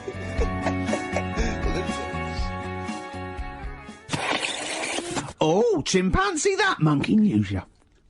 Oh, there isn't. I've been away, haven't I? There's been no monkey news. You can't get... No, but I haven't had a proper chance to sort of, you know... Carl, your monkey news is of spurious tales from the 17th century sometimes. So let's have one of those. No, let's have a monkey who dressed as Zorro and they thought he was a woodsman, but when they took his head off, he was a 4-foot hairy chimp. Let's have one of those ridiculous stories. Well, we've done that, though. But, do you want to go back on some of the ones? Oh, to sort of recap? what is the monkey news? There must have been some monkey news this week. The only thing that sort of stood out, do you know, like, they're having problems... You're just making this up. Where's your information? Where's the piece of paper? Where's the document? What is this? Because I've been away, so I haven't got anything. Let's just But it's bad enough when he's reading it, he gets it wrong. When he's just riffing, it's going to be absolute twaddle. Let's hear it out. Right, do you know, like, they're having problems getting new people to be policemen? Oh, fuck. Go on. They've, in America, they're taking them on to, sort of join the SWAT team. They've taken what on? Some little monkeys. Okay. Giving them walkie-talkies and all that. And, Well, they can't talk.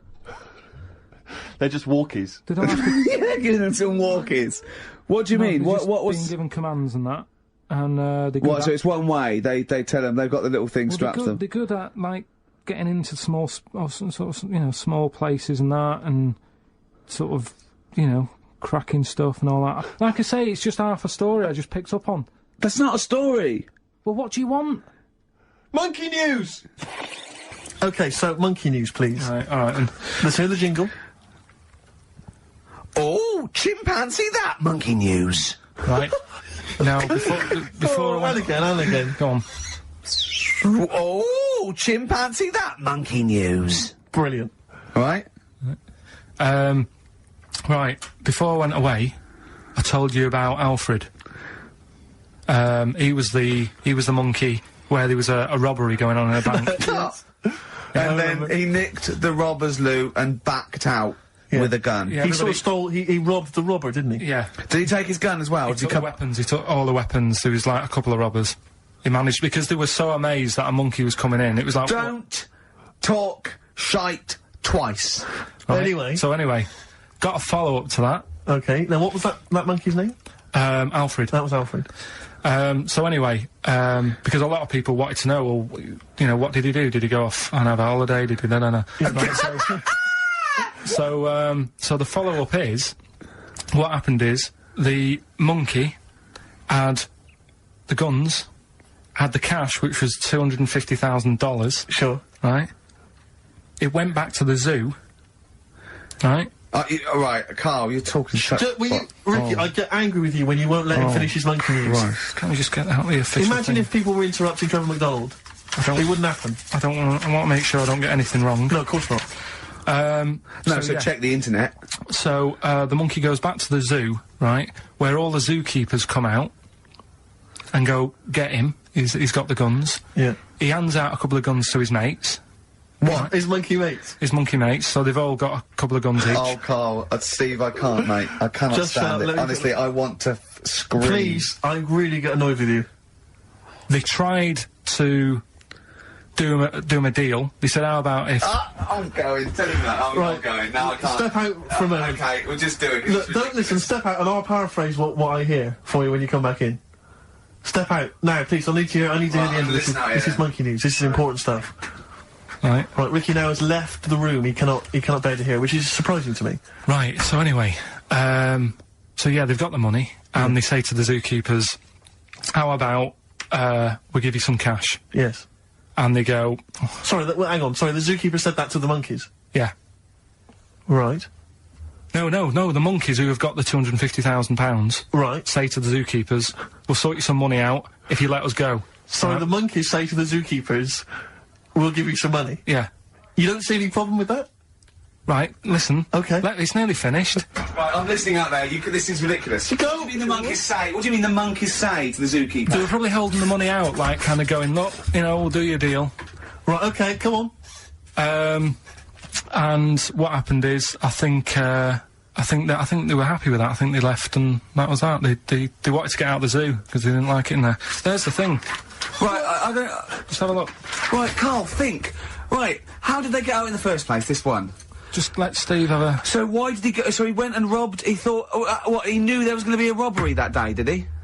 He might have been getting some money before they went to escape, and then that happened, and they had more money. They might have been withdrawing some stuff out. What do you mean? No. If he was planning on leaving the zoo, he's going to get his savings. What are you talking about? What have you read there, Steve? I've got a feeling this is a review of one of the Planet of the Apes films. I think it's Escape from the Planet of the Apes. I'm not certain. It could be Beneath the Planet of the Apes. Right, I mean, Carl, think. Please think, right? So this monkey, right, he leaves the zoo, right? So he leaves the zoo, which he can do, presumably. What, they leave him the keys or what? They're chatting to him, they might as well. He goes to a bank. What's he thinking of doing? Sees a robbery, probably by chance. He probably wasn't tipped off, was he? Or has he got one of those police scanners? Probably got one of those police scanners, Well, I think he was going to the bank to get a mortgage to build I think he wanted an extension, didn't he, on his cage? Think of that. And so, I love the fact that he hands out the guns and they do a deal. It's, honestly, you've got the best mind working on radio today. It's incredible. Ooh, chimpanzee, that monkey news. Okay. There's been quite a lot of stuff going on. There was a few bits in that Guinness Book of Records book that cost me 20 quid. Yeah, well, that's not news, is it? They printed that probably last September. No, so that's... there's one in there. New music. New monkey news from last September. You're a lord. Come on. Waster. Please, Ricky. Monkey news. Right, there was this monkey in a zoo in Brazil. Right. Right. And there's a little man monkey, a little woman monkey. And You're a scientist, aren't you? Go on. And they said the people in charge were like, oh, wouldn't it be good if they had kids? Brilliant. Right. So, anyway, the chimps used to stand sort of, you know, they'd have their little caves each, and they used to sort of, lean on the fence having a bit of a chat and stuff with each other. Right? Well, you know, gossiping, yeah, gossiping. The equivalent sort of thing. Yeah. So, anyway, they were getting on a storm, and, like, the zookeepers were like... Can you hear that cheapest chimps this week? I thought it was fascinating. Yeah, just gossiping, I understand. So, what's, any monkey news? I don't know, it's tune in. What was monkey news this week? Come on. It was from last September. So, they were, you know, stood there having a chat, and the zookeepers were like, I wonder if they're ever gonna, you know, have kids and that. Yeah. Anyway, it went on for ages, you know, this just chatting, no sort of action. Blimey. So what the zookeepers did was, they said, I know, they'll have kids. Are we letting that go?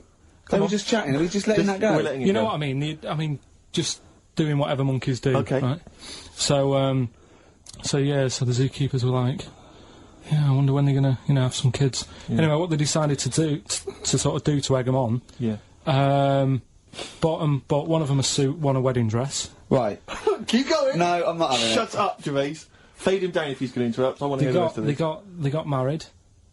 So they got and, married? Yeah, they got married. Right. What? That's the end of it. This is why I don't. Right. That's the end of monkey news. That's the end of monkey news. Don't do that again. You've got no features left. Why don't you like that? Well, it's just not a story. It's about two chimps chatting, which doesn't happen. The zookeeper's going, I wonder if they're going to ever have kids. And come on, they got married. That's the end of the story. What are you talking about? Hang on, just calm down. Let me just check that you didn't make a mistake there and didn't lose out. What do you mean you didn't make a mistake? Wait a minute, he may have just left out a fundamental piece of information. What, that the would- story? That would have made it into a story. Right. Let me just check the facts. So they bought them wedding outfits. They were married. Did they propose to each other, or were they just forcibly Don't married? encourage him. Just forced onto And it. then what was the outcome? Once they got married, what happened? They fell in love? Yeah. What? Whoa. It's not a marriage, Carl. Be quiet. It's not a real marriage. I don't know what you've got in your head. It's like the head of Homer Simpson. I'd go in there and there'd be a wedding reception and there'd be a couple of fights and they'd be talking about stuff. They got married. They fell in love. Did they have children? They're not back off the honeymoon yet. Play a record. You got no features left. Have you got anything interesting about a monkey or an ape so we can do chimpanzee that? I know something that a lot of other people will know, but I'll Well, let's do it then. What's it called again? Where should we do a jingle? Well, do a little jingle for us then. Oh, chimpanzee that! Brilliant. That's great. Right. So I look forward to that every week. Yeah. And what's Go on, your who's the interesting interesting chimp fact? fact? Right, it's about this monkey ages ago. Of course. Don't know where it happened. 17th century? I think it was a chimp. Right. Right. Got caught having a fag. You know it? What do you mean, do I know it?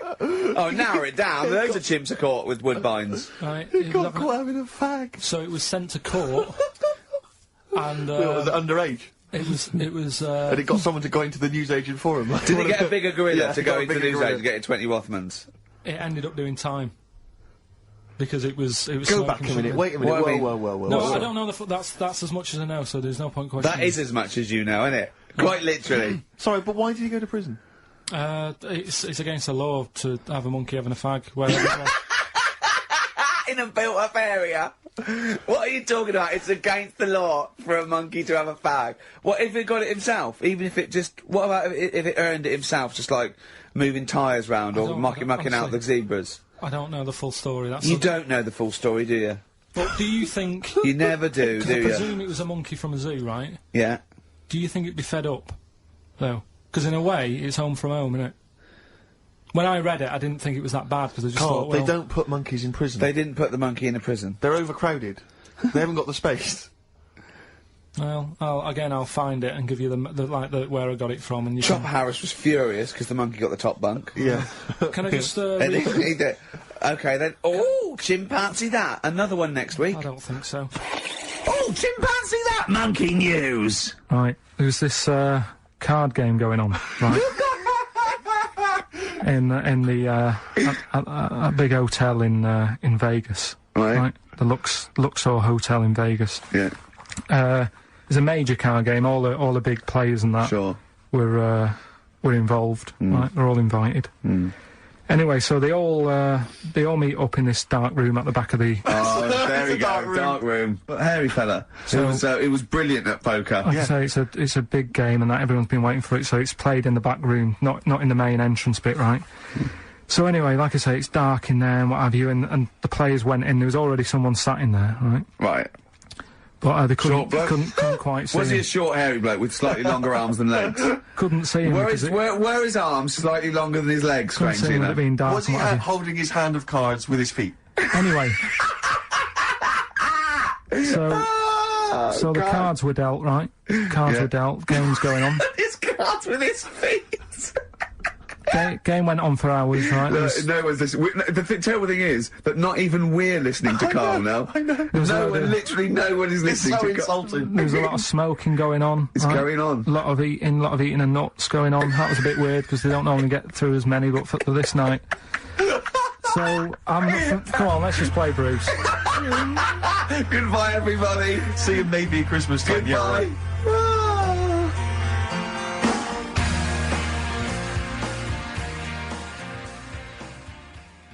Oh, chimpanzee that monkey news. Okay, monkey-related news from Karl Pilkington. Right, do you know the monkey that went into space? Yeah. Yep. It happened in 1958. Right. Now you know that. Yeah. Yes. What did he do next? What he did the do monkey do next? Yeah. One appearance on Celebrity Squares and it was like forgotten. Right. Yeah, cut a novelty record. Yeah, it's just like Rick Waller. I'll tell you what happened. He got back and all that. He got back. Heroes welcome. NASA sort of said, you know, you did a good job. And that's where a lot of people think, you know, it all ended. Sure. Yeah. But NASA were like, well, hang on a minute. We He's spent a lot of trained. time, we've trained him up and stuff.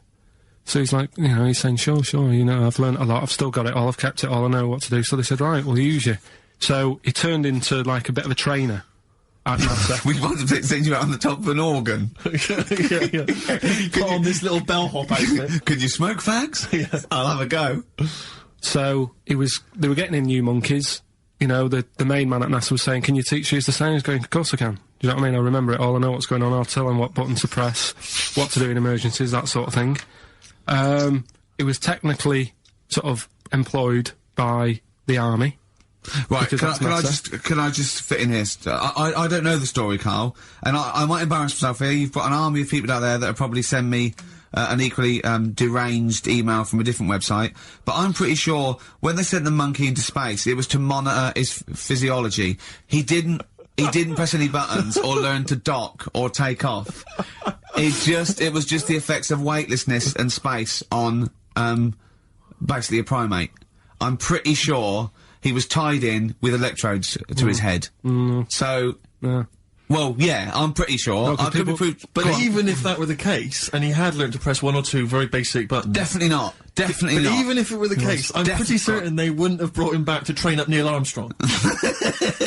Right, definitely. Go on, but go Him on. then. going, Neil, what are you going to say when you come out there? Yeah, yeah, well, yeah. I was thinking of just saying, hello, I'm on the moon. Hello, it's made of cheese. Don't say that. Don't What say that. about? I've noticed that you got little legs, Yeah. right? But mankind stepped forward. Well, how could I put that? I was just going to say, hello, I'm on the moon, it's great to be here, wish you were here. I've got to think so Hi, better than that. Mum. Yeah, go on. Anyway, basically he got back, they sorted him out with a nice pension, he was happy. Because of, like, the rank that he got, he was like, you know, he had loads of medals and stuff. He said, right, we'll make him a colonel. He got that. Like I say, he got a pension. How does it end? He died in 1969. He was buried with his wife.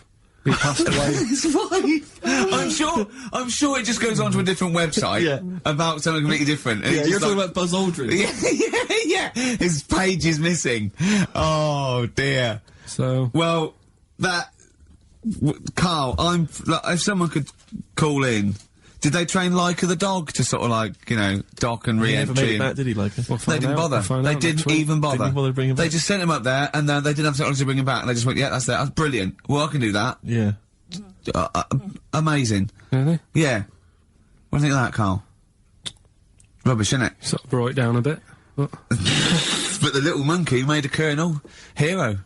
Big hero. What was he in? What craft was he in? Sputnik. just hang on a minute. He was in Jupiter AM.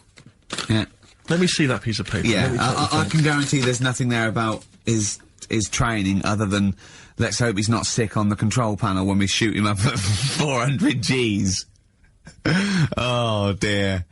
I love the fact that you think that this monkey was a high... Do you know what I mean? Do you, when you think of these things that are in the monkey's face, do you think of the Planet of the Apes? Like they're sort of talking... sort of chimps and gorillas, and they're in tunics on horseback with snub-nosed rifles. What do you think of? Just a little monkey getting on with it. He knows his job, he knows what he's got to do, he gets on with it. Look, he's pressed the button, watch him press the button. This takes me back. Do you remember 1965, I think it was? We're going to use him to train other DJs. That's it then. Goodbye. Thanks. Cheers. Cheers.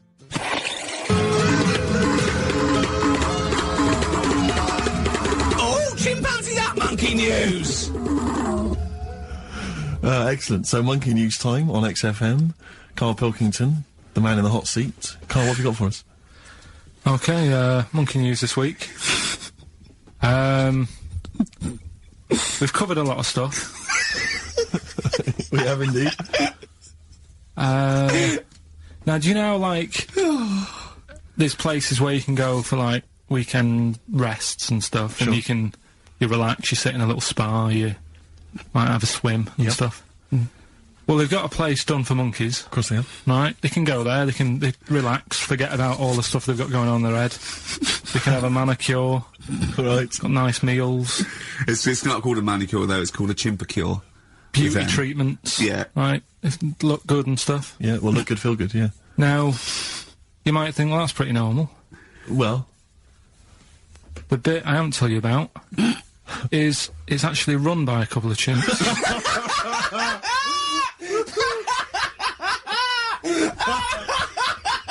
Oh, God! Oh, God! Oh, God, you're a maniac! right. Oh, for Christ! Oh. Let's just... It's like a couple of chimps! Let's just... Of course it's not! No, it is, because think about it, right? No, not think about it. What do you mean, yes it is? Of course it's not run by a couple of chimps. What do they do, get a loan? Right, if a chimp wants Yeah. to have a rest, Yeah. where would you go to? A place that's run by humans that don't know what chimps' needs are? No! My point is this, how did they get it together? How did the two chimps, Mr. and Mrs. Chimp, went for a loan and said, I'll tell you what we need, a spa. I think it started off quite simple, right? Just you know, basic stuff. But they've expanded over time because it's become so popular. It's gone mental down there. Sure. Go! They've all heard about it. Now, the thing is, the problem is this, right? That isn't even the top and bottom of it, right? Christ. The problem is, it's been going on and on and on, right? It's been earning a lot of money and stuff. The monkeys are happy. The monkeys that go there are loving it. They're telling friends and stuff. They're all coming to it. Now, the problem is, it's this little monkey, little man monkey and a little woman monkey, right? Yeah. Who are sort of girlfriend and boyfriend. Sort of. It's an open relationship, they can play around if they Well, want. the problem is they're not married, right? Now, Trouble brewing. the lad monkey, fella monkey, he's getting quite old. Mm. And the problem is, because it's his name that's down on all the stuff. Carl, all the forms. actually, Let him I don't- finish. I'm getting scared now. Let him finish. It's his name on the business, and the problem is, his missus is kind of like, what's going to happen? Sure. What If are you he getting this? passes Where are you away- getting this from? Internet. Carl, I don't know where to start. No. This is the. Can we this just is hear the end? This is ridiculous. So the problem is, the Female girl- monkey is worried that the male monkey she's worried. is What's going going to to die. what's going to and happen with the gonna business? What's going to happen? Of course. Right now, What do you mean the business? the health There isn't spa, a business. It's a joke. health Rick, spa. you're not listening. His name's on the form. The male monkey's name, it's in his name.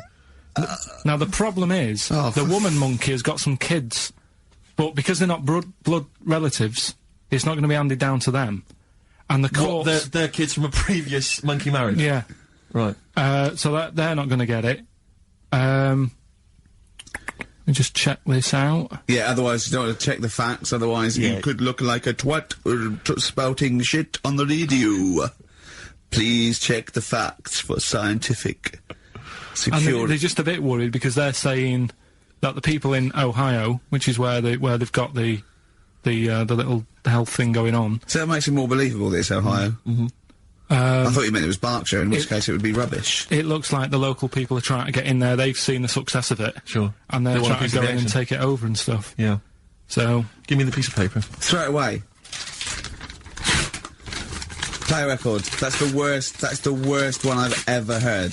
And there's something wrong with you. Play the jingle. Okay. Oh, chimpanzee that monkey news. right. Come on. Come on. Should be ready, Carl. That's we've amazing, done- isn't it? It's like Nicholas Witchell. The bomb. No, that's not the first. Come on! No, it's always difficult, isn't it, to sort of find something that's good each week, right? Last week, we did the chimp. It is for us, yeah. We had the chimps who were running a health spa, Yeah. right? We've covered the one who nicked a car to go on to Spain Yep. to Wow. sort his future out. All shite. The hairdresser, I think we've done that one, the little monkey hairdresser. This week, we're looking at monkeys, that they're using... Do you know, like monkeys, they know how, like... I've lost the will to live, Steve. Oh, well, I don't want to do it. Right? Well, come on, come on. What are monkeys good at? What are monkeys good at? Yeah. Well, running small businesses, cutting people's hair, and driving cars. Yeah, they love Spain. Oh, and foiling bank robberies. Yeah, they're great. Well, something else they're good at, right, is like weighing up the situation.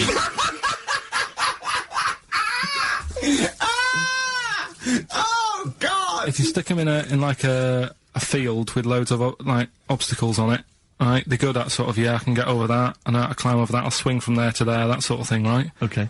So the people in charge of somewhere have thought, Somewhere! I've thought we can use that skill, right? And what they've done is they've got a load of little monkeys, right? They've given them an IQ test, Yeah. and the ones that score above 80, right? Get to produce this show next week. Join the army.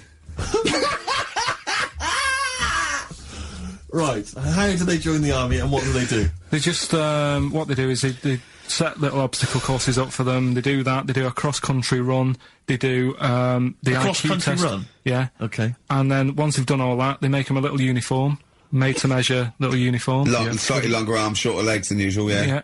And, basically then they taught how to use a gun and that sort of thing. Yeah, of course they are. You're talking rubbish again. This came through literally, pretty late on, so So you've not had a chance to corroborate all the facts, as usual. just have a look.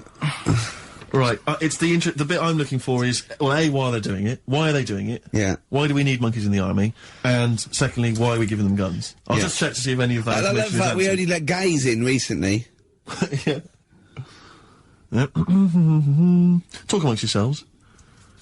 Yeah. Just have a look. I can't read it. There's too much pressure. But it's rubbish. No, just have a. But it's rubbish.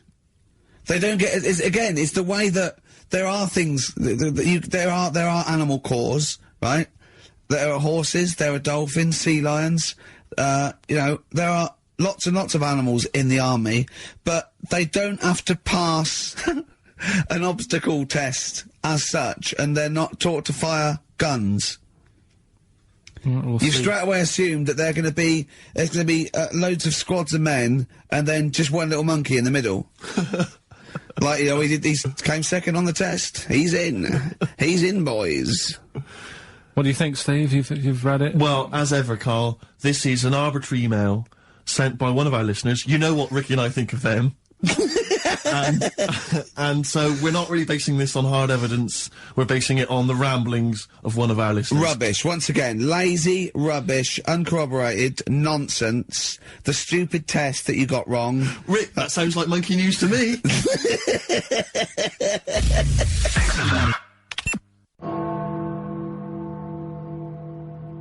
Let's cue up the jingle. Hang on. All right. Perfect. Oh, chimpanzee that monkey news. Right. Let's have a look. This one's from some woman, right? Yeah. And she was taking part in the London to Brighton bike ride. Right. Lovely day, weather's good and everything. What year? She's, just a couple of months ago. She's done all the training, right? Done all the training and stuff. Got a brand new bike for it, got a little puncher outfit and stuff, all set for the day, right? It's a nice day, she sets off, they all start pedalling and that on the way to Brighton, right? So she knows the route and that, got her little headphones on, cycling along. Suddenly... Right, okay, I'm gonna stop you now. If a cyclist overtakes her, and it's going really fast and it's sort of hunched over, but it's got, like, lots of cycling gear on and a helmet and goggles, and they can't tell what it is, but they just know it's like a little hairy fella who hasn't bothered shaving his legs, which is weird, isn't it? Because cyclists usually shave their legs, and this bloke had really hairy legs. But, and it won. They gave it the medal. It won 3 years running. They gave it the key to the city. It had its own game show. And then someone said, hold on, though, this fella's all hunched over, and he's only 3'5", and his arms are longer than his body. It's a chimp. If it goes anywhere near that, we're never doing it again. More monkey news next week. She's cycling So along. anyway, she's cycling along, right? And, this tricycle... I couldn't predict that. There's always one element you can never anticipate. Yeah.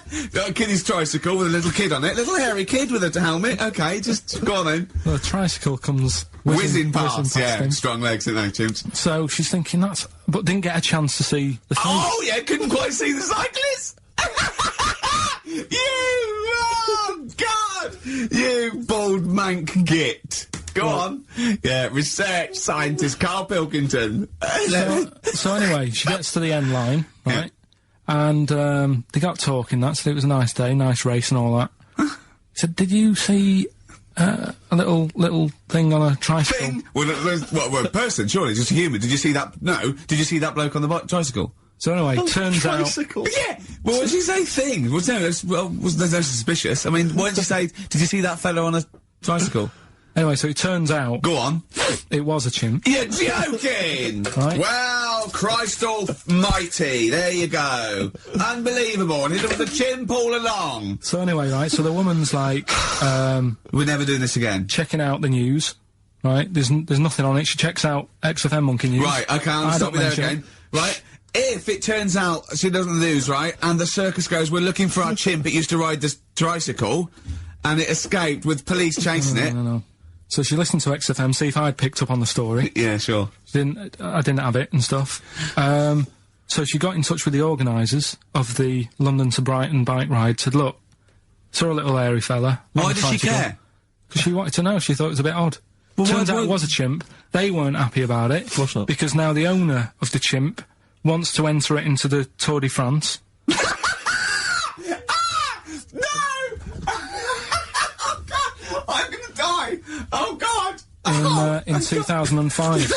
Now, a couple of questions. I trust you'll be able to answer these. Oh, God! Steve, help me out. How did it get hold of the tricycle? I don't know. Okay. Okay, no, that's fine. That's not an important point. Look, that's important. How What's the did matter it- with you, Steve? He doesn't know that. How did it know to... well, firstly, how did it know which way to cycle? But more importantly, how did it know there was a major bike ride on that day? Just following the crowd, No, Steve. no. What's the matter with you? The owner of it had trained it and stuff. No, he hadn't! It had already done the run beforehand, before the big day. No, it hadn't. Like I say, it wants to do the Tour de France in 2005. No, it doesn't. But there's something about animal rights. If they don't let it enter, they can kick up a bit of a fuss. No! The animal rights is that it's cruel to make a chimp ride a bicycle. Not if he that wants it's to. prejudice that it'll go, is it because I is hairy? You idiot! Right? So, Wow, that is the worst. That is the worst one yet. Absolute twaddle. Absolute rubbish, Karl. Have you got a tricycle? Unbelievable. Oh, chimpanzee, that monkey news, you. right. Now, it was back in the 1980s. Right. So it's quite topical then. Right, okay. When did this happen then? 1980s? Yeah. Yeah. It's about a, Colombian F1 sort of, Formula 1 driver. Yeah. Apparently these races were going on, right? And, someone kept winning them. Right, okay, forget it. Forget it. No, don't do it. It's because it's rubbish. Because it's rubbish. Right, so someone kept winning the races. So this human that kept winning the races. So this human being that kept winning the races, Karl, what was his name? His name it's Jimmy something. Yeah. How tall's he? Just out of interest. No, how tall is he? Let's hear the story. Was he about 4 foot 8? You might find out if I tell you the story. Yeah. Right? Go on. So anyway, he kept winning and everyone was like, oh, he's brilliant, this guy, who is he, and all that. Yeah. But his gimmick, right? Was never showing his body or face? That's right. Never You're took his joking. helmet off. You're an idiot. Never took his helmet off, right? You know the short trousers he used to wear? His trousers were about a foot long, but his shirts, the sleeves were really long. Anyway, right, so because he wouldn't take his helmet off... and You're an idiot. He was taking part in, like, the F3, which is like the lower ranks of Formula 1 and Just get to it. Everyone thought it was like a famous driver who was taking part in that. Get to being a monkey. Anyway, what happened was, there was a crash one day. Yeah. And the car tipped over, everyone's like, oh... He ran up a tree? So... They were suspecting when he ran away with the ambulance people up a tree and started eating a banana? So the marshals ran over and the ambulance people were there and they were about to take his helmet off and the marshal was like, don't take his helmet off. Give away the secret that he's a monkey. Give away the secret and that. Yeah, chimp. Yeah. Took his helmet off. Jimmy Chimpus. Little monkey under there. No, definitely not. Okay, let's play Ryan Adams. Did he survive? Let me just a couple of questions. Did he survive? Yeah, he did, yeah. He was allowed to keep all the awards that he won. Sure. But he wasn't allowed to take part in any other races. Yeah, didn't happen. This is Ryan Adams. We'll see you next week. Yeah, let's do monkey news. Alright. Play the jingle. Oh, chimpanzee that monkey news. Right, there's this monkey, right? Oh, yeah. I think his name was number 6 or number 7 or something, right? In this lab, right? Yeah. And, anyway, it's in there with, like, you know, the rabbits and little mice and stuff like that. And, The rabbit smoking. The nurse, right? Not the nurse, the woman who works in the lab, what would you call her? Is that a nurse? Depends. Depends what her job was. If she was a lab assistant, you call her a lab assistant. Alright. I mean, they probably call her by her name. Alright, lab assistant, right? Kirsty. So she's... I think it's probably Kirsty. Right, Kirsty Morris. Well, she's in there, right? Yeah. And she don't work with many people and that. She's mainly on her own with, you know, just putting lipstick on rabbits and stuff like that, right? Chimp fancies her? So, Chimp fancies her. She's putting on lipstick, chimp fancies her 'cause she's got hairy legs. He gets pally, right, with this woman. Yeah. Because, you know, it gets to a point when she sees him every day. The way he sort of tries to string out like it's a narrative love story. Did the chimp put its hand out and grabbed her, and then you thinking that he made a move on her? So right, come on, he's allowed out. He's allowed out. Oh, it's not a story, is it? He's allowed out the cage and what have you every day. So he's wandering about, and as time goes on, he's watching what she's doing more and more. Yeah. Right. So he notices like the code on the door, right? Right. Whatever, 247 or whatever. Yeah. And he goes, right, I've clocked that, I've got that, I'll remember that, right? And then he goes, right, there's a lot of lipstick and that knocking about, a lot of makeup. Right, okay. No, there's no way. Finish. No, because So- Steve, you know what's gonna happen. I know what's gonna happen. So he's there. It's ridiculous. And he's going, well, if it's there, you know what I mean? So while she's messing about with the rabbit, he gets there, he's in front of the mirror, putting a little bit of lippy on. Right? You are no! I can't! It's gone too far! No, it's gone too far, Steve. Right, Your mic's off, Rick. He's finishing the story. So- Turn mine off as well. It's gone too far. Turn him off. Just let him finish. Right, so the thing is, right, it's this monkey wandering about. It's got lipstick, it's got mascara on, it's looking pretty I good. didn't mention the mascara! It's looking alright, right? So it knows the code on the door, 247, right? So when she's sort of messing about with the rabbit, right, he goes, right, here's my chance. He's looking good, 247, out the door, through the reception man's there, he's like, alright, Kirsty, right? Don't talk shit! You know what it is now, don't you? Oh, chimpanzee that monkey news. Right. Now, whilst I was in Cornwall, I wasn't online, right? I didn't have the internet, so it was like, oh, what am I going to do? And I didn't come back till yesterday. I thought there's loads going on that I don't know about in the monkey world and stuff. I was hoping to get some from the zoo that I was meant to be going to. Of course, that didn't happen. So I said to my dad, do you know anything about monkeys? Have you got any stories from monkeys? Brilliant. This is what Trevor McDonald does. Turned out... Quarter to 10, he goes, got nothing. Dad, anything happened? You got anything politics? Anything politics, Dad? This isn't monkey news, I'm just giving you this free. Yeah. Oh, brilliant. Turned out one of his mates used to have a chimp. Right. What do you mean one of his mates used to have a chimp? Well, two of his mates. Mind you, Oh, one sorry, wasn't his yeah, mate, I one wasn't his mate. was thinking it sounds a bit far-fetched living in Manchester, like. But if there was two of them... He had a chimp, had to thump it in the head. For doing what? Answering back? Oh, God! Tried it on with his wife. Had to thump it in the head for trying it on with his wife! I love it. It's a proper fist fight in a pub in Manchester.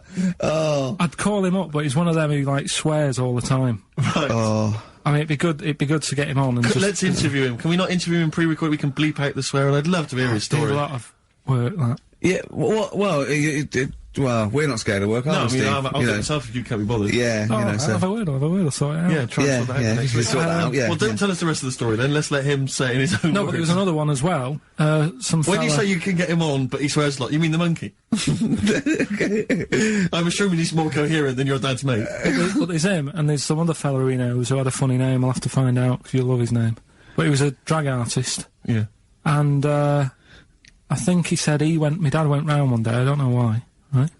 Went around there, knocked on the door, chimp answered. Carl, I don't know what you're doing, mate.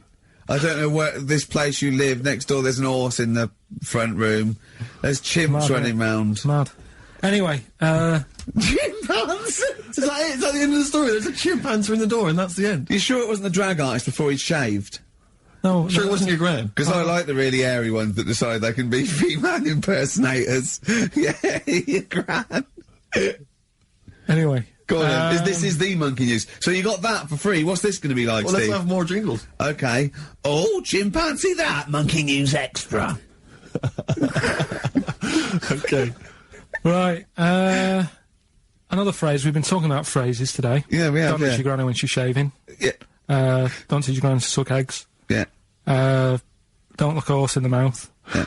Don't let the chimp answer the door if you're tucking your cock in. Familiar with the phrase monkey business? No, never heard that one before, Carl. That's brilliant. Right, well, it came about, this has been emailed in and I haven't really had a chance to look at it, so I'm just weighing it up now. God. Yeah, It's yeah, the biggest shambles on air, isn't it? Really? Oh, I'm ashamed of it. I mean, what was Dr. Fox? Dr. Fox must have been really polite. He must have been thinking, I don't know how to put this. He must have wanted to scream and go, you shouldn't be in the radio authority. My parents listen online. I can't look them in the eye. Right, I think I've weighed it up. Long time ago, right? Yeah. In the, olden days, yeah. in Go on. the Amazon jungle, Yeah. right? Yeah. Little family of monkeys in there, right? Having a good life, right? Didn't have any predators in there, right? So, they were loving it. Yeah. They had a load of food around them, they had loads of banana trees, Yeah. right? No, I don't think so. No, they did. Sorry, yeah. Everything's going great, so they're happy in that. They go to bed, Okay. wake up in the morning, load of bananas gone. Ooh, hang on, interesting. Hold on, wait a minute. So, Either your dad's been around, or... This isn't the great Amazon banana robbery, is it? so anyway, turns out it was another load of monkeys from another part of the island, from the rough bit. From the rough bit! I love it! They went into a middle class area. they're the ones with the earrings and the leather jackets. Oh, that is brilliant! From a rough part of the island. So the monkeys thought, well, there's no point getting into a fight with them because they're harder than we are. Yeah. Yeah. Of course, and they carry chains. So, I love all this They conjecture. got flip knives and tattoos. Yeah, go on. so basically, they said, let's do some business with the bananas. Let's do some business with the bananas. This is shit! This is... What are you talking about? Oh, Christ! Right, calm down, we haven't got much time left. Oh God! What do you mean this? Forget it. No, don't forget it! Carl, do not press that! Switch the record off. Switch the record off. Christ. Switch the record off, Carl. What are you talking about? What do they do? Oh. Let's do business with the bananas. Yeah. So they said, well, rather than them coming robbing them, we'll flog them. So that put a stop to it then. The monkeys came. They didn't have money. They said, give us some, give us some bananas. And it says here... So what, they exchange bananas for bananas? For berries and nuts. So that's where the phrase monkey business comes from. Little business to set up. Right, there, God. Carl, you know what the time is? Bong. Monkey news. Yeah. Right. Imagine if Trevor McDonald started like this. Yeah. There's been a lot of stuff going on that with monkeys. Oh, yeah. I was mentioning earlier how we're sort of making the feature grow a bit, right? So, I'm thinking... Oh, I haven't told you, Steve, either. I've actually been asked to write a thing about monkeys. A poem? No, for a magazine called something Apes. Right. They want me to do like a column, 500 words. About monkeys? Anything I want on monkeys. Anything. What are you going to write? Don't know. Think about it. Well, give him a typewriter, come up with Shakespeare eventually. Yeah. But you could write anyway, about that. Why didn't you write about that? The fact that you don't believe it.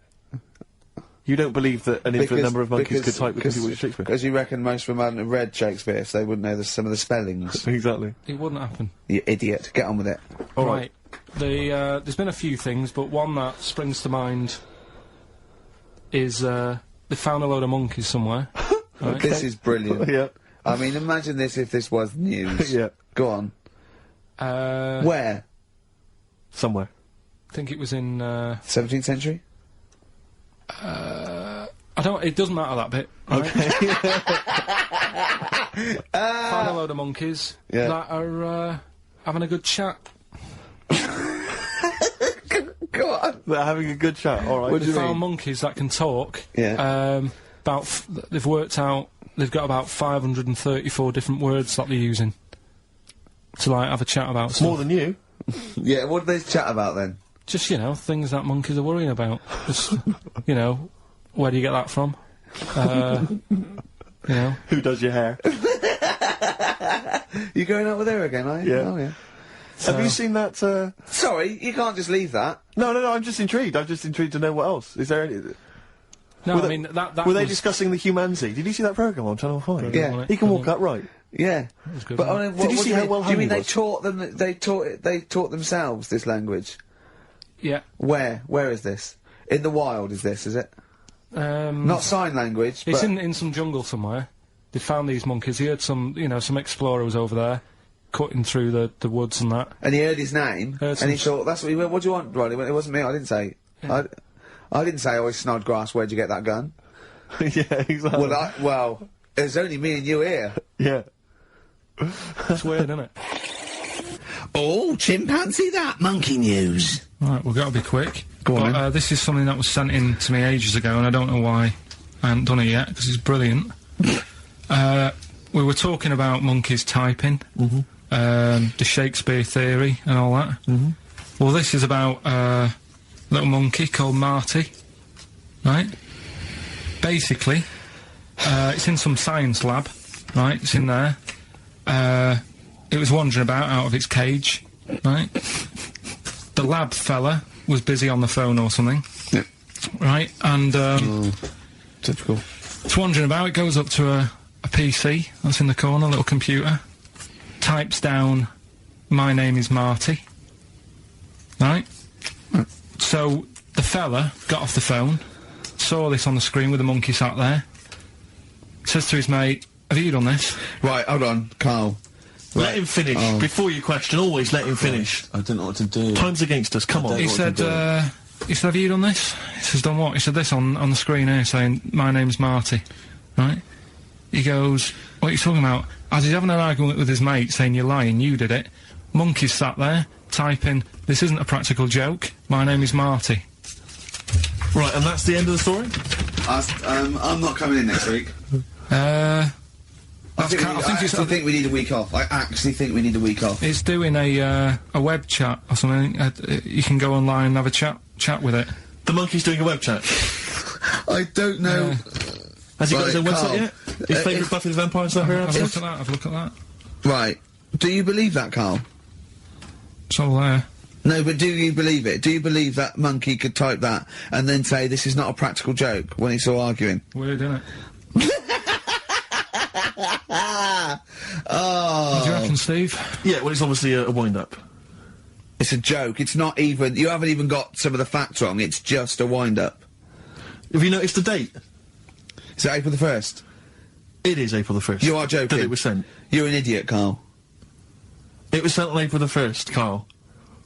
So you're saying the monkey knows it's April the 1st, but you don't doing believe... a wind-up, yes.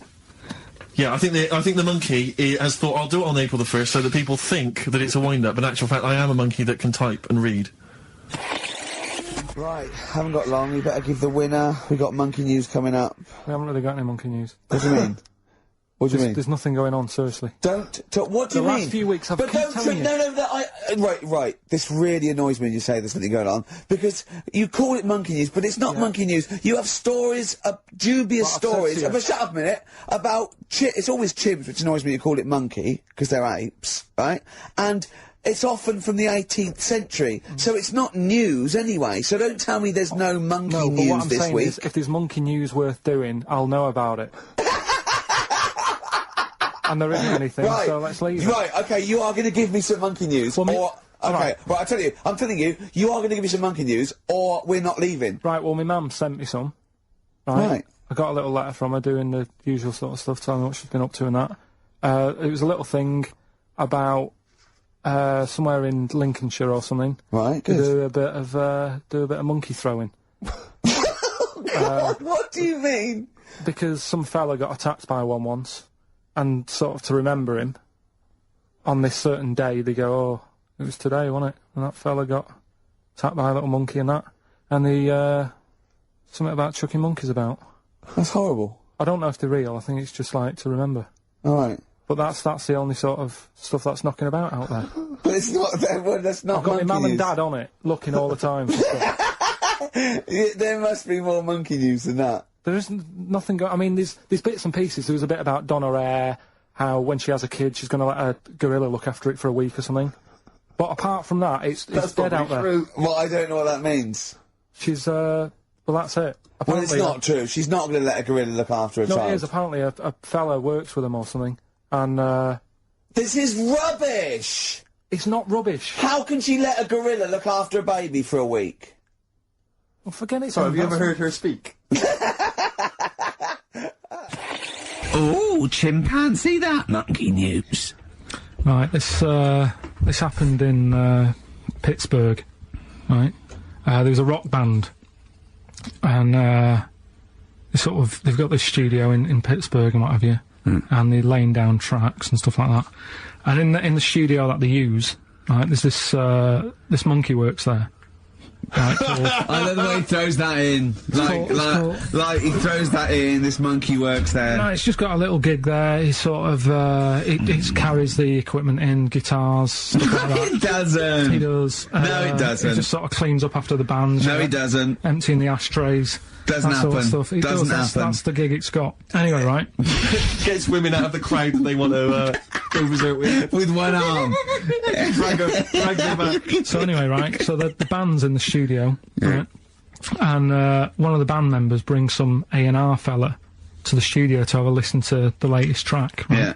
So they hit play, and they're all there going, yeah, brilliant, this is good. Oh no. Anyway, so the fella says, yeah, I like the track, I especially like the bass on it, right? Right, this is bullshit. So this is rubbish. So and they hadn't laid down a bass track? So this is, have you heard it? So Carl, please don't do this to me. So the A&R fella goes, and it's like, the band members are stood about, and they're going, that's good that he liked it. And I'm saying, yeah, but what's he on about with the bass? So no, this is rubbish. This is absolute rubbish. Where'd you get this from? Please, because we never get to the end. This is absolute nonsense. So they played it back. Yeah, right? and it's the chimp playing bass. Definitely not. So they were like, That's weird. We haven't got a bassist. Anyway, so they go, well, whatever, right? So We they haven't leave. got a bassist. So They go, whatever, let's go home. Oh, forget it. Play the jingle. Oh, chimpanzee that monkey news. Excellent. A particularly aggressive jingle this week. Wow. Yeah, looking forward to this monkey news. Carl. Right. Come on. So, what's the name? What? We've done... Sorry, what? Brilliant. We've done a lot of monkeys who, like, got involved in crime and stuff. Yeah. Yeah. Right? We had, the one on the train station, Yeah. nicking a bag. Yeah. We had the one who went Don't into a remember that one. bank. Who cares? Went into a bank. And walked out with the money and stuff. Yes. Right? Didn't happen either. Next. But the thing is, you never sort of found out what happened to them. If they sort of got worse, got more involved into Oh, is this crime and monkey stuff. news update? That would be amazing. Brilliant. What they found out in India is, Yeah. they've got a prison. It's just for monkeys. You mean wild animals? You mean A zoo? Yeah, a zoo or a kennel or No. something that where it's been gone mental or something. No, it's a prison. Yeah, Prison. is it? Does it have fraud cases? It's got. It's Mainly sort of animals that are attacked things. And it's mainly violence. I bet. That's my. that and theft. Say it Taking again. Stuff. Theft. Say it again. Theft. Say it again. Robbing.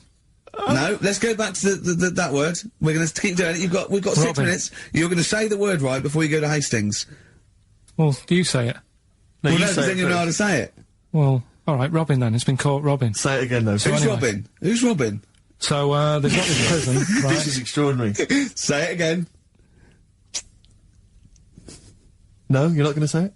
Oh, go on then. So they got a prison for them, right? And there's 11 of them in there, 11 monkeys Right. that are in there for life. Because that's I think there's one just got out on parole, right? No time off for But good there's behaviour? 11. There's 11. I'll give you the bit of paper because I thought this was. Even you thought it was a bit weird. Now, Carl, what are they in there for, then? Because, I mean, they're in there for life, so I'm assuming it's murder, is it? Premeditated murder? They're not crime bosses, are they? They're not...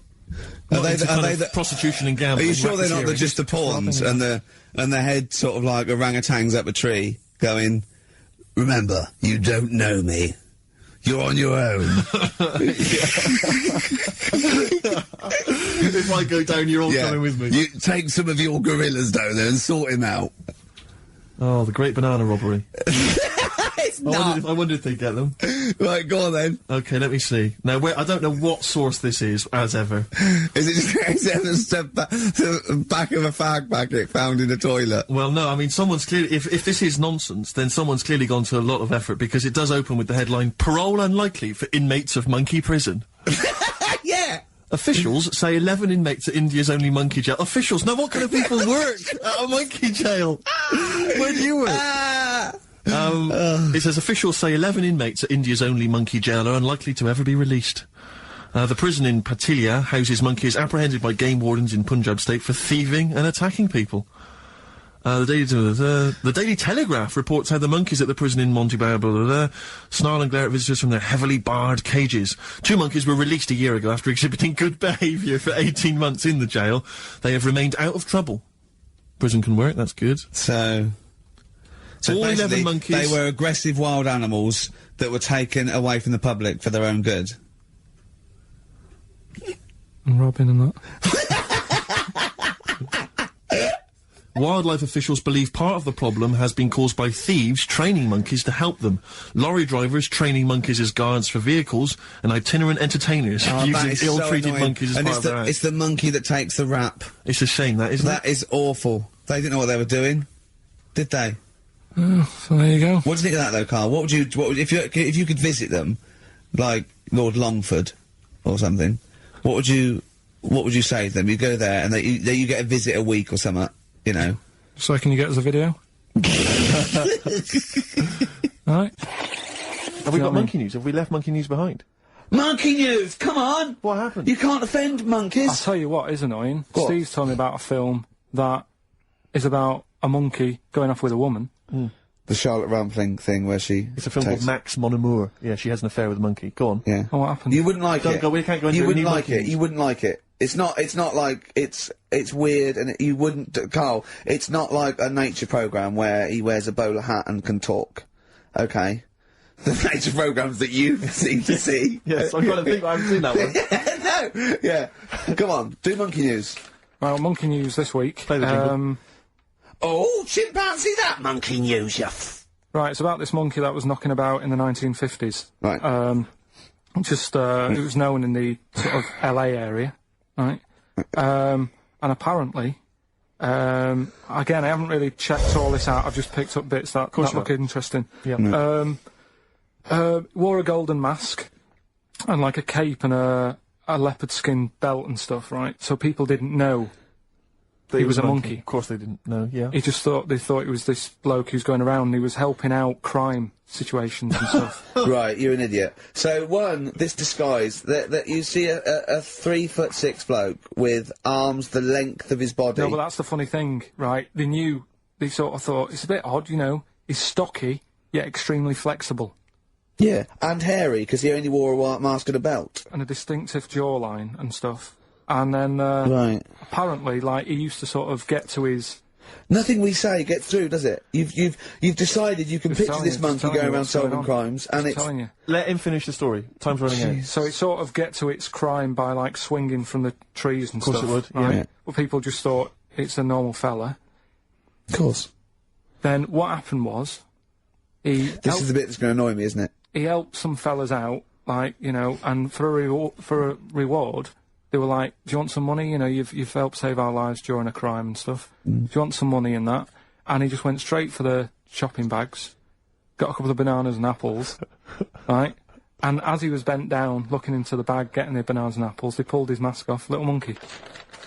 So he wasn't allowed to work for the police anymore? It ended there. Sure. Weird, isn't it? So, what have you been doing this week, Steve? Well, I'll tell you what, at the beginning of the week I was, incredibly annoyed by Karl. Why? No, because I remember you had a little discussion with Karl a while back saying that, you thought he was lazy at times. Yeah. And, you know, you had various criticisms of his work. Yeah. And I got a call from him, he said, oh yeah, I should have told you, I had a phone call, someone said that they were trying to get hold of Steve Merchant to offer him some lucrative voiceover work. Now, you know... That is money for old It's money for old rope. That's you're in there for about 20 minutes and it's thousands of pounds. If there are children listening who are still at school, they should definitely, when the careers guy says, what do you want to do? Try and get voiceover work. Just become a voiceover artist. It's money for old rope. Yeah. So I can't believe my luck, because, you know, I love money for old rope. Yeah. And, I said, well, what's the information? He said, I don't know. I deleted the message. It was on his answer, and he deleted the message. I said, right, when did the message come? He said, last week. So he took a week to tell me that he had deleted the message. Why, just because it wasn't for you? I mean, I don't know how selfish that is, Karl. No, what happened is, right, I got back off holiday. I was at home. Yeah. So I called up my voicemail, right, because I can do that. Yeah. Remote access, right, because I've got to know what's going on at work. Of course. Called in, it was still my day off, I was going through the messages. Yes. Heard one from some company saying, we're after Steve Merchant. Yeah. We want him to do some voiceover work. Yeah. Right? I can't remember the name of it, but Thanks. I thought, right, I'll remember to tell Steve. A week later. It doesn't matter, does it? You still got the message, and they... What message? Yeah, but voiceovers have to be done in the next couple of days. I didn't get the message. All I got was, there was a company, I don't remember the name, and they phoned you the what voiceover work. How does that help me? There are hundreds of thousands of media companies. You didn't take down a number, you didn't take down a name, nothing. I was more puzzled why they'd want you to voice anything. He's having a go! I don't know why. But listen to that voice. You must be annoyed. You must be annoyed. I mean, talk about rubbing salt into the wound. No, but listen to you. Oh, God. I don't know how you think. I don't know how your mind works. Well, I was thinking there must be a tractor sale on somewhere. What do I care? No, hang on a minute. Wait a minute. The worm has turned. I don't care if they want me to advertise, you know, the latest designs in pirate fashion wear. I will do a voiceover because it's money for a rope. I don't care what you think of my voice. Someone was interested. They were offering me money. And you decided arbitrarily, oh, they probably wouldn't want it, they probably made a mistake, they wouldn't like the way he talks anyway, I'll delete the message. No, the thing is, right, I get paid. A girl? I get paid to sit here on a Saturday, right, play CDs and that, help out with the show, get you decent prizes, I think I do me bit. Sure. Right? It isn't about running your voiceover work. So hang on, so Karl, let me just get this right. If someone was ever to phone me, right, trying to get in touch with you, to offer you work, you'd want me to just ignore the message. That is what you're saying to me. You'd prefer that I deleted the message, I ignored it altogether. That's what you'd want for me to do. That's what you want me to do. What, someone's calling you for some Someone's work for phoned me. They said, oh, I can't, I don't know, I'm a friend of a friend, I've got your number, Steve, I would love to use Karl Pilkington for an Well, you've never exciting called me, sex so has scene. it happened? Well, I'm saying in the future, if it was to occur, do you want me to just ignore it? Is that what you prefer me to do? Well, it's not like that, though. I did tell you, I told you the message. You didn't what? You told me a week later with none of the information I needed. Karl, that doctor called last week. That kidney's ready for that, little girl that you were doing that sponsored walk for. I forgot to tell you. Oh. I hope it's still alright. They keep it on ice, don't they? I think they do. Selfish, Karl. So selfish. And you've lost us a Beautiful. Bit of, Snoop on XFM. Yeah? Mm-hmm. Kicking it with, Ricky Gervais. Yeah. Sweet. Steve Merchant and, Karl Pilkington. What has happened to Karl? Because Karl, I thought, is this sort of sweet little buffoon, almost childlike in his ways. You know what I mean? Like Charlie Brown after some sort of head injury.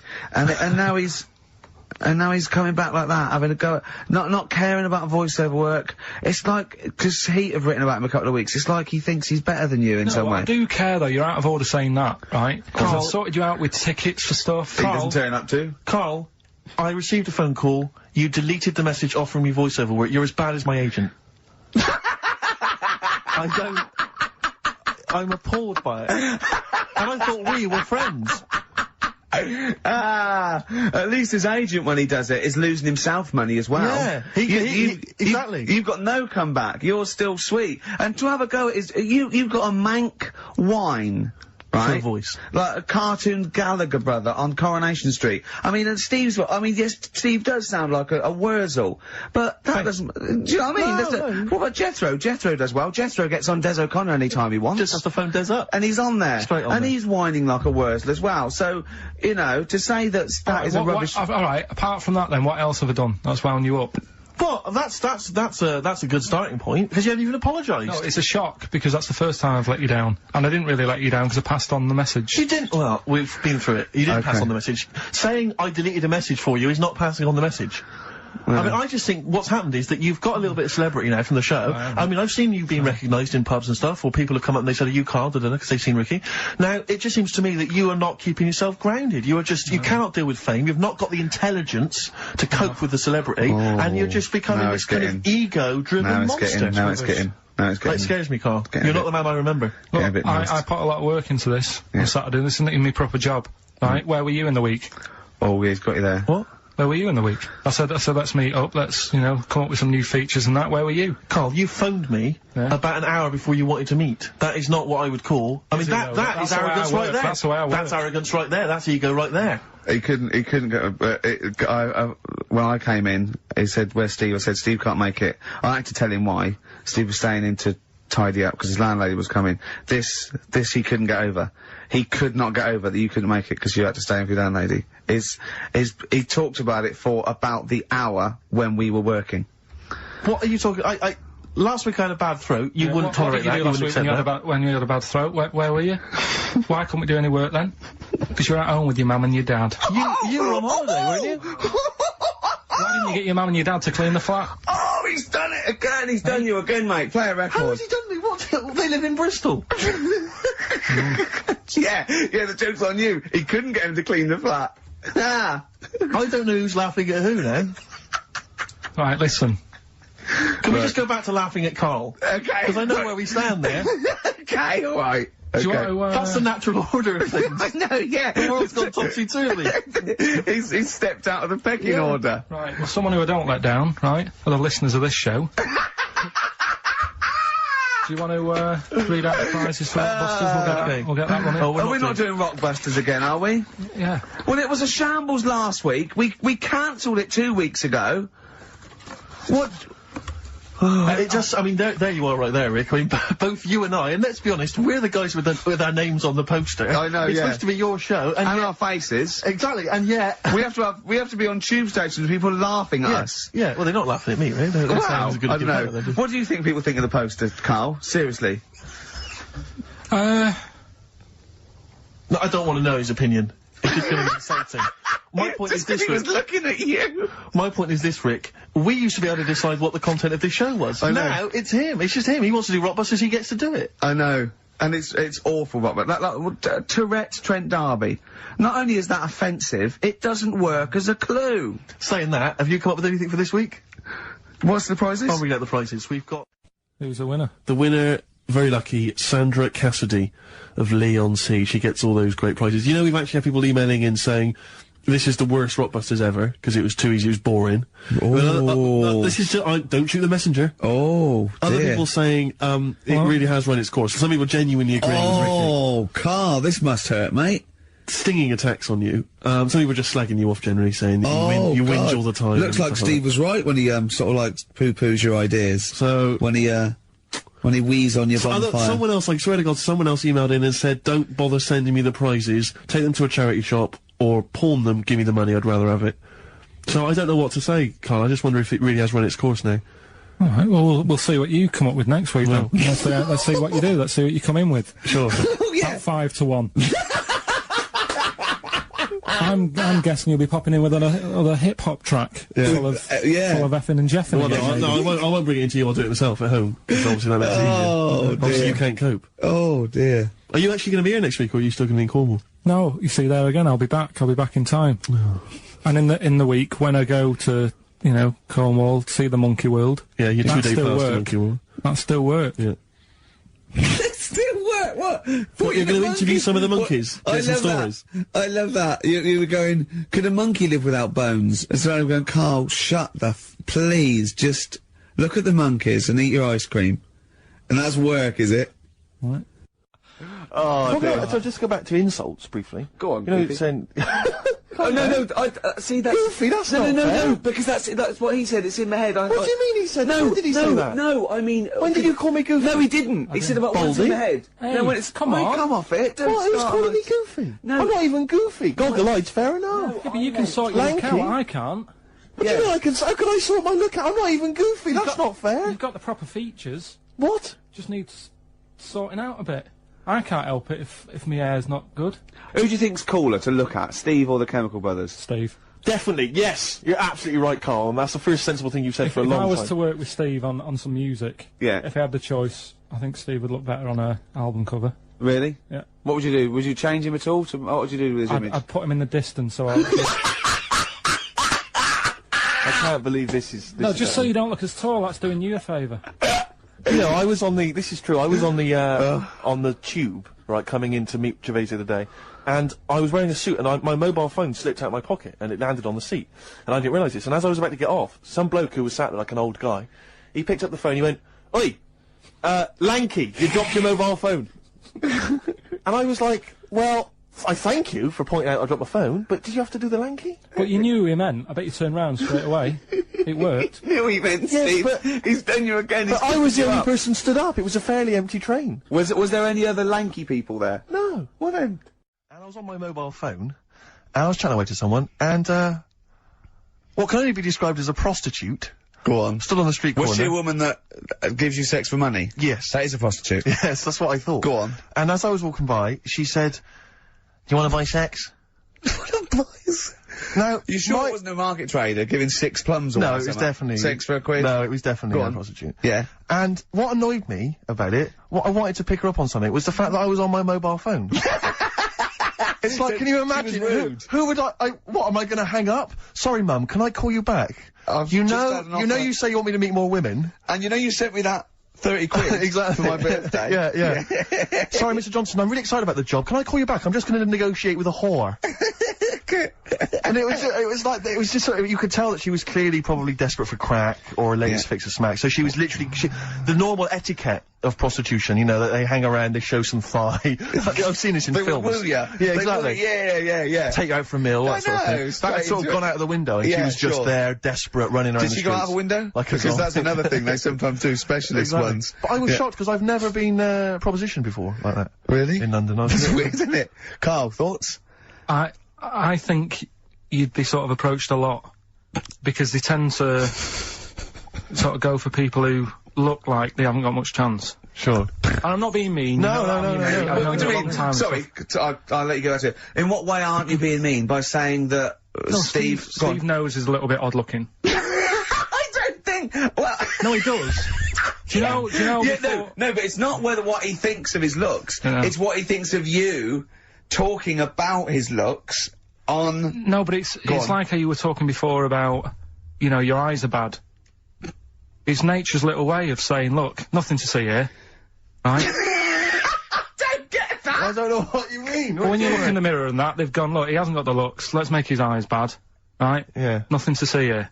Yeah. That's what I'm saying, we're balancing it out, right? Yeah. And it's funny, right? Now we're on the topic. Sorry, Johnny Depp. Now listen, but my chest is gonna burst at this moment. Whenever we go into this conversation, I always think to myself, Karl, do you know what you look like? I'm gonna you know, seriously, can I be honest with you? You look like, you know, if you've got like a balloon, a hot air balloon, right? Just a little balloon, like a party balloon. If you drew a little face on it, right, and inflated it about halfway, that's what you look like. Right. No, play a record. I don't want to get into this. Listen, it's too intense. Now you've got onto this. Let's just nip it in the bud now. I'll tell you something that I wasn't going to tell you because I think it was I don't want to hear it. I don't want to hear it. Right, it was on the tube. Right. Well, someone told me they were on the tube. Right. And the tube pulled into a station. Right. And one of the women saw the poster that's out at the moment with you and Rick on it. Right. Yeah. So this woman apparently goes, oh look, there's Ricky. Ricky's on the radio. Right, and the other woman goes, "Oh yeah, don't you listen to it?" So she goes, "Oh, I didn't know it was on the radio," and she goes, "Oh, sorry, Steve. look, because he didn't sound this bad." She said, "Oh, look at that person he's with." So she goes, "Yeah." She said, "That's Steve." She said, I was sort of aware that he looked odd because Karl mentions it on the radio. Yeah. So it wasn't as much of a blow to me, but I can see how it was a bit of a shock to you. Yeah. So that's weird, isn't it? Yeah. And that isn't me sort of telling this woman to say anything. That was all happened without anybody else sort of bringing it on. Yeah. Do you know what I mean? Yeah. So was it? Sorry, you seem to be relishing this. Was it because of the little balloon story that made you? Honestly, Steve, I wouldn't have told you, but if you're going to start, you know, having a pop. Yeah. Do you know what I mean? I can't just sit here and take it and that. No. I mean, all mates. Yeah, it's just, yeah. Well, I mean, I was mistaken for Johnny Vegas. Steve's got a story about that, if you want to have a go at me. Well, someone just thought you were fat with a beard, which is true. Well, don't have a go at me, because he said you looked... Well, you started it. No, I didn't. Yeah, I didn't. You were milking it. You were egging him on. I was laughing. You were egging him on. I sort of was. Yeah. But let's not, you know... Oh, it's a good job you got lots of good mates like Jonathan Ross you can go and hang out with. Don't need other friends, people who've helped you in your career. This is what the phone message he left me Wednesday on my mobile. But I just is chatting about certain things that are going on at the moment, what he does need to know. Duncan, who he mentions, is my agent, and, you know, you'll understand a few other things, but this is the sort of message I get from Karl, right? Whinger. Old messages. Alright. 12:10, Wednesday. Just getting loads of people calling me all the time about shit. Yesterday, DVD signing for BBC London. I don't work there, but I've been dragged into that. I've got a woman on, leaving a message from Talk PR, going on about, do you want to go and see Pop Idol again? Right? They're just saying, you and some listeners can go. So I'm sure you'll love that. I've got Jim Benner wanting you to introduce the tin buckets at the Astoria. So can you just like let Duncan know that I'm doing his job whilst he's sat on his arse with his thumb firmly up his arse? Can you let him know that I'm running around like a here sorting shit out for you? Alright, see you later. Message left So, at 12. do you know what I mean? I know, but that's the kind of phone message he's leaving. Do you remember who he was before you... But he's started working even with him? annoyed that he gets a phone call. I remember he got a phone call for you to do a voiceover and didn't pass it on. You missed a voiceover. That was thousands of pounds. No, I did pass it on though, I told you. You I did, said a you woman... said someone had phoned. Yeah. That's not good enough. But who's that? Well, she didn't say, and I didn't ask, but Of it's course not my she job to do said. it. She didn't say. Rubbish. So you didn't take the number down? Just when she went, oh, can you tell Steve to call me? And you went, yeah. Yeah, well, I just thought you'd know her already. I should have known, it was a woman, so I should have known. He's having a go, you see? Unbelievable. I don't know how it's come back on me. You're the one who was picking on it. Yeah, exactly. I'm saying. I'm defending. Why is he having a go at He you? never Because picks on Ricky because he knows you are his bread and butter.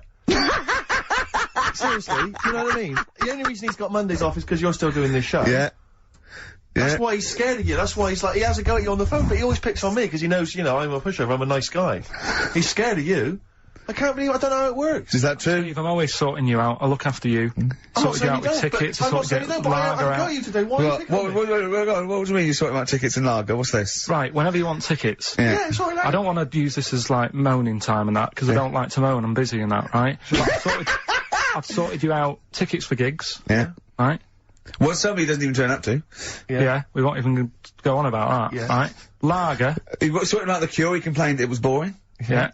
It was that big drum of lager that you had, and you said, oh, put that in your room for me. Yeah. Because I don't want to carry it home. was Right? lazy. So I said, alright, then I'll put it in my room. It goes missing, it gets nicked. Then you have a go at me because it got nicked. Yeah. I get you another one. You make me carry it around town for you for half an hour, then you say, oh, I can't be bothered taking it home. Can you take it back to work for me? Yeah. Yeah. But, interestingly, this is like a year ago, so it's obviously, it's still pressing on you, Oh, is hang it? on, and I forgot the one when we had an argument over 50p. When we went You out didn't for a want to coffee. give me 50p back that you owed me. That was the same day you'd given him about 40 quid worth of lager. But, see, this is my problem, this was my point at the time. It's not the 50p in terms of money is not what's important. The fact that you think you don't have to give me money back because it's only 50p, that was the point at stake. It's me who makes a decision, oh, don't worry about the 50p, not you, it's only 50p, I'm not gonna give it to you. Do you know what I mean? There's gotta be rules, otherwise it's chaos, Carl. Come on, mate. I Alright? don't want to fall out about No, it. it's not alright. Shall we kiss and make up? Do you want that? Do you No, want to it's do that? alright. Yeah. Well, should we play a little record and come back to this? Because I can't believe it started with you slagging him off, Rick, and I've ended up I know. as the monster. I know. Bit of R.E.M. Yeah. Well, we're not gonna do, Freak of the Week here. Okay. Right? Because we've done quite a bit of that in the last 20 minutes, right? So we'll OD'd move on that. freaks, you think? Yeah. Sure. We'll just shift it a little bit. Okay. And I don't, like I keep saying, don't want people to be thinking we're sort of taking the mick out of anyone.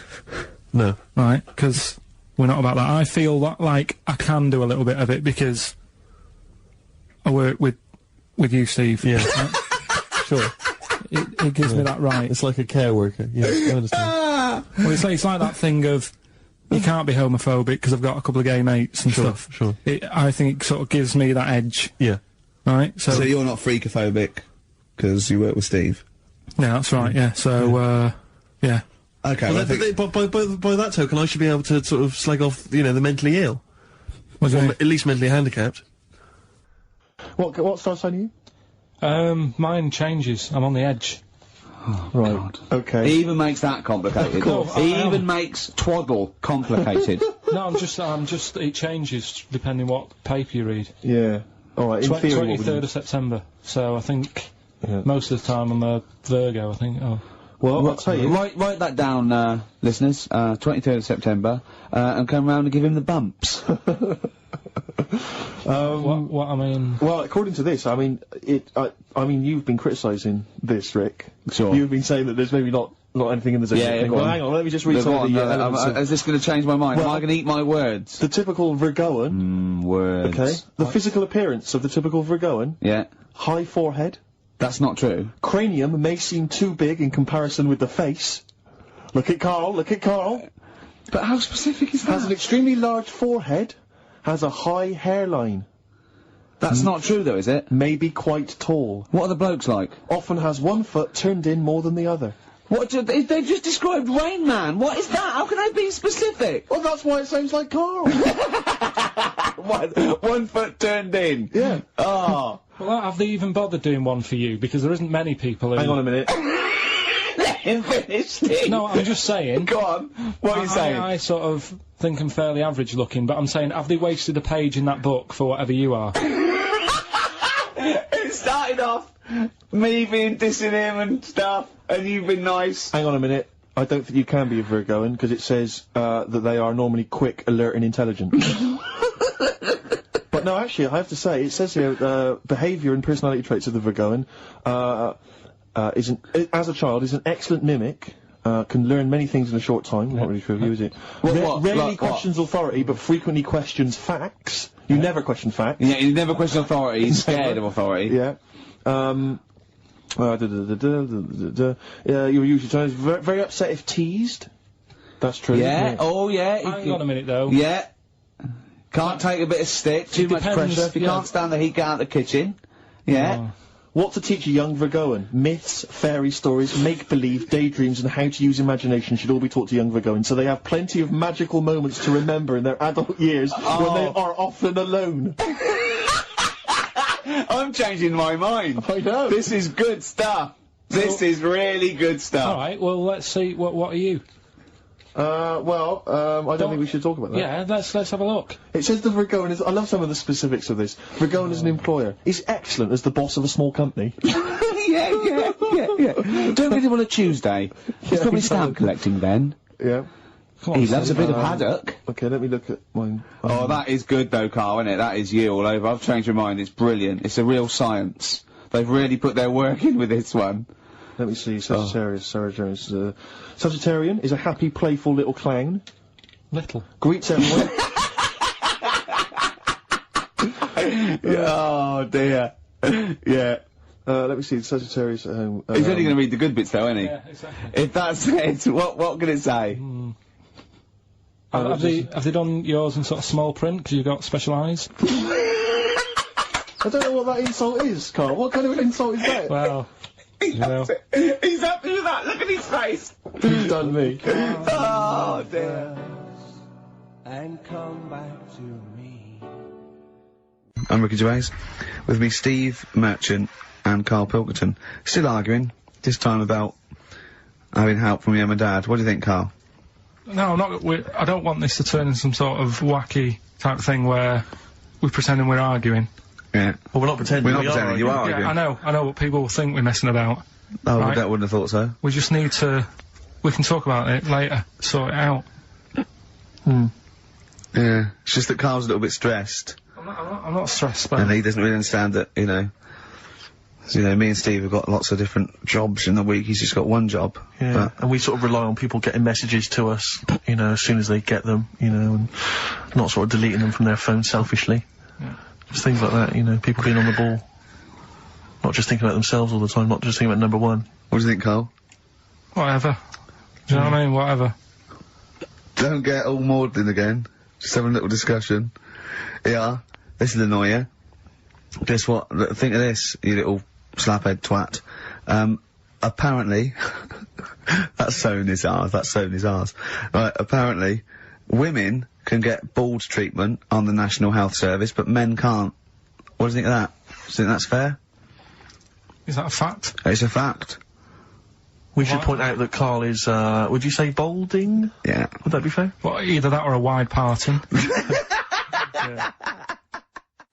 See? Strokes. Someday. No, that was a better choice, wouldn't it, to start off with? Oh, hello, ladies and gentlemen. XFM 104.9. I'm Ricky Gervais, obviously. Steve Mitchell. No, come on, let's get my name right from now on. That novelty's worn off. What is it? Is it? Steve Merchant. Oh, yeah, that's the wrong one, isn't it, The Mitchell? Guardian got it wrong, it's Steve Merchant. The more I say Mitchell, the more people are thinking Exactly, it might be Mitchell. Oh, God, sorry, Dave. But Karl wanted to start off with the stereophonics. Oh, loser. Because it was a newer track. And Karl now, we've made him what he is. He was nothing when we found him. He was like work experience. And now he's going, oh, we should start off with stereophonics. I'm going, Trying to Karl, tell you what to do, Ricky. if I want anyone's opinion, I don't. basically. But you'd probably come to me, I imagine, wouldn't you? I'd be the first person. Before Carl, Yeah. I'd consult you, Steve. Thank so you. just keep it, just because he was in a, was it He had his Pilkington mobile making disc music? outfit. I cannot wait. I'm looking forward to this. I mean, I literally can't wait. Should we do it now? Well, I'm tempted to save it because I just want to mention to people that they should be very excited because it's going to be Carl's special night tomorrow. You excited, Carl? Oh yeah. Oh, this is me and Steve, because we were nominated, we get a guest For the BAFTA Awards. and it doesn't say guest. It actually says partner. So I'm taking my partner, and Steve's taking Carl. Yeah. But what Carl doesn't realise is, you will have to pretend you're his partner, otherwise you wouldn't be able we'll have to and it hold says- hands it when we says go on is- the red carpet. Is this really your partner? It's not just a guest. They have That's to, how it is. And either we go in like that or we can't get in. you just have to be with him when you go up there. I mean, you have to, does he have to...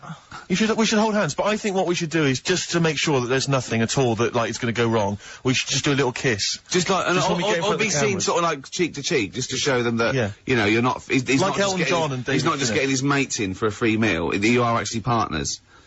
No, I'm not up for that. Why not? Well, Because we know we're not actually gay. no, but So it's not a problem. You've come out of it looking quite good because you've got a good-looking fella. But I'm meant to look like, I mean, I'm not gay, but if I was, I don't think I'd go for your thing. Oh, he's done you, Steve! It's turned on you again! I cannot believe. We were trying to get him. Wait a minute. I have got the cream of London's totty phoning me up trying to get an invite to the BAFTAs, Yeah. right? We have very graciously asked you if you would like to come along. Well, that worries me even more, that you've got women calling you up. Carl. Carl, I can't choose between them. If I let one of them down, they're gonna destroy Yeah. them. Is- They'll yeah. be ruined. Their Yeah. lives will be ruined. It's better for me to take you and not, ruin the lives of any of those poor women. When he told them he was taking you, it was like a scene from Graceland. There was just like... There was women- weeping. They were crying, like... It was horrible. Hundreds of them. And he Really? just went... and I he- got he- upset. He just had to say, look, just chill out, bitches, didn't you? I did. I just said, you're all my hoes, but Yeah. I can't choose between you. So I'm taking Carl. So I'm taking Carl. You know he could get you discount frocks. No, I had a letter from the people that there's an organisation. good. No, listen, Carl. There's an organisation that sponsors the BAFTA Awards Yeah. in terms of clothes and fashion. They sent me a letter. They said your partner. They've not specified the sex. They've said your partner can come along and choose an outfit. Now I suspect. By the look of it, it is a woman's outfitters. I'm thinking we could get you a lovely trouser suit. Well, you have a it may trouser look suit, but- feminine, right? But I think people will be fooled. And they'll think it's It'd just be a little bit roomy in the hip, and That'd probably be narrow fine. on the shoulders, but you're a bit skinny. Why didn't you take it? Because it's a lot of an insult. and maybe just some pearls as well. Be lovely. Wouldn't you want... I haven't got anything sorted to wear yet. See, you're slagging me off. You're likely to end up going in a tracksuit. yeah. I mean, I know what Steve's like. He is tight, right? He is. And you know that, don't you, Steve? Financially, you mean? Well, no, I mean, just the way you are. You're very Sure. sort of, you're not you're not careful. wasteful with your money. I'm careful. No, I'm not wasteful. Absolutely right. No, but to the extreme. Not towards the extreme. Not towards the extreme. No. Look Come after on, the come on pennies, now. the pounds will take care of themselves. Alright? Simple to remember, good advice. Yeah, All right. but the thing is, right, I know that I take the mickey out of you for, like, the way you look and stuff. Sure. Right. Well, and right back at you. But the thing is, you can't help that. Absolutely. But I'll tell you something that women don't like, Sure. and it's fellas who are tight with the money. Sure. I'm not frugal with money with ladies. I'm frugal with money with you. Well, I've got no reason to splash money out on you. I've never seen you splash money out. Well, you've never been out with me. Steve, have you ever splashed out on a lady? No, but I hope to one day. The right lady. Play a record. I'm not going at the moment. I'm not going, and I'm desperate to see him, man. I mean, he's going to do a great concert. It's his only one in London. I can't believe that being on the radio, being on XFM, the listenership's going up apparently. I can't believe I can't get a ticket. I've asked Carl. He's done nothing. Hang on a minute. No, come Carl on, had a Carl, very you good provided point. nothing. Carl, say what you said when he was whinging in No, the but break. first of all, whilst you're moaning, you also asked in the week for a Badly Drawn Boy album. Yeah. You got in today. Yeah. There's one there for you. Well, yeah, Yeah. but it's yin and yang. And it's like, yeah, but I do, Carl, what's Steve ever done for you? That's what you got to ask yourself. What has Steve ever done for you? well, he took me to the BAFTAs. Yeah, but only 'cause no one else would probably want to go with you. I can't believe that. What is I this? do not believe that. Oh, Steve, I'm going to stitch you up now, Carl. And it's in a nice way, and don't worry, it won't be too bad. He won't take it too bad. Carl sent me a little text message today. Right. No, Oh, don't. what is this? Right, okay. Okay. You know, I'm in a very frail mood at the moment. No, 'cause I'm you're not like going to this see one. Bruce. This is funny, because me and him have been, like, sending, trivia back and forth to each other. Which is another point, right? I sent him... Oh, well, I'll get to that in a minute. I thought he'd really be amazed with, Well, while you're fiddling, if you can make my dream come true, to go and see Bruce Springsteen tomorrow, then give us a call on the usual number. But like I said, Steve... What? Right?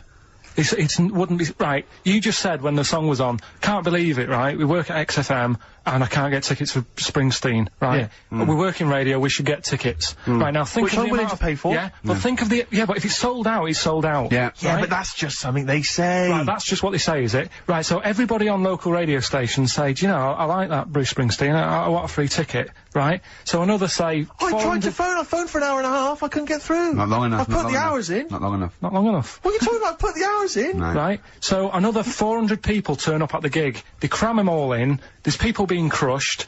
You know, they've paid the money early. They were up early that day when the phone lines were open, whilst you were probably sleeping and that. So they're dedicated, and they're the ones at the front getting crushed.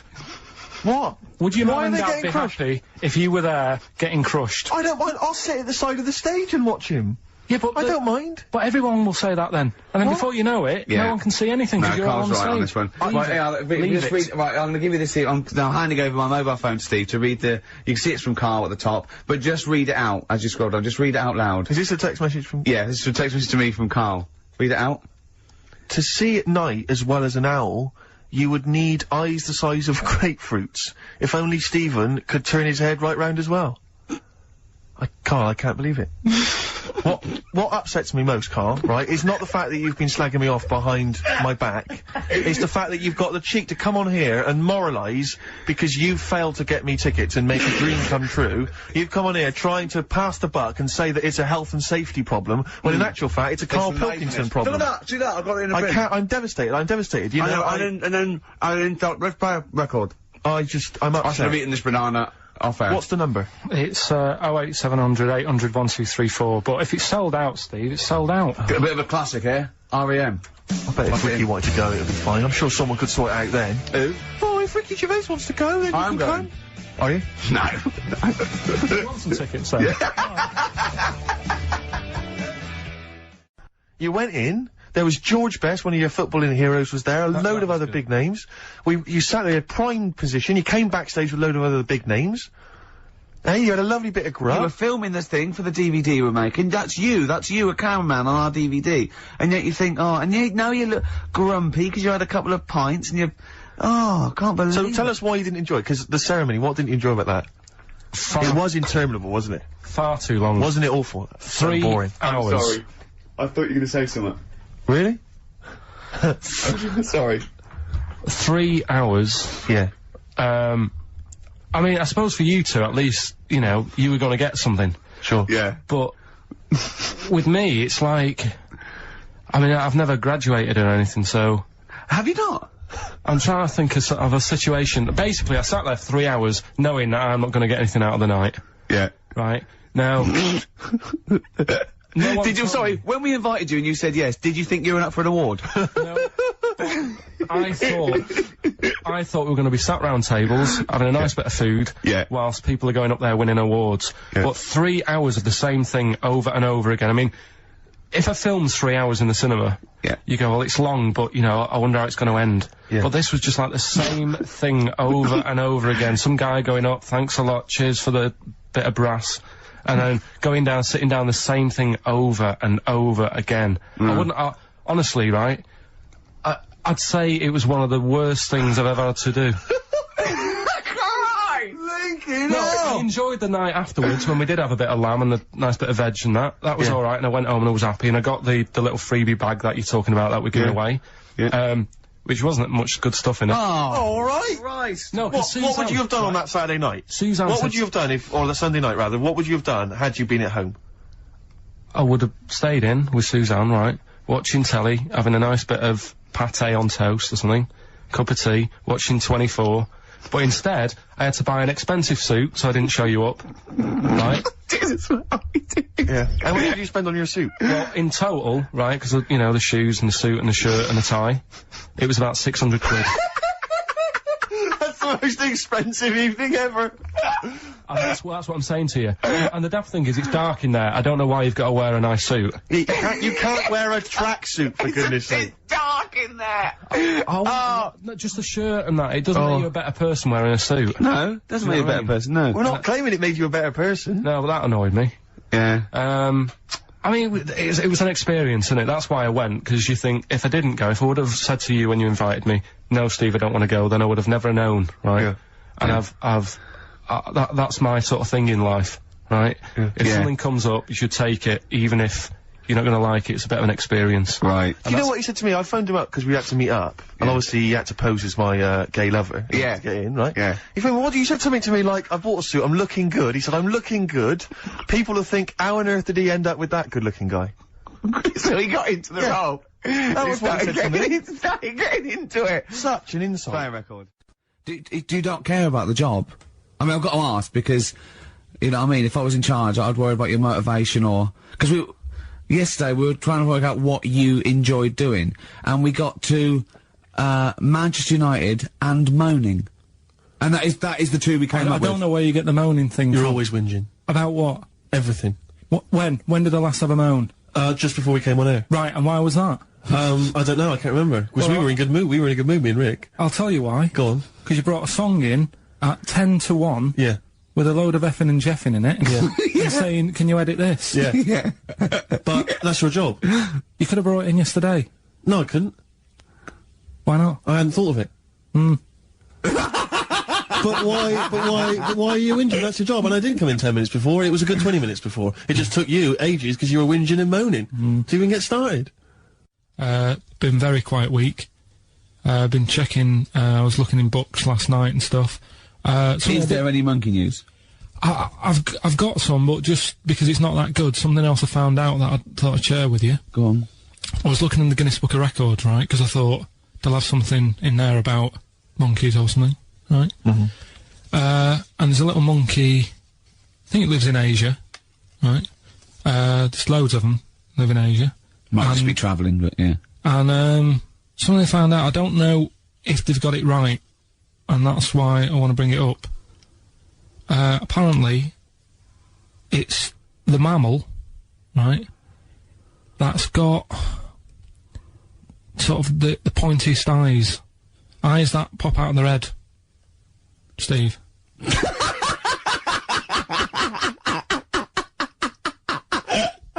Now, the thing is, right, I thought that's interesting. Yeah. Apparently it's the biggest with the sort of goggle eye type thing. Right, yeah, go on. Apparently they come out of their head 1.6 centimetres. 1.6 centimetres? What, you mean they protrude? Yeah. They protrude from the head at 1.6. Okay. What, how long? Have you got a ruler, Rick?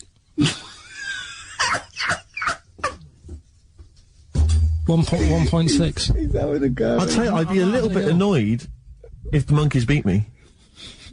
Well, I don't think it has. That's what I'm hoping. Is there anything we can... I mean, what's 1.6? Oh, can you... It's about... Drop your trousers. It's, about 3/4 of an inch. What do you think? I don't know. Have they got it right, or what? Maybe I should come down to Monkey World with you next week. So anyway, so that's not the monkey news, that's just something that cropped up, and... Sure. I do know once, when we were playing pool in the office, I think Lucy was your partner. Yeah. It was me and Ash versus you and Lucy, and you were having trouble because his glasses kept slipping down. So Lucy pushed his glasses up his nose, but the glasses touched his eye. Do you remember that? Yeah. He started it. Well, you're the one who joined in. No, I know, and I feel bad now. Yeah.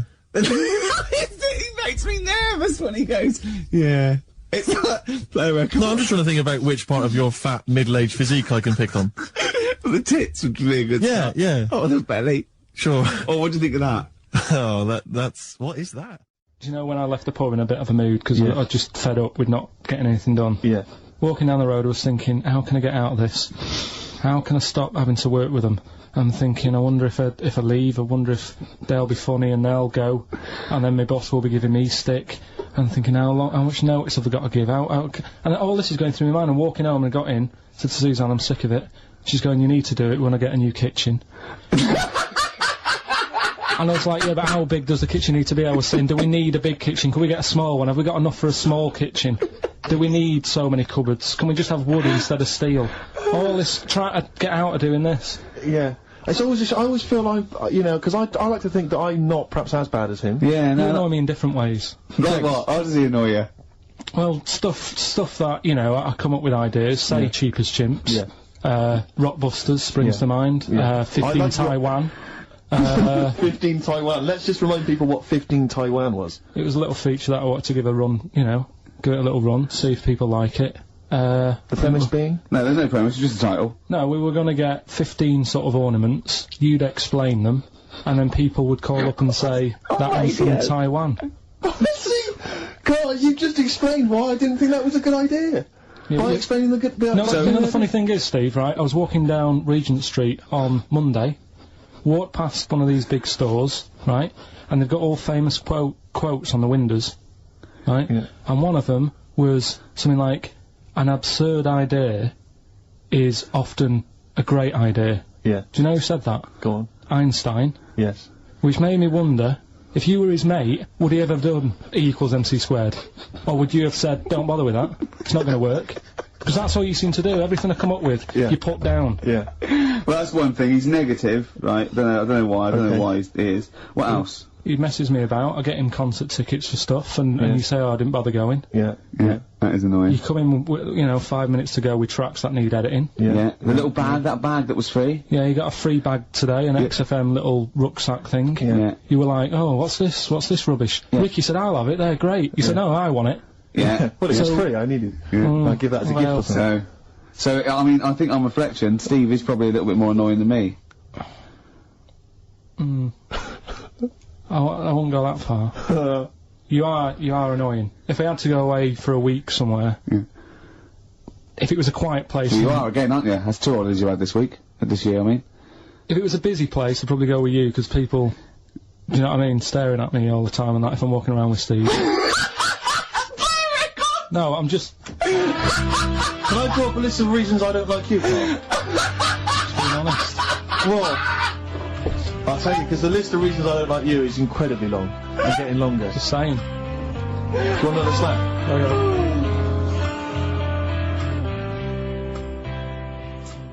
I genuinely, I really, it does frustrate me that I don't get any allowances for being count as a disability. Well, it does count. No, it doesn't. It's not a disability, being 6'7". But how can you explain, for instance, you know, travelling on a bus or a coach? There's some things I can't see. The disadvantage is, people look at... I've seen people stare at you, but they stare at me because I've been on the telly. Was that a disability? Are that people being recognised? Yes, but you could avoid that by not being on the telly. It's your choice. This is my point. It's your choice. Yeah, it's the same as the big fat people. And it's their choice. It's a different sort of stare, isn't it? I've been there. Yeah. When, you know, the sort of stare that you get and the sort of stare... Well, obviously I'm gonna... Sorry, Steve, but I'm gonna, you know, follow up this inquiry. What do you mean, Carl? No, I'm just saying it's more of a stare of fear than... Like with you, they go, oh, it's him. Yeah, go on. Whereas with you, it's more like... Jeez.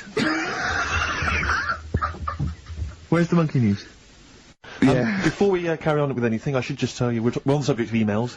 There's one emailer we're always looking forward to hearing from. Richie Anderson! Dicky Docky Doo! Richard Anderson, thanks for emailing. He's my biggest fan. He's one of the biggest fans. He absolutely loves me. But not afraid to offer some constructive criticism. Go on, that's the great thing about Dicky. And from Anders this week, he says, Ricky, I'm lazy, I talk nonsense, I'm badly organised, and I believe in ghosts. Can I have a job working on your show?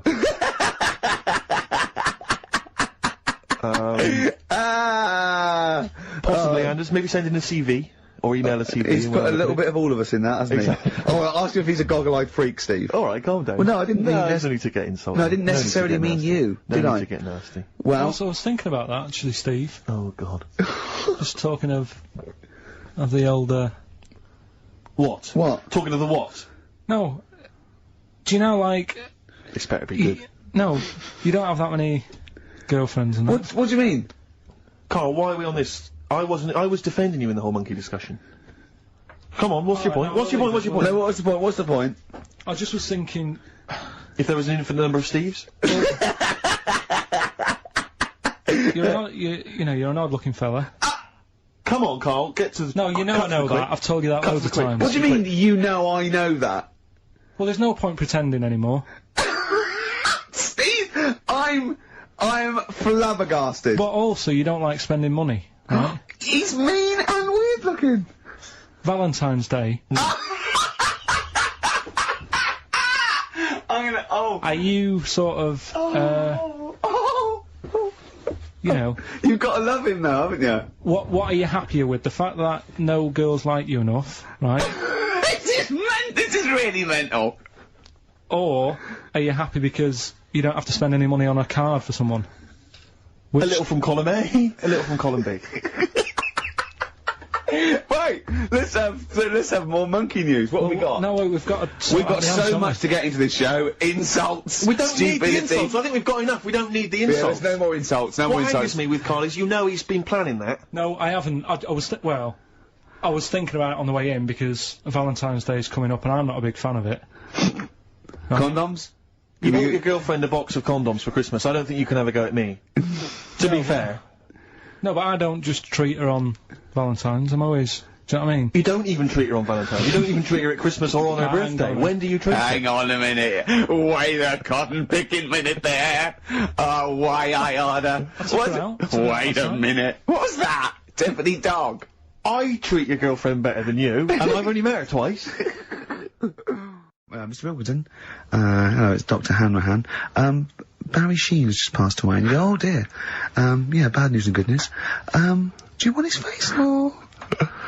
Do you want his face? Does Suzanne go out with you, like, for charitable reasons? Is it like you can adopt a boyfriend? I love the fact that she encourages you. She was saying about Tom Cruise, and I was like, oh... You know, she said, you know, he's not a bad-looking fella or whatever. So, well, what she's saying is, Carl, is there any chance you could go and get a different face? Maybe something like Tom Cruise would be good. Then I was saying, right, first of all, he's got to be dead and he's not. But if he was, and you had that done, would you feel like... People looking at you on the tube? Well, no, like, say if the people who made Mission Impossible said, well, we want to do a third one, would I be in me right to say, well, I don't want to do it? I don't know what he's talking about. I don't mean to be offensive, Carl, but your girlfriend could do a lot better than you. I don't know what you're thinking. I love the idea of this whole conversation about you in Tom Cruise's face, and then get offered a film. But why does she have conversations like this with you? It was now on last night. It was now on the telly. I love it. What should we talk about? What about getting a new face? Oh dear. Oh, that cartoon. If you don't know what Carl looks like, there's a cartoon that was in last week's Heat, isn't it, that I drew on the website. What's it going for now? Bid? I think it's at about 225 quid at the moment. And what do they have to do to bid for it? Just email in and I'll pass it on to the website people. I know why Heat put it in. It's because the editor, Boyd Hilton, looks a little bit like you, doesn't he? Sort of my ugly brother. He's probably listening, and he says nice things about you. Yeah, he can still say nice things, but I bet he knows deep down. You know if you're good looking or not, don't you? I can't believe Come on, Steve. I mean, what do you think? This is going crazy now, Carl. I don't know. You're just, the insults are flying left, right and centre. You've got no limits. You've just gone crazy, you've just gone wild. You're swanning around just because you look like Tom Cruise. I think it's because he's been hanging out with Christian O'Connell. Yeah. And they're both thinking, yeah, we're... couple of media players. Yeah. Too big for their boots. Yeah, not scared. Although he's scared of Christian. No, he's terrible. He's scared of Christian in here because he's not allowed to do monkey news. No. Because Christian wants to do it. He's scared of him. I'm not saying that, right? Christian...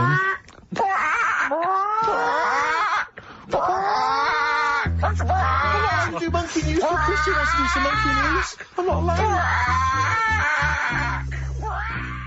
I'd be there, waiting for... By the way, Red Hot Chili Peppers on XFM 104.9. So, a few more shows. And then I hope Sony are happy. They should encourage You know, we've only been radio, you know, a couple of years. Exactly. Trying.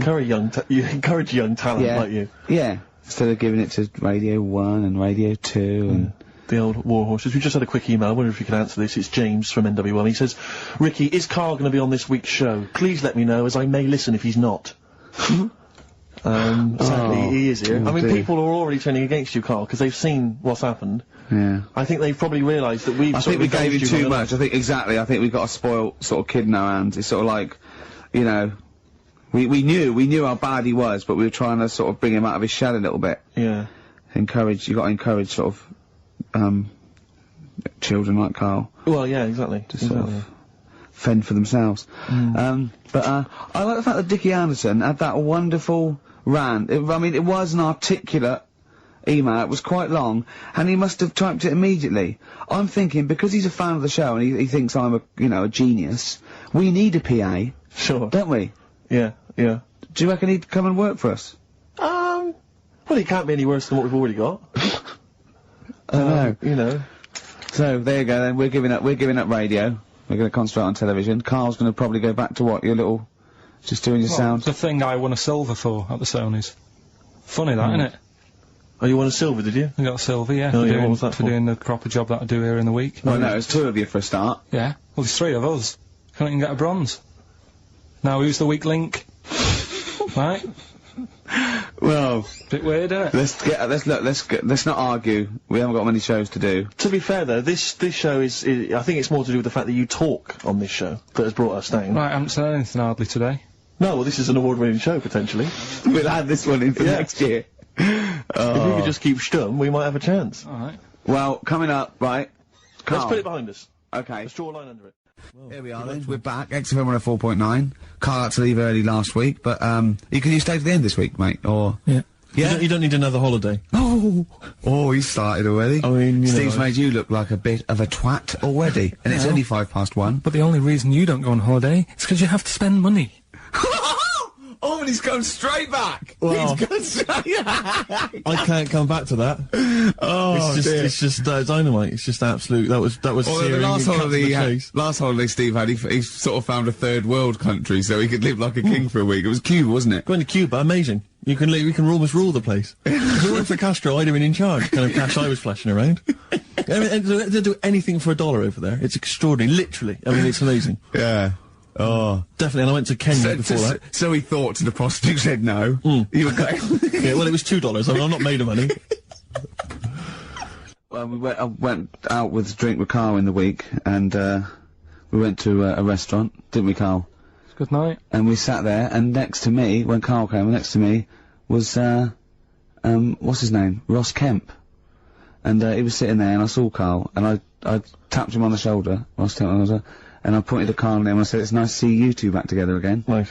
And Karl was horrified.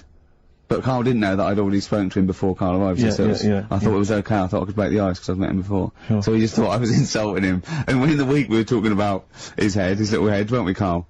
And Karl suddenly stopped the conversation and said, if I had hair, what would we be talking about now?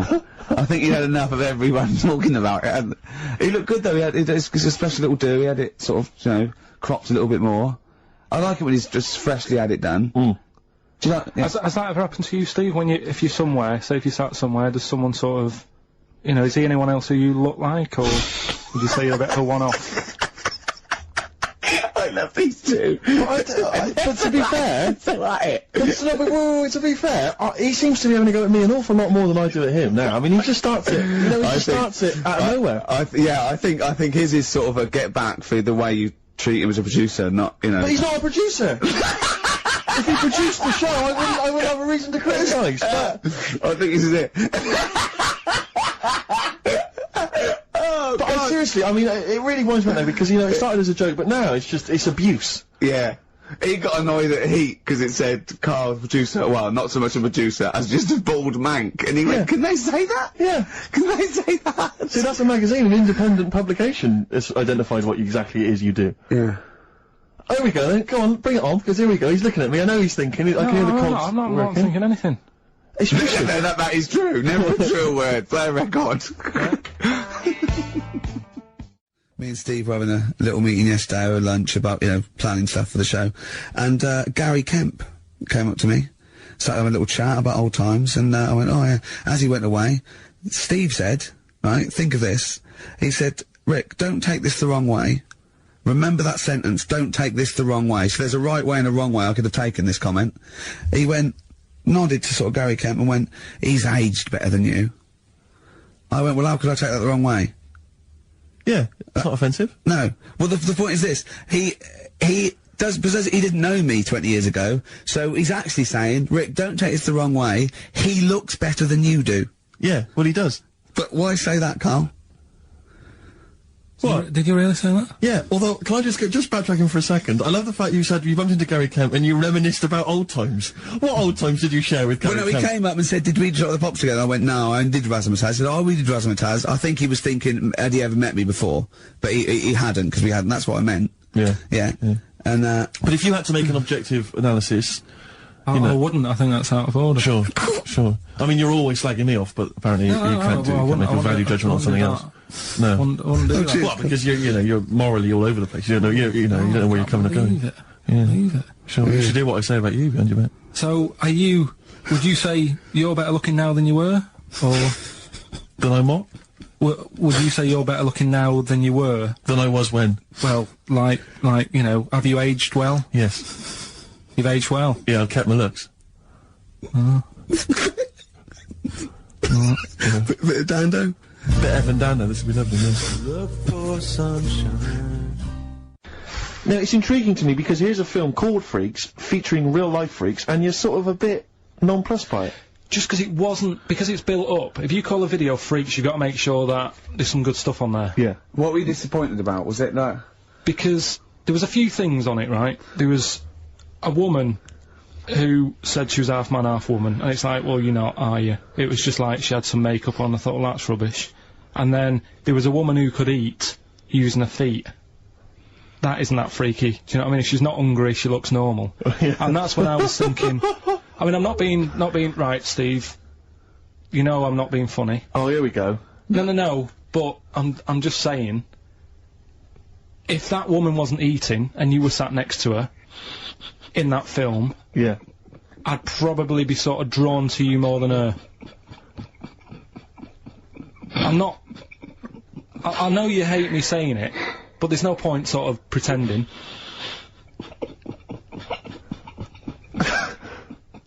Do you know what I mean? Oi, Muttley, what are you sniggering about? That face. Well, you mean there were things in it that were less... What are you saying? I'm just saying... Play a record. Seriously, I'll slap you. I'm gonna slap you live on air. Yeah, but you always go... I'm slapping you live on air, I swear to God. Alright, play a song then.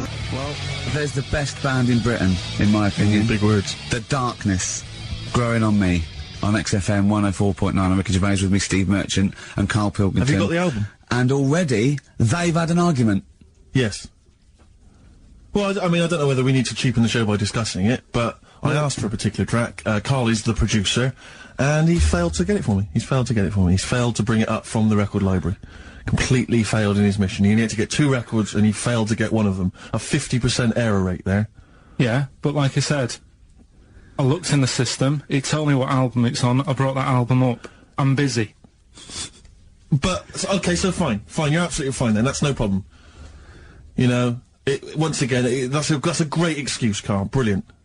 The show has been ruined, it's been partially ruined, but you've got a bit of an excuse. Alright, I didn't make a big deal out of it when you said, oh, and whilst you're down there, get us a new 50 Cent single. I never said, while you're down there, get the new 50 Cent single. I asked you if 50 Cent single was lying around. Yeah. If it hadn't been here, I wouldn't have worried. So I get it, yeah, I did that for you. Right. And then I come up, you say, has it got swearing in it? Well, I don't know, it's 5 to 1, Steve. You're the I haven't got time, I've been whizzing You're the around. producer, it's the brand new single. I'd have thought it had been lying around in the XFM office anyway. But I don't have time to sit around listening to music. Sure, well, yeah. Right? I know that you have, now you've got an iPod that can hold 7,500 songs. I don't know when you're going to get round to loading all them on, but I haven't got the time. Sure. Busy. Yeah. Fine, okay, no, that's a perfect excuse, Karl. Well done, mate. Right. I just hope that I never have to depend on you in a real emergency. How did you meet your girlfriend? Through work. What, through her work? What, you phoned up and said you... worked at the same place. Oh, you're right. Yeah. You're quite an enigma, aren't you? Could you give us more on that? At work. You met her at work. What, she came in selling sandwiches? She was going through the bins outside. What do you mean you married? Why are you having an attack on me? You're the one who's sad and lonely. Oh, he's done you again. He's done you Yeah, but what I thought was interesting was I just scratched at him and he just went mental. Yeah, no, It's like a but bear caught in a trap. it's funny, isn't it? You'll never learn. No, I was just interested to find out what the story was, because it might be a really romantic story. Well, it's not. All right, jeez. I love the fact he doesn't want to talk about his love affair. I was thinking about you in the week, and like, does it worry you? I mean, you sort of joke about it now, and we're talking about it in the office, you know, like, oh, is Steve really touchy about the way he looks? And Oh, what's this? Where's that come from? He's done it again. He's done you again. I was walking home the other night, and I was thinking about it. And do you worry that when you're old, you will be on your own? You did start it though, didn't you? Well, Carl, I'm glad you brought this up. because I mean, for me, you know, a lightweight, frothy entertainment show on XFM on a Saturday afternoon is exactly the place where I want to discuss the desperate, lonely future that's inevitably coming my way. Oh, God. I'll tell you what will cheer you up and forget all that. A bit of Embrace. Oh, one of the most hated bands. But yeah, I don't know what we were talking about there. So we've got the film thing going. I don't know what we were talking about. Film. What were you talking about earlier about glasses as well, and Steve taking his glasses off? What was that? What are you saying that in front of him now for? Was it an insult? It wasn't really an insult. Carl, what were you up to? No, what was it? I genuinely don't remember. I genuinely don't remember. Well, right, Steve, I'm not having a go. Right? Just saying how people, it's a bit weird that you've got glasses because you've got a good pair of eyes on you. Right? That isn't an insult. What were you talking about though? What was it? Why did it was the fact that people who wear glasses always look a bit weird without them on. It's like, you know, they should wear glasses. Okay. Why did we get round to this? What was we talking about? What were we talking about? I don't know. I don't know. I don't know what that was. It sounds like an insult, even it wasn't intended as well. It wasn't. It sounds like an insult, Carl. It does, yeah. No, it wasn't. I should be allowed to punch you every time you insult me now. No, but I'm not. Right, I'm doing it. I'm going to give you a dead arm. Look, Steve, it's you. You always even if it wasn't, you intended it to be one. What you? Oh, that was real. Play a record. But it's mad. Every time you insult me from That's mad. Is this the Cardigans? Great, brilliant. I didn't even say anything. It makes me feel better. It makes me feel better. I can enjoy the rest of the show.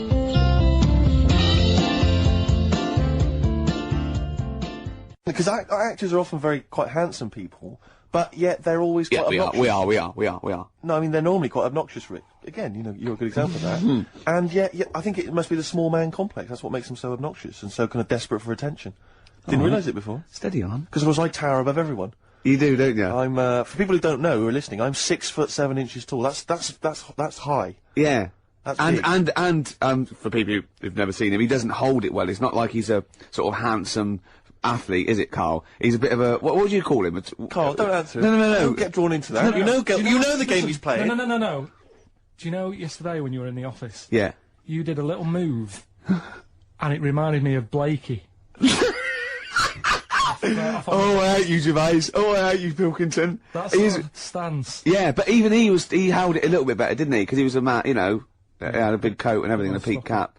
But, yeah. I can't believe it. Like, I've not suffered enough from being freakishly tall. Now, till my best buddies, live on radio, are just... It's not just the height, though, is it? It's the posture and the face and everything. But it's got you places, hasn't it? No? What do you mean it's got me places? I think people give you a bit more of a chance in your career and stuff, 'cause it's like... What, yeah, stacking shelves? Because I can reach to a high level.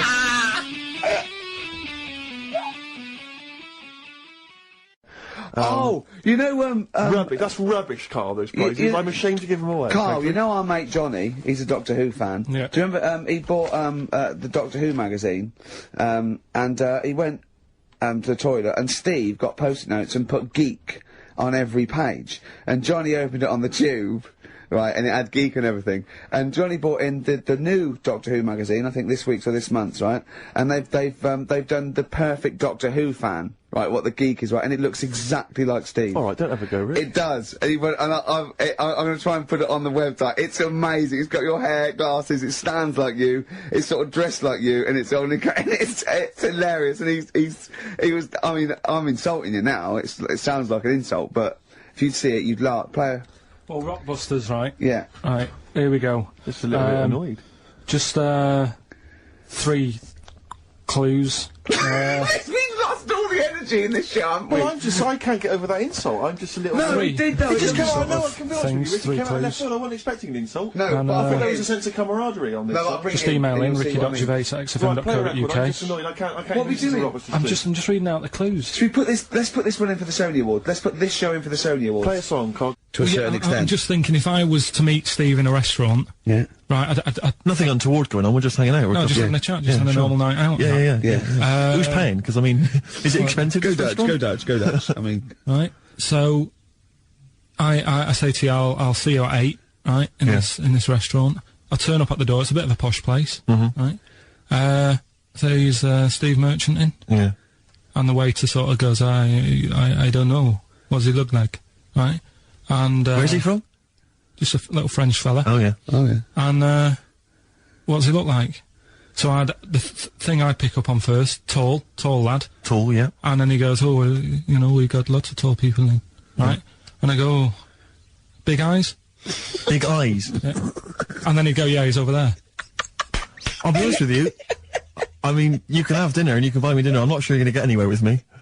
yeah, but the thing is, what he hasn't said is, well, he gets frustrated because we have to go from restaurant to restaurant for something I can eat. But the reason we've only got about 3 restaurants to choose from are that because he doesn't want to spend more than a £5 at lunchtime. At lunchtime? If I was going out of an evening, you'd spend a decent amount of wallop. But lunchtime, Would what ya? am I spend? You'd be happy to spend 20 quid on lunch. Imagine that every single day. There's no one out there who's eating lunch 20 quid a day on lunch. It's crazy. You don't need that much food at lunchtime because I know what happens. You go in there, you have some kind of, you know, tiger in curry for lunch. You're asleep by 1:30. We're trying to work. We're trying to write TV shows, and you're dozing off like one of those giant anacondas that's just eating a sheep and is slowly digesting it. It takes like 3 weeks. He does not like the spare. He'll walk a mile out of his way to get a sandwich for. Having an argument over that 50p that time. I don't want to bring it back up again. Here's but the situation, Carl. I lent you 50p, and you decided you weren't going to pay me back. It should be to my discretion if I say, don't worry about it, Carl. You should offer me the 50p, go, there's that 50p I owe you, and I'll go, don't worry about it, Carl. But you didn't even do that. No, it's the way that you were, like... I said, where's my 50p? You went, oh, you don't need that. That's not your decision to I have. didn't say that. I said, I don't think I've got it at the moment, or whatever. And you're Rubbish. going through my pockets and that. Rubbish. 50p. Ridiculous. You've just given him a keg of beer for free, hadn't you? Well, let's not go over it again. I'll tell you, you're going to go along later to the Live 8 gig, and you're probably going to see some bands that can make an effort to entertain you, but if you want entertainment, Rick, you know it. Go on. There's only one person to book. Go on. Me. If you know, you have perhaps something to do, because I mean, I'm obviously a top Well, DJ on the radio, but where I really come into my own is DJing in any kind of club Well, environment. you told me you were DJing, I didn't go to it, DJing at a party, and you said the place was rocking. The place was roaring. And they loved it. Carl just said he was there and they weren't. Well, that's nonsense, Carl, They because you weren't, know so- very well that when I'd put on a tune, they'd cheer. Yeah, but it was late on in the night. They would have done that, whatever you put on. That's nonsense. No, They they were said they were happy and everything. I'm not saying they weren't having a good time. It was your party. It was alright, but they weren't going mental like you're sort of making up. They were definitely going mental. When I put on the Proclaimers, they could not believe their luck. Yeah. They would have walked 1,000 miles. Was it good though? Were they really, what were they doing? They were dancing, were they? Dancing and that, but they weren't sort of cheering, going, you know, more and all that at the end. What's about? Oh, Take wow. On Me came on, the big cheer went up. Oh, I don't know who to believe. I've been there, done it, Steve. I've been the DJ as well. And Oh, it might be jealousy. It I might think be there's like professional jealousy there. yeah. I think it's because my fortunes are on the up, and these are on the down. You know, we all know famously that he had Pilkington Pilkington making music, his didn't DJ happen. outfit. Didn't happen. I did enough. I just wanted to do enough to pay for the equipment. And I did. And that was that. But I don't like crowds, do I? Carl, it was you that worked out the maths and worked out I was 28, because they just worked out I'm 27. You are 27. No way. Yeah, I asked you, didn't I? And I said... Because, no, but what I sort of questioned was, I said, well, if you're 27 today, that means last week you were 26. Well done, yeah. That's irrelevant. So therefore you assumed that I must be 28 then? Yeah. Whereas I assumed you were using, you know, your knowledge of maths, such as it is. I wouldn't do that. No, sure. Wow. I actually got lost in that conversation because I genuinely didn't know what he meant would mean last week you were 26. I don't know what that meant. I don't know what it meant. Wow. Well, it is Steve's birthday. But he would have been 26 last week. So tells you, you genuinely frightened me because it's those staring eyes. There's nothing behind him. It's this little bald head. Looks like Davros looking at me. Just genuine fear on his face when he enters into a conversation with another human being. What bit don't you understand? If he's 27 today, he would have been 26 last week, and he doesn't look 26. He didn't look 26 last week. He looks older than 28 today. You've started on his birthday. You're still having a go at him. Carl, I don't look like the kind of hot stud that I actually am, but face facts, that's the truth, mate. Yeah, live with it. Get with the programme, jeez. I had some exciting news this week, Carl. You'll be pleased to find out. I'm worried that you might get a little bit jealous, because it's obviously going to impact on your world quite strongly, because I know you think you like things to be quite, you know, samey. You like the status quo to be maintained. You like the fact that in the past, you know, we've had some crosswords, you know, because I remember, what did you think of me when I first walked in? When I first came in on the first day of XFM? I don't know why you're making a big deal out of it, because I'm just being honest, though. I'm just being honest about a lot of people who see you for the first time sort of go, well, he's a bit weird. I love the fact, Steve, that you brought it up, and then you're again. But I'm sure that wasn't what he said before. No, he say before? Yeah, well, he was a bit weird. Yeah, well, he looked at you, and I knew. I could see by the look on his face. You know when you know your kid, and your kid's sort of scared of something, and they go, "Why's your kid?" And goes, "Oh, he doesn't like pigeons or spiders." Right. It was like that when I saw Carl, and I brought you in, and I went, "What do you think of that, Carl?" I could see the look on his face that he was disturbed. Sure. And then, as he said, you get used to it, don't you? Yeah, you get used to it. And you have changed a little bit. Your hair's a bit smarter now, and you've got some nicer glasses and that, I think. Or I might just get used to it. Whoa! Don't bring it up, Steve. Don't look at me like that. So you say that you think some other people in the office thought the same? Do you know that for sure? Carl. Did you discuss it? Carl. Yeah, I think they do, yeah. Okay, leave it there then. But not just in the office, as you walk through the building. Oh, it's worse than you ever thought. It's best if you leave it. Well, we're not going to leave it. We're going to get you on the poster. Yeah. I mainly have to see myself on videotape this morning. I showed him, you know, the animal show I did, the show. Yes. I'm doing a video, and I did behind-the-scenes footage, and I've got you've seen it, haven't you? I feel a bit of Carl on there, isn't there? Yeah, it's great. Yeah. It's lovely. He can't believe it. He said, "Is it playing slow?" He's so slow, and I come into the office going, "Alright." That's how you I'm talk. in my head as well. I look like I'm looking into a spoon. I'm not happy with it. I just think that if we're willing if Ricky's willing to use his celebrity profile for the sake of the show, I'm willing to look like you know, let's say a fairly handsome, kind of cool customer. I think at least, the very least, Carl, is that you appear on there as well. Yeah. You could dress up smart. Are you worried that you'll look the worst out of all three of us? Who am I standing next to? I'm next to Steve. I'm fairly confident. Yeah. I like the way it's so predictable. You pull the string because you know what it is. It's not You pull the string. Anyway, I just thought I wanted to say, really. Here's tragic. What's tragic? What did you want me to say about that song? just your opinion. Your own opinion was fine. It's in fact, your own opinion is better than anything I could really hope for. Without doubt. Whenever I ask you a question, you constantly surprise us. Yeah, it's wonderful. So only ever carry on telling the truth, carry on saying exactly what's on your mind, and I think this could become a great... You're like a man who was frozen in Victorian era and has been reawoken, and he's kind of discovering the world. Some things make sense, other things don't. It's beautiful. As opposed to one that was made in a castle in Victorian times, like Steve. Oh, that's just... Oh, I've joined in with Karl. I can't believe it. I'm sorry. On my side. Yeah, no, it was irresistible though, wasn't it? I'm really sorry. Should we play a record? Yeah. So, we were talking about... should we play a record? Is that link too long already before we actually got to something? I'm already bored. God, we've got to get to something. We've got to do something. Why don't you contribute something? You've been silent. Now, that is scraping the bottom about, like, we're in trouble. Oh, no. Oh, we're failing. Who can we bring on that's surefire, always delivers, audio dynamite? Yeah. Karl! The big guns! Come on, Karl! I was just thinking, there is nobody else who looks like Steve. He's done ya! That's outrageous! Although, to be honest with you, that insult has resurrected things. Yeah, well done. Shut up! They got 2 monkeys, right? And Don't stop! because they'd seen the owners with guns and what have you. No! No, that sounds So they had a bit of a shoot off. Yeah. That's how they sorted it out. And who won? I think it was George. The one called George. Right. So I think they had 17 kids. The farm's still running. So that's like the last little monkey news there. Good little Rick, happy ending to that one. If you were to rub your nipple against his lips while I held him down. Right, come off it now. Come on. No, I'm not doing it. Bruce Springsteen, Thunder Road, last track on Next FM's Ricky and Steve. You can check this all out on the webcam. I got fingers. Get his arm out the way, get the arm out the way. This happened on Scum. It's happening again, Steve. What's happening? It's going all wrong. Yeah. We're talking rubbish. Are we? Yeah. We should have played 2 in a row. He's having a go, isn't he? Blimey. Can I just kiss and make up with Carl? No, that is... No, let me just kiss my kiss. Yeah, but it doesn't next week it'll be the same again. It doesn't mean anything. It's like saying sorry. Oh, on the lips. Go on, look, he's... Look. Yeah. I've never... Carl has gone a absolute shade of purple, straining not to have merchants... There's no point, Steve. No. There's no point. No, just shake. Just shake and make up. Shake what, Rick? There you go. All friends, sit down. That's lovely. That's a lovely moment.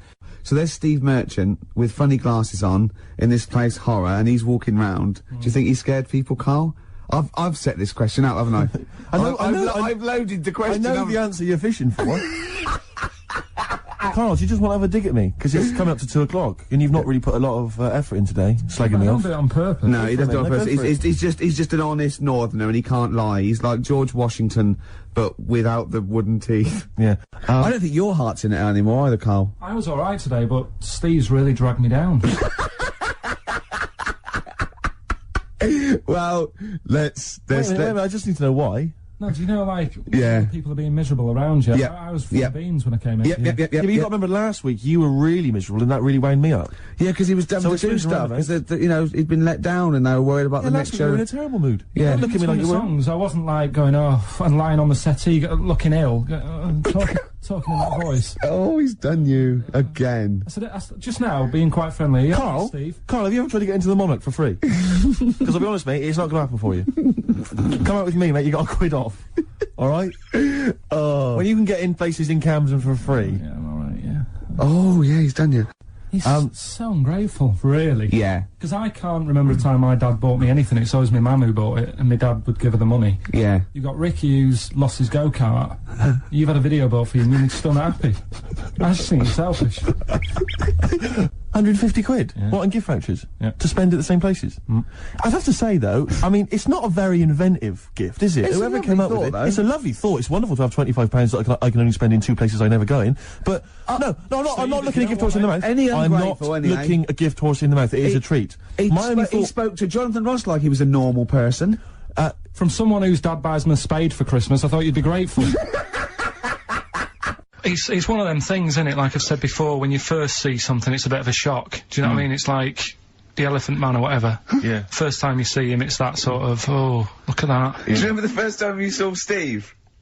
No, I'm not being funny. Do you remember the first... Yeah, but I've said this before, it's always, then you get used to how people look, and you don't... No. I'm gonna burst.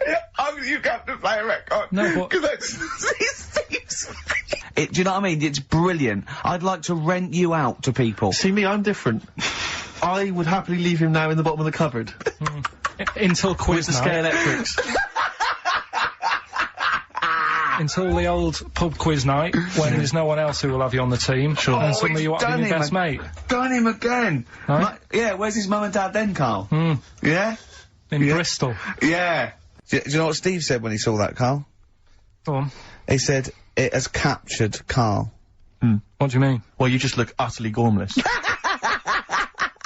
In the picture. It's captured you brilliant. You know how, like, a good photographer can do that? They can capture the essence of someone. That's good stuff. Hi, welcome to the Ricky Gervais Show with me, Ricky Gervais, Stephen Merchant. Hello there. And the shaven monkey with a head like a fucking orange, that is Karl Pilkington. Right. Well, this is a special edition, a giveaway podcast, that people who came to see my show Fame in London got put on their seat, gratis. Thanks for coming. Well, unless you didn't even come and still got this free. Unless someone went and said, I don't want it, he was rubbish, and gave it to you, you're listening to it for free. Or you've sort of downloaded it illegally. It was free anyway. Oh, forget it. We've been away for a while. Now we're back together. The old team. The old team back together in a little room in central London. Karl, looking back on the year, what's happened? I remember last year the most memorable thing that happened was you saw a grub eating a biscuit. So, that was a highlight. I made it into his diary. Yeah. So, what's the big thing of this year? What's the big thing so far of 2007 that, if I say 2007, you'll go, oh yeah, that was the year that... You know, in 10 years' time... years to come, yeah, I'll go, remember 2007? You go, of course I do. It was the year that... I haven't really been following what's going on because of other like personal. Well, yeah. issues. What's the big? Okay, what's the big thing? My boiler's playing up still. Sick of it. Your what? My boiler. Your boiler? The boiler that eats the water up and stuff. Which it doesn't. You know what I'd do in that situation? I'd instantly get a repairman out to sort it out. Done that twice. It was 80 quid for him just to say, it looks like you need a new one. Why did you get a new one then? Call out. Because then you wondered, are you meant to believe him or is he out to sort of... Well, he's the expert. Yeah, but is he? It's like you're meant to get a second opinion, aren't you? Like. So that was the first time then. So what was the second time? Who came out the second time? Same fella. And what did he say? Well, I thought you were going to get me? a second opinion. I know, yeah, and I also called up the company and they just sent him again because it. Well, call a different company. What was his second opinion? 80 quid. I undercharged you. It's 150. No, because they must look in the book and sort of go, oh, you know, Harry went round there or whatever, and they must think, well, he went there last time, so he knows the situation. Yeah. And got the same fella again. Well, so and got the same opinion, I assume. Same answer, yeah. Well, so okay, so it's twice you've called someone out. They said you need a new boiler. He had the overalls on, holding a monkey wrench again. He came in a van. Yeah. He charged you. He's the professional. Why haven't you got a new boiler? Because then he went on to say that, you know, it's a dangerous setup I've got. It shouldn't be set up the way it is. It's dangerous. Something about gas leaking out of it. He said, you don't sleep close to this, do you? And it's like, well, the bedroom's there. It's not a big flat. You've seen it, Steve. Yeah. Everything's en suite, isn't it?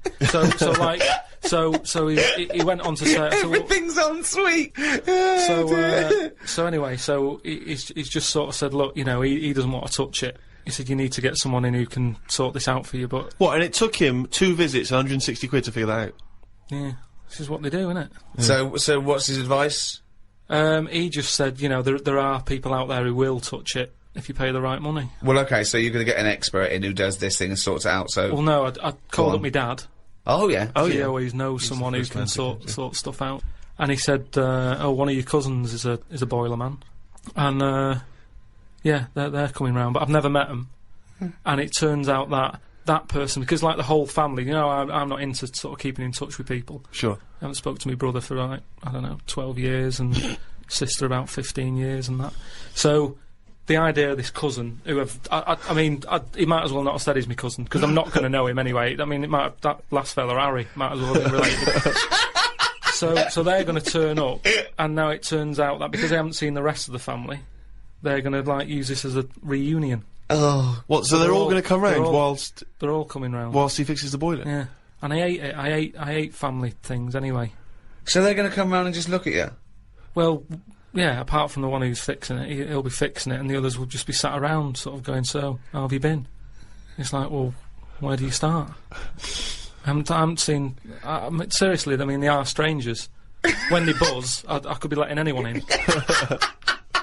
They buzz the door. And so you're going to entertain them all in your flat? Well, I said to my dad that I might just say that I've got to go to a meeting, let them in, and then shoot off. I love that. So now they're strangers that you're letting in your flat and you're not even being there. That's the best thing. That's the security. Now, Karl says he remembered this year for his boiler being a bit of a pain, but now everyone knows over the past sort of like few years, my big pet project hasn't been my own career. It's been get Karl famous. Yeah. I want people to recognise him in the street, come up to him and say, "You bald-headed mank twat." Make his luck. Well, let me tell you now, Rick. I've been out and about, and a lot of people have said to me, they've come up to me and said, has Karl Pilkington got a head like a fucking orange? Well, and I've had to instantly confirm the answer to be yes. Well, I'm in America quite a bit, and it doesn't matter when I'm talking to David Bowie, The Simpsons, all these people on 24, all these people who have got these amazing careers and lives say, is Karl Pilkington really like that? I say yes. He's not 2 short planks, he's 3 or 4 fucking short planks. Thick but short, short but thick fucking planks. lumps of thickness. But he's had a call. He had a call recently from a film company asking him if he's got any ideas for movies. Now, how desperate, in what dire straits must the British film industry be that they're going, well, They're turning to Karl, yeah, we need Karl Pilkington. We have hit rock bottom.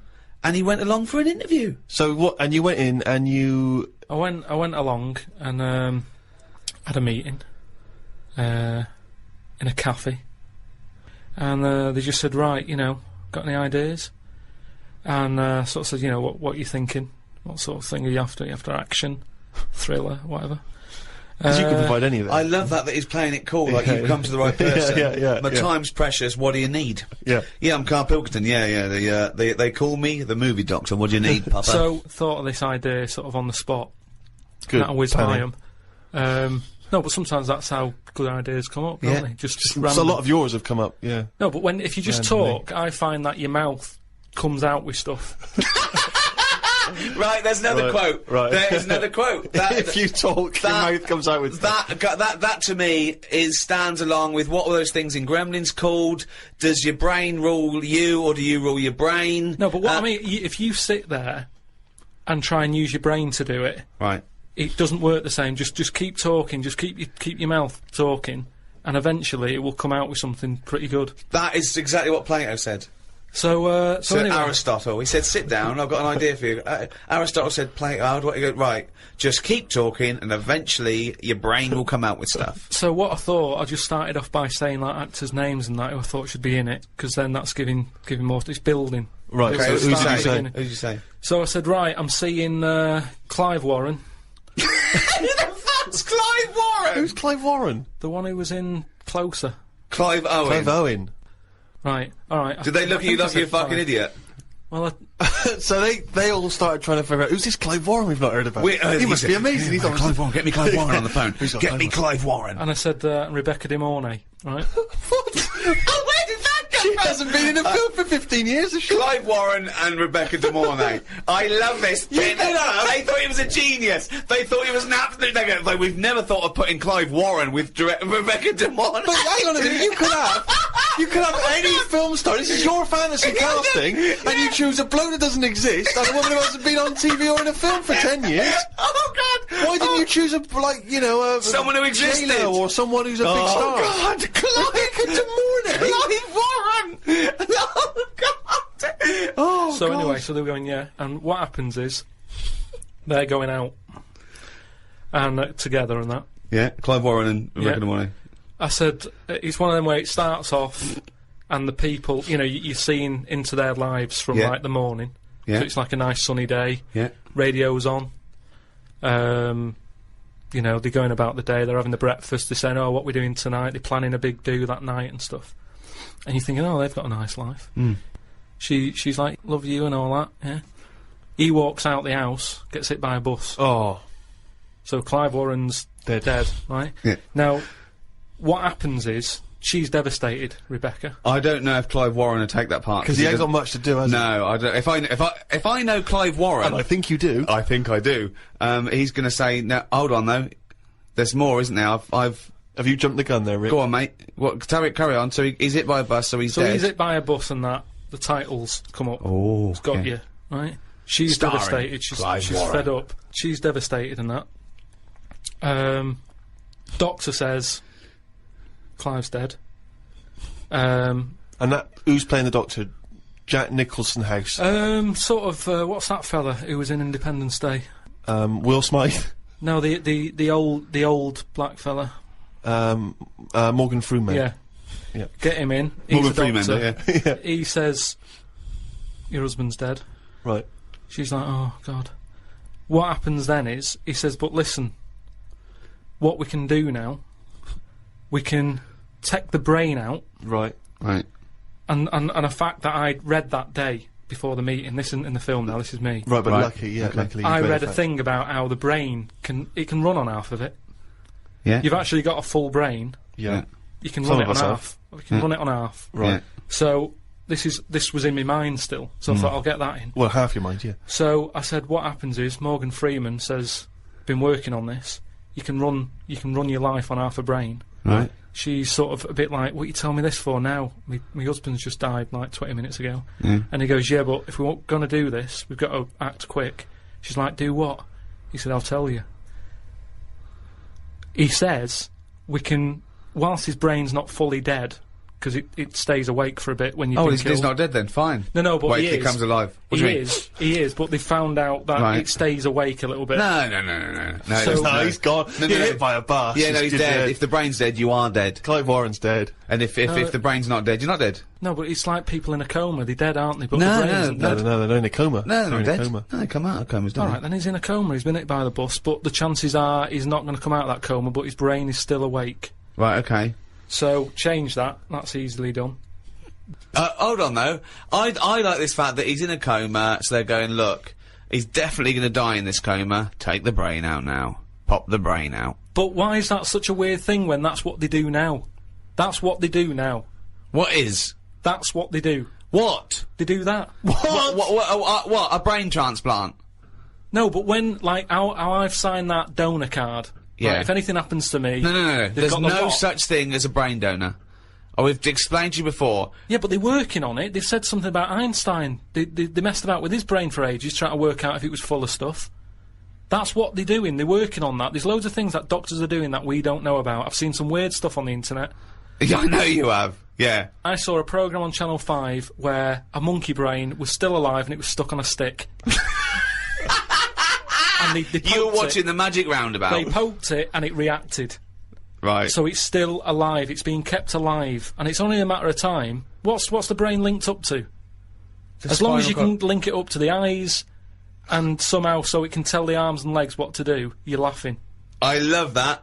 Imagine a team full of doctors going, well, we're going to try and do a brain sort of Carl. Right. Okay. I'm going to be quick because I've got to get back. My cousin's fixing my boiler.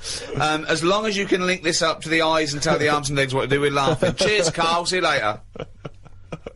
Then what happens is they say, do you want half of his brain in your head? She says, definitely not. I'm having you struck off. She starts screaming. She calls the police. He gets Yeah, arrested. but you'd have said that years ago when people can have, like, someone else's arm put on their body and stuff. Yeah, but he's only in a coma. Yeah. No, but he's not going to come out of that coma. Right. So it's like this or nothing. It's Right. like, look, you know, what we're going to do here? We can either turn the switch off, Yeah. or we can put his head in your head. But why would you? So Why? what he does? So what they do then? They're going to take half his brain. Half of his brain, take out half of hers, pop it in place. Why would she do that? Because she loves him. But hold on. Well, no. Wait. What would she then be? Because this is what I'm trying to tell you. Okay. Sorry. What happens is, he explains all this, so I mean, this would probably cover about 20 minutes in the film, but I'm just rushing I it, just rushing switched it up off, now. but yeah. No, you wouldn't. This bit would have you. So what... Well, what- I'd have actually left when I wouldn't have even gone in to see a film starring Clive Warren and Rebecca De Mornay, unless it was 1985. So the thing is, she's the same as you. She says the same thing. She goes, why would I do that, doctor? And he goes, well, what will happen is, he's gone, but you'll have his thoughts. So in the morning when you say, oh, I don't know what to have, will I have cornflakes? His bit of the brain will sort of say, Have a Weetabix. have shredded wheat or Yeah. whatever. And she's like, oh yeah, good idea. Sorry. So the point of this film is that the dead man can remind her what breakfast cereal she likes. Yeah. So the thought... when What do you she- mean, yes? So that's it, is it? No, that's not the only Wait, thing. wait a minute. This is only Act One. That's just the first bit. Everything's going well. She has it done. So who is she? Is she herself? She's Rebecca De Mornay. Yeah. But now With and again, with him chipping in with a bit of voiceover. So the idea is it's all going well at the beginning, and she's... So she can't decide what So dress to wear. she's got. he So just she's sort had of- half of her brain taken out and put in a bin. Yeah. Okay, and Clive Warren's half has been put in there. So now she's walking round Okay. So she's like she's schizophrenic. Oh no, it's okay. No, it's okay though, because the bit they put in of Clive Warren's brain is actually him in a coma. So there's nothing happening anyway. Don't worry about it. All she's got is half a brain. No, like I say, the brain is alive, so it's all going well when she leaves hospital. Yeah. And she gets a first taste of it, and it's a bit weird to get hold of because she's sort of. I think when she signs herself out, he's sort of fighting, writing his name and stuff. So there's a few sort of technical things that she has to get used to. And does Clive's brain know that he's now inside her brain? Does that matter?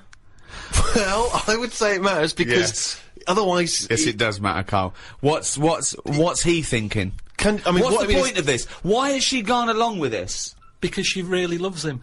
But what's in it for him? What does she think? Well, say if I died and Suzanne said, go on, I'll have half of Carl's, right? She would wake up in the morning to a thought of me sort of going, oh, you never guess what I've just thought about or whatever. I'd still be there.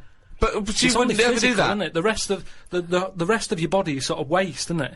But Carl, the rest of your body's sort of waste. No, it is kind of. When someone dies, it's not that person anymore, is it? They're still there physically. Yeah. But you can't have a chat with them. So if you could have someone's brain in your head when they're dead, you'd have it, wouldn't you? What are you talking about? Why would I have someone's brain in my head when they're dead? Well, I've got a perfectly good brain. Yeah. So, but like I said, you're running on half. So who's running on half? So you're telling me you wouldn't have it done then? Of course I fucking wouldn't. I can also categorically state I wouldn't either. Yeah, but you're saying that now, but once you're in that position that someone who, you love and that dies, if the doctor said, do you want it? No! I'd go, no! It's madness! I don't think you It's madness! Alright, let me just ask this as a question, even if we accept this as a possibility. If Clive Warren doesn't know that he's in Rebecca's brain, their love and the conversations they used to have and what was the connection between them is going to be absent, because she's going to be talking to him, and he's just going to be going, I don't know, shredded wheat. It's all thought. She doesn't have to talk. So they're not talking to one another? Well, they are, but not out loud. She's not walking down the corridor going, what do you think, Clive? And he's saying shredded wheat. It's happening. Right. But how is this dramatically shown on screen? Do we hear those voices? Now that they've got... You hear the voices. You hear the voices? You hear the voices. So tell me a typical bit of dialogue.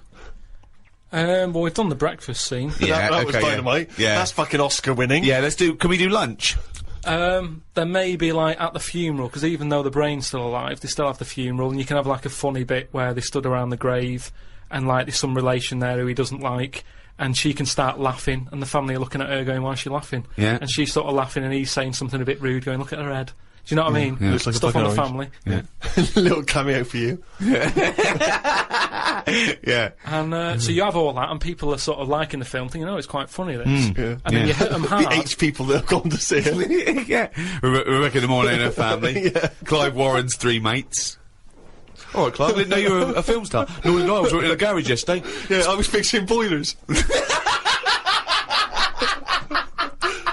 Anyway, this is where you get them. It's the most ludicrous idea for film I've ever heard. It's the maddest. Honestly, it really is the ramblings of a mental case. I have to say though, I am hooked now. I want to know what's going to happen next in the story. Oh Christ! Remember, I was making all this up. It's not based on a true story then. Imagine if he said that in a meeting. Remember, I'm making all this up, and they go, "All right, okay." I thought. So the meeting's still going on. They haven't left at this point. No, they were sort of going, "Oh right, yeah." But what annoying? Check please. Check please. That's the annoying thing. It was like, I just wondered whether this is what they do just so they can have a cake every day at 4 o'clock, because it was odd. I can't imagine Spielberg sort of nipping down to Costa Coffee to discuss E.T. So I said, right, so this is where you get them. You've got everyone laughing, and that's what it's all about with a film, innit? It's emotions, messing with people's emotions and that. Yeah. So they like that. They were like, yeah, it is, yeah. Yeah. Thought, and there you go again. That's new outlook to filmmaking. That's me mouth coming out with stuff that even I didn't know I knew. Yeah. So then I said, right, then what happens is, she hears the voice go, Leslie, where are you? Something. Right. Her name's not Leslie. No. So she's thinking, who's Leslie? Yeah. So in her mind, she's going, who's Leslie? He's going, oh. So he's thought, hang on, I've let something slip. I've let something slip, so she's going, answer me. He goes quiet on her. Oh. So. He was having an affair. This is the thing. So she's trying to hunt down Leslie. And he's got to stop her thinking it. Then what happens is, I mean, you know... Where your ex? So he's got to hunt down Leslie. So she's got to hunt down Leslie. Right. And that can fill about half an hour again. I'm not I love the sure. fact that you're doing how far you've got through the film. Yeah. You've got to fill up 2 hours, right? One more idea, we call it half hour, that's the end of the film. See you later, starring Clive Warren. So nice to see Rebecca De Mornay again, wasn't it? Yeah. So Leslie has got to be sought out. It's a woman, is it? Another Leslie, or it's is it another a bloke? woman. Right. But what happens is, I mean, without ruining the end for everyone, what would sort of happen is... Oh yeah, because we don't want to ruin it for them, because this will be filling the multiplexes in no time. This film's definitely going to be This made. is definitely going to get made. Well, seriously, isn't any... Pick a massive Hollywood film and look at it on paper and go, that's a balmy idea. Casablanca. I haven't seen it. Okay. So what I'm saying is... That's why they called on him as a movie expert. This is a different sort of love triangle. They've all got their own brains and legs and stuff, walking around, interacting normally. But that's just it. It's the power of love, isn't it, in a way? Yeah. But sorry, I mean, I don't want to see... No, it's the greatest love story ever told, set in a head. But listen, let's just get to hang the on a end. sec though, Carl. I don't... Yeah, you've got to tell us the end. I don't think you can let people listening... Come on, what's the end? waiting for the film. Just let your mouth talk. Right, so what I said was, maybe, because I wasn't sure about this end bit, I thought they might think it's daft or whatever. You're putting so yourself down, I imagine it's dynamite, go on. I said maybe you could have something like this, and they were there sort of going, oh yeah, what's it going to be? What's it going to be? Yeah, well, he's come up with some great stuff at the moment. What happens is, his brain is more powerful than hers. Right, how is there power? Why is there no power involved? It's got a stronger will. What I mean is, the brain, her brain was running the rest of her body. Now he's taking over. His brain's just sat there, innit, thinking stuff. Right. Brilliant. So that gets more powerful and overrules her body. Okay. Yeah. She then fancies Leslie. So it's a lesbian hold on, film. this is building up to a lesbian love. So what the? Well, it's trendy, isn't it? That. So just have a bit of that at the end, and that is the worst idea I have ever heard for any piece of art. I mean, it's the worst. It would be the worst. It would be the worst TV show, worst book, worst everything. It's the worst idea. It's not the worst idea because as long as a film makes you think. But this doesn't make us think about anything. I'm thinking, who the fuck's Clive Warren? So hold on. So he overpowers her. So she is now a lesbian. What's Leslie getting out of this? Why does Leslie think? Hold on. Why is my dead lover's wife coming on to me? Because this is what I'm saying to you. It's relationships.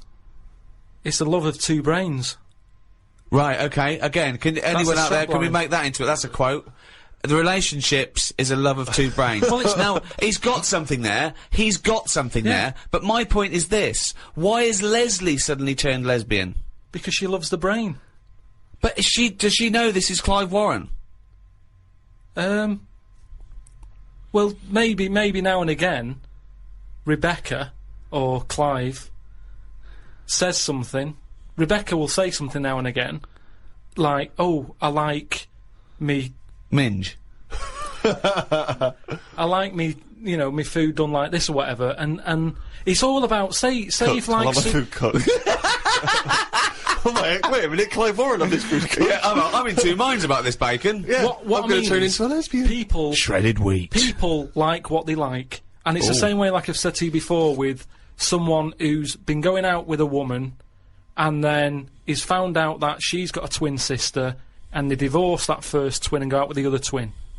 It's all the same. You're after the same thing, aren't you? Yes, but when a cat dies, you buy another one. It's the same thing. You want that same. Yeah, but you don't necessarily switch your sexual orientation. In the case of your twin scenario, they both look the same. Yeah. Has there ever been one where it's a twin boy and girl? Go, well, I was going out with her, but I mean, he looks a bit like her. Yeah. I loved boobs. Now I like cock. Well, this is your problem. You don't know anything. And this theory about if your mouth talks enough, the brain will kick in soon. Rick, you may be interested to know that Karl Pilkington, basically thanks to the efforts of your good self in making him into a household name, has got a book deal. And there's a book that will be coming out later in the year called Happy Slapped by a Jellyfish by Karl Pilkington. What's that about, Karl? What's the angle? Is it a novel? Well, again, I just was letting my mouth sort of think and what have you, just churning stuff out, and I was thinking about holidays that I've been on, because they always say write about what you know and stuff. So I thought, well, I've been on a few holidays. Write about them. I actually thought about it when I was on holiday. Is it like a travel book then? It's your experiences?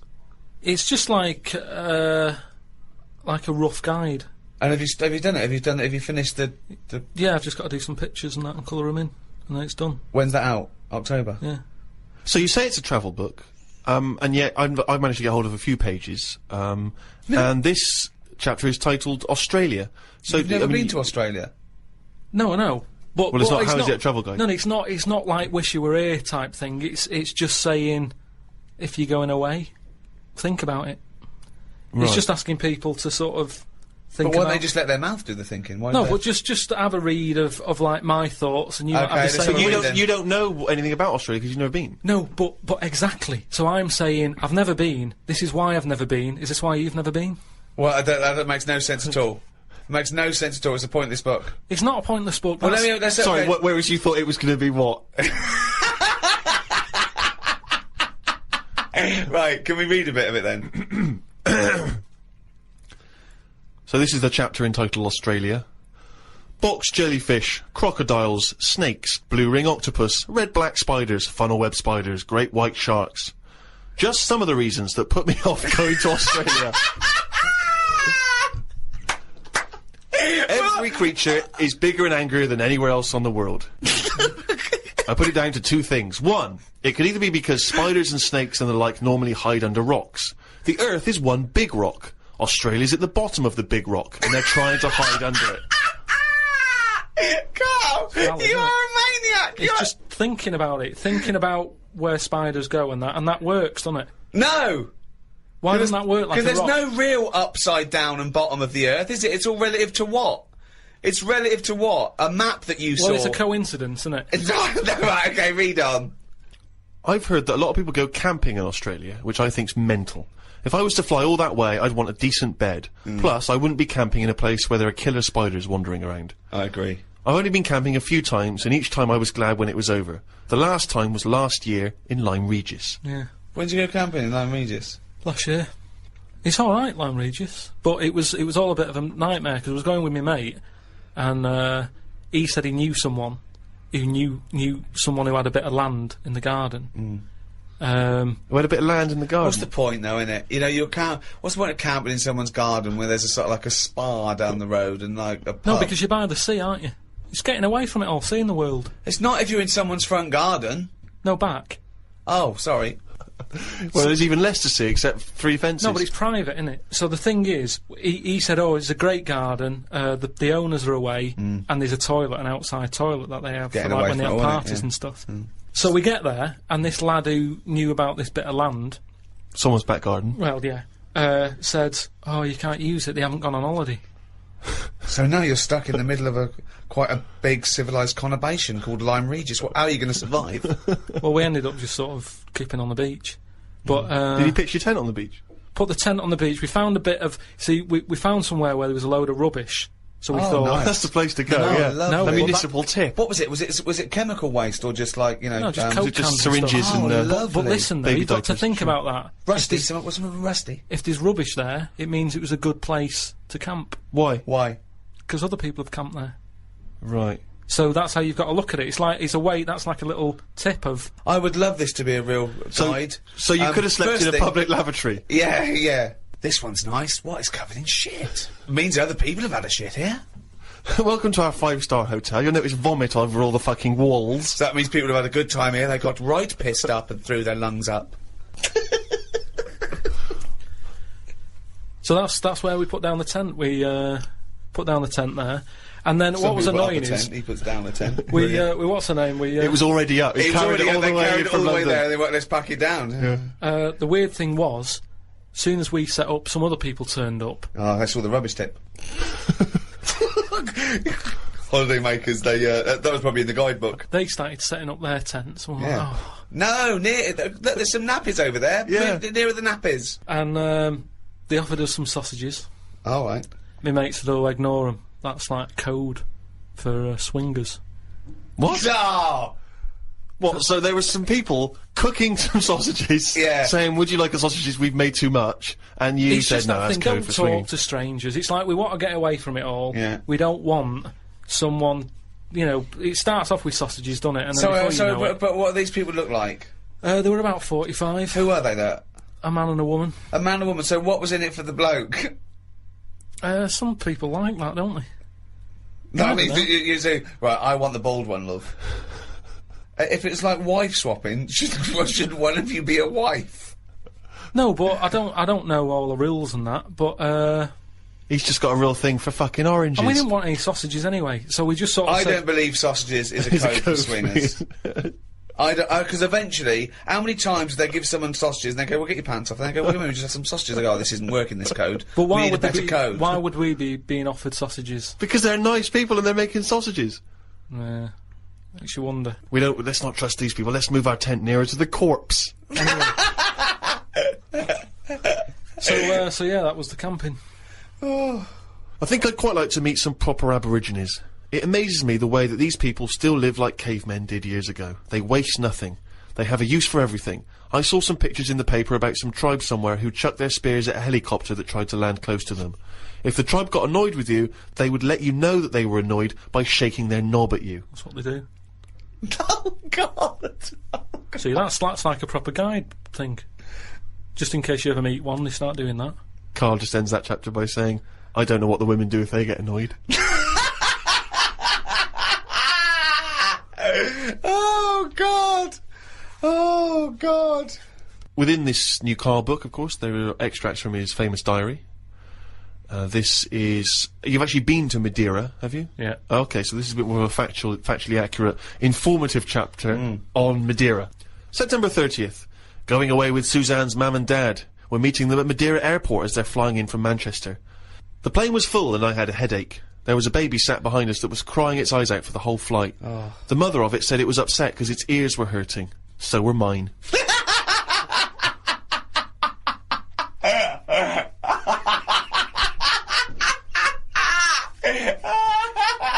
Oh God! Oh. We had to get 2 cabs to the villa because they couldn't fit 5 of us into one. It cost €85 each. That's just whinging. That's not anything. That's dear though, isn't it? It's a dear way. But that's not a good, because they don't know how far that was. Yeah. They don't know whether that's rip-off or how, you know... It's just letting you know that. What? You don't know what the distance was. If it was a Taxes a mile, day. it's a rip-off. If it was 25 miles, it's a bargain. And you know you can't get 5 of you in one cab. It's all little things that might help you on a journey. Yeah. Suzanne's dad said he liked the free biscuits that were in the cupboard. We went to try and find... Sorry, this isn't useful as a guidebook at all. That is absolutely I know. They go, as a guidebook, let's have a look. Oh, Suzanne's dad liked the free biscuits in the cupboard. And most people complaining, you know, and they're going to be like, "There's no free biscuits in this cupboard." We went to try and find a supermarket. Suzanne's man was having a go at her dad because he didn't have a shirt on. She said he looks a mess and is embarrassed to be seen with him. It's their Ruby anniversary tomorrow. That's why we went away. Oh, yeah.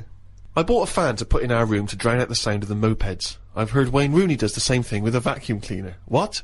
To drown out the sound of vacuum cleaners, or he puts a vacuum cleaner No, in his room to if drown you've out the just sound got of a the mopeds? noise, if you've just got a noise, that's constant, it makes you nod off. And it drowns out every other background noise. So all you've got is, like, if it's a vac, it's just... And if that's constant for, like, all night, you just nod People off. next door going, they've got their vacuum cleaner on again. Put on the JCB. People next door going, they've got the JCB on. Get the... poke the chickens. That's how nuclear wars start. Yeah. It works. Doesn't work. We watched... Earplugs, drown out everything. I've tried them. I didn't like it, did I? Why not? Because I could hear my heartbeat.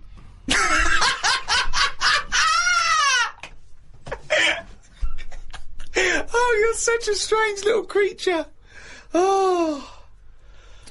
We watched Jerry Maguire in Spanish. Suzanne wanted to go to bed, but I just said I wanted to hear the "show me the money" line in Spanish to see if it's as catchy. It wasn't. October 3rd. Sorry, is it Portuguese or Spanish? I don't know what they're speaking in this country. Madeira. So it's Spanish and Portuguese, is it? It's Portuguese, isn't it? I think there's a mix. I think you get people going on Portuguese, holiday. I think. Yeah, but you get Spanish people going there.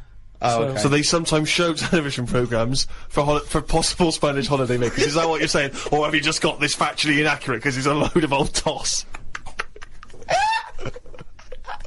Oh, God. Amazing. Oh. October 3rd. Didn't do much this morning.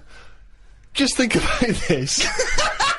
Just think about this. Why would you put it in? As a holiday. guidebook? Just think about this next line. Judith Chalmers. What happened? Not a lot. Think about this, Rick, as a description of a holiday. Right, okay. Okay, Okay. As Karl said, he loves to go travelling, it broadens the mind and Yeah. everything. This is what he did. He's there with his family, he's in Madeira. Didn't do much this morning. Just sat by the pool, saving insects that flew into it. I'm gonna die like fucking Noah. That's crazy. Nothing good. How were you saving them? Did you wait for them to hit the water, then fish them out, or you grab them in the air? Did you see the legs going? Oh, God. Stuck my finger on the top, they grabbed on, lifted it off. And what, when it, like some sort of insect lifeguard, you'd see someone land and you'd go, right, that's me, dun, dun, dun, dun, dun, dun, dun, dun, and you'd go in there. But it's hard to turn sort of a blind eye to stuff like that, because you know that's something, you know, you're witnessing death. And if you can save something, you do, don't you? You do your bit. And at night, I'd sort of think, have they learnt the lesson, or will they be back, and will they be dead in here tomorrow? But if they can get an extra day, I've done my bit. I can't do more than that. I'm on holiday, do your bit. I'm lucky enough to see the world, do your bit. I love it. I did my bit. I love it. I love it. I love the fact that he was running around saving flies and things. Is there something, there's something so sort of... Meanwhile, an old lady drowned yeah. while he was saving a beetle. There's something so kind of, I don't know, desperately existential about your diary. That's what's so Yeah, extraordinary about yeah. it. As he says, I just sat by the pool saving insects that flew into it. It was full of death. It's just so, God! it's so depressing, isn't it? We walked round the shops. Suzanne's dad bought 2 packets of the biscuits he'd like to take back home with him. Suzanne's mam bought a tin of corned beef. It was a bit of a boring day today. Jesus. There was a dead bird out the back. Oh, no. Where were you, Carl? Suzanne's dad said it looked like it had flown into a wall and killed itself. No, I think it caught a few insects, but they were covered in chlorine, so it poisoned it. Loads of ants were eating it. Oh, God. I dug a hole under a tree and buried it. The ants were still all hanging around the scene of the death, ages after the burial. Suzanne's dad said I should have left the bird for the ants to eat because I was messing up the food chain. I felt bad, so I gave the ants some breadcrumbs. This is weird. This is just so This is dark. really weird. It's good bread out there, though, isn't it? I should have put that. We have to eat all the food we've got because we're going home tomorrow. Suzanne's mam cut her finger opening the corned beef tin and fainted. But sorry, this is really weird. Why do you have to eat all the food? Isn't this like, what's that film, the, Amityville Horror, where there's like a haunted house and there's dead insects and ghostly children walking through the corridors, old people fainting, insects. I'm just saving the insects, mother. But you always eat all the food that's in the fridge before you go home, don't you? It's all there to be eaten. She bought some pikelets, which I've never had them. They're like squash crumpets. Right, okay. Start again. Start the whole thing again. She bought some what? Some pikelets. Pikelets? Yeah. Yeah. And I didn't like them because they're not as fat as crumpets. Oh, God! It's like a different Didn't language! eat them, and it was a big upheaval because, like, I was going home and her dad kept trying to sneak them into our bags. Because he's like, they were for you, you take them, we don't Smuggling. want your stuff in our house once, because he gets a bit funny about stuff being left over. There's bins that you can't put certain stuff in. There's a bin in the lounge and I put a tangerine peel in it. He goes, that sort of stuff does not go in that bin. It's rubbish, yeah, but it's not the right sort of rubbish. But Someone will camp next to it. we want to get a better class of camper. Oh. That's the book. It's called Happy Slapped by a Jellyfish Yeah, that's from one of the chapters in it. by Karl Pilkington. Get that soon. Particularly if you're thinking of visiting, Madeira or Australia. Well, that's about it. Thanks for listening to this. If you enjoyed this and you haven't heard the others, we've got the whole all 3 series on iTunes. You can go and download those. The Ricky Gervais Show, is that what it's called? It's called The Ricky Gervais Show. Yeah. Carl's also made a programme for me, Steve, on my Fame DVD, out in November. It's called Fame. So I thought of a little title, Fame, I'm Gonna Live Forever. Remember that guy we met who's gonna live forever? Oh, yeah. Called Howard? Yeah. That was a meeting of mine, and it's Karl meeting Howard, and it's Got on with him. It's really good, isn't it? It's really good, and he really gets on with him, and we're probably gonna do a new series of the podcast maybe next year. What do you think, Karl? If you're not too busy making this film with Clive Warren, We'll see how it goes. Don't plan anything. yeah, just check out rickygervais.com. I am Ricky Gervais. With me, Stephen Merchant. Goodbye. And Karl. Right. Testing. This is a special transmission. A special one-off show. With me, Ricky Gervais, Stephen Merchant. Hello there. And the little bald mank twat that is the shaven monkey known as Karl Pilkington. Right.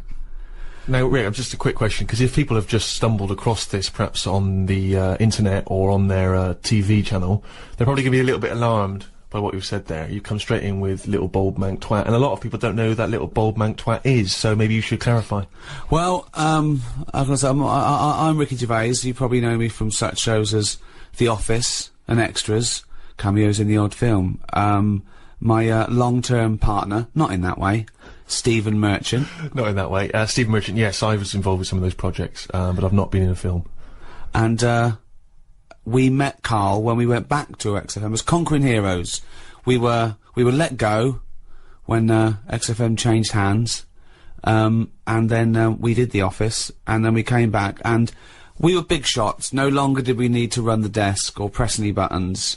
So we were assigned, how can I put this? Like a stupid lackey. Yes. Yes. Proper... I mean, probably the person who was lowest on the rung. I'd have thought so. Station. They said, oh, give it to me, no one wants to work Saturdays. The caretaker didn't work Saturdays, so they gave us Karl. And we met Karl, and I was first struck by the roundness of his head, I'll be honest. I thought, this is a bald man, a little round-headed, bald freak of a man. He opened his mouth, he spoke funny. Well, actually, he spoke without opening his mouth. That was the second thing that struck me. He just had this slack-jawed gimpness about him. Words came out. I think they get the idea now, anyway. Was what? Do you feel that that was a balanced explanation of your meeting with us, or would you like to offer any extra detail there, Karl? Well, with every meeting, there's a different story, isn't there? The way you sort of looked at me and thought, he's weird. I saw Steve. It was like a triangle. Ricky was looking at me, I was looking at you, thinking that's weird. It seems unjust that you know, why don't you have any go at Ricky for being fat and just because, no, I'm just saying on the first meeting, right. It's like a museum, isn't it? Everybody rushes to the weird stuff first. I love the fact that you're putting yourself firmly in that category as well, though. Oh, I love that.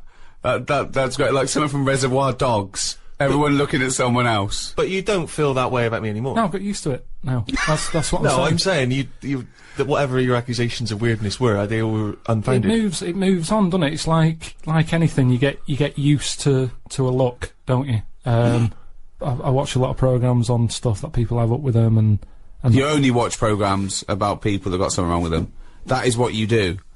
If ever you say, did you see that thing last night? It's going to be something like the kid who was born with too many legs, or the baby with an arse for a head. It's always going to be stuff like that. It's like there was a programme on a bit back about a fella who had a funny head and what have you, and he lived in a small village, and nobody double-taked anymore because you get used to it, don't you? What was up with his head?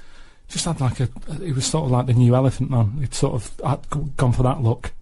He's gone for that look. And, well, what does he do in the morning? Just eat a bun, sort of shave? It's just that's all I'm saying is people in his village. You want a big village. People are used to it, and they no longer stared. And that's what I'm saying with you. But it's interesting that because you say you've acclimatised to my so-called weirdness. I don't know what weirdness that is. I've still not grasped that. But Ricky continues. What? It's just the eyes. He's listening. Why are you listening? So I've not had a go at you, and you super round head like a orange.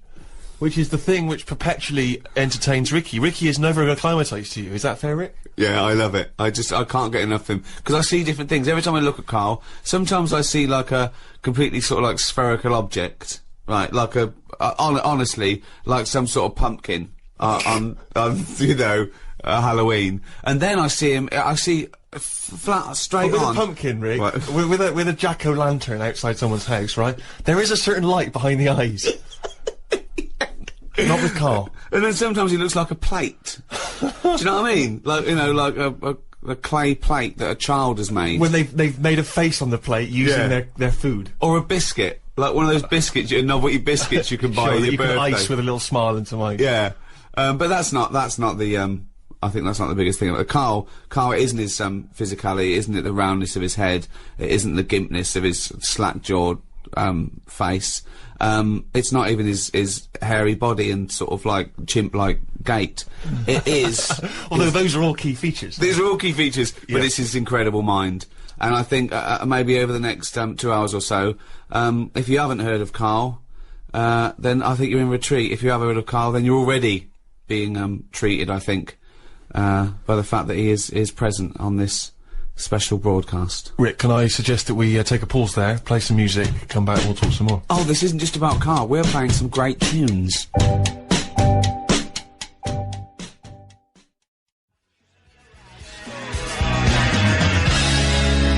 Arctic Monkeys, Fluorescent Adolescent. Talking of monkeys, we're here with Karl Pilkington. I say we, I'm Ricky Gervais, with me, Stephen Merchant. Hello. Doing a special, one-off broadcast. Now, it's special in the sense that, I don't know why it's special. I started that sentence. I had no, I had no backup. It's not particularly special. We've done this thousands of times. Well, it's special in the sense. You got the old team back together. Exactly. It's special in the sense that it is a one-off. Yeah. That's why it's a special one-off. It's special in the sense that it is a one-off. I know it's special for me because I'm giving up, a time, about 3 or 4 hours of my time for no money and no personal gain. So Well, it's a special treat you for me say in that. respect. Now, Sammy Jacob, right, is the guy that, founded XFM and gave me and Steve our break. Yeah. In entertainment or whatever, comedy. I remember also on the second day, he said, when are you two gonna do some work before I fire? Yes. Which was, and yeah. I vowed that no one would ever say that again. Yeah. And, So he called me out of the blue and said, you know, we're launching Enemy Radio. I thought that's a good project, you know. I'm a fan of the genre. Right, will you do a special show? I called Steve. Steve went, well, I called Karl and he went, definitely not. And so I had to persuade these two miserable bastards to do this show. Karl, why didn't you want to do this? As a favour, I said to Karl, let's do it, let's do one. There's 2 reasons I want to do this. One, we'd stop the podcast. Yeah. Karl, we charged for the podcast because you'd left work, and, you know, we did very, very well with that, and I thought, I want to give something back to the fans, okay? That's one thing, okay? Right? 2, I want to do Sammy a favour. Why not? Okay? Well, that's fair. That's your opinion. Yeah, but you, yes. But what you can't do, when you're doing someone a favour, you can't go, yeah, Steve and Karl feel the same about it. Yeah, of course I'll do it, Sammy. Well, of course Karl will do you a favour, the man you've never met and you've never done a favour for yourself. Well, of course he'll do it. Well, hold on. Steve didn't want to do it either. He was busy. He works on 6 Music, so he was worried about that. He shouldn't really be doing it. I shouldn't really be doing this, and I'll tell you this, if you do love great new music and lively chat, then 6 Music Sunday afternoons is a great place to be with the Steve Merchant Show. I agree. There's enough for everyone to go round. Yeah. Enjoy that, enjoy this. Yeah. But Steve does it a favour to me. I said, Steve, well, do it. All right, mate. You've done me enough favours. Yeah. Yes, I will. Okay? You didn't fall for that. I said, as a favour to me. No, he didn't. I even started an internet campaign to put in the poster up saying, Karl, do some work, you little lazy bastard. After a month, he was begging me to stop it. I wasn't begging you. It was just a bit stupid. You were really annoyed. Yeah, what I like, though, it's interesting because you're a busy man, Rick, and I know you've been heavily involved with lots of projects. How you found time, because you don't like writing and doing any form of administration at any time. How you found time to write a daily blog is quite remarkable. Well, I knew it was irritating him. Right. It was, it captured the imagination of, you know, people all over the world. I wanted him to do this podcast, and here we are. What changed your mind, Karl? Well, you kept going on about it. Yeah. And then I thought... You saw friendship was an important thing. Yeah, a little bit of that. Now I've got to tell Steve something on air that Steve doesn't know about. Me and Steve are doing this for free, as a favour. I'm doing it as a favour to Sammy. Steve's doing it as a favour for me. That's what friends are for. Karl was negotiating himself some money. Yeah, well this... Who the hell have you negotiated money from? With Sammy, I didn't know him. I owe this man nothing. I'm not doing anything for free. I've got bills to pay. We've all got bills to pay, right? Oh. You've got other work that brings you money in. Let me just stop because... Sick of it. Wait, though, because this is interesting, because, as you say, Rick, you're doing this as a favour to Sammy, he gave you your big break. Now, Rick, you gave me my big break, right? I didn't know Sammy. Ricky gave me a break. I'm doing this as a favour to Ricky. Oh, hold on. Who the hell gave Karl Pilkington a big break? Who would...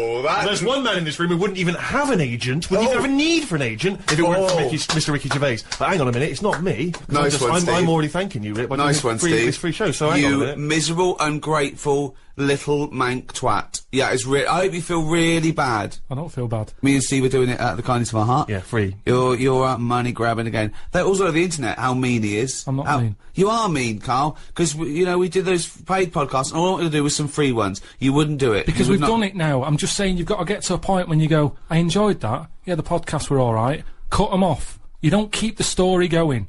With the Bible, they didn't go, let's do another volume. People seem to like this story. Yes, they did. What? The New Testament.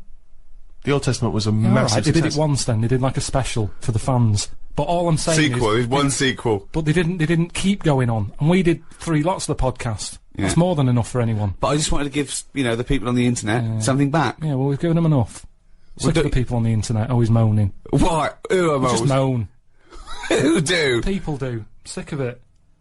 Calling me Graham. They said I'm not even real. They said he's an actor. He's called Graham. That annoyed me. That's the thing that annoyed me the most. Graham. Of all the names. It's just that if I'm not me, what am I? That's the thing that annoyed me most.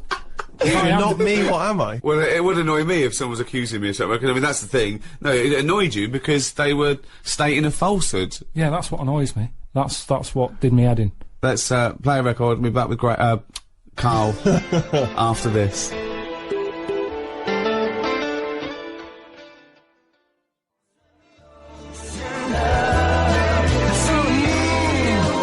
Richard Ashcroft, check the meaning. He's from your neck of the woods, isn't he? Wigan. Yeah, we were just discussing, the fact how miserable and mean Karl is. He won't do anyone a favour. Do favours. I shifted your telly. Oh, hold on. He shifted my telly. I gave him a television. I gave him a bed. He went, I shifted your bed. No, I gave you a bed. That's how he couches things. I cashed that bloody cheque you wrote to me. Unbelievable. Who's the last person you did a favour for where you weren't expecting something in return? I'm always treating people. I've told you, if I have a good day, at the end of it, I'll go, do you know what? I'll treat them. Treat who? It might be a homeless fella. It might be some charity. I'm sick, honestly, the amount of money I give away It might be a it. girlfriend who got a lovely new camera for Christmas, still wrapped up from when it was given to you as a leaving present. So...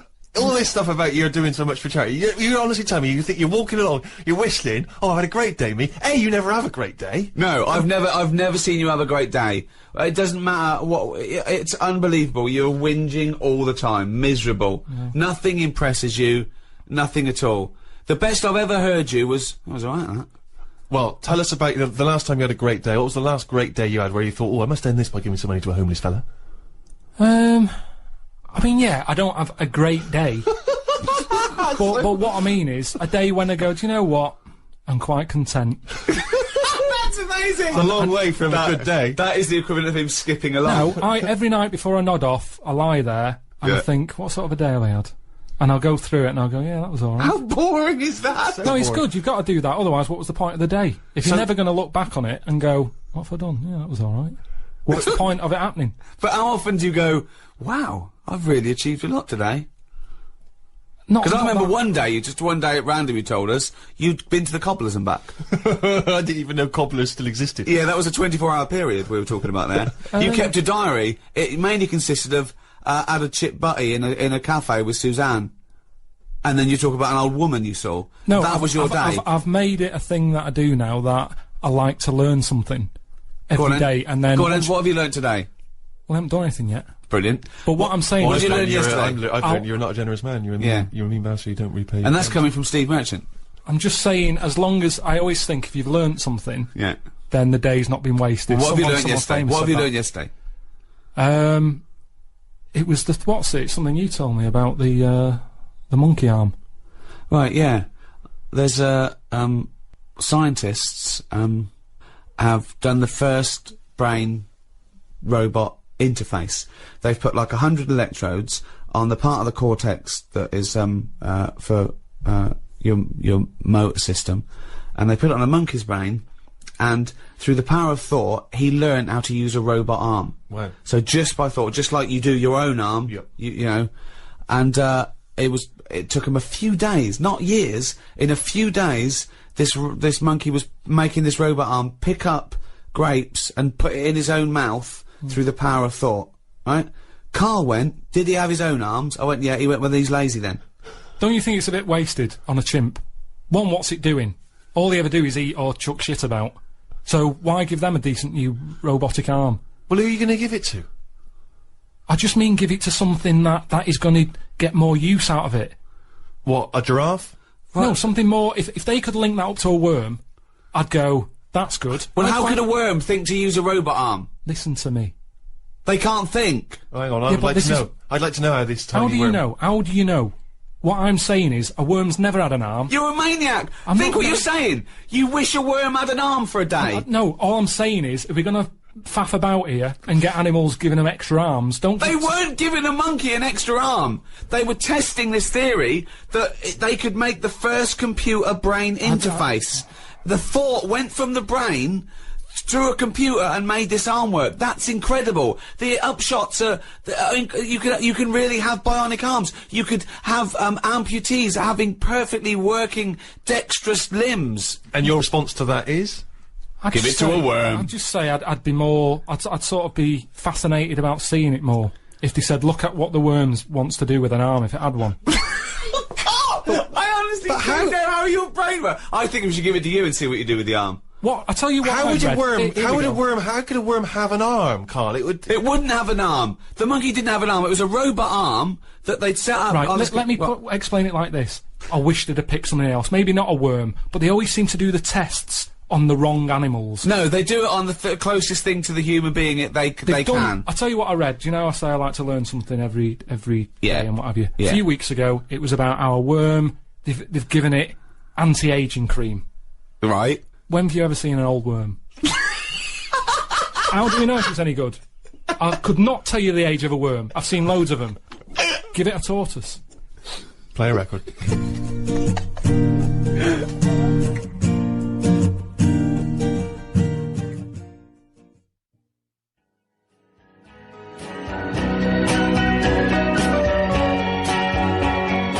Bob Dylan, Positively 4th Street.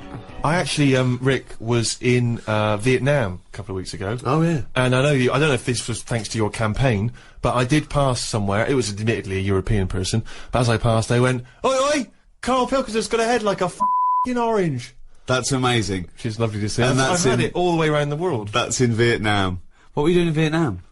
You know, just heard there was a war. Went over to see if that was wrapped up. They finished that a while ago. So you've been to Vietnam, you went to... Popped down to Cambodia at the same time. Cuba, yeah, Cambodia, Kenya. I was wondering, would you ever consider going to a holiday destination where you didn't have to have injections in the stomach to get in?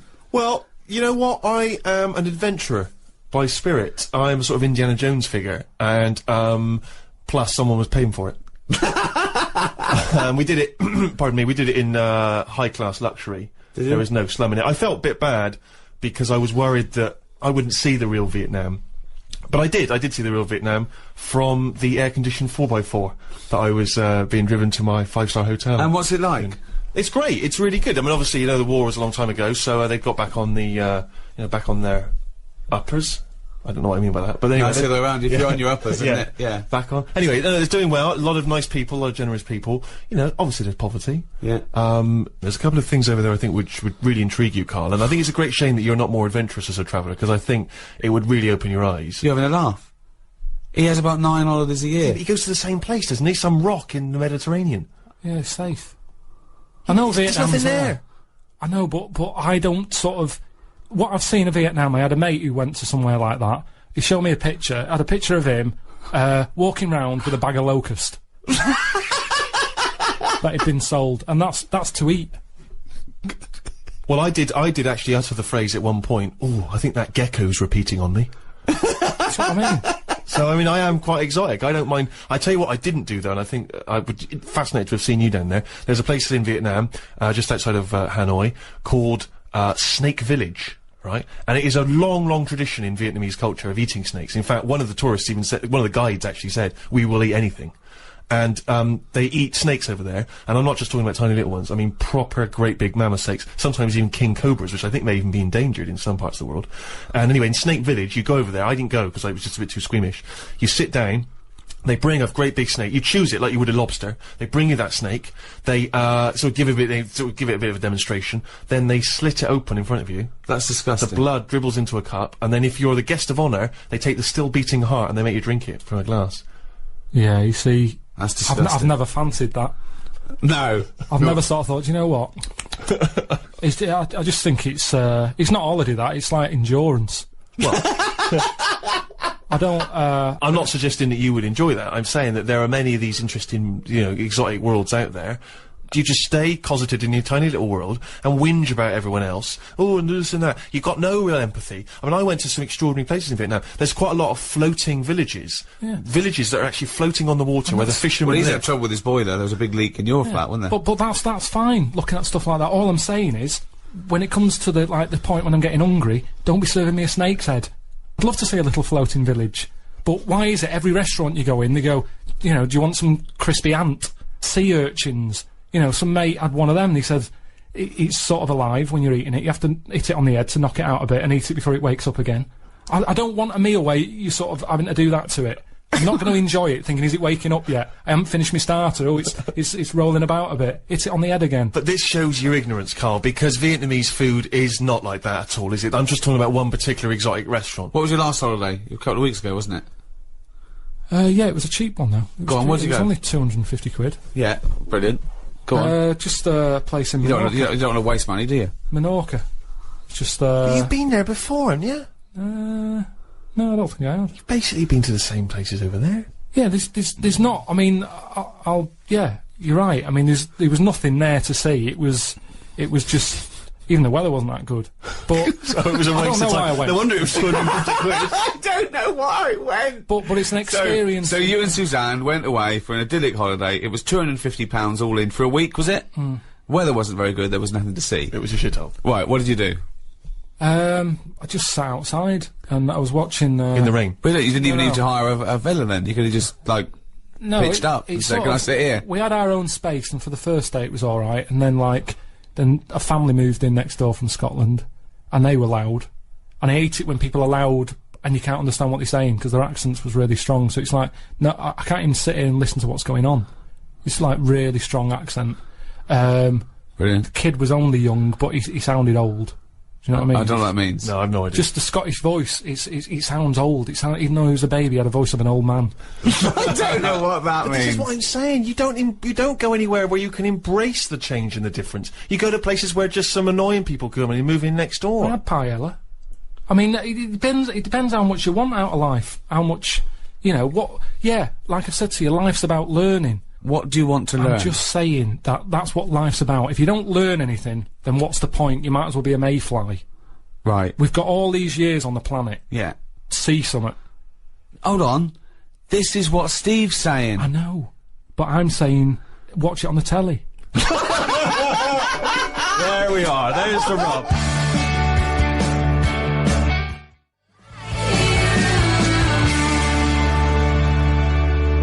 Rilo Kiley. Portions for foxes. If you love good music, by the way, you should tune into Six Music on Well- Sunday afternoons, the Steve Show. Well, at the moment you're listening to Enemy Radio. Well, yeah, but- You can listen to that on enemyradio.com or on your telly, Yeah. on the internet, Good everywhere for around the Steve, world. if you want to- Enemy. Probably, along with, Rolling Stone, one of the most famous, most respected Yeah. music. Well, yeah, but you can carry on reading. Magazines. You can carry on reading Rolling Stone magazine after you're about 16 years of age. Have you read The Enemy? Well, Not for a while. The letters pages. People complaining about the haircut of the bloke from the Kaiser Chiefs. It's not a pressing concern. Move on. That's the problem, isn't it? That's me with music. I like to sing along to a track. But I doubt that. I do. Well, Go on. No, I sort of hum. Go on then. What's the last track you hummed along to? What's your shower song? People supposedly have a shower song they sing in the shower. What's yours? Oh, with my boiler being broke, it's got to be a short one. How's that going?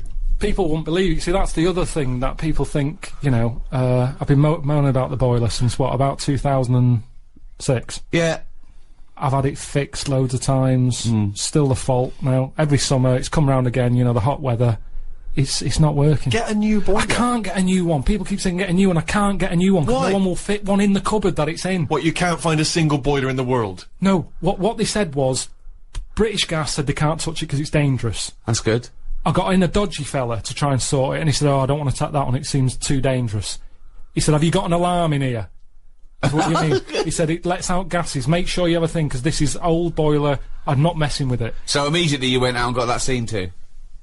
No, I've got an alarm now. Have you? Yeah, What, you're it's fine. genuinely telling me there is no one anywhere who can take this boiler out? What they got to do, they just got to blow up the house, No, have they? what they said was, they said we can put one in your lounge for you. Because they said you've got to knock a wall down, all this, it's not worth it. It's not worth it. What do you got to knock a wall down? They said knock a wall down to put up a new boiler, and I don't want to start knocking walls down just for the sake of hot water. It's not worth it. Put the kettle on. I can't be bothered. So yeah, it is still ongoing. He ain't got to wash his hair, has he? That's true. So yeah, I don't really have a shower song. But yeah, music's all right. I just don't want to know everything about Music's it. It's like, all right. No, it's good. It's one of the seven wonders of the world. I know it is. Yeah, it's good. It's beyond. I can't describe. I couldn't try to describe how amazing music is. Yeah, I know. Not the shit we've been playing. No, I'm just. But I mean, I'm just good saying. music, classical Vaughan music. Williams and Beethoven. The music affects the brain in extraordinary ways. People with, you know, sleeping sickness, who are otherwise almost in a vegetative state, hear music, they can suddenly can come awake, they can sometimes even dance. You know, I was watching a documentary the other night about people with, you know, Tourette's syndrome, where it affects, you know, the body and different spasms, you know, they have spasms and twitches, but when they're drumming, all those spasms and twitches go away. Other people who've got the IQ of children, and yet they can play classical pieces, they can improvise in an extraordinary jazz way. It's a remarkable thing. Music It works does on a subconscious something. No, level. it does. Yeah, there's an Elvis song that my hairs always go up on my back every time I hear it. I don't know why. Every time I hear it. Well, I know why, because there's none on your head. But you've worked in music, you've worked around music for years, and not once has it improved your IQ. No, do you know the biggest problem, Steve? I don't want to moan. You do. You can't get away from noise these days, and that's the problem. I think that's music's almost got too important now. People can't think, and that's the problem with music. There's always noise. You can't get away from it, and I can't concentrate. If there's any sort of noise, I can't concentrate. My brain's going, what's the noise? And my ears are going, I don't know, go and have a look. And I love my the eyes- fact that your brain's talking to your ears. it's all connected. The irony is, I genuinely think that conversation is going on I in know, Carl's head. and I think the ears are slightly cleverer than his brain. No, they all kick in, don't they? I'm sat there, my brain's working. Go I might on. be writing something, I might be doing that book, I'm thinking my brain's going, right, yeah, it's working, and then a noise happens outside, my ears go, what's that? My eyes go, well, I'll have a look. Brain goes, yeah, go on then. Suddenly, they're not even thinking about the book. They! All the time. They! No. It's you! No, but... There's no conversation between ears and this eyes is and where it's brains. interesting. He's read the numbskulls. Do you remember that as a kid? Lots of little people inside a person's brain making it work. Herman's head for American. Turning a wheel to I've move said it. to you, Go on. though, how do you know which one's in charge? Because my brain was quite happy doing that book, but my ears got bored. Make a note of that, someone. If you're listening, make a note of that. The brain was quite happy working on the book, but my ears got No, the bored. way I see it is your brain is like the adult. The Your what? The adult. Oh, in I you. thought you said addled. And your ears and your eyes are like the kids, and they get bored quicker. And the brain's Carl, quite happy. This doesn't work at all as a metaphor on any level. Biologically, philosophically. It does. No, it doesn't. It doesn't work at all. It does, because your brain does the thinking. Now, if I have earplugs in, Yeah. my brain can think better without the ears. Yes, because there's nothing to put it off. It's concentrating. That's a distraction. Yeah, so that's what I'm saying to you. Your ears are just receptacles. Hear him out. Yes. Go on. So if your ears can't do their job, it's like a well-behaved kid. It sits there. It's quite happy. It's not interested in what's going on around it. Take the earplugs out, they go mental. What's that noise? What noise? Go and have a look. Eyes, go and have a look. I don't know what you're talking about. This is the ramblings of a maniac. Can you tell your brain to tell your mouth to talk some sense? Well, which order would you say it works in? Well, it's all working at the same time, isn't it? No, but your brain's at the beginning of the... If it was a circuit, your brain's at the beginning. No, necessarily. Not with hearing something. Your ears come first, but they're passive. Your ears are merely receptacles for sound, right? They're a conduit to the brain. So hearing is only thought. Hearing isn't the airwaves hitting your eardrum. You can't block it out. No, what I'm saying is, that's a passive thing. Your fingers, when it touches something, it's your brain that develops that information. Your fingers aren't going, oh, I recognise that, it's a piece of cheese. It just touches it, and your brain recognises it. It's all done in the brain. No, not convinced? I'm just... That information is still being worked on by the brain. All I can do is tell you the way I work, and I know if I'm sat in a quiet place... No, Karl. ...with nothing around me... you can't tell me the way your brain works. My ears get bored. That makes no sense at all. I'm telling you, if I'm in a quiet place, my brain is happier. It can focus on what it's doing. The ears almost go, there's nought to hear here, call it a day. The eyes... No, they don't! The eyes are going, well, there's nought to see outside. Just chill out. Whereas if there's a noise outside, if it's a noisy street, everything's kicking in. My brain's getting annoyed. My ears are going, what's that racket? My eyes are thinking, oh, what was that scream? What's happened? What's your nose doing? Why is your eyes thinking, what's the scream? What? Why are your eyes getting concerned with noise? It wants to see what the ears have heard.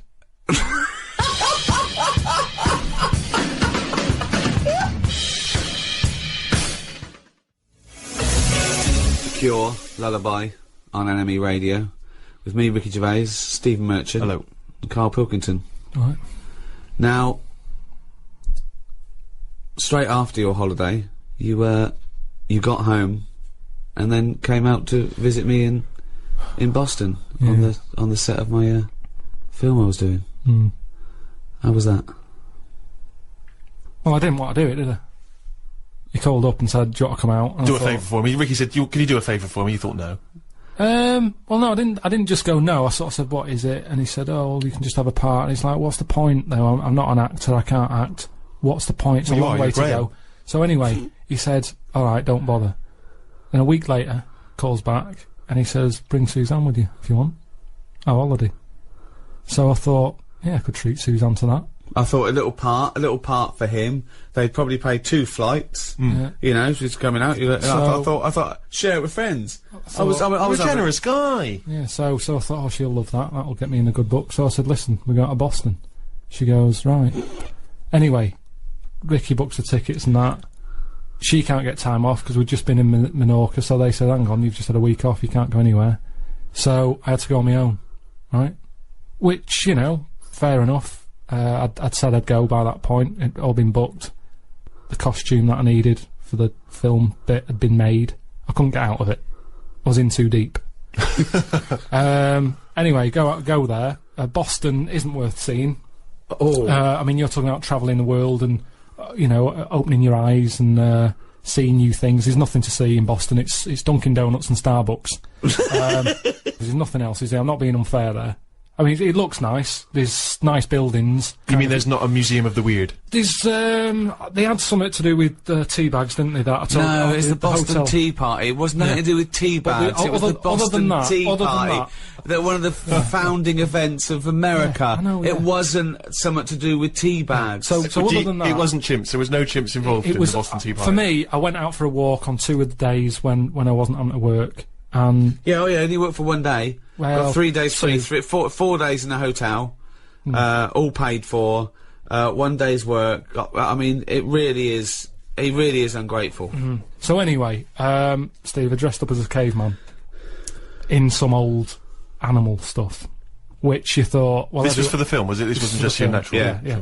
So could I just say, it was not real fur. I insisted there was no real fur. Well, you say that. Yeah.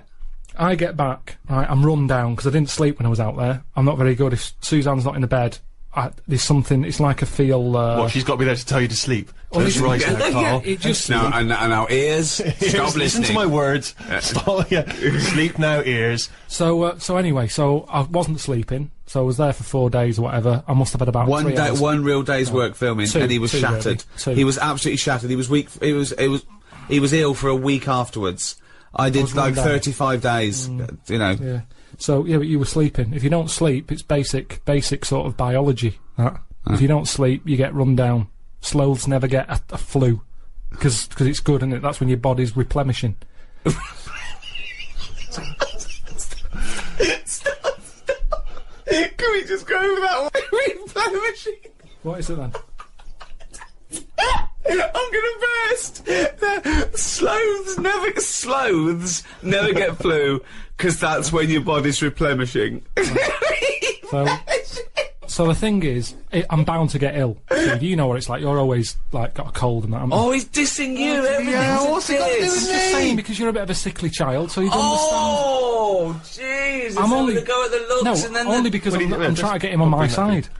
So anyway, so I'm shattered. I get back, so I think it's a bit weird that this isn't shaking off. And there was some news report about how there's some serious illnesses in planes. Because stuff goes out the engine and into the... Oh, yeah, it's people from all over the world with all different things. Yeah, so I'm thinking, yeah. oh, what have I got? You know, it's my luck, innit? So, I go to the doctors. The doctor said, well, you've done a whole day's work, you're not used to that, your body's shut down. So he said, you better have a holiday. Yeah, you need, this is when your body needs replenishing. And I am a doctor, and I know replenishment is one of the best, replenishization. Replenishization is one of the best things for sloths. So I said to him, I said, look, I'm not one to moan, I hardly go to see him. He went, oh, you... I hardly see him. I hardly see this fella. So I said, look, I can't shake this cold off. I woke up the other night shaking. And he said, oh, virus. Right? So, which isn't scary at all, because everything, you know... Well, there's some dodgy virus, isn't there? Well, yeah, but there's some... Well, that's what I'm saying, so... Yeah, of course it's a virus. Yeah. What else would it? What else would it be? I don't know. Not a doctor.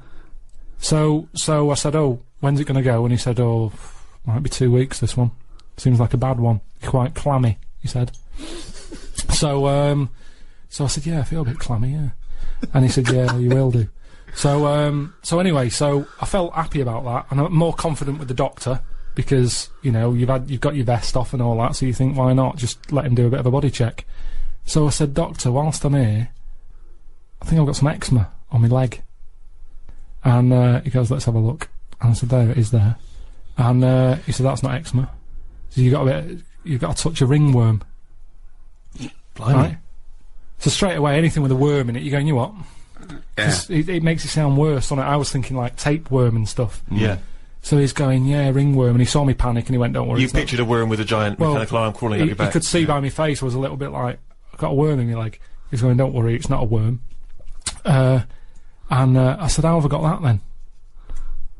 And I reckon it's from this bear suit that I had to wear. It's a little bit weird that I had bare boots on. I had bare boots on, and where the bare boot was, I ended up with ringworm on my leg. Do you know why it's where it was? Because the only bit of your leg showing, because you had bare boots on, fake fur, with a fake fur tunic, and the only bit showing was your shin. You were walking around in long grass. You got it from the grass. Well, no, because I said to him, because I wanted to wear the words bear suit from him. I said, what's the chances of that? Yeah. I said, where... Doctor, what might I got this from? And then you just shut up and waited for him to say bear suit. I said, it's a little bit weird, isn't it? I said, I thought that died out with rickets, right? Because I'd never heard of ringworm since I was a kid. I remember some dirty kid had it at school, and my mum sort of said, don't go near him. So, I said, ringworm then, doctor. Where have I got that from? Thinking he'd say... Have you been wearing a bear suit? Yeah. Anyway, he said, well, he says gay people get it. What? Yeah. No, he didn't. He did. Why did he say that to you? Well, this is what he said. He said gay people. I said, right, tick that off. He said, wrestlers. Why do wrestlers get it? And I said, I don't understand the connection. I said, I don't know, you know, any gays, I don't know any wrestlers. And he went, well, it's the body, skin rubbing. Well, why do only gay people get it then? Why don't heterosexual people get it? Don't know. Didn't quiz him. But then he said, what about... Did a doctor really say to you, gay people get it? He might have said, like, homosexuals. Does this doctor operate from a park bench somewhere? Sorry! Does he have a lot of carrier bags with him? Why would his first thing be ringworm, gay people get it? So yeah, I said not gay, I said, I don't know any wrestlers. That's a fact. And then he said, have you stroked any bald pets? Any bald pets? Bald. He said, have you stroked anything with hair missing? Bald. Just yourself? And, I said, I can't remember. And I couldn't be bothered. Sorry, were these all euphemisms? Like, wrestlers get it, wink, do they? Yeah. You stroked the, little bald hairless thing? No, doctor. Okay, gay people get it. Look, are you gay? Are you gay? I'm gay. I want to stroke someone bald. So I didn't want to get into the bear suit thing because then he'd be thinking, what's he doing? No, you've got it. So wait. So he had a list of he's reading this off a list, was he? No, he did it from his head. He knew it already. He didn't have to look at a form or anything. He went ringworm. He's obviously had a few people in there who have had it, and they've gone ringworm. That's a bit of weird. Where have I got that from? And he knew straight away. So he's had 3 people in there with ringworm. Popular. One of them was a wrestler. One of them had a shaved dog, and one of them was a homosexualist. Is this the same doctor who told me that my nerves were too short for my body? Yeah, different fella. So yeah, ringworm I got from my time in Boston. Well, that was a heck of a story. I'm beginning to wonder if the reason Suzanne didn't go with you on that trip was not to do with work obligations. Your iPod, you've downloaded it, maybe? It's a test transmission. Yeah. Oh, it is a test transmission. Yeah. Testing. Yeah. If you're hearing this, then it's working. Who are you? I'm Ricky Gervais. Who are you? Steve Merchant. Who's that little bald-headed mank twat chimp over there? It's me, innit? Alright. Yeah, well, we need your name, don't we? Karl is. Telling you, I was talking to you earlier about going to Vietnam, and I'm not good. I mean, although I like to travel, as you know, I like to go to exotic places. This is going to come as a surprise to you, Rick, but I do look very English when I'm abroad. Obviously I'm 6'7".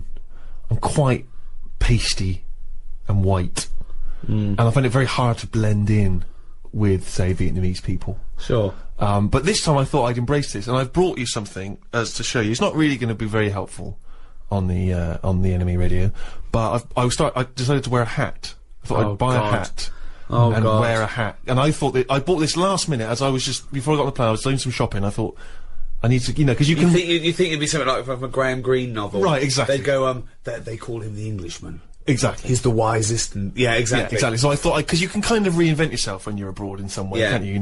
Yeah. And so this is the hat I got. Christ.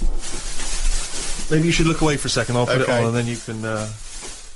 Now, bear in mind, it is a bit battered because it's been in bags and stuff. Sure. Steve, what are you thinking? Right. No, it is a bit battered and damaged, I admit. Okay, how can I, it looks like a cross between something Miss Marple would wear. That's nonsense! No, it does. It looks a bit like that. And there's a beer with a bloke drinking, what's that called? Moretti beer? I think you're thinking of the Hofmeister bear. No, I'm not.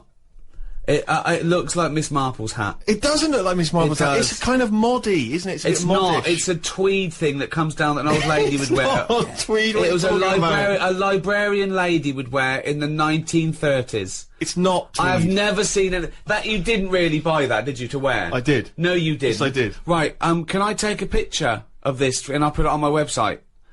Right, I am now taping this on a camcorder. I will put this up on rickygervais.com. I disagree. I think this genuinely looks good. I think it makes me look a bit like, say, Tom Waits or Farmer Barlow. The point is this, right? I'm wearing the hat, I'm looking good, okay? But people, obviously, they can sense that I'm a moneyed tourist. They can see how good I look, and they know I got a little bit of money in my pocket, can afford to buy hats, you know, and everything. So, obviously, I'm always a target for people, trying to get money from me, stuff like that, which is always a hassle, isn't it? And I find it very difficult tipping when I'm abroad. I don't really understand what the rules are with tipping. And that's a big anxiety for me. And also, I have problems with the conversion, you know, because obviously when you go abroad. So, the Vietnamese dong. Come on, there's nothing funny about that. That's just what it's called, right? For $63 US, you can get 1 million dong. Right? That's a lot of dong. So, I'm packing, like... a huge dong. I got, like, you know, 2 million dong, like, in me money belt under my shirt. Right? Yeah, so look at this image, right? You were wearing that hat and a bum bag. Yes, but no, I don't have a bum bag. I have a money belt that I wear underneath the t-shirt. Right. So as not to see, you know, so people don't think I've got any money on me. And if I get mugged, I can just go, I've got any money on me. Because they would never think to look underneath the shirt and see the money belt, right? Well, that's still out of reach, innit? Over there. Yeah, and they are actually looking up your t-shirt. Well, it's funny you should say that, right? Because I went to a market at one point just to look at the things that were for sale there. There's lots of eels and lots of fish, lots of other interesting items, right? So I'm looking at the market, I'm taking some photos, and I noticed this, I hear this kind of murmur, right, that's going around the market, and then I start to see them, all the people in the market, sort of pointing, right, and staring and talking at something, right? So I'm looking around, trying to figure out what it is, right? And I realise they're looking and pointing at me. I genuinely swear to God, right? So they start, and then... Did they think one of the big eels had escaped? Well, they started laughing. Oh no. They started openly pointing and laughing. One of them, right, started, like, I think he was a postman. He looked like he might be a Vietnamese postman. I don't know why that should make any difference, but he started doing a sort of lumbering, sort of Frankenstein walk. And pointing at me, right? A whole section of them just started cackling with laughter. And then at one point, a woman in one of those sort of Vietnamese lampshade hats, right? She runs up behind me and she attaches to my back a sort of kick me thing that you would have attached to some nerd at school's back, right? She puts something like that on my back. I don't realise initially, so they're just chortling. They are weeping by now, and I'm talking like the whole market is in hysterics. And old ladies are coming up to me and just, you know, comparing their heights and then giggling, and then I'm sort of trying to get this thing off my back, so I look like a dog, you know, chasing its tail. And I just realised that this entire marketplace was just openly laughing at me. And what angered me, Rick, was that I've spent a lot of time in this country, in the UK, right, building up a career, right, so that people don't laugh at me, right? They respect me, they see me as a man of great accomplishments and achievements. I go to another country where with that hat. Exactly. Walking around with those glasses with a little money belt on, maybe sandals. Sandals with socks because I got a foot infection. And it turns out that they're just laughing at me, just openly mocking and laughing at me, right? So I just genuinely, I got upset. And I got You threw down your cagoule, left your clogs behind, and got on the first plane back. I hopped in a rickshaw straight back to the hotel where they do not laugh at me openly. But anyway, just to return to the dong issue, right, this is what worried me, was that, obviously you got a tip, so we had a driver for a few days, right, and you got to leave him a tip. And I never felt a bit awkward, when do you give him the tip and everything, how does it work? And so I didn't know how much it should be, and I was thinking, well, you know, it's a poor country, I've had a driver a couple of days, you know, I haven't paid for the driver, so I give him like $20. Right, which is like 10 quid, you know, I'm thinking that seems like a good tip. I get in there, I read in the guidebook, I should have only given him $2. I gave him 20. Well, now, because A, you don't want to upset the precious equilibrium. You don't want to upset the financial equilibrium because he might have gone berserk. Yeah. I mean, that's $20 is a lot to him. He might have left his family, you know, bought a different, you know, corrugated iron shack somewhere else. Turned up with a hat like yours and said, exactly, we're mates now, aren't we? We're mates now, let's go back to England. Let's pick up some ladies. So I was a bit worried, so I was thinking of asking for the money, you know, for some change, but I didn't think that was appropriate. So, but then I was worried because then I was thinking, what if all the other drivers within his organisation find out that I've given him like $20? They're all going to be expecting a big tip. Yeah. So that was a big worry. But more than that, we'd also had a guide with us, so he was bound to find out how that thing is. Right, now I didn't have any dollars left, and I thought, well, I've given that guy 20, I've got to give the guy who's been talking English to us, showing us around, helping us out, I've got to give him 50. even more. Right, I ended up giving him $1 million dong. And how much is that? $63. I tipped someone $1 million. So he's a millionaire now? Yeah, I made someone a millionaire through my generosity. Well, so did I. He's sitting over there. That's absolutely right. But he doesn't want to give anything back. So I know how you feel, mate. Old man, look at my life. Neil Young, old man. Karl. Now, you know, traditionally at the zoo, they have to, dart a dangerous animal, a lion or a gorilla or whatever. What? They have to dart it. Oh yeah. Right? Yeah. To take blood samples and check its health and stuff. So it's very stressful for the animal and quite dangerous to give it an anaesthetic like that. So what they've started doing now, there's a bug, right, like a type of beetle, and it's a bloodsucker. It's a little vampire bug. Okay, it's about 3 centimetres long. What they do is, they tie a piece of string around it, they let it go into the cage on the chimp, it sucks the chimp's blood without the chimp even knowing, they pull it back, and they take the blood sample from it. They've taught it to do that? Well, they're not taught it to do anything. That's its nature. You put it near a warm-blooded mammal, it will suck its blood. So they've just tied a string to it so they can get it back. And how often does it have to do that a day? Well, I don't know. Why are these the important questions? Because Isn't that incredible that they've got this amazing symbiotic relationship with a bug? Because that's is it what the same one? Say if there's 8 chimps. Oh, jeez, Carl, listen to me. No, let him. I want to. I'm just saying, if there's 8 chimps in there, Yeah. 1 beetle. Yeah. By about number 5, that's going to be sick of eating. Well, then they probably have different beetles, and they let it. And Carl, I don't know why this is the.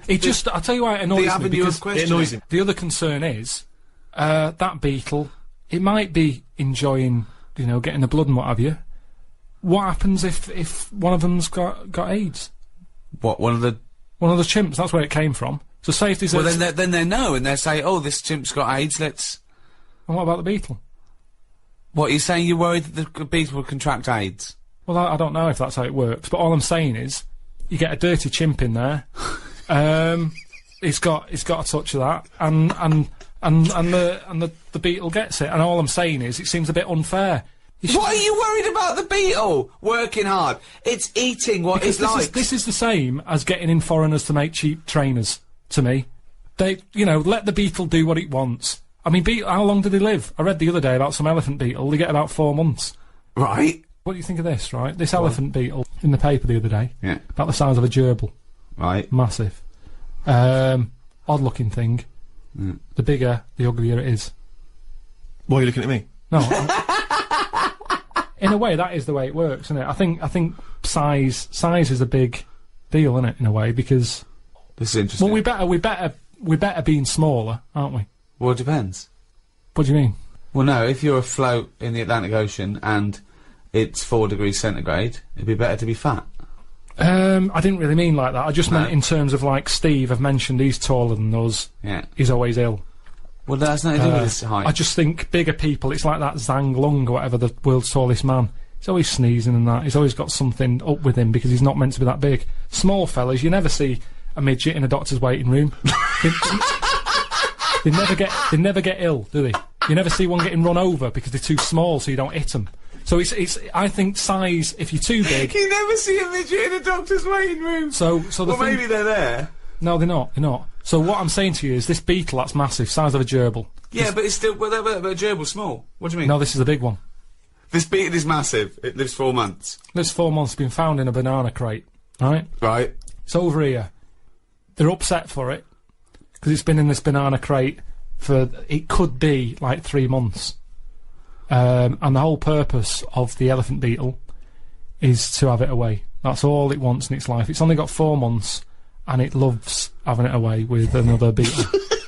And it hasn't had it. So they found it in this crate, and it looked distraught. They said it was showing all signs of, like, desperately wanting to have it away. It was well, when you can wank yourself to death with 6 legs, you leave anything alone for 3 months in a dark crate. Just eating a load of bananas. Yeah, eating bananas and whacking away.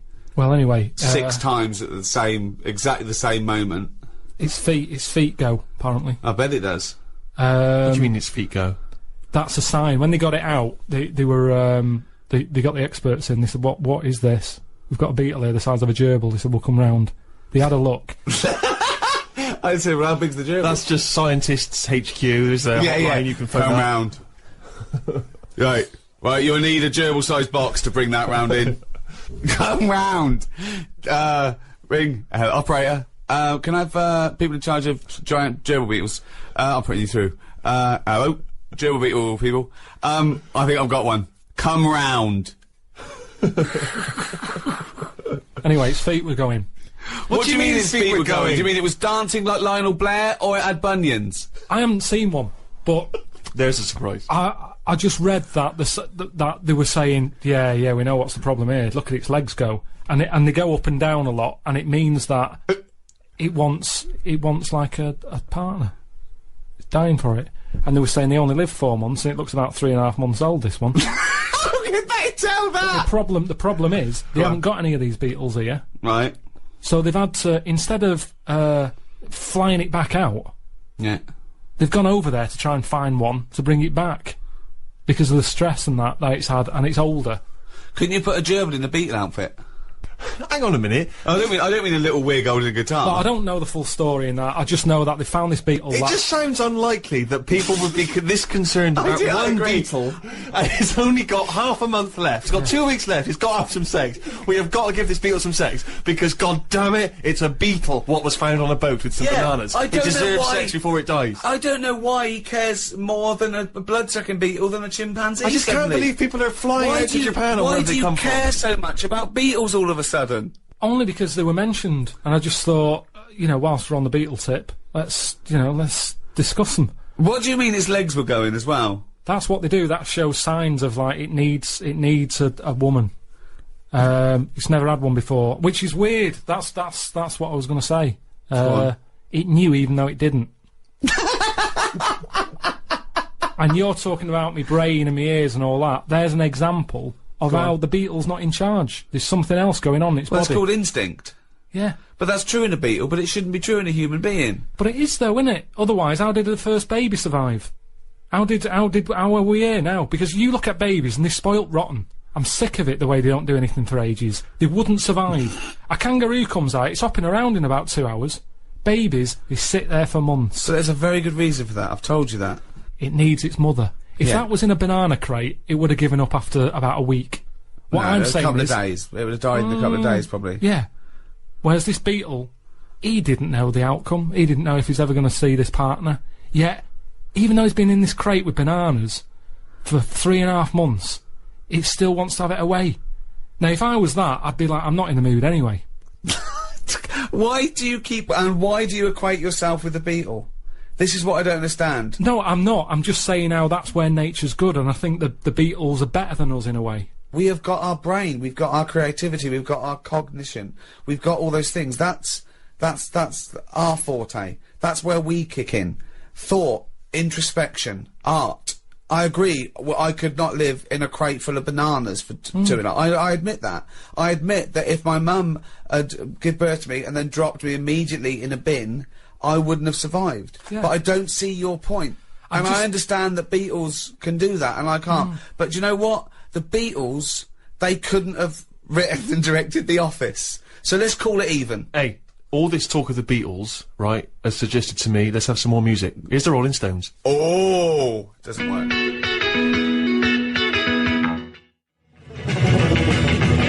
Well, that's about it. This is a test transmission for the Enemy Radio. I've enjoyed it. I think Steve's had a blast. He's got his hat on. Yeah, I'm as happy as Larry, mate. Just pleased that I've done it all for free.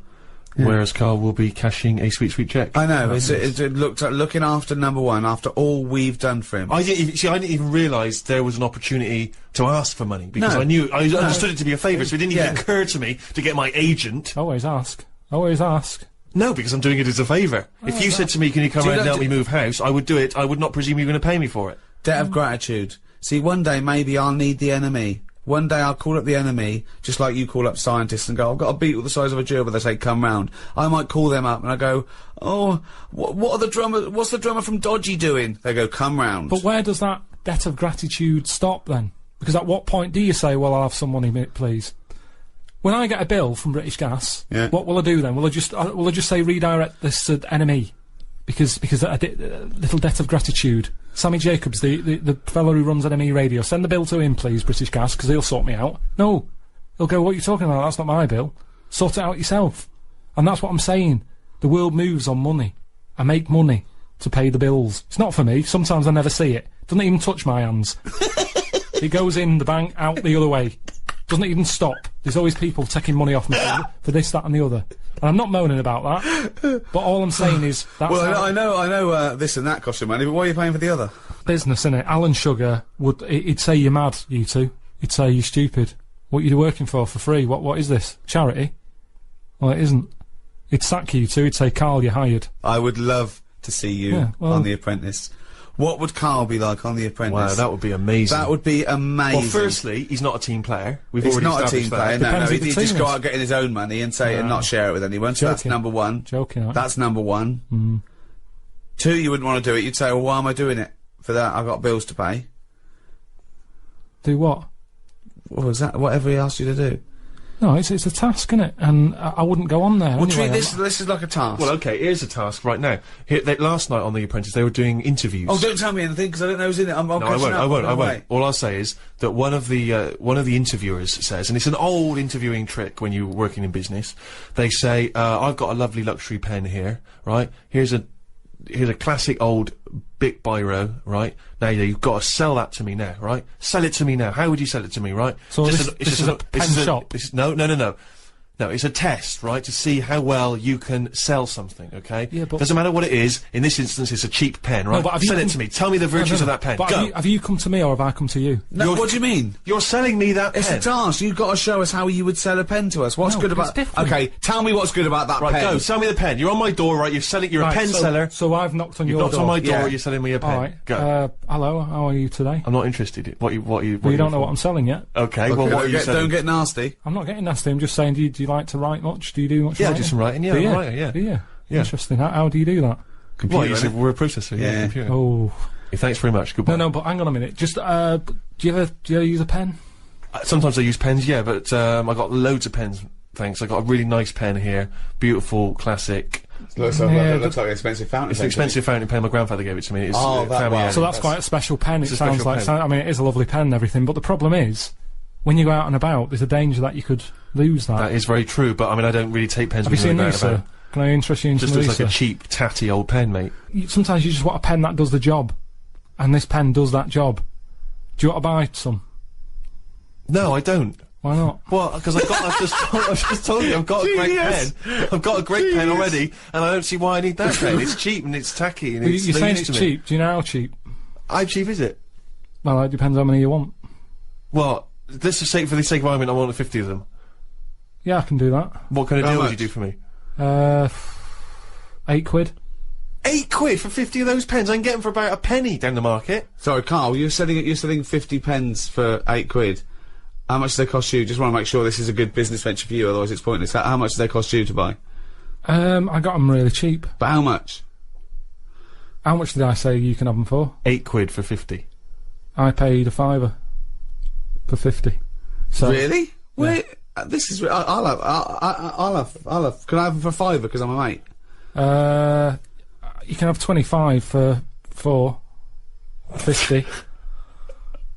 No, well, no. If you got 50 pens for 5 quid, I wouldn't do this as a living. Anyway, that's the thing. Carl, can you get me 50 pence for a £5 then? 50 pence for a £5. Yeah. It's not worth it, mate. Well, no, I'm a mate. Just you don't want to make a profit out of me, do you? It's not worth it. I'm trying to run a business here. I've got bills to pay. Yeah, well, I'm trying to write something. I'm going to close the door in your face. Alright, you don't want a pen. No. Fine. Sometimes you've got to know when to cut off and move on. And So that's what I you'd do. say to Sir Alan, is that you always give up? When someone says no, you give up? I'll say I met him, he just wasn't having it, Sir Alan.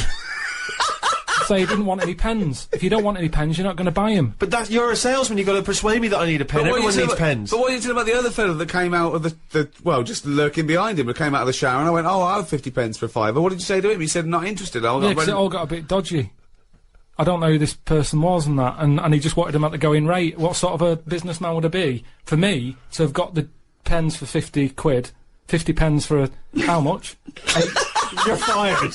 Stick it up your arse. Well, I've enjoyed it, I must say. I've been Ricky Gervais, with me Stephen Merchant. Goodbye. And Karl Pilkington. If you've enjoyed this drivel as much as me, which is unlikely, because, I mean, I like being in a room with no offence to you, Steve, but with a couple of freaks. None taken. Sure, thanks. If you have, we've got a little back catalogue, haven't we, Carl? We've done about, what was it, 24 of these? Loads of them. You can go to iTunes on a little audio book. Good value for money, isn't it? It's a couple of quid for hours of entertainment. I tell you as well, if you love great music and as I say, you know, informative chit chat, then 6 Music is your destination. BBC 6 Music, you can check that out every Carl, Sunday anything afternoon. to plug? Well, if you don't want to listen to the radio and you haven't got iTunes, go back to basics. Read a book. Yeah. It's not out yet, but it will be. Well, how are they going to read it then if it's not out yet? Just saying it will. Well, I'm saying they can go to iTunes now and get the back catalogue, and they can go to 6 Music this Sunday. So I don't know why you're saying you might do a book. Well, after they've done all that, in a couple of months. Just nip down to the I'm not bookshop. waiting a couple of months. What if they need to have it away? Busy guy. Like the Beetle. You wouldn't say to the Beetle, oh, it's alright, Alright, have well, it away in a there's couple of another months. book out there as well that I did last year. Right. I would presume as well, is the NME radio going to be on at some point? Just check the Enemy for details. Yeah, or maybe go on its website. Enemy.com? Probably. Rick, in case there are people who've bought this and they've not really heard Karl before, remember we were talking a while back about the questionnaire that is often featured at the end of the TV programme Inside the Actor's Studio? Oh, yeah. Where the host, James Lipton, always asks the same questions to every guest. And it's just supposed to sort of, you know, get their creative, juices flowing, their mind working. We did ask Karl some of them. We never completed the questionnaire. Oh, let's I thought carry I'd on with fire that a few then. more at him. And that'll also introduce people to the way his mind works a little bit. Okay. Question 6. What sound or noise do you love, Karl?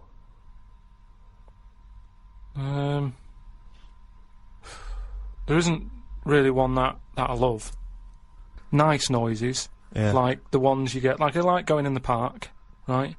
And you go, oh, that's nice, isn't it? And you get like bird noises and stuff. Give me your fucking wallet! But then like, Things like nice noises like that, and but You fucking, you cunt! Why did you fucking sleep with her? it's lovely in the park, isn't it? but with those bird noises comes a bit of stress, right? Because I was in there the other day, and like I say, little bird noises and that, and a little robin was there, and I thought that's odd, that's out early, right? Because it's like sort of summertime and that. Sure. And then I thought, oh, that's nice, and I was watching it, and then it got like a little worm, right? And I was like, hey, put it down, right? Sorry, whoa! What do you mean? Because Why I are you didn't have- interfering? Why were you interfering In nature. with a robin taking a worm? Just because it was a nice sunny day and that, and I thought, you see, worms normally come out when it's raining, don't they? And you go, well, I bet they're happy to die, in a way, because it's chucking it down, it's miserable. They come to the top of the soil then, don't they? Yeah. When it's miserable. But it was a sunny day. That's they don't drown, I assume.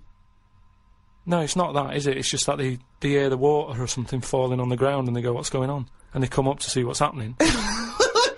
What? No, wait. But why do they come up when they think it's raining? Because they're hearing, like, knocking on their land, and they're going, who's that? And they come up. Sorry, wait a minute. But why do you think they come up when it's raining? Because they're hearing the noise of the Yes, rain. but they know what it is. What am I doing? Why am I talking like him? Of course they don't know what it is. Look. Can worms hear stuff? Yeah. Well, they got... You don't know anything, Karl! But I assume they can sense vibrations and so on, Yes, but they can't yes. hear in the way we hear. No, they of don't course have they ears, can't. do they? Of course they can't. Well, whatever, right? So all I'm saying is that. But came what was up- this thing about these worms? They hear the tapping and go, oh, what's that? Right, tell us, okay, so start. You're a worm, okay? It starts raining. Tell me your thought process. Well, you just kind of, you're down there, you can't see anything, it's dark anyway. Yeah. So, And you you haven't hear got about eyes. this, don't you? You hear about blind people have got really good ears.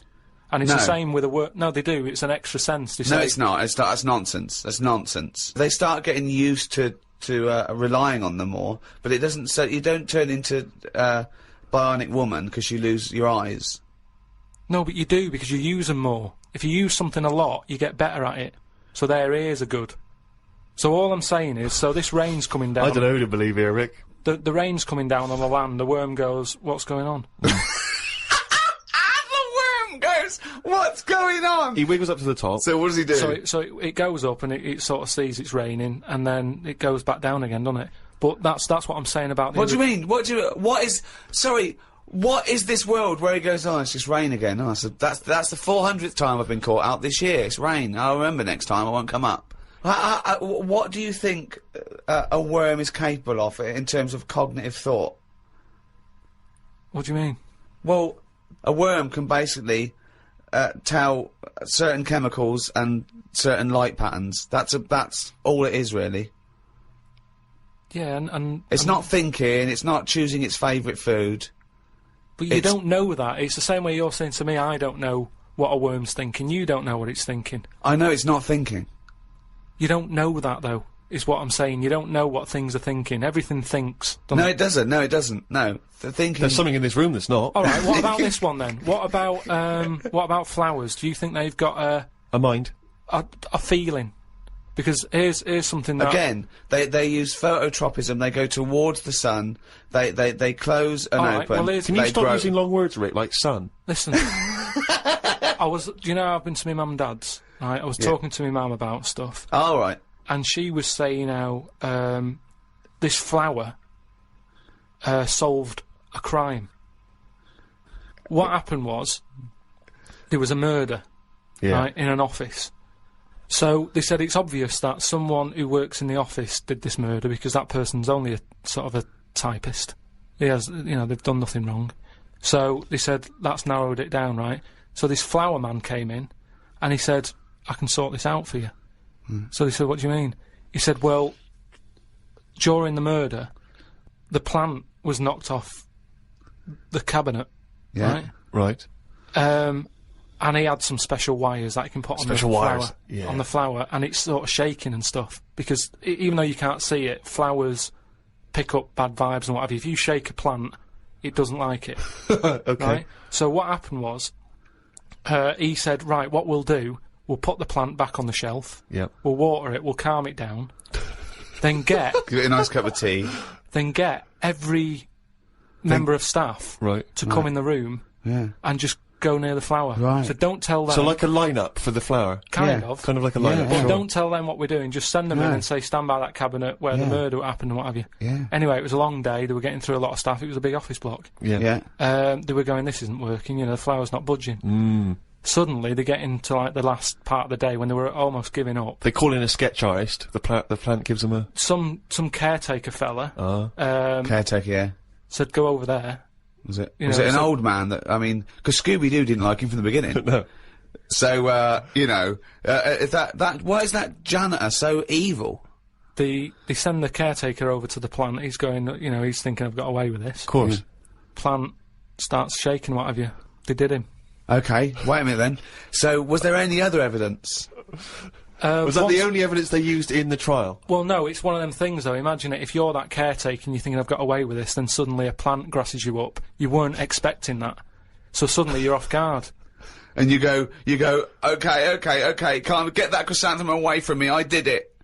You're talking absolute bollocks. That was one of the most nonsense pieces of shit I've ever heard in my life. Listen, well, it happened, but... It didn't happen. Said it. But what I was saying is, about the worm, right, the worm that I saw, like I say, it was a sunny day. I thought, you know, what's that doing up here and what have you. So, anyway, so this robin that I saw that was eating the worm, it had hold of it, and I thought, it's a sunny day and that, give the worm a break sort of thing. So I went, oh, you, like that, and it sort of dropped it in shock. But then, when it realised I wasn't that near it, it picked it up again and swallowed it. And I just thought, oh, do you know what I mean? I don't know what you mean, no. I just thought it's a sunny day and everything. Normally birds are nice noises that I like, and yet there it is going about wrecking lives. Wrecking lives! It was a worm! But it just swallowed it really quickly in that, and I thought, that's life, innit? That's what life is like. 1 minute it's there, then it's not. I just thought, there's the worm, it came out, it was happy, didn't know what was going on, and it had an extra chance, the robin dropped it, and then it got it again and ate it, and I just made me a bit fed up. Well, do you know why, don't you? You couldn't outwit a robin. You put it off, but then it won. That's the terrible thing, isn't it? The worm was going, oh God, Karl Pilkington. So that's who's been sent to save me, is it, God? You've sent Karl Pilkington, oh, I'm dead. That's it, okay, eat me. But all I'm saying is how bird noises are normally quite relaxing, but not for the worm. Unbelievable. That was one question. Question 7. What sound or noise do you hate? As me, or as a worm? I don't know what you mean. What do you mean? Why would we be asking a worm? I've never heard an actor say that to James Lipton. When he says, what noise do you hate? What, as me or a worm? No, but all I'm saying is, because of my last question, that's what I was saying. A bird noise is relaxing to me. Right. Well, it's not anymore, because I think of all the deaths and stuff that go around that. So now you hate the sound of birds? I'm just saying it's changed my view on it. It's like anything, isn't it? Every noise can mean a disaster somewhere. Can it? Why? Why? Think of some other noises you like. Okay, what's a lovely noise? No, hang on. Why would the sound of laughter, people laughing, why would that suddenly cause? Why would that also signify disaster? Asylums. Yeah, that's depressing, isn't it? They're always laughing in asylums. But it's a scary laugh, isn't it? What? It's like, oh. If you wake up in the night by the sound of, like, a baby laughing. Baby laughing! No, if I had a baby, right, and Suzanne was out, she worked nights or something. Yeah! And I'd nodded off, I'd put the baby to sleep. Yeah. And then it's 3 in the morning and I'm woken up by the sound of a baby laughing, that would terrify me. How is this that? I just think the baby's sitting up in a chair like Chucky, going. Well, no, I think the baby's reading his diary. Thinking, oh Christ, this is my father. I just hope I'm adopted. Oh God, a baby laughing. Oh God. Come on. No, I'm not getting off this subject, right. So what other sounds, right? What other sounds, right, more you like, well, come on, there must be sounds you like. No, the sounds he hates are even more fascinating. This terrifying, haunting baby laugh. I don't think you can pick any sound and say, I like that. I imagine we don't like, the sound of a tiger. Evolutionary speaking, that's probably not a good sound to hear. But there are obviously some calming noises because, you know, when your mother sings you a nursery rhyme or something when you're a kid, your mother's voice. Of course, your mother's voice. That's probably pre-programmed for you to like it. Yeah. So there's a time and a place. A lion's roar or whatever you just mentioned, a tiger growling, it's alright. If you're in a zoo, you go, oh, look at that. So there's a time and a place for everything, isn't there? Yeah. I don't know what that point is. I don't know how that relates. Because, I mean, I live in London. If I woke up and heard the sea, I'd be worried. I'd go, what's going on? You're like the worm who hears the rain. Question 8. What profession other than your own would you like to attempt? This is you as you, not as you as a worm.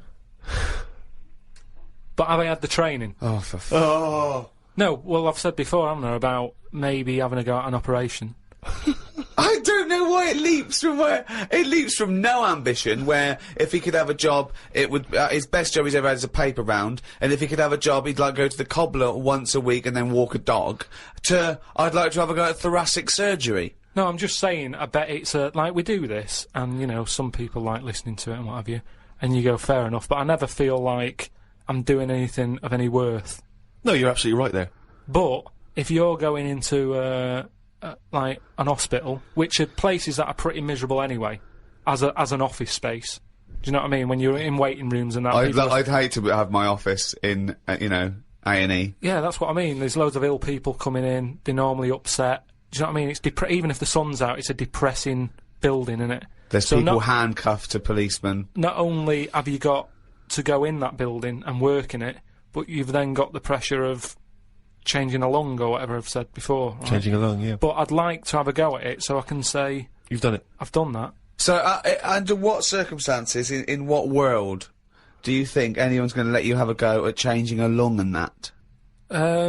Jim will fix it? No, I'm just saying the Comic relief? But the way the world is, and the way that there's more and more people, more and more doctors are needed. I mean, it's already happening now that people are doing jobs that they're not really qualified for because they get sort of, what's the word?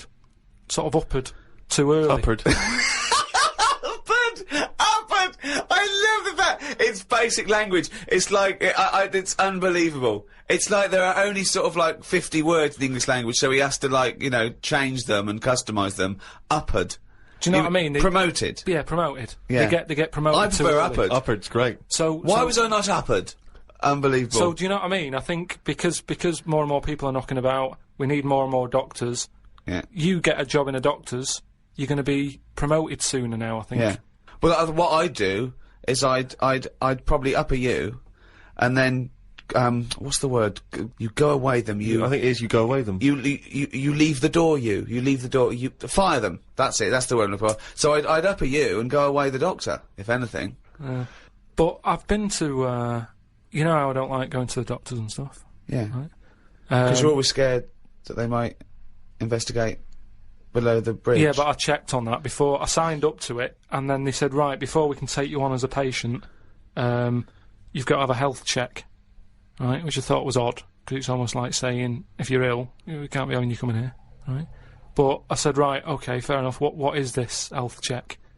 And they said, oh, you know, we just check your body out and make sure you're fit and healthy. And I thought, that isn't enough information. You know, I want to know if it's the old finger trick.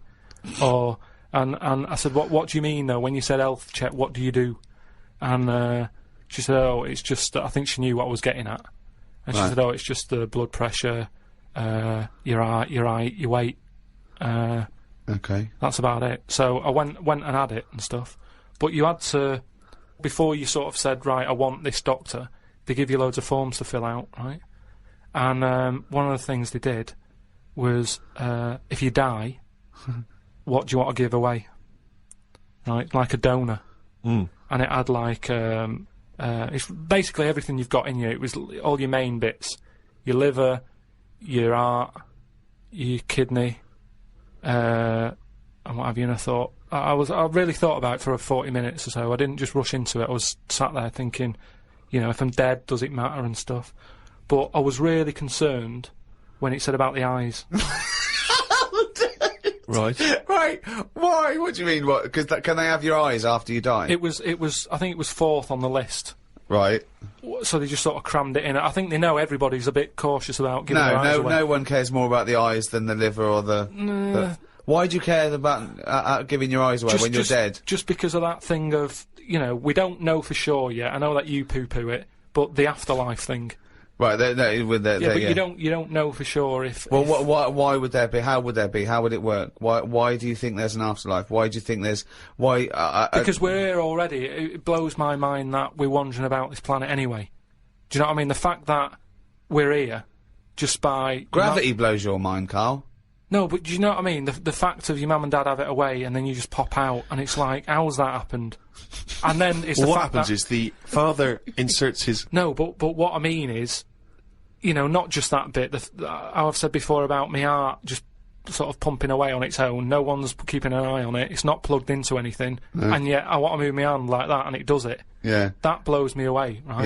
Yeah. I mean, you're still worried about whether you control your brain or the brain controls you. So what I'm saying is, how do you know what goes on after life? Because, do you know what I mean? So why in an afterlife would you want your eyes more than your liver and your kidneys and your lungs and your heart?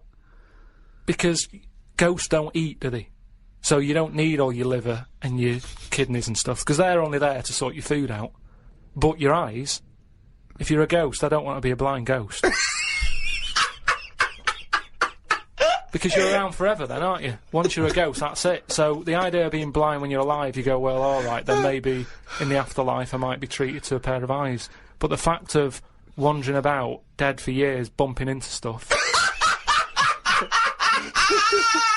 Oh, God! Oh, it's amazing! So, that's an amazing image! So I didn't tick that box. but why? I don't understand. In your theory of the afterlife, why is it that this ghostly Carl, why can he survive without a heart, but he can't survive without eyes? Why? Do you see what I mean? Surely if you're this ghostly apparition, you can just see everything and you can do everything. You don't need the body. No, because you're a ghost. Yeah, I know, but I think when you're a ghost...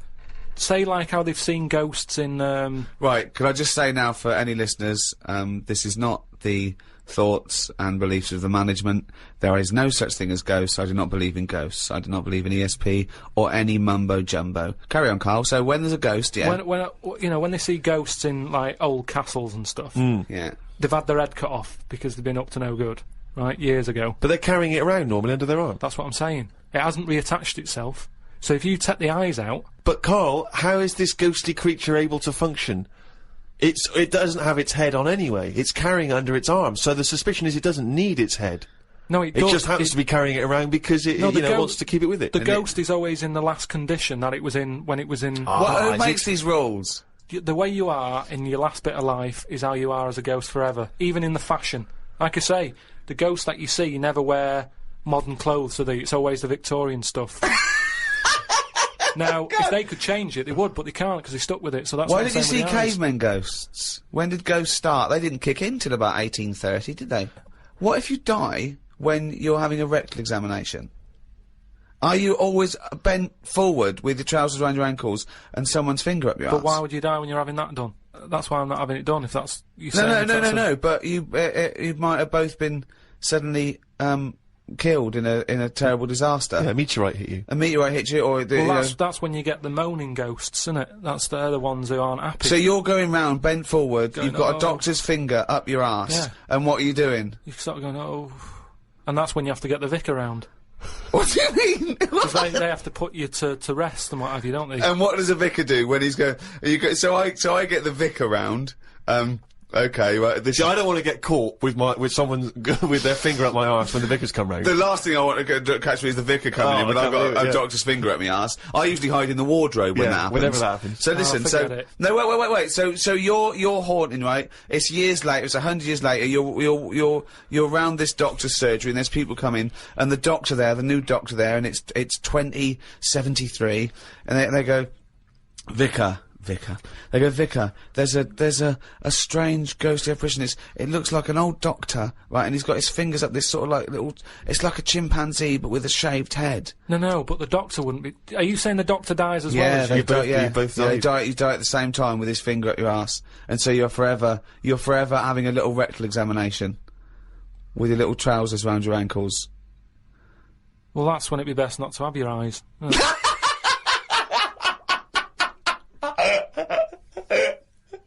Here's another one. bollocks this is extraordinary. No, but listen to this. Listen to this. This is a good one. and Oh, I'd this like will to see convince you us, this one. Yeah, this way, okay. answer this. This will be proof. Go on. I watched a programme the other week about dead people. Of course you did. Right? And it was people who had been found in their house, you know, they haven't got any family. They died, sat in their armchair. Nobody's knocking on the door, ringing them and checking if they're alright. Yeah. Right? So they die, and they rot away in a chair. No. People, you know, the next door neighbour called up whoever you call up for dead people and go, there's a dead body next door, it's stinking, can you come and get rid of it? Right? They go in and... I forget what service that is. I don't know where you find that in the Yellow Pages. It's a good business though, isn't it? Hello, corpse removal. Stinky dead people. So they go in, there's flies everywhere. Of course there is, yeah. The doors and the windows are shut. Where are them flies from? What do you mean? Do you know that thing, reincarnation? Yeah. I think there it is. There's an example of it. How there was no flies in there. A body rots away. Out of the body comes flies. So you live on. Or, out of the body comes flies from the maggots that were in the body. Oh, okay. Maggot then. So we've gone on. We've lived on. What do you mean? I'm just the saying fly how it isn't lives a on. reincarnation of the maggot. The maggot is the larval stage of the fly. No, but forget all the maggot fly. Right. Think about going from man to a fly. What are you talking about? I'm saying the windows and the doors on this house was shut tight. Now, your question flies is- had got in. They hadn't got in. They had got in? They hadn't. They'd already there. We're surrounded by them. We've probably got fly eggs on us now. Well, all I'm saying is, it's weird that them flies were in there when they weren't in there. I don't think this fella would have had loads of fly eggs on him. But I just think it's a bit odd. Why? What do you mean? I just think there was loads of them. You didn't see it. But it only takes one fly to lay loads of eggs. Yeah, but... So you think it's wiser to ignore Ricky's answer and go with your ghostly supernatural reincarnation one? You think that's the wise, sensible way to go? I just think it's a bit odd how every time someone's got fly eggs on them. So everybody... that, to you, is, less of a chance of happening than when you die, some of you turns into flies. Fly parts. Well, that happened when my dad chucked a turkey away in a bin.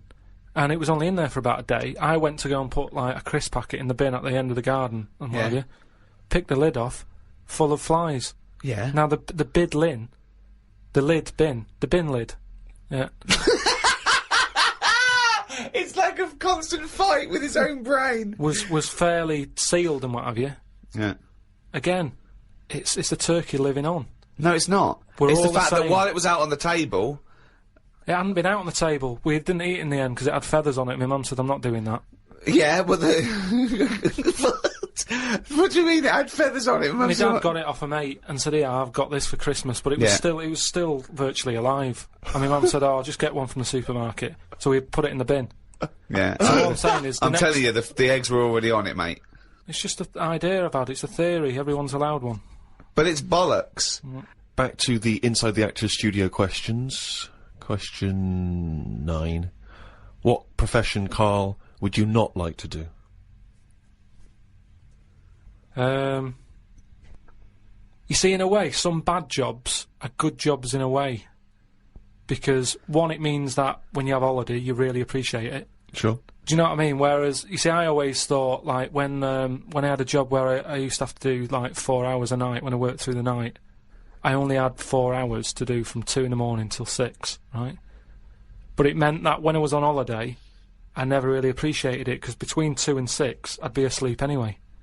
So, unless I got up at 2 in the morning and went, I'm relaxing now, instead of working, you don't get the full... I don't know what you're talking about. I don't know what you're talking about. The rules that you live by, about what you can enjoy and what you can't. What's good with a holiday, right? If you work, say if you work in a factory from 8 in the morning till 8 at night, packing socks into a rubber bag, right?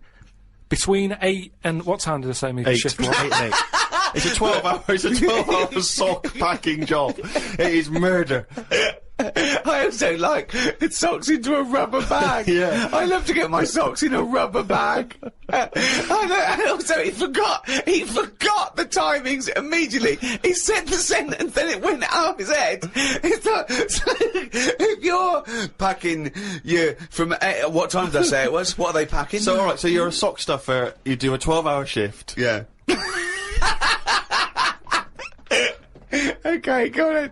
So, you go, oh, come on, Rita, no more socks for me. I don't want to see another sock for a week. Have you got the rubber bag? Don't bring the rubber bag, that's the last thing I want to see.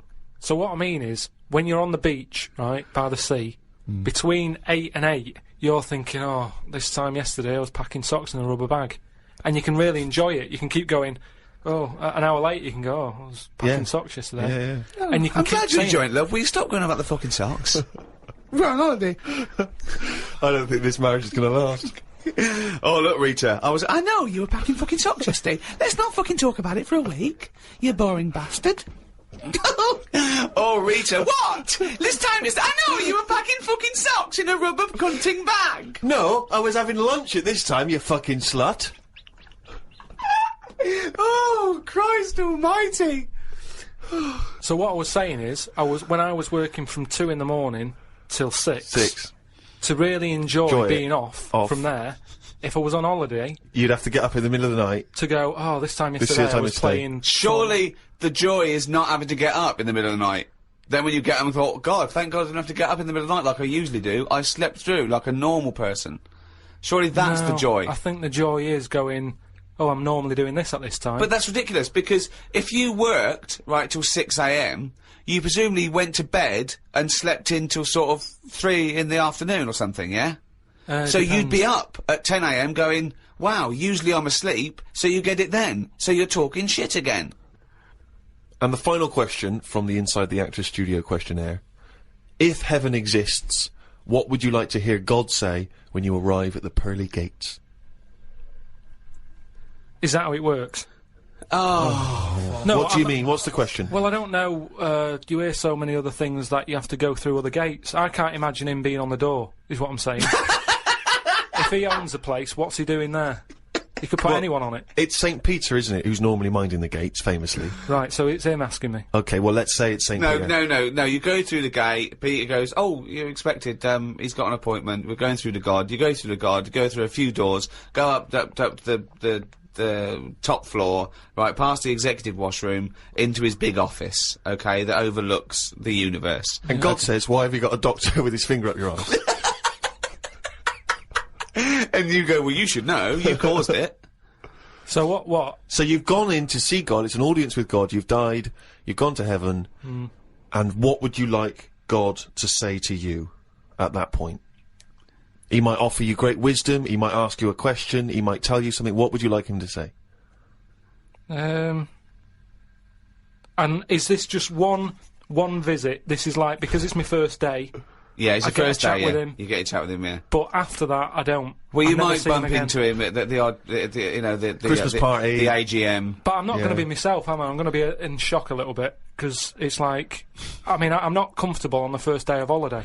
because you're in different surroundings, the hotel, you've got to get used to where everything is. Yeah. So he's not going to get the best out of me. Well, to be no, honest. but you have eternal bliss. Yeah, You he's don't in heaven. he's It's got a happy. long time to get to know you, and he knows everything anyway, so don't worry about it. So why does he see me then? What would you want God to say to you? So you walk in there, you're happy with it because you understand now you're dead and well, it's a whole new world and everything's all right. You feel great. Like, what am I saying? Well, anyway, I'm going along with this drivel. yes. What would you like God to say to you? All right. Probably just say, you've done well and that in your life. You never did anybody any harm. So welcome to heaven. Any problems, give us a shout. You know, here's a little layout of like a little map. It's kind of like. I love this. This is a great answer. And my favourite one is you never did anyone any harm. That's great. That's a brilliant thing for God to say. Yeah. So hang on, he's giving you a little map. So he's giving you a little map of the area. Map, It's and big. he'll sort of say, this is where you go for this is where you go for that. I'd probably ask him about the ghost situation. I'd say, am I now a ghost then? Or is this just like another planet that I've come onto? Right. I don't know if he'd answer that. I don't know if he'd be sort of a bit, a little bit... Bit cagey. Yeah, a little bit like, well, I don't want to panic you and stuff. I'd say, right, is it right that I can see past family and that? Because to be honest, I'd probably prefer to stay away. He doesn't even want to. No, but because the thing is, if you've that's done amazing. I've done all that in this life, so it's about moving on to another life and meeting different people, isn't it? Yeah. Otherwise, what's the point? It's just Yeah. like the same all over again, but everywhere's white. So who's the worst person? You get to heaven and it's all great, and God goes, "Oh look, and here's so and so," and you go, "Oh, what's he doing here?" Yeah. But why would he be introducing me to that one? No, I'm saying who's the worst person you'd like to see? And Who they do go, you just not want to encounter in heaven? What if he said, "Right, Carl, you're in heaven, but we've got to teach you a lesson. You're a bit cruel to freaks. Here's Pillow Man. Here's the three-legged juggler. Here's the Elephant Man. They got a few questions." Yeah, Elephant that'd be alright. That'd be Elephant fair Man enough. goes, "Why did you talk about me like that? I'd say I never had a go at you. Why did you talk about me eating buns?" But then I'd get a bit annoyed with God. I'd turn Elephant Man onto God. I'd say, well, hang on a minute. At least when he put his head down on that pillar and he did himself in, he did that because he was sick of life. You've brought him up here. He's still got the head. Why didn't you give him a better head whilst he was up here in his next life? Well, he could say the same to you. Heaven's beginning to sound like one of the worst drink stews ever. It's awful. Everyone's sort of making kind of snipey comments, and you're having to make conversation with people you don't really want to talk to. Yeah, it is I'm not sure God's the best host. I mean, I don't know if it is like Do you this. think God would like this podcast? Well, I suppose it just kills half an hour, doesn't it? Well, yeah, but time's not a problem for him, is it? Yeah, it is, because he lives for ages, so he needs loads of filler. I bet he's, doing stuff that he's just like, I'm not really into this, but it's something to do, isn't it? Sudoku and stuff.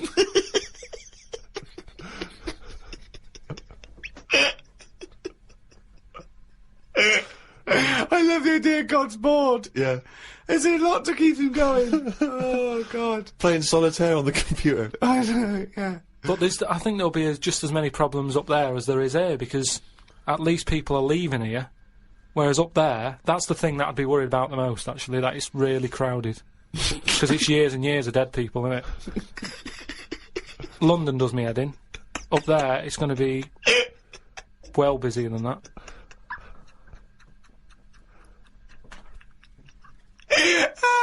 And what are you? So you're presumably you're all naked. Why has that happened? Well, because he didn't want Adam and Eve to put clothes on, did he? He was annoyed at the snake and everything, and Eve. So you're all back to nature. You're all naked. So you're all walking around naked, right? Yeah. But so you're up there. You're up there just naked, talking to Graham Norton and stuff like that. But I'd have to get used to that. If I go up there and he goes, right, you're welcome to heaven and that, and I go, all right, I've made it to heaven. He goes, yeah. Right, put your clothes in the bin bag. No, you're up there, you're already naked. Right, I'd say, this is a bit odd. Why? You wouldn't worry about it though, would you? Yeah, but it's just odd, isn't it? It's something different, and something different, you know. Well, no, at you've been ease, are naked you? before. You've been naked before. Yeah, but I don't roam about with people around me. They're not naked. people. You'd have to get used to They're that. heavenly creatures. No, but I'd say, look, can you just leave me for like 4 days just to get used to this idea? 4 days, okay. 4 days, just to get used to wandering about, and I'd be in my house, and I'd sort What of look house? out. The house that I'm living in. Well, you don't live in a house in heaven. You just Why wander don't around you? on clouds, don't you? All naked and just... Oh, it's getting worse. I don't think it's that good. It's not fair though, because all them lot have been up there ages with like a chance to get a bit of sun on the body and that, so they'll look alright. I'll be wandering about with like underpant marks and stuff. Underpants marks! Rick, I know this is something you always get excited about. It's Karl's diary. Can we have a jingle? I don't believe it! He's got it written down! Thank you very much. Woke up to the news about an elephant in India that had sore feet, so the locals have made it a big pair of slippers. Tried to look online for a picture, but I couldn't find anything. Sure they've made it 2 pairs of slippers. Well, I'm only going by the facts in the diary, Rick, and I would have thought that they were absolutely bona fide and fact-checked and completely accurate. I'd be very surprised if there's any mistakes in here. I'm sure they've done this for an elephant before. I thought elephants have bad memories. No, well, no, but fair enough. I thought elephants have bad memories. If they have, I'm guessing it's going to keep forgetting where it's left them. I mean, just to get if it's a myth, the myth completely wrong. Yeah. Elephants never forget. That's the saying. Not they always forget, so you can buy them slippers every year. Karl says, I haven't had a pair of slippers for years. He thinks they're dying out. No, I love slippers. I love a pair of slippers, I love mate. a pair of slippers, mate. Just wear socks. Slidey on a no. slidey on a piece of lino. I know. And what about if you know, maybe opening a brand new box of thumbtacks? You drop them all over the floor, you're trying to pick them up. Rick, I've got to pop across the road to get some milk. But it's right opposite. I'm surely not going to go in my socks, though, am I? But I don't want to put on the shoes, it's mad. No. Pop some slippers on. Well, perfect, yeah. Yeah. But you shouldn't go out in your slippers. Why not? Just across the street, mate, to get some milk. Because they're inside shoes. You don't go roaming about on tarmac in slippers, that's basic. But you don't have any slippers, so No, you're but just tiptoeing across the street, you know. I put my shoes on. But you can pop out and get the paper and, you know, the bottle of milk, can't you, in the slippers without any harm done? No. Huh. Apparently not. That'll make it into the diary. Tried to have a shower, but there was no water. I love it when he calls me when things go wrong with the flat. But I like the fact that he tried to have a shower, but there's no water. How long did it take you before you realised he was there for 20 minutes? Yeah, after 20 minutes, he said, Suzanne, should I be dry? Yeah, I'm freezing cold. Yeah, no, you should be sort of wet and warm. Right, there's no water then. Brilliant. I called the service charge people, but no one was about. Looked outside, but couldn't see any work going on. Great, innit? In India, they can sort out elephants with shoes. In London, we have no water. Hung about for a bit, but still no sign of any water. Brushed my teeth just using the paste, and used the little bit that was in the kettle to have a wash. I was pretty chuffed that I thought of using that. Suzanne was a bit annoyed because she wanted a cup of tea. She said, go across the road and buy a big bottle of water. Not in your socks. Pop some slippers on. Go across the road and buy a big bottle of water, she said. I never thought of that. Oh. You had a wash using the water in the bottom of the kettle? Yeah, well, that's clean, isn't it? But how much? There's only a little drop in there. No, it's a big kettle. So what, did you just wash your face? Yeah. So you didn't wash your body or anything? Your genitals Well, were you couldn't, could filthy. you? You've got to look at what you can do with the water available. People in Africa and that short of water aren't wasting it, saying, oh, my feet are a bit dirty. They drink it. What do you mean? Had a look online to see what's been going on. Scientists say that Everest, brackets, the mountain, just in case you've confused that with any other Everests. Maybe the double glazing people. Yeah. You say that scientists say that Everest has grown a bit. The way they were talking about it, you'd have thought it's grown loads. It's only inches. No, isn't that...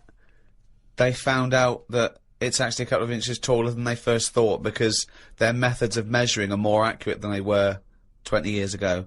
So it's bigger than they thought it was. It hasn't grown.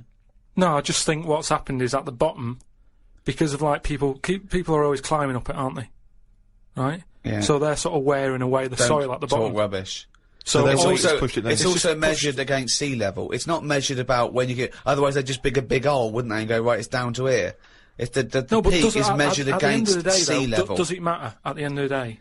No, but it's just nice to know, isn't it? Yeah, but that's what I'm saying is we don't need to know that. It's not going to put anyone off. Like Brian Blessed, who's always climbing up there for fun. He's not going to go, oh, I could handle it last year, but 2 more inches. Forget that. Going to be shattered. So don't worry about it. It doesn't matter how big it is. Something else, though, that's happened since, right?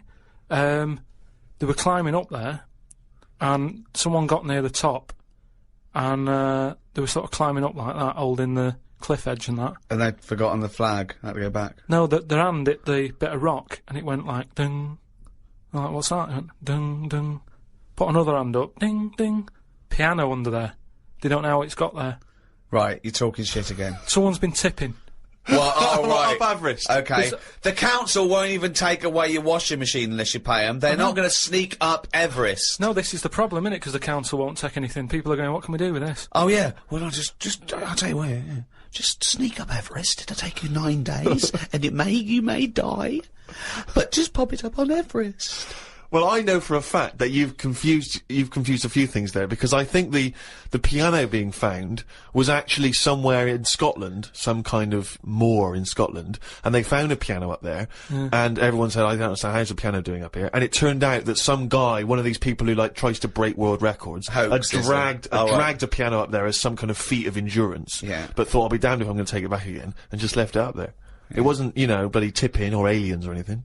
My dad used to bury things in the garden because the council used to charge for like washing machines and mangles and cookers and pets. So I'm just thinking in millions of years when they dig that up, they think that dogs used to cook and do washing up and things. Yeah.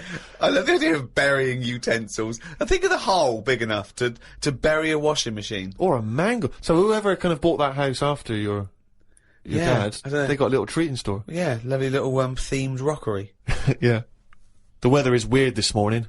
1 minute it's sunny, then it's thundering, then hailstones, then it's sunny again.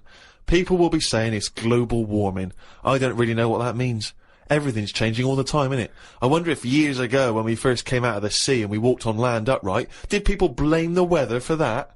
Good point. No, it's so stupid. Yeah, ridiculous. We didn't come out of the sea and instantly start walking around like humans and go, oh, can you believe it? We were swimming around, we were having a whale of a time. Do you know what? I blame the weather.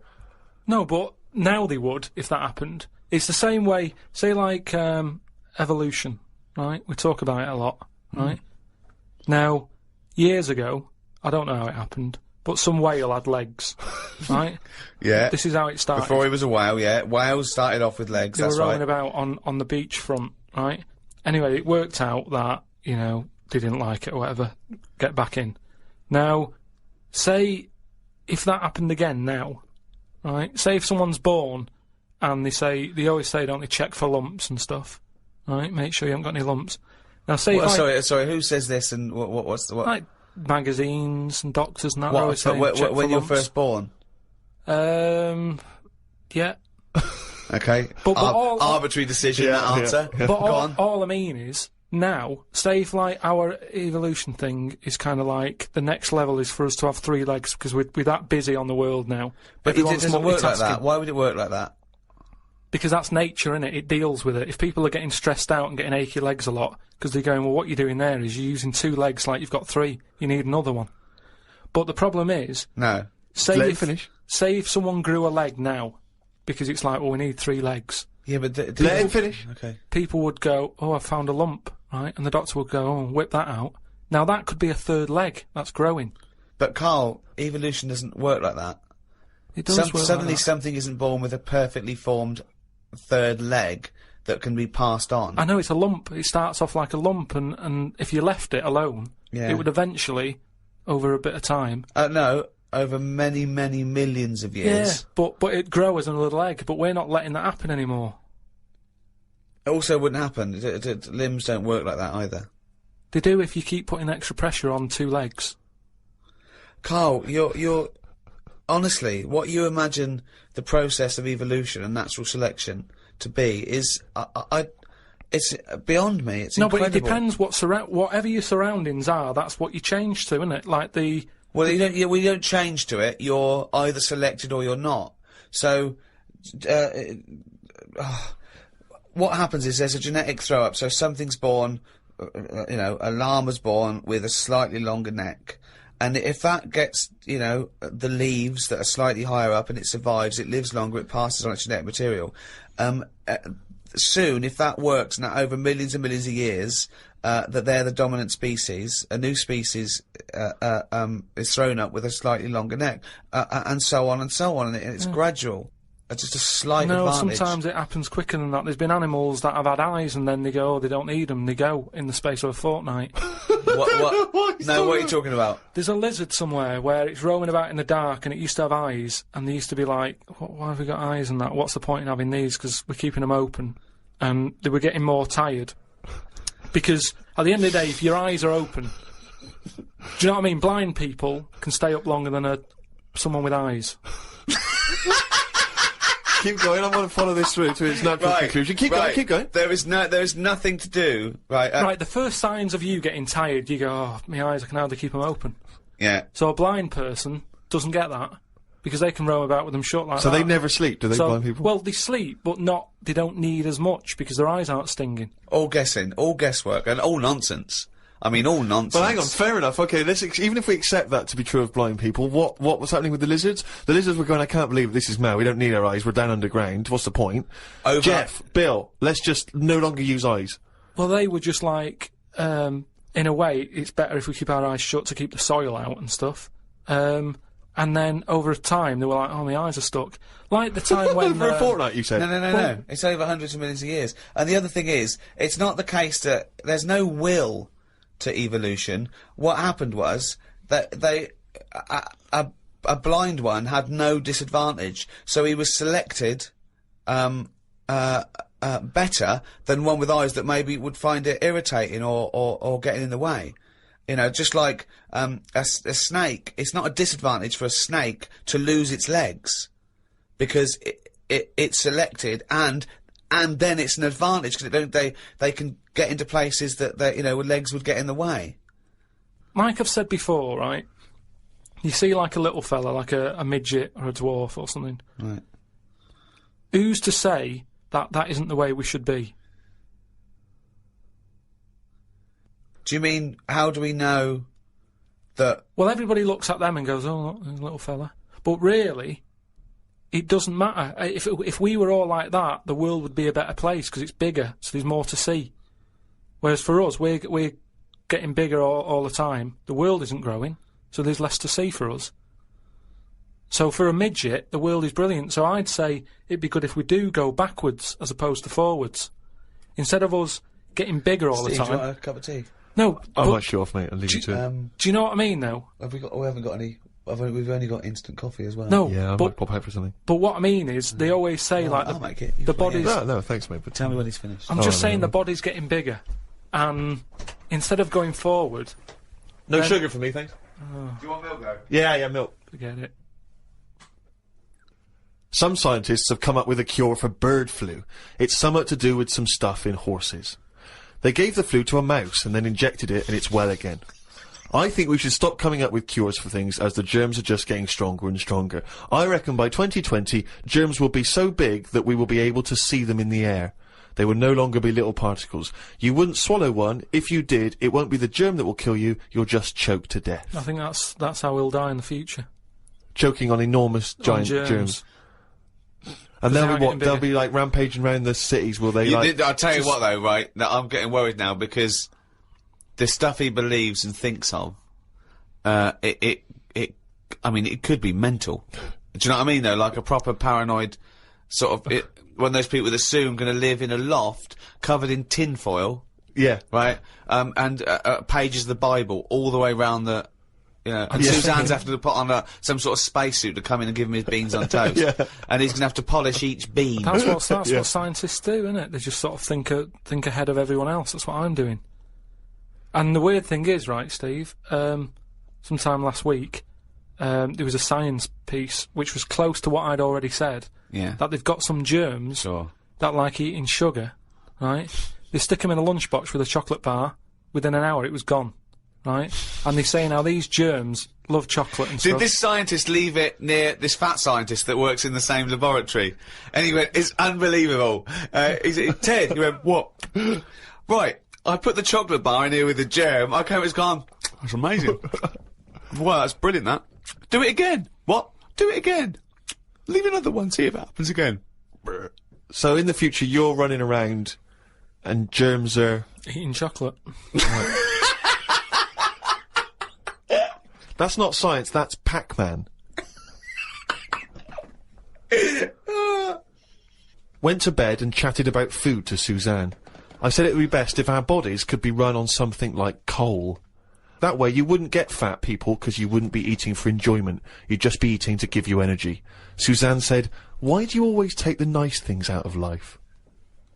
Because sometimes to think about the future, it's not going to be all good, is it? Look at the way we have to do things now that we sort of go, oh, I'm sick of this.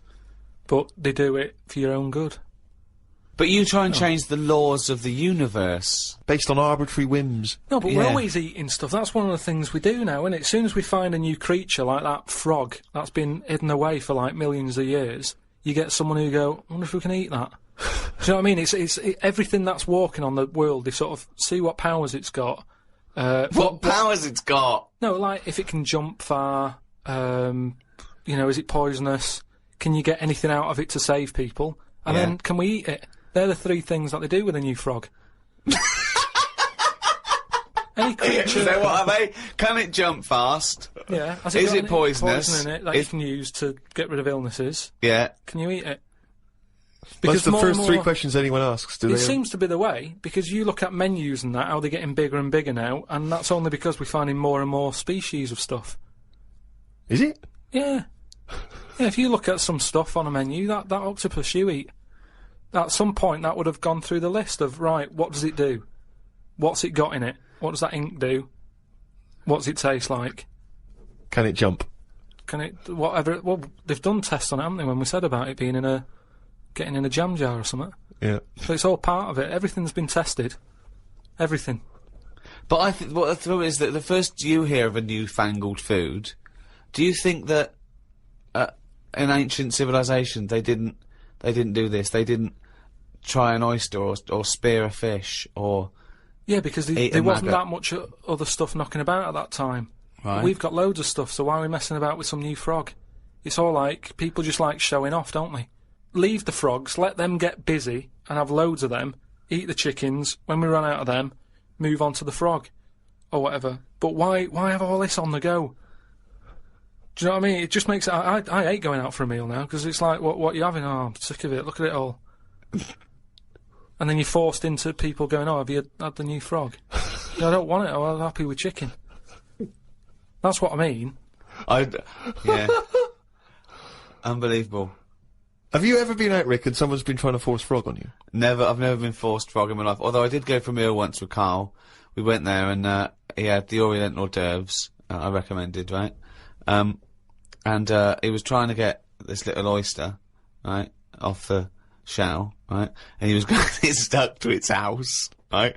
And I looked round, and his eyes were watering, and he was choking, and he was drinking water. I said, what? And he said, I had that. And it was a big blob of wasabi, right? And I said, why'd you put it all in at once? He went, he said, I thought it was a mushy pea. Why would they put one mushy pea? Was it hardcore, the wasabi? It felt like my head was caving in. That was just Ricky squeezing it, wasn't it? Between courses. Trouble with that, though, is, you know hot food?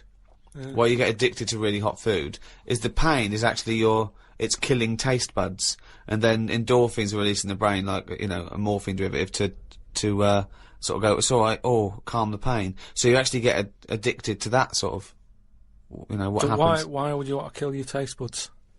But new ones come back? Well, yeah, I think I think you... Straight away?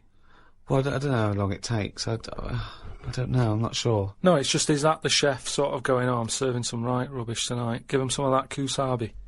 Kusabi! Oh, God, and Tonto! Oh, God.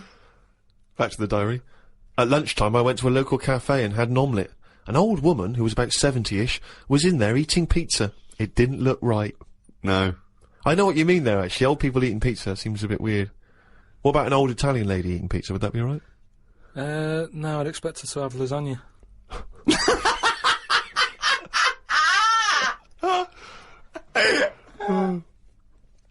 Told Suzanne that I had read that we will have spoken to aliens by the year 2025. Ricky once told me that if a lion could speak English, it still couldn't have a good chat with us because its life is different to ours. If that's true, we've got no chance with an alien. I'd be worried it could read my mind. I had that problem once years ago when I worked in a studio making cassettes. Some mind-reading woman was having some cassettes made. She waited while I did them. She had a small dog. I knew she was trying to read my mind, so I just thought about the dog. I thought that would confuse her, because she wouldn't understand why I was thinking about her dog. There's so many elements in this. There's a woman who can read. She used to... Read that again. Read that again. Okay, we're gonna have an instant replay now. Any psychologist listening, or psychiatrists, or just, well, anyone, listen to this, what Karl's put in his diary. Okay, Steve, away you go. I'd be worried that an alien could read my mind. I had that problem once years ago, when I worked in a studio making cassettes. Some mind-reading woman was having some cassettes made. She waited while I did them. She had a small dog. I knew she was trying to read my mind, so I just thought about the dog. I thought that would confuse her, because she wouldn't understand why I was thinking about her dog. That's amazing. So, firstly, how did you know she was a mind-reading woman? Everybody who came in having cassettes done, you'd find out about what the job is, so, you know, if it's a band or whatever, it might be a police station needing blank cassettes to interview people. Yeah. And she had them to sort of use during a thing where they do mind reading and stuff, so you get a recording of it. Yep. And she was just there and she was staring at me like that, just looking over. And a dog was sort of looking worried, and they pick up vibes, don't they? No. They do. And why was it looking worried? worried? What do you mean pick up vibes? Depends what you mean by pick up vibes. Dogs pick up loads of vibes and stuff. I read the other day how they can tell if someone's got cancer and well, they can. Well, yeah. It's one. There's a science behind that. They can smell different at a cellular level. Yeah, so it's the same because it's like 70 times. But no, they can't go. The dog wouldn't even know you're an idiot. The dog. The dog was sort of looking weird and stuff. It knew. She was looking at me. But were they looking? I'm not being funny. Were they looking at the roundness of your head? Do you think? They were just looking at me, and I was sort of panicking a bit. And the more that I was thinking she's reading my mind, I was thinking she knows that I know that she's reading my mind. So I just stopped thinking about her reading my mind. Thought about the dog. What were you thinking about the dog? Just running about on a beach. He remembers what he was thinking. No, just so she thought, oh, hang on a minute, it's not his mind, it's the dog's mind I'm picking up. So you thought she'd go, oh no, I'm getting it all taken up. I've got a cross line here. But why were you worried that she was reading your mind? Because you weren't thinking of anything unsavory. Don't. Oh, please. No, I'm just trying to get in his mind. It doesn't work, Karl. No one can read your mind. No, but wait, what I mean is, even if, let's assume that you thought she could read your mind, why did you think that there was anything wrong with finding out what you were thinking?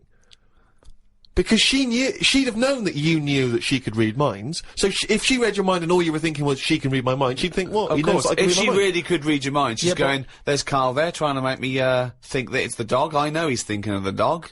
No, but when you sort of try and think of normal things, you think of mental things, don't you? So I was like... Oh, hold on, let's let that go on. No, I just mean, like, you're going, oh, God, I best not watch what I'm thinking then. What were you thinking? Tell me some of the mental things. No, there was loads of things that was in there. Like, there was an old woman who used to annoy me in there, who used to give me socks all the time. And socks? Socks. She used to always make loads of socks, and she'd be bringing them in. And no matter what I did, no matter how much I sort of said, look, I'm sick of your socks, she kept bringing them in all the time. And they had, like, pictures on and that. I didn't want socks with pictures on. So I might have been sort of stood there going, oh, there she is with the socks, I'm sick of her. Now, if she can sense that, she'll go over to her and go, watch him, stop bringing him socks, or whatever. No one can read minds. No one can contact the dead. Say like me, right, if I sometimes come in the room and that, and I'm fed up, you go, oh, Karl's fed up. I haven't even said anything. So it's just that, that's because you look like a miserable bastard. Yeah, and we know what that means. We're human and we understand facial movements. It's a bit like moods. that. It's a bit like that. It's a level down from that. No. She should be able to read your mind if you're locked in a safe. And she doesn't know who you are, and she doesn't know whether there's someone in there. No, that's what the double-blind test is. That would never work, would it? Because that means she'd never get arrest. That's like Uri You're Geller. making up the rules. You're making up the rules. Oh no, the thing is, that's what these people do. Go, oh no, I have to hold your hand. Oh, you have to write it down. Well, why? Why do you? It's the same as these mediums that contact the dead. They go, oh, I'm getting someone. Just ask him who he is. Just give us his full name and address. It's ridiculous. I don't know the fact that these dead people give him cryptic clues. Ask him about the toaster. What's your name? What's your name? Can't say my name. Might be an uncle. Just give me your fucking name. Back to Carl's diary, Friday the 31st. I read that some fella had been having an affair. His wife found out, so when he was asleep, she superglued his knob to his stomach, one of his bollocks to his leg, and glued his arse cheeks together, then chucked him out. If Suzanne did that, I would definitely not get back with her. Saying that, I would have woke up if someone was putting superglue on me arse. I'm quite a light sleeper. Is that what she did, is it? Yeah, that's why I'm a bit cautious about wearing earbuds every night. The, plunge things. Earbuds, right? So that's not called, right? Plunge things. It's like he makes up words. They taught a chimp to talk, and the chimp had a better grasp of language after about a few years than Karl. Unbelievable. Yeah, that's why I won't wear buds and plunge things. I just think of him opening his eyes and looking at him. Okay, alright. Okay, so he opens his eyes, he looks at Suzanne, she looks at him. What question, Rick, do you think he immediately asks his girlfriend? Go on! What question do you think? Have a quick guess. Am I dreaming? I woke up, I said to my girlfriend, did I tell you about... I woke up, I looked at Suzanne, she looked at me. I said, did I tell you about the immune system? Did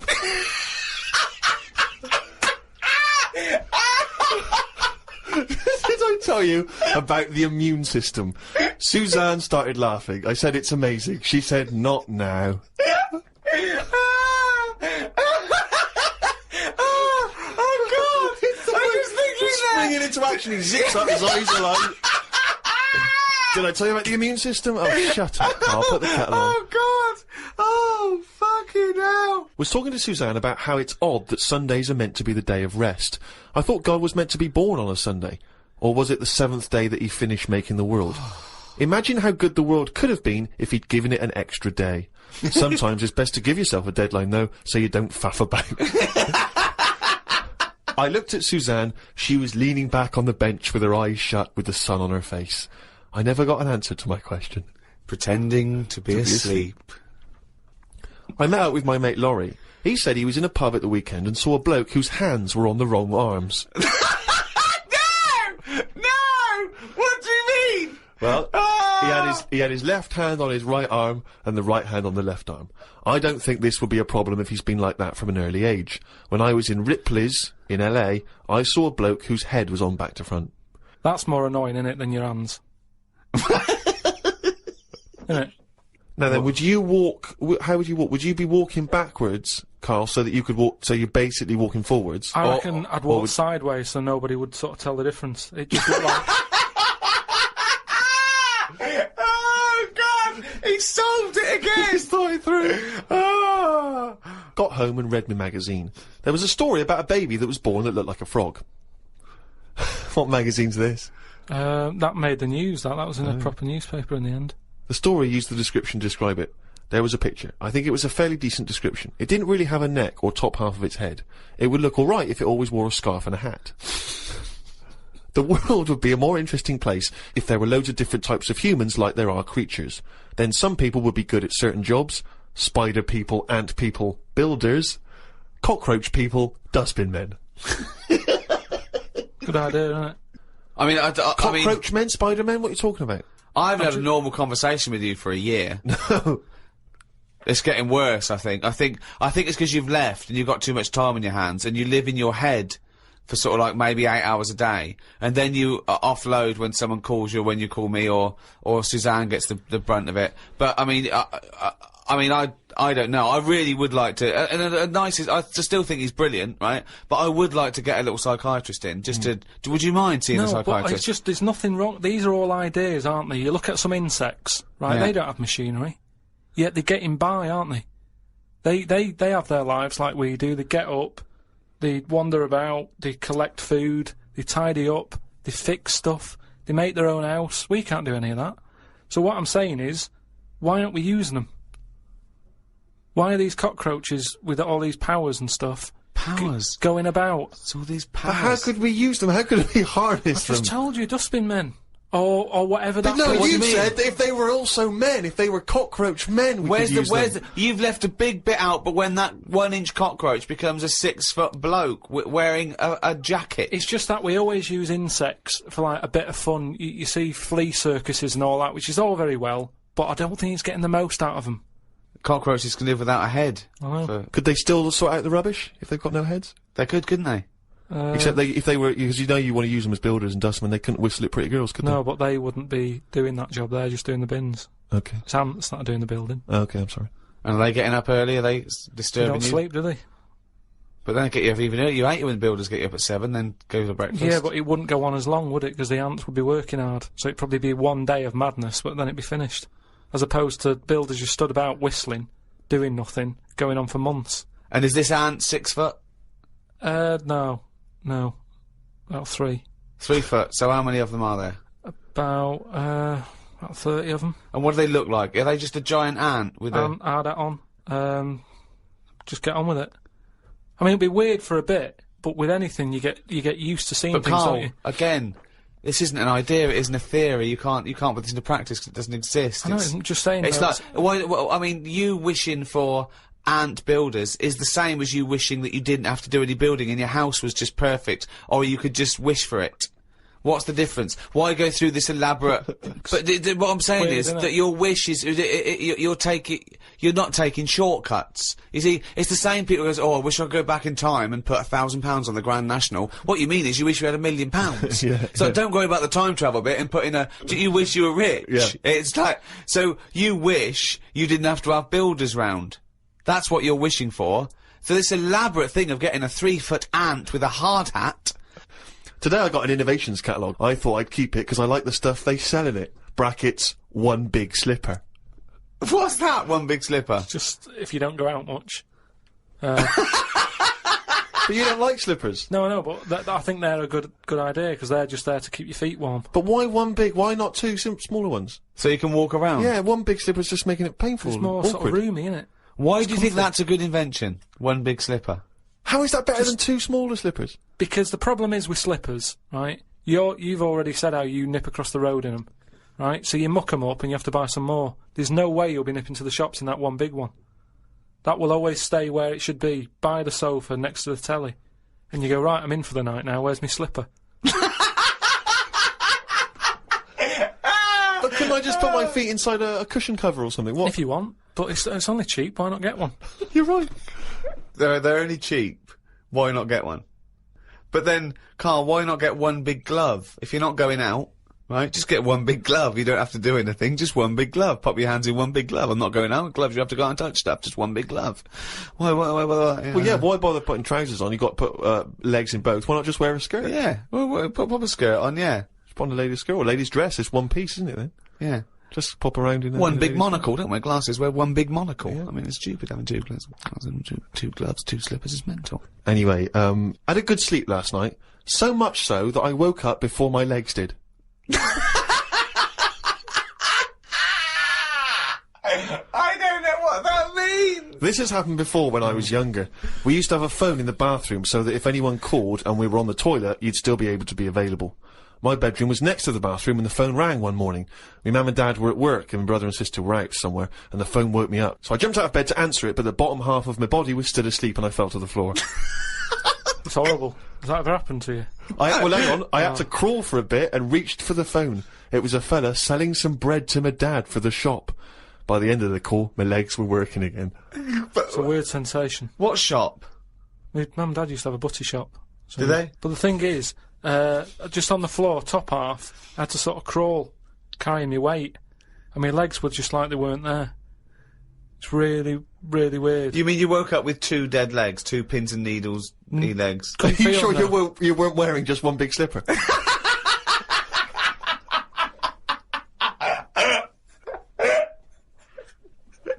Karl, what doesn't annoy you? That's the question, really. No, I'm not going to sit here and... different things annoy me. But I don't just go about getting annoyed. Seems Stuff like it. happens. No. Stuff happens. What's And annoyed you this week? I mean, I tend to get annoyed when people around me get annoyed. I'm never the one who's going in somewhere getting annoyed. I'm quite happy-go-lucky, me. You're having a laugh. I'm not. That's rubbish. There is nothing about... No one would ever say that. No one... How would you describe Karl Pilkington? Oh, he's happy-go-lucky. Whenever I see him, he's skipping along, whistling a tune. I whistle a lot, I've told you. I'm Yeah, always only whistling. to annoy people when you're playing Scrabble. No, I just... At the end of the day, I think the problem is, most of the day, I'm on my own. Right. Right? I'm doing DIY at home. I'm quite happy. No one's there annoying me. Right. I go for my lunch later than everyone else, so I don't have to see people. He's like Quasimodo. Isn't he? It's like coming down when everyone else is not there. When no one's around. Yeah. Suzanne! No, but then that's the problem. Suzanne then comes home. She's been sort of with people, so she comes in with loads of energy, and I'm going, just slow down. Stop going on. Then she's breaking stuff, and that's probably the last What do thing. you mean she's breaking She's stuff? heavy-handed with all the stuff I've been fixing. She broke the shutters. What else did she break? the Well, you other could have day? done a good job. I did do a good job. Shutters? Where do you live? In the Old West? What do you mean, the shutters? Some shutters on a window. She heavy-handed with them. I don't want them to see me. What a mum. So what else has she broken? She's always breaking stuff. The light switch outside. Heavy-handed. Don't... she forces things. If it doesn't work, it doesn't work. It doesn't matter how hard you hit it or how hard you pull it. Just tell me if it doesn't work and I'll sort it. That's what I do these days. I'm like a caretaker to Suzanne's house. I'm wandering around replacing stuff that she's fucked up. Jesus Christ. Oh, dear. So she annoys you. She comes home. You've had a lovely day of peace on your own. So the only person that likes you and talks to you annoys you. And when you're at home doing your DIY, I want to picture that scene. Okay, right. We've never done this before, right? But let's do a typical day. We've known each other now. How long have we known Karl? Nearly 10 years. Feels like a long time, right? yeah. So, let's do a typical day in the life of Karl Pilkington. So, for my first question is, what time does Suzanne have to wake up? Does that annoy you? Does she have to get up earlier than you? Because she's got a proper job. The alarm goes off. What time? About 7. That seems early. Yeah, but I'm used to it now. Okay. At the Now, you moment- spring out of bed, make her a cup of tea, do you? No. Right. I let her get up, mess about. By mess about, you mean get ready for work? Yeah. Right. She's not being quiet, so I'm awake now. Right? What do you mean she's not being quiet? Well, she's just banging about, like I say, heavy-handed. I don't know how she does it. It's just doors and stuff. Everything seems like the Hulk's in the house. Bounding about. Just don't be heavy-handed with it. Even like pulling the curtains shut and stuff. Because it's not her who has to fix it. Do you know what I mean? When she's yanking at them and pulling them open, it's like, just pull them like that. I've put them on a nice rail. Just pull them slowly like that. Right. It's things like that. This sounds like these jobs aren't done correctly. That's what They I'm are thinking. done proper. No, because if you get if you get a bad pair of jeans and someone says, "Oh, you've ripped it," a good pair of jeans, they won't rip, boy. No, just look after it. It doesn't matter if you've got good jeans or poor jeans. Treat them the same. Look after your stuff. I've always been like that. I know, I've yeah. told you, from a young age, I didn't like people sitting on my bed after I'd made it. It was like, I've gone to the trouble, I've made it, there's no creases in it, don't sit on it. There's a chair there, use the chair. Sure. Okay. Um, That's mental, but yeah. go It's on. not mental. It's the behaviour of a It's not psychopath. mental. Yeah. So, Suzanne's she's passionate got- about the place. So the doors, I mean, what's up with the doors? Do they squeak, or is the No. catch been done wrongly on them, No. or No, is it it the hasn't. wrong No. wood or something? No, just heavy-handed. No. Right, okay. So then, she has a shower. right. If I have a shower, I like to go second, because I've got the Mr. Muscle spray that she doesn't do properly. Right. Do you breakfast together? Just sit on the bed, have some... Have you made the bed yet? Yeah, it's made. Well, don't sit on the bed if it's made. No, madness. I've Sit on calmed the down chair. now. I've calmed down. That's what I've said to her. As I'm getting older, Yeah. I'm easing a bit. Yeah, you're like Doris Day. So sit on the bed, look Why out are you the having window. breakfast not sat on the bed? That Yeah, makes sense to doesn't me. make sense Either to me. have breakfast in bed, Just 'cause classic, the or have it radio- at the kitchen table. The radio's in there, and it's just kind of. So you get up, make breakfast, and go back and sit on the bed because the radio's What's in there. going on with the crumbs, Rick? I don't know what the crumbs are doing, The but I don't crumbs know why all they've over- got two crumbs. radios. Hang on, you don't know what I'm having. I'm having cornflakes. No crumbs with cornflakes. No, but then. So you're having, two of you are sat there, Are you sat on opposite sides of the bed looking at each other, or are you both sat on the sides of the bed looking at the wall, listening to the radio, eating a bowl of cornflakes? Yeah. Well, you sort of cross-legged on the bed, or your legs are down on the floor? Just down on the floor. Right.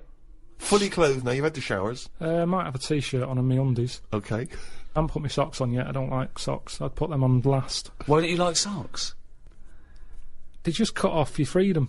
I don't know how socks can cut off anything. It's alright if your feet are cold, they're nice to put on, but I don't know, my socks are never that well-fitting. So I don't really enjoy wearing them. But why don't you get socks that fit you? Because I never buy socks, do I? They should be the same size as your shoes. Yeah, I let other people buy them for me, and they're never quite right. But, hold on though, this is a rule you've imposed on yourself. I'm only telling you because you've asked. I didn't come in here moaning about it. Socks cut off your freedom. Never heard that before. Okay. Mandela said it. Well, yeah, never heard socks compared to the Berlin Wall. Yeah, I think William Wallace said it as well. Right. Yeah, imagine that in Braveheart. Just takes his socks off and goes, freedom! Yeah. Anyway, then I'll say, right, on your way to work, take the bin bag out. Right. She'll do that, and then I get on with whatever I've got to do that day. Little kiss on the cheek, on the But forehead. why do you say... Pat on the head. Who pats who on the head? I'll just sort of rub the back of her head. There you go, see you later. Then what? You're there, you got your pants on, you got your t-shirt on, Well, you've you had listen your to the cornflakes. news, you listen to what's being said on the radio, we'll have a little discussion about it. Sometimes she's in the mood for it, sometimes she'll go, don't worry about it. Right, what would she say that to then? What would you worry about if you heard on the news? I heard something about worms getting teeth. Right. And she was kind of going, you know, you're not meant to worry about this news story, this war's going on stuff, you never listen to them. Do you remember the story of the worms with the teeth? Should we be alarmed ourselves? What was the information? It was just saying how, it was all about nature versus nurture thing.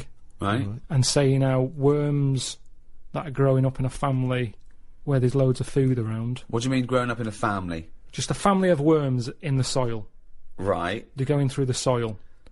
If there's loads of food for everyone, and they don't have to fight for food, right, they're quite happy, they don't have teeth.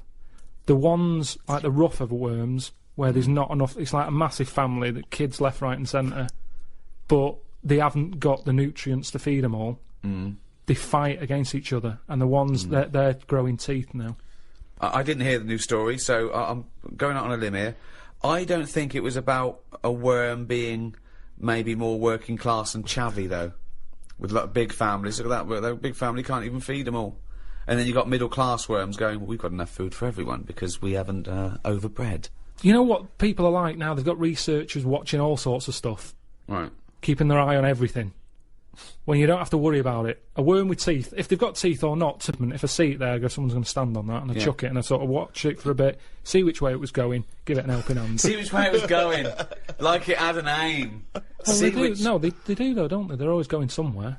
Yeah. He's going to the dentist. You can't tell, you don't know which end its head's on. Do you check that it's got teeth first? Because there's either some crunchy food or there's some soft food. Like I said, it doesn't concern me, but I listen to it because it's on the radio. Okay, so it's 8:05. Suzanne's gone out. You've rubbed the back of her head. She's took the rubbish out. You're there. Pants, t-shirt, no socks. No socks yet. What happens to the bowls of ex cornflakes? Where do they go? Have you got? I wash up. You wash up. That's the next thing you do, is it? Right. Okay. Now then, do you plan ahead for the day? Do you think to yourself, Carl, make a list of stuff to do, or do you just let it go? I let it happen. I don't like the worst thing for me is planning. Yeah, I've told you before. You don't get anything done by planning, is what you said. I don't like the idea of waking up going, I've got to do that today, because that's when you don't look forward to doing the thing. Yep. Whereas I get up, I'm washing up, I'll look at a wall and I'll go, those tiles aren't very good, I'm going to rip them off. Jesus Christ. This is amazing. This is amazing. I mean, forget Idiot Abroad. Forget the Ricky Gervais show. Let's just have 24/7 Carl Cam. Just, think how that would look. He gets up, Suzanne leaves, we get him to, he looks at a wall. He starts tearing the tiles off. It looks like the behaviour of a psychopath, doesn't it? Oh, so... Are there handles on the inside of your house? This is what worries me, though. The fact that you're always doing DIY suggests that you didn't do a good job in the first place. No, Steve, am I wrong? I never ever do the same thing twice. Once it's done, it's done. I do it right. I take my time. I'd get it done So right. this is other people's workmanship that you're undoing and doing Definitely. properly. Okay, right. Now, the radio's in the bedroom, so you can't listen to the radio when you're doing your work. I'd normally drag it through. You drag it through. How big is it? No, it's just a little clock radio thing. So it's plugged in. It's plug it in, yeah. Okay. Then, Well, hang on a minute. Let's go back, because presumably you've dismantled the tiles. You've got to pop down and get all your supplies, haven't you, from B&Q or somewhere? well, I went to home base. Might have a walk there if the weather's nice. Yeah. 25-minute walk. That's all right. 25 minutes, a bit of a jaunt, though, because you've got to carry all the stuff back, haven't you? Depends what I'm buying. If I'm Right. just buying a tub of adhesive, I Yep. can handle that. It's if you're getting heavier stuff. What do you do in that case? Drive. Okay, get the motor. Yeah. But Now, I don't are you- like shifting that because you lose your parking Now, space. do you put Doesn't like on... moving the car because he loses his parking space. So don't use the car for fear of losing the parking space. Yeah. Not if I can help it. Now, question. When you go to home base or B&Q or some sort of tile shop or a lumber yard, do you affect a more working class accent like I've heard Steve talking to his carpenters? I always do that, yeah. I don't have to talk to anyone. I know exactly what I'm getting. Straight in there. I know the layout. I've been in there plenty of times. I might have a bit of a browse whilst I'm there. I like looking at different tools. So if it wasn't for meeting up with me and Steve and Suzanne being home between, I don't know, 6 o'clock at night and 8 the next morning, you wouldn't talk to anyone, would you? Do you have any friends that you might talk to? Yeah, I talk to some people on the phone. But then I soon get bored with that. Right. About 5 minutes in, I realise I'm not listening anymore. Who's the last person? You have to name names, but just give a generic name. So who's the last? Who's a What's the point of that? old schoolmate, or is it someone you've met more recently? Showbiz Someone pal? more recently. Right. And, it's fine at the beginning. It's like, oh yeah, that's good. So what were you talking about that you got bored about? I can't remember because I got bored with Yeah. it. And I'm normally... You see, the thing is, these days, people haven't got your proper attention, have they? Because it's a mobile, so you can carry on doing what you're doing. Yeah. So I was ripping old raw plugs out of the wall. Jesus. And he was talking, and I kind of thought, I hope he doesn't say, what do you think of that in a minute? Because I wasn't listening. Right. So what's the point of having the conversation? I don't know. But hold on, I call you up. It's presumably the first phone call you get. It's the first phone call I make. I call you up, and I go, what's going on, boy? Right? Yeah, but most of the time I don't tell you, because you'll go, right, what you doing DIY? Pay someone to do it. And we have to have all that, every day, the same chat. If I'm not doing DIY, I wouldn't be doing anything. And then I get grumpy. Suzanne comes home, she goes, what have you done today? And I go, nothing. And I get fed up then, because I don't feel like I'm worth anything. I work harder for your career than you do. I'm always doing stuff to try and get you to do stuff. I'm always trying to get you shows and things, and I'm always trying to get you to get out there and do something towards it. I don't want to do it. I've done it now. Yeah. I've done it. Yeah. We did the programme, it goes out on the telly. Job done. If people want to watch it, they watch it. There's no point me cropping up on Loose Women, asking people to tune into my programme. They either want to watch it or they don't. If they're watching Loose Women, I don't want them watching my programme. There's a lot of crap on the telly, and that's why, in a way, people go, oh, it's amazing, isn't it, that you're on the telly? No, not really, because there's loads of garbage on there. Anyone can get on it. Yeah. Well, that's It's true, not special anymore. It used to be special in the 80s when there was, like, 3 channels, 4 channels. Now it's a doddle. But that's why you should make special TV. I like the fact that in anything you do, 90% in any framework, in any genre you work in, is crap. That's why it's nice to be in that 10%. That's why it's nice to do something that's special. You know, the great thing about Idiot Abroad is... Right. So... No, because I don't think people who are watching Loose Women like it. They want some sort of... flumph telly, don't they? That's that they don't have to think about. Yeah. Do you mean the programme The Flumps? He didn't say flump. He said flump. Oh, I'm sorry. Now how are you spelling flump? It's F-L-U-M-F. P-H flump. P-H flump. PF. PF. Oh, PF? flump. Okay. Flump telly. Yeah, flump. Flump telly. So take it this way. So And what would be an example of flump telly? what's flump telly? No, I don't want to go slagging stuff off, but No. I'm just saying I watch Who less would and less feature telly in now. flump telly? Who would be a typical Who's person? typical? Is it those awful docu-soaps where people live their life like an open wound, saying, look, me fanny fell off. And I haven't seen that. But yeah, all that sort of stuff. I do, honestly, the amount of telly I watch now, compared to a few years ago, it's non-existent. Suzanne comes home at night, I might watch a Grand Designs to get some tips off it. Other than that... So that's work. You count that as work, don't you? Research, at least. At least you learn something. Does Suzanne like Grand Designs? She likes to see the end result, to see what it looks like, but she gets bored at the beginning when it's just a load of bricks. Right. She's got enough of that at home. So... and then we'll just sit and have a game of crib. Or... You'd have been happy in the Blitz, wouldn't you? You'd have been happy down in one of those subway stations. Oh, Suzanne, what? Chimney's gone. Oh no, what was that? Doodlebug. I better go up there. Oh, leave it. Well, it's fine. Oh, that's bloody heavy-handed, them Germans. They're bloody heavy-handed. Well, let's go back a bit here. So you've gone down B&Q, you've got your supplies, you've done a bit of tiling. Good job, please job. You're halfway through. Spot a lunch around 3ish. Yeah. What do you do? Do you pop out for lunch in a cab? Depends. Sometimes Suzanne, as I pat her on the head, she sometimes says, "There's some ham in the fridge." I'll go, right. I love it. Like, there's a little choreograph. If I better pat her on the head, I don't know what's gonna eat today. Carl thinks, like, Pavlovian conditioning. Yeah. Last time I patted her on the head, she told me about some food in the fridge. Bye, love, take the rubbish out. I'm in the fridge. Cheers. Brilliant, yeah, okay. So, I'll eat that.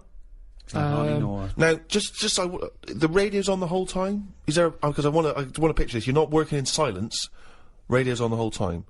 That little squeaky radio that's sort of halfway in the doorway of the bedroom and the lounge or whatever, you've got the radio. And what station you listen to? You listen to music? You listen to Sometimes I listen to sort of speech stuff. Right. Sometimes I listen to music. What would be speech, like a kind of one of those phone-in programmes, or? Phone-ins do me head in a bit. Right. I like, reports on stuff. Right. Just little Radio things. 5, maybe? Yeah, 5 Live. That's alright. So you like to be informed as you go?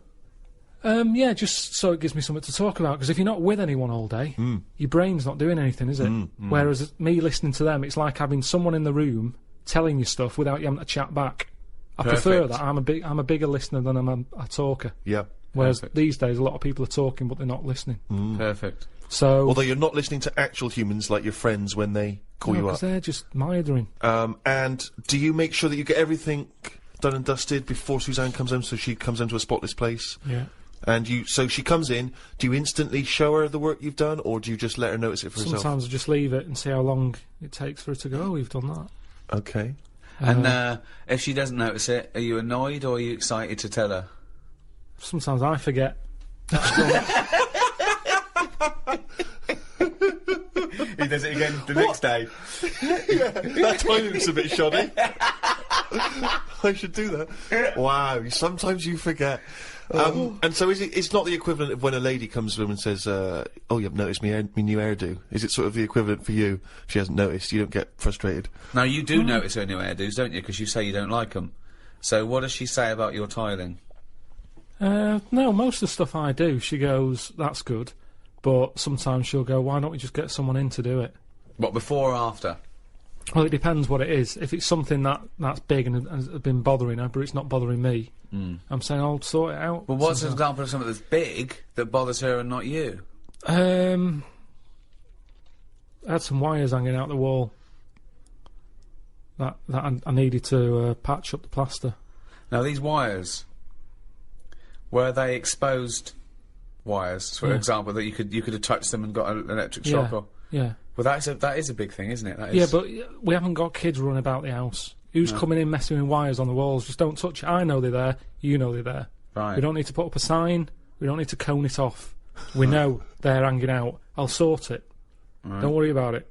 Okay. She's going to get someone in. Well, no, I won't get someone in. Because, see, the thing is, she got someone in once when the oven blew up. Right? I said, leave it, I'll sort it, I'll look at it. No, you don't know what you're doing. Get someone in. No, let me have a look. No, get someone in. She calls someone up. They come round. The old £80 call-out charge business, straight away. They pull it out. They go, "Oh, it was the fuse and the plug." Now, I could have sorted that out, but she didn't give me a chance. So now it's good now, because I've got that on the old back burner. So every time she says, "Let's call someone out," I'll go, "Oven." There's a little reminder. So I'm glad in a way that she did. But so now she just leaves it. She doesn't interfere. No, Carl, I've got terrible pains. Oven. Have you sorted that problem? Not yet. No, so the wire's still hanging out of the wall. Yeah, but I know what to do. It's just that I want to do the other jobs first. Yeah, but she's concerned about that one, and it's also very dangerous. It's not that dangerous. Steve. Oven. I mean, you said if I speak to anyone in the day, I normally speak to my mum and dad at some point every day. Really? Do you? Every Give day them a you call. speak to your mum and dad? Yeah. Could you take us through a typical conversation with your dad? He calls up. What does he say? What does he say? He said, I've just been out, got your mum some medicine. Well, every time he calls, he's No, been I'm out. just telling you the last call. Oh, I see. Sorry. Right. What's the weather like? What's up with your mum? Oh, she's just got a cough. It's cold, isn't it? Winter, cold. Yeah. Expectorant? Did you get? Was it a tickly cough or a chesty cough? I think it's chesty. Because They've got like a coal fire, and it's when I go there, I'm always coughing and that. It's like smoking 20 a day, having one of them in the house. So she's always coughing. So yeah, been And out. she smokes 20 a day. Been out. Got some Benylin. Does she smoke, your mum? No, she used to. Yeah. Jacked it in when I was born. Oh, really? Yeah. Good. It'd already done the damage. Yeah, she smoked more through the pregnancy. Yeah. She looked at it and went, "Oh, I'm not smoking again." Yeah, or drinking. Look at that fucking head. So yeah, he said, "Oh, the weather's bad. Is it bad there?" I went, "Yeah." He said, "I've just been out, got some medicine. What are you doing?" I said, "I'm ripping tiles off the wall." He said, "Oh, that's good." So your mum wants me to do the tiling in the kitchen. So why don't you do it? He said, "Oh, it's too much of a big job." So just do a wall at a time. He said, "Yeah, I might do." Right. He said, I'm getting fucking bored. He said he might just sort of plaster over the tiles and sort of, paint over that. I said, well, it's not that good though, is it? Because if you drill into it and you smash a tile in, the plaster that's on the tiles can crack and go right across. So it's easy just to take them off. So it doesn't take that long to take them off. Just do the job properly. Steve, you're going soon? I'm actually going the weekend, Rick. So anyway, he just said, I might do that. But he's got nothing else to do. So that's why I was saying... Doing let him again in. Oh, that's good. Just... Sorry, go on. And then my mum might get on, and... What's she got to say? Look forward to this.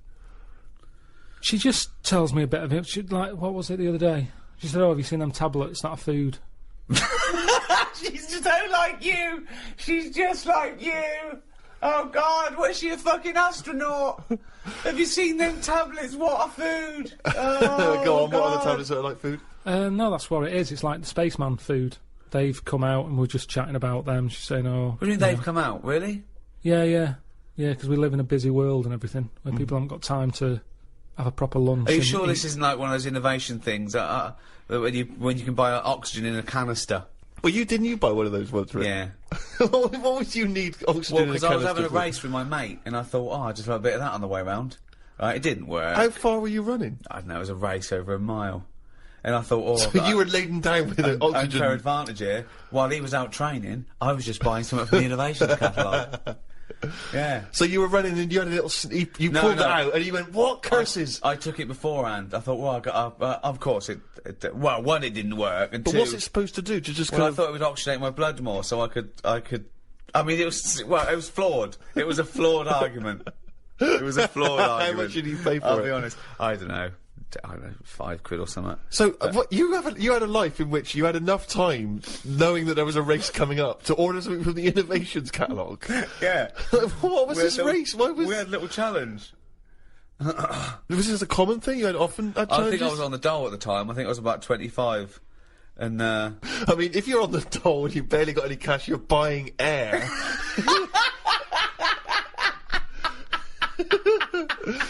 Oh, jeez.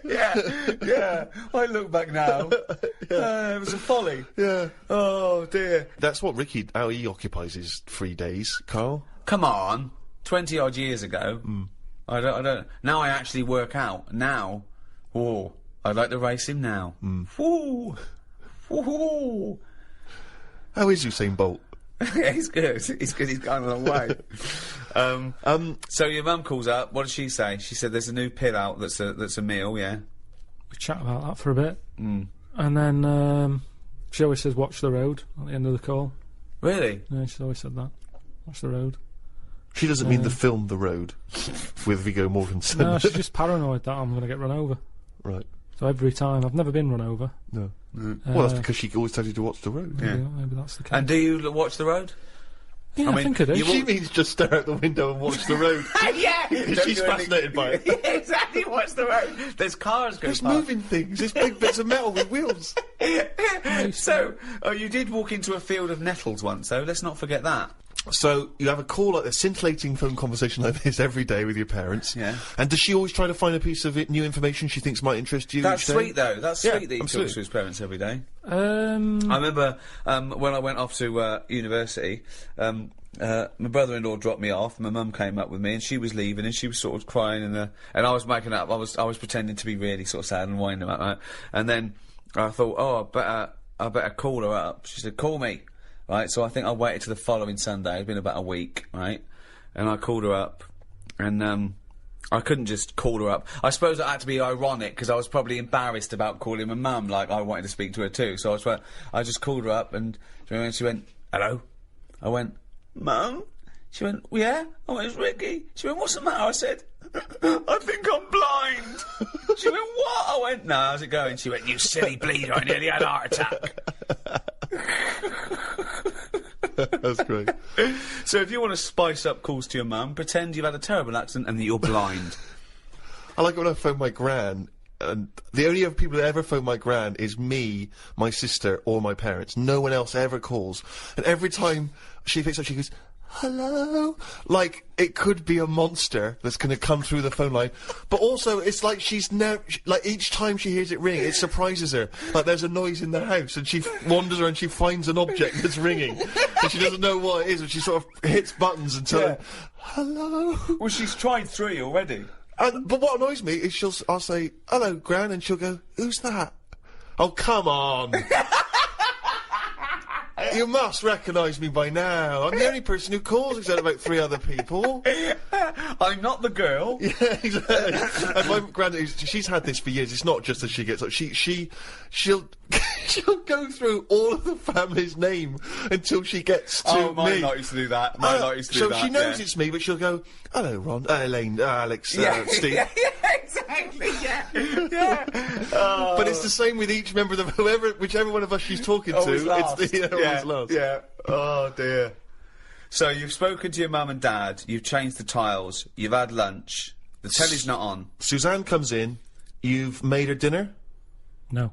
Right. What happens there? Now, what happens there? What time does she get in? You've done all this by about 4 or 5, have you? Well, I'm tidying up. I normally keep my eye on the clock. Like the to give road. myself like 40 odd minutes to clean up. Right. Kitchen's all clean, ready for us to make the tea. Ready for her to make the tea, even though I know you've been tiling, but that was a job you gave yourself. You didn't have to do it. No, but I don't do cooking. She knows that. This isn't even a discussion. Right. She knows. Like today, I've got to get some thin chips, so I'll do that. You mean fries? Yeah. Okay. What, it's frozen in the bag or whatever? Yeah. I've got to get some of them. And what are you having? What are you having tonight? Scampi. So, that's shop-bought scampi, just, what do you do? Just, Don't know. She Just just deep fry brings it? it. I don't know. I think it's just chuck it in the oven. yeah. So she'll do all that. I'll eat it. And sorry, let me just rewind for a second. I'll eat it. He's listing it in his day's work. I'll eat it. I say, "I've eaten that." She goes, "Thank you." You go, "Oven." Do you ask her her day's been? I'm just interested when she comes in. You Definitely know, not. she's had a busy Definitely day. not. She's listen. Don't jump to conclusions, Rick. All right. Okay, so she comes in. Okay, let's act it out. Yeah. Okay, you've just cleaned up, right? The last bit there. You look back. Them tiles look good. You look at the clock. Oh, what time is it? She usually comes through the door. Don't know. It can change. She calls and warns me. Right. Let's So- go through. Take me through it, okay? The end of the day. Right. Vacuuming up, cleaning up all the mess. Phone's going. Who's that? Suzanne. All right. Yeah. Coming home. All right then. See you in a bit. She'll go. I'll put the kettle on, or at least fill it, ready. Because she normally calls again. What do you mean? She calls again? What? She calls again when she's out the tube. Let's do it. Let's hear it. What's going on? All right. You out the tube? Yeah. Do you want a cup of tea? Yeah. All right. See you in a minute. Flick the kettle on. Get the tea bags out. Make a cup of tea. Milk? Bit of milk. Sometimes I'll say, "Oh, get us a little treat when you come out the tube." Yeah. So she'll get me, you know, a bounty or something to go with a cup of tea. Nice. She'll come in. Before your tea, though, isn't it? Yeah, but it's going to be another 40-odd minutes. So you have a bounty before you have a meal? Not every day, just sometimes. If I've got a sugar low, I've got a touch of diabetes. No, you haven't. I have. I feel like a bit shaky. Oh, so you just made that up. So you have got no evidence whether you got diabetes. Well, I haven't got evidence of it, but I think I have. So there's no evidence, but let's believe in it anyway. Right, well, I have a bounty that normally sorts it out. To me, that's a sign of diabetes. Otherwise, what's wrong with me? So, You're just a greedy fucker. No, I'm telling you, I sometimes need it. I get a proper urge for a Mars bar. I go, I've got to have one now. What do you have a bounty for then? No, just to mix it up because I get sick of Mars bars. Do you? Well, when you say get me a bounty, have you got an urge for a bounty then or a Mars bar? Well, it's just that they're both quite equal in sugar content. Yeah, but bounties. There's a lot of that. Do you specify then when you say get me a treat? She says, well, what? Sometimes you have a Mars bar, sometimes you have a bounty. No, that's enough for me. When she comes in, it's a talking topic, isn't it? What have you got me? Topic? Sometimes gets you a topic. You know, it's something to chat about, isn't it? Right, okay. Something to chat about. So, has there ever been a time... Sorry, I've just got to get this straight, Steve. Sorry, Rick, I just wanted to say, could you imagine you and I having a conversation about what chocolate bar you ever brought me? What'd you get me, Rick? Got your bounty, is that all right? Thanks, mate.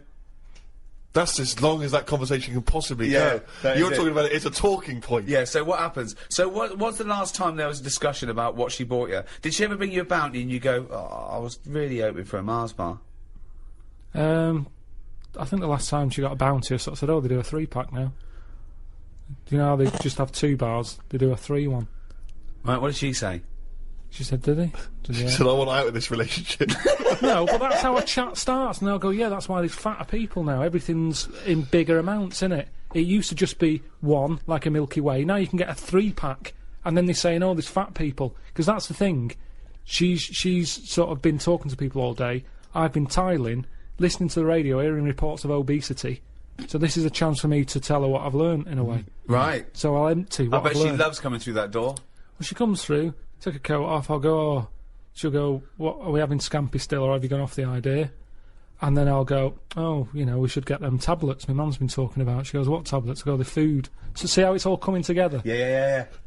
So it's like that, and that's what does she say to the idea of now living on tablets instead of having some scampi and chips when she comes home after a hard day's work? What does she say just sort of goes, oh, right. She says, oh, right. Yeah. So this important information which you're imparting that you've garnered during the day, her response to that is, oh, right. Yeah, so... And then I'll get her attention at some point. I'll say there's worms with teeth. I'll get her attention at some point. I'll say, I'm going to bring out the big guns now. Imagine... Right, she's ignoring me. Okay, wait for this. Suzanne, I see you're ignoring me. Yeah. Worms with teeth! Oh, God! Amazing! Oh, God. So what does she say to worms have teeth?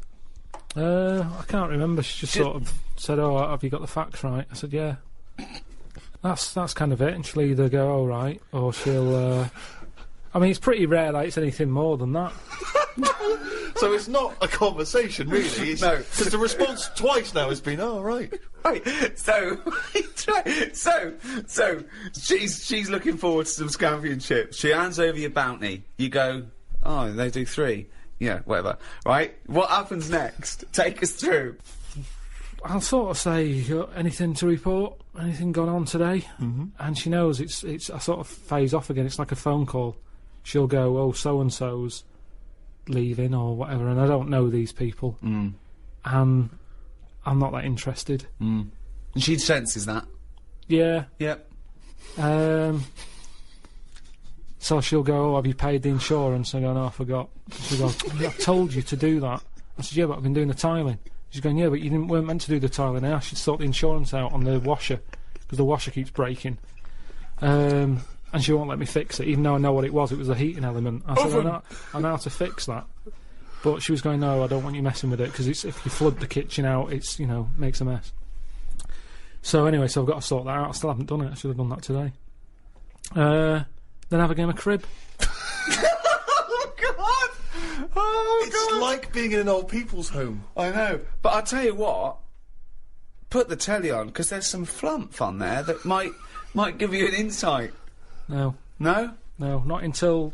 like I've said to you before, unless she knows what she's putting it on for, it doesn't go on. Right. None of this flicking it So when on. she says, let's put the telly on, you go, OK, Suzanne, what are we going to watch? Yeah. Yeah?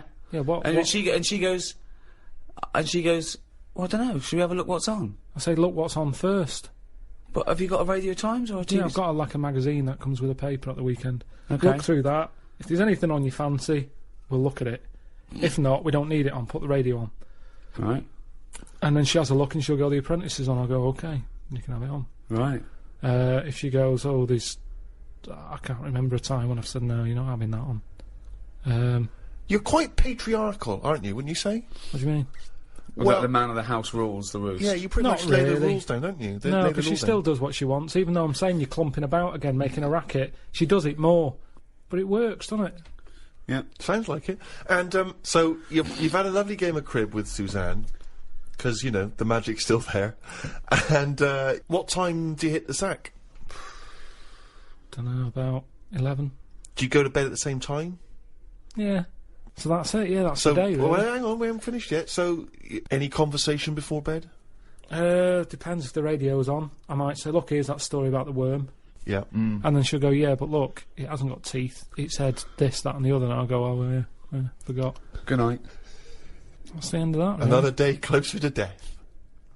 Well, that was a free podcast. I suppose we'd call that a day in the life of Karl Pilkington.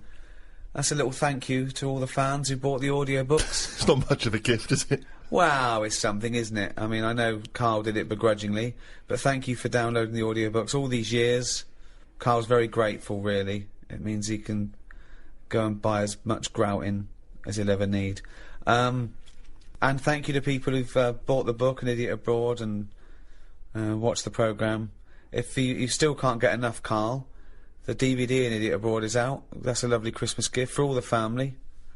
Order that now at amazon.co.uk or Calm or Yeah, or HMV your retailer or Play. of choice. Your retailer, Any retailer of choice. Or go out and buy it. Go out for get a off your walk. arse and buy it. Go out for a walk and buy An Idiot Abroad on DVD and the book. And what a lovely Christmas gift the Ricky Gervais show would make as well on DVD.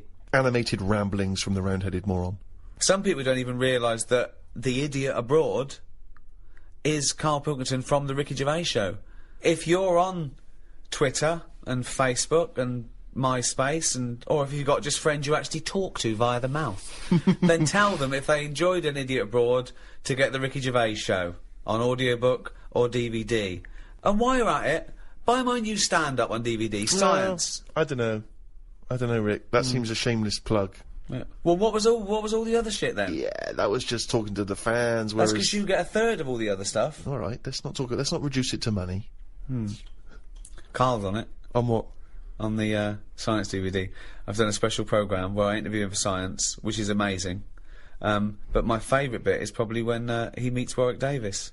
I stitched him right up. He thought he was going to have a talk about science. We hid Warwick, right? Well, that's not hard, is it? We had to keep him in a different room, and then Karl sat down, thought he was talking about science, and I went, got a little fella, and Warwick walks out, and your little face, and Warwick confronted him over some of the words he's used. Midget. Yes, I remember the famous midget hippopotamus story. Yeah. I'm sure you used the word midget there far too many times. Yeah. So there's a few things to buy at Christmas. Go out and buy one of our DVDs or books. This was free. Now pay for something.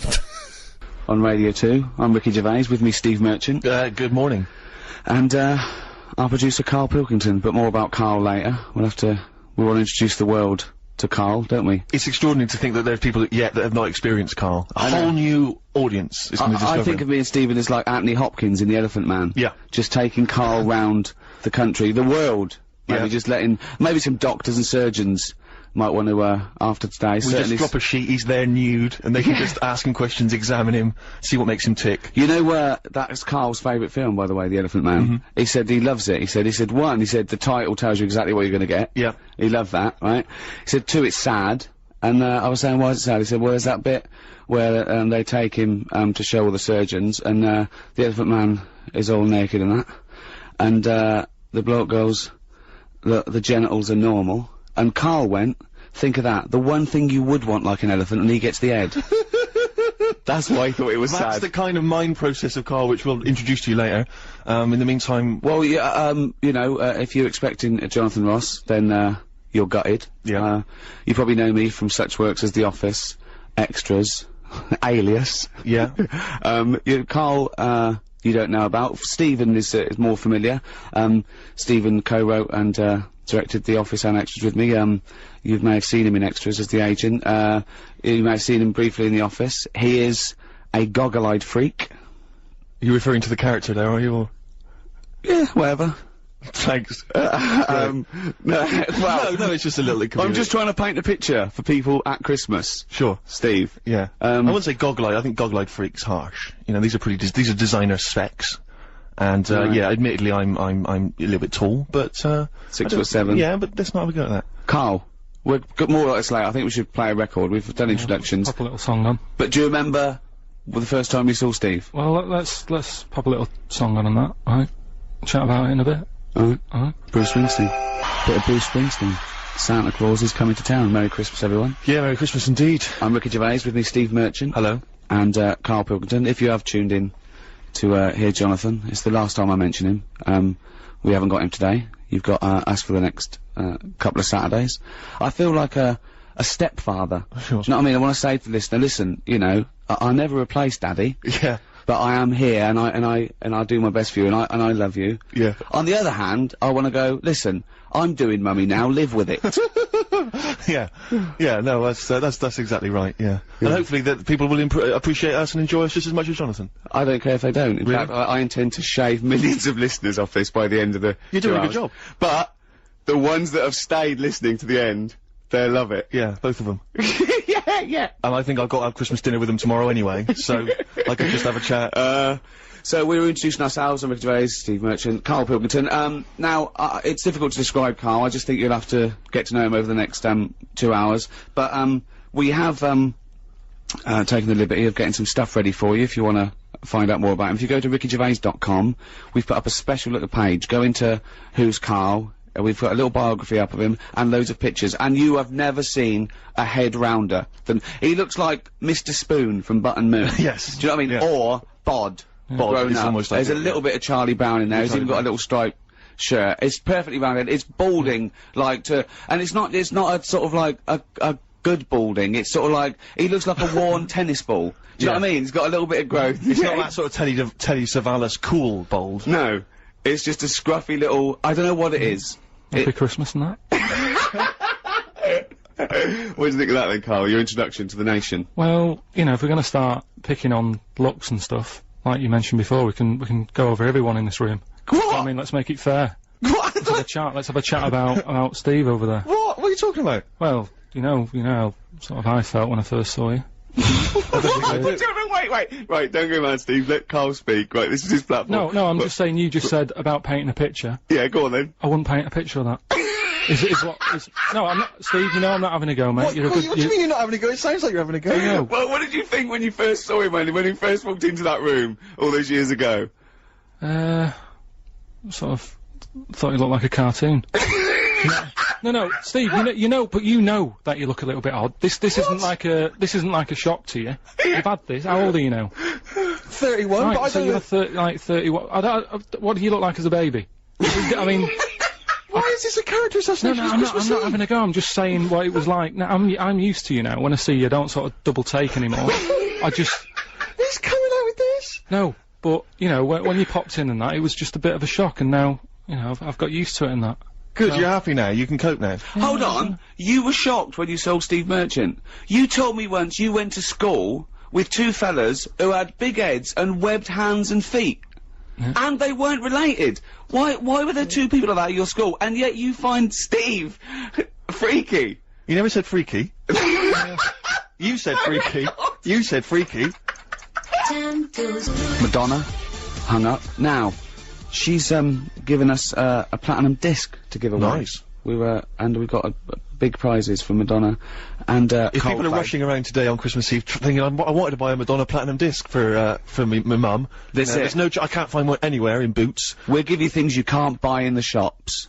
Perfect. And that's coming up. But Karl, just I don't want to. I'm not stirring it, right? You started a little bit of a war with Steve. You always are have. stirring it. Well, no. Well, this is stirring right now. This is the terminology. But do you know that the fellas in your school, the big heads and webbed feet and webbed hands? Webbed hands. Yeah.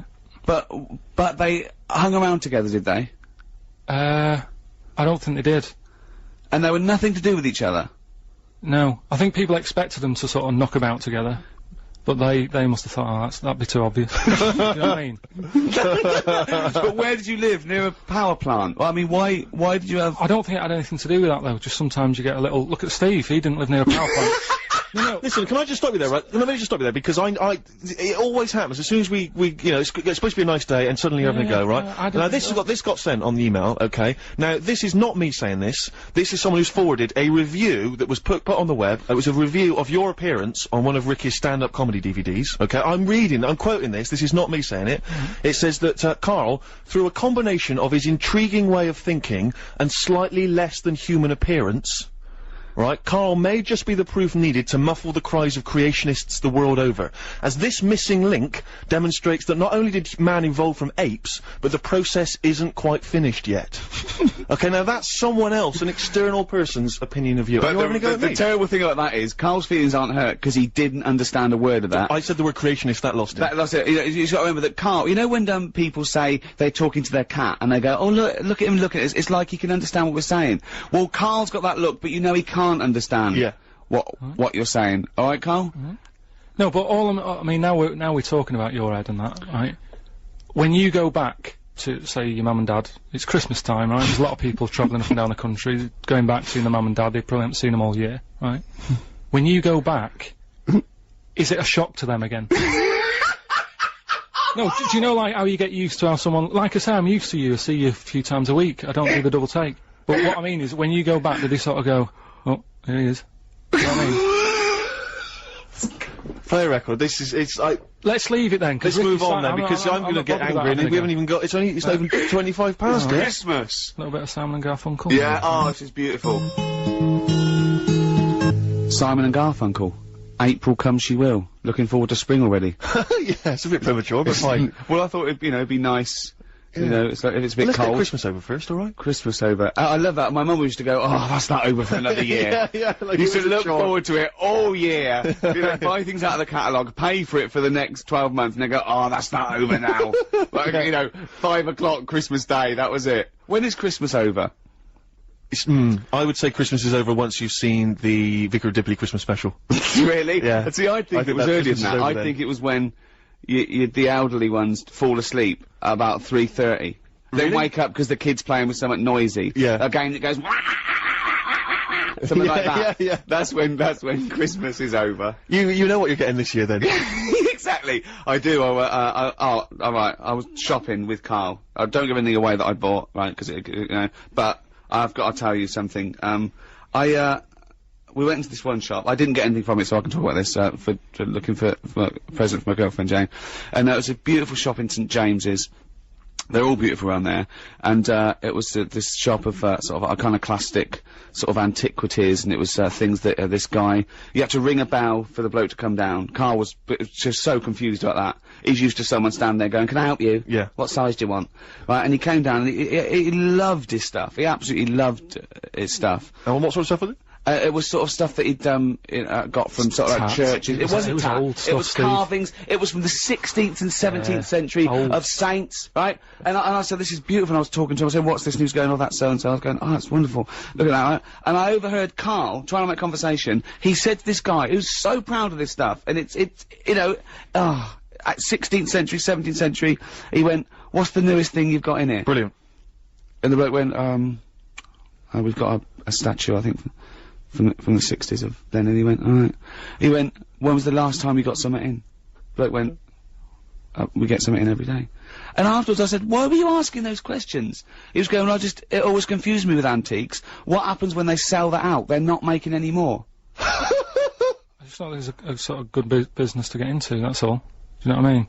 Why? There'll always be antiques, Well, you said it yourself. The place wasn't buzzing, was it?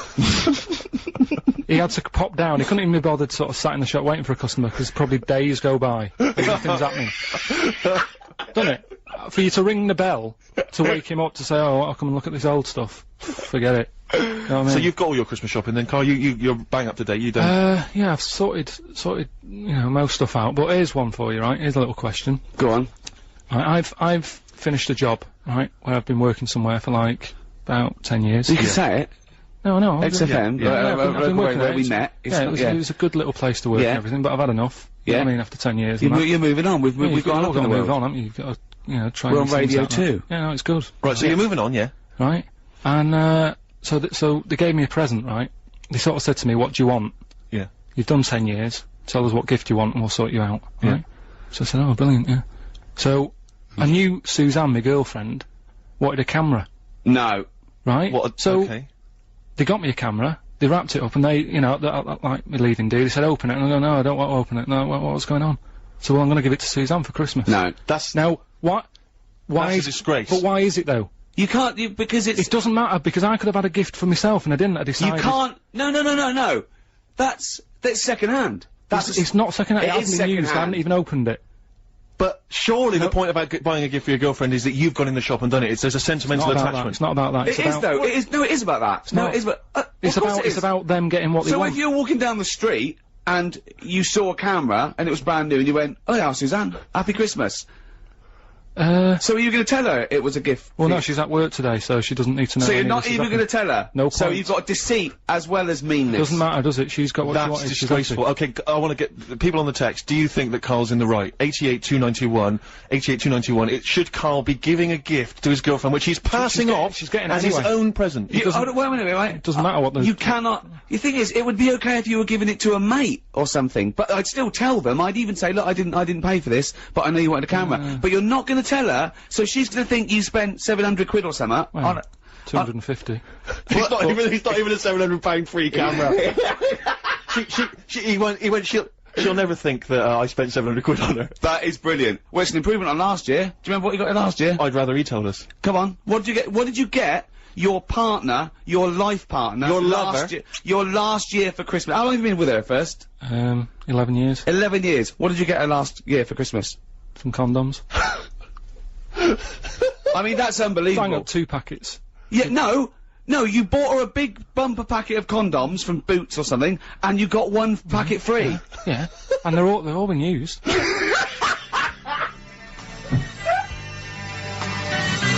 Walk Out to Winter, Aztec Camera, before that The Pretenders, it's Ricky Gervais' show, but I'm here, Steve Merchant, Karl Pilkington's here. Christmas Eve, Radio 2, Merry Christmas.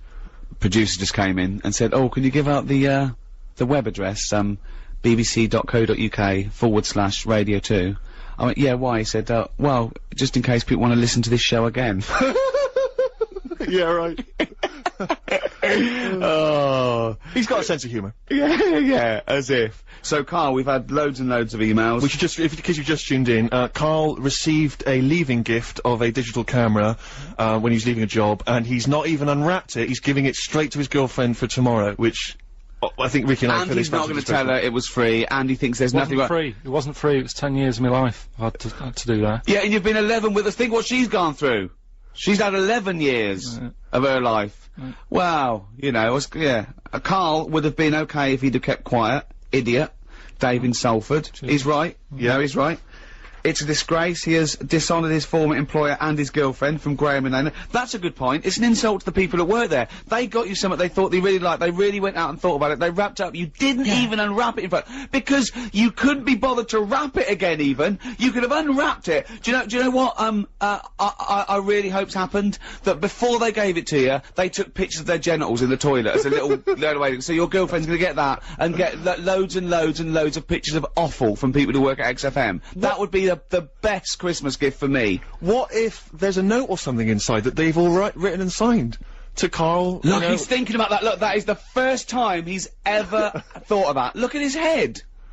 Look at his head. Christian Hull says, I think Karl's heart is in the right place. Don't know about his brain, though. Good point. A fair point. There's one here. I once got a frozen box of fish my husband found whilst working in a chip shop. Karl's girlfriend should be grateful. Yeah, I suppose so. But it's staggering. It's one from Jane. It says, better his girlfriend has the camera, as it looks like he hasn't got opposable thumbs.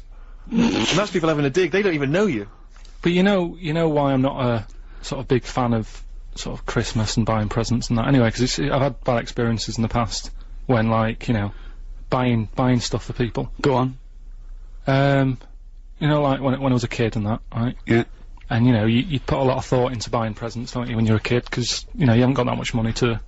How old are we talking? About 8. Right, okay. Yeah. About 8, right? So you look like you did, but you had hair, I assume? Yeah, right. So, 8 years old and that, I'm putting a bit of planning into it, thinking, oh, you know, what will my mum want, right? Now, my mum's a big fan of, gnomes. Right, obviously. Like gnomes. Gnomes. She must be pleased how you turned out. And fairies and stuff like that, right? Little elves and all that stuff, right? Sure. So I thought, right, I'll look for something that's a bit gnomish. Right. And there was You this got shop. a Noel Edmonds. There was this shop sort of down the road that sort of sold a lot of tat, right? Oh, good. Sort of you know, one of them shops where everything's quite cheap. It's sort of they sell things individually that shouldn't be, like toilet rolls and that sort of thing. They used to be called everything's a pound. Now there's some that everything's 99p. Because a pound wasn't cheap enough. They're undercutting the pound shop. Yeah, go on. So anyway, so I had a look in there, thinking, right, let's have a look, see if they've got any gnomes and that. And the closest thing they had, right, was this figure that's called a Victoria Plum. Right? Victoria Plum, right? Yeah, it's like a little. No, Victoria Plum. Right, get it right. It's like a woman gnome. Right. Okay. So I thought I should love that. Right. So save that. I think it was about £2. Right. Yeah. Invest in one of them. Take it home and well chuff with myself and that. Wrapping it up. Pop it under the tree. Think I can't wait to see her face light up when she sees this. Yeah. Anyway, do you know, like when you're a kid? I bought that like 2 weeks before Christmas. Sure. Right. And do you know when you're sort of excited and you want to give someone a present earlier? Yeah. You know what I mean? Yeah. I sort of took my mum into this shop, right? And we're just walking about, and the Victoria Plum was sort of there on the shelf. And I said to her, I said, look at that up there, do you like that? She said, no, it's bloody horrible. Right? Oh. So it's too late. It's too late to go back. You spent all your money? Money's spent, it's wrapped, it's under the tree, right? I'm thinking, oh, I can't believe it. So I said, no, that, you know, made sure she was looking at the right thing. I said, no, that little gnome woman, yeah, it's horrible. Oh, no. Yeah, right? Oh, God! Christmas Day comes, right? I open my stuff, right? She's about to open hers. Sad. This is like Dickens. She opened. She opened hers and that, and she went, "Oh, that's lovely." That I said, "No, don't give me that." Do you know what I mean? You said it was horrible. She was a liar. Yeah. For pretending, for not wanting to hurt your feelings. She was a liar. And that's, you know, that's why, you know. But things have moved on. What are you on about? Yeah, but you don't forget, do you? I still don't know how this justifies you not buying your girlfriend of 11 years an actual gift. Although that was quite touching. Yeah. Play a Christmas song, I'm welling up. Let Me Try Again by Frank Sinatra. Beautiful song. Wonderful. On BBC Radio 2. Well, it's that time of year when we give gifts. Yeah, absolutely, and you know, we like to give, and we like to keep on giving. Yeah. And, that's why it's competition time. Oh, sure. Yeah, nice link. Yeah. We have a, platinum disc of Madonna's album Confessions on a Dance Floor. It's framed, classy, giving that away to a person who can climb inside Karl's brain and understand what the hell this is the challenge he's doing. I think we should give him a chance. Or also, we've got, just because we can. This is like one of those gifts we made, isn't it? We didn't buy it, we made it. This is, extras on DVD, signed by both of us. See, that's like giving away my camera, in a way. You know what I mean? How many, you've got loads of copies of them, there's no thought in it. You're having a go. You know what I mean? But, yeah, but we were involved with that. Yeah, we sort of did that. You did. I did 10 years. If you designed the camera and then built it in a little factory somewhere and gave it to Suzanne, I'd let you off, but you didn't. Also, a copy of More Flannel, which I signed, and, some Flannel collectibles. Now, they're handmade, you see. Now, listen, that's not a cheap gift. A set of, those Flannel collectibles, right, they're not toys, they're handcrafted, right? They went for £600 on eBay. So that's a good gift. So if you win them, pop them on eBay, 600 quid. Or 605, you know, they're very rare. Yeah. Davey in Belfast, by the way, just the last one, he says, I've bought my wife a silver necklace, and I got the shop to put it in a box, saying white gold instead of silver. Is this wrong? So if you're Mrs. Davey from Belfast, and you get something tomorrow that says white gold, yeah, just maybe be careful. Pop back to the jewellers, just get them to check it. He probably thinks he's safe because she's not listening, but any friends of Davey who's got a wife who's gonna get a silver necklace with white gold. And she'll be showing that off tomorrow going, that's white gold. Davey got it yesterday. Should we show that off on Boxing Day? Yeah, I wonder if you feel guilty. Yeah, it'll slowly it'll haunt him, like Poe's The Telltale Heart. Every time he sees it. Tell the truth, Davey. Tell the truth. Say it's still a beautiful gift. It's a lovely thought, but don't lie. Don't mix a lovely gift with a lie. It's this notion that Christmas is a chore. Oh, I gotta get the missus something. I know, exactly. It's bizarre, isn't it? It should be a joy, Karl. Yeah, well, I do. I treat her all year round. How do you treat her all year round? We know you got through 2 boxes of condoms, but that to me isn't a treat. Waking up next to you every day. Well, listen, are we doing this quiz? Right, Rockbusters, and we should explain what Rockbusters is. Don't be fooled, it has no association with the popular TV show Blockbusters. Although he's just ripped off the name, but I don't want to say the quiz is anything like it. That quiz actually had a format, I don't know what this is. I know. We should give it, basically, Karl, I'm just thinking about it. You describe, what, you explain it, Karl, I can't even do it justice. It's like a cryptic... No, it's not cryptic. Because a cryptic clue actually makes sense, every part of it. You might as well call this "What band am I thinking of?" Yeah. Right. Go on, well, what I do is let's sum it up in an easy way, right? I give you some initials of an artist or a band, right? That they play on Radio 2. If you listen to Radio 2 a lot, right, you'll know the sort of songs we play. Big, good songs, right? And what I do, I give you like a little description, like a cryptic clue, right, about that band, right? So say like if I said, if I gave you the initials WH, right? Sure. Yeah. This is a classic one, isn't it? This is a classic Rockbusters clue, right? WH are the initials of the artist of the band, right? And then like you say, right, I was in Texas, right, having a wander about. I was over there on holiday. Yeah. This is the Think clue, of this. How long a clue is this? Imagine this on for the gold run. Yeah. All right, but so I was in Texas and that, and it had been raining. I fell over, right? Landed sort of landed on me leg, right? Yeah. So that's the clue, and then I say WH. Right. And the answer would be... That would be like Wet Knee in Houston, right?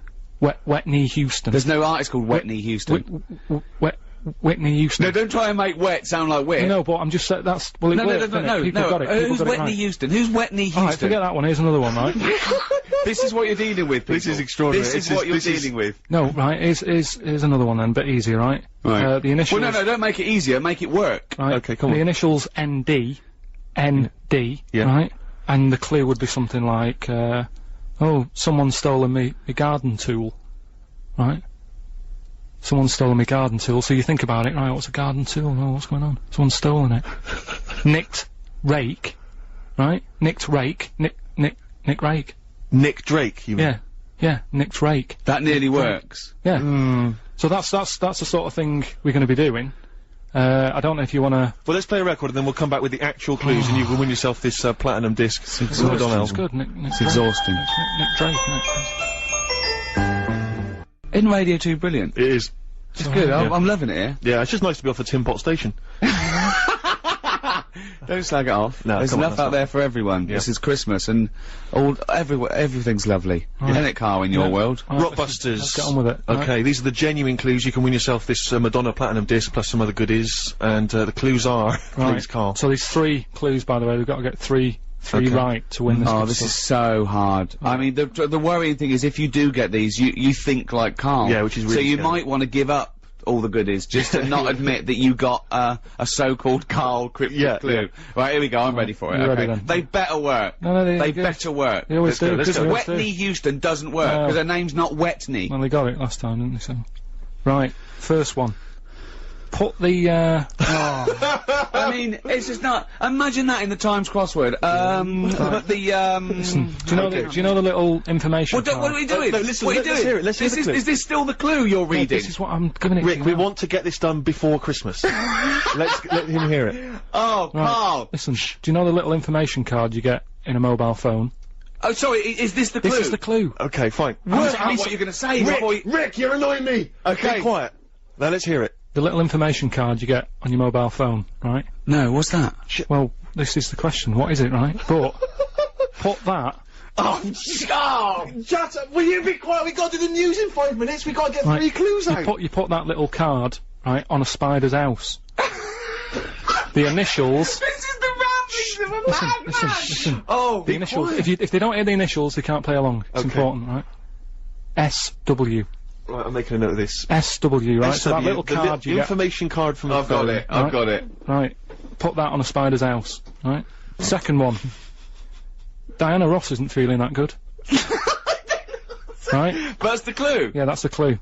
ID, right? Diana Ross isn't feeling that sort of good at the moment. She's It's different. How can it be cryptic if the clue's different the next time? Diana Ross isn't feeling that good. ID, right? Okay. Right. And then the last one, that stuff that I put on my toast, right? Right. It doesn't taste sharp enough, right? That stuff I put on my toast, doesn't taste sharp enough.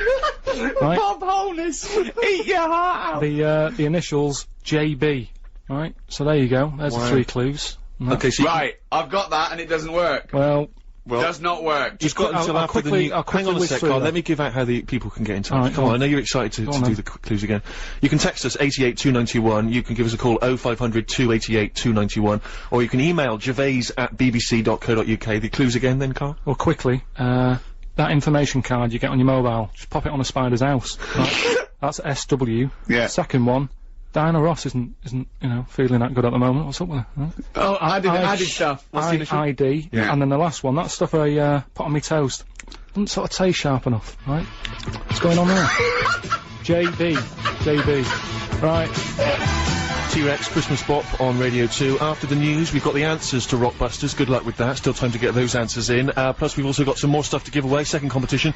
And, of course, Monkey News. If you've never heard Monkey News before, you will not believe your luck. It is truly extraordinary, Rick. Am I right? You are, but this is the real news on 88 to 91 FM. This is Radio 2 from the BBC.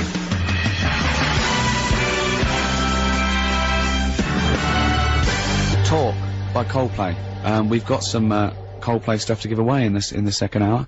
Coming up soon, some collectibles and some signed stuff and albums and everything. But this is the Madonna one we're playing for. The Madonna gold disc plus Platinum disc.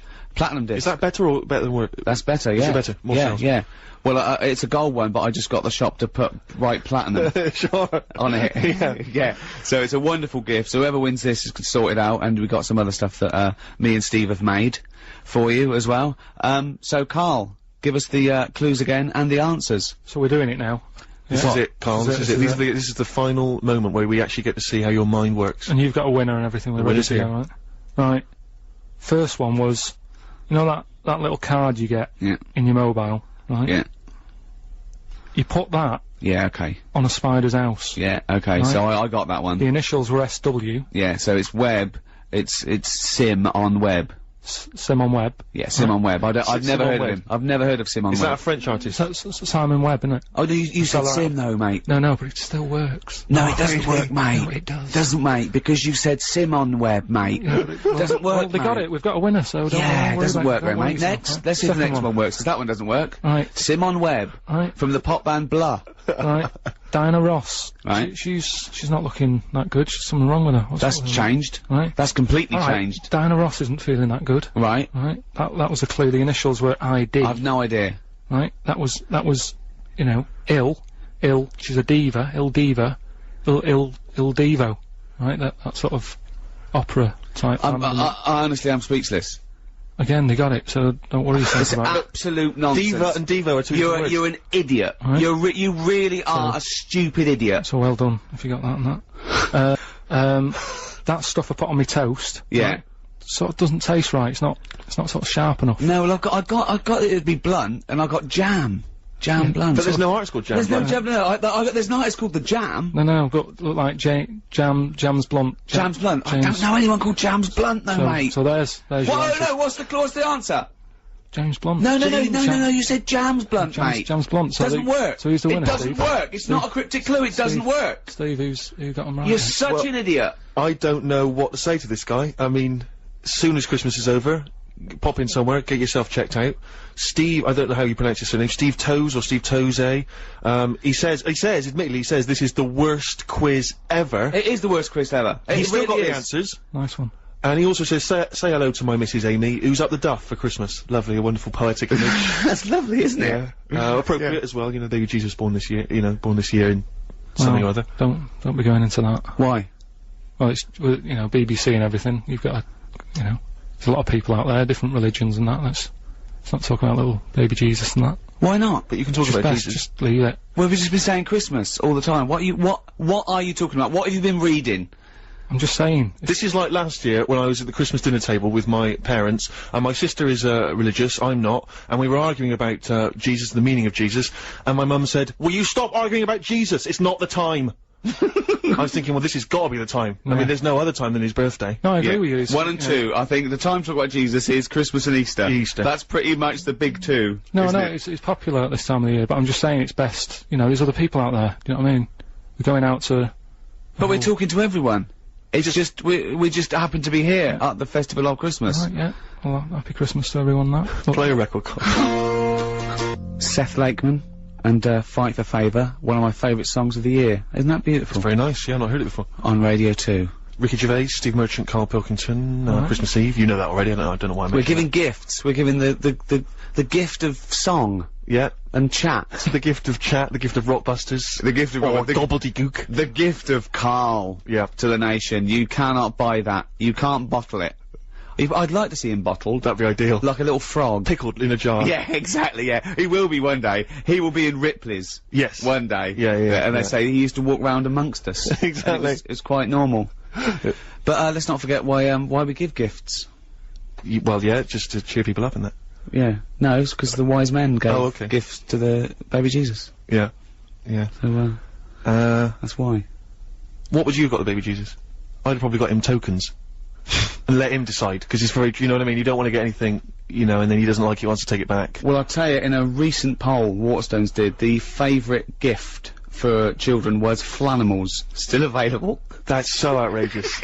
That's so disgraceful. It's Christmas Eve. What would you have got him then? Probably extras on DVD. I don't make any money from Flanimals. Yeah.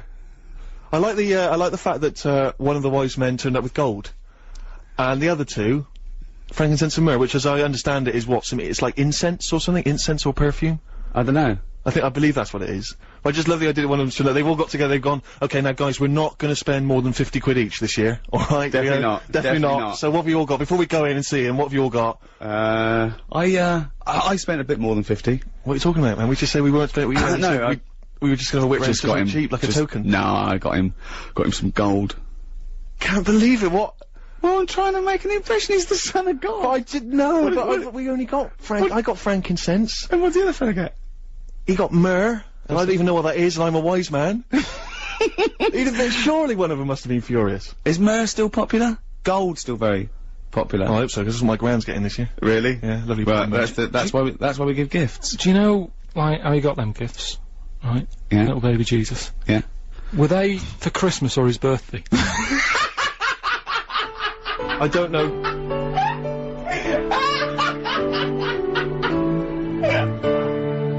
Radio 2 indeed.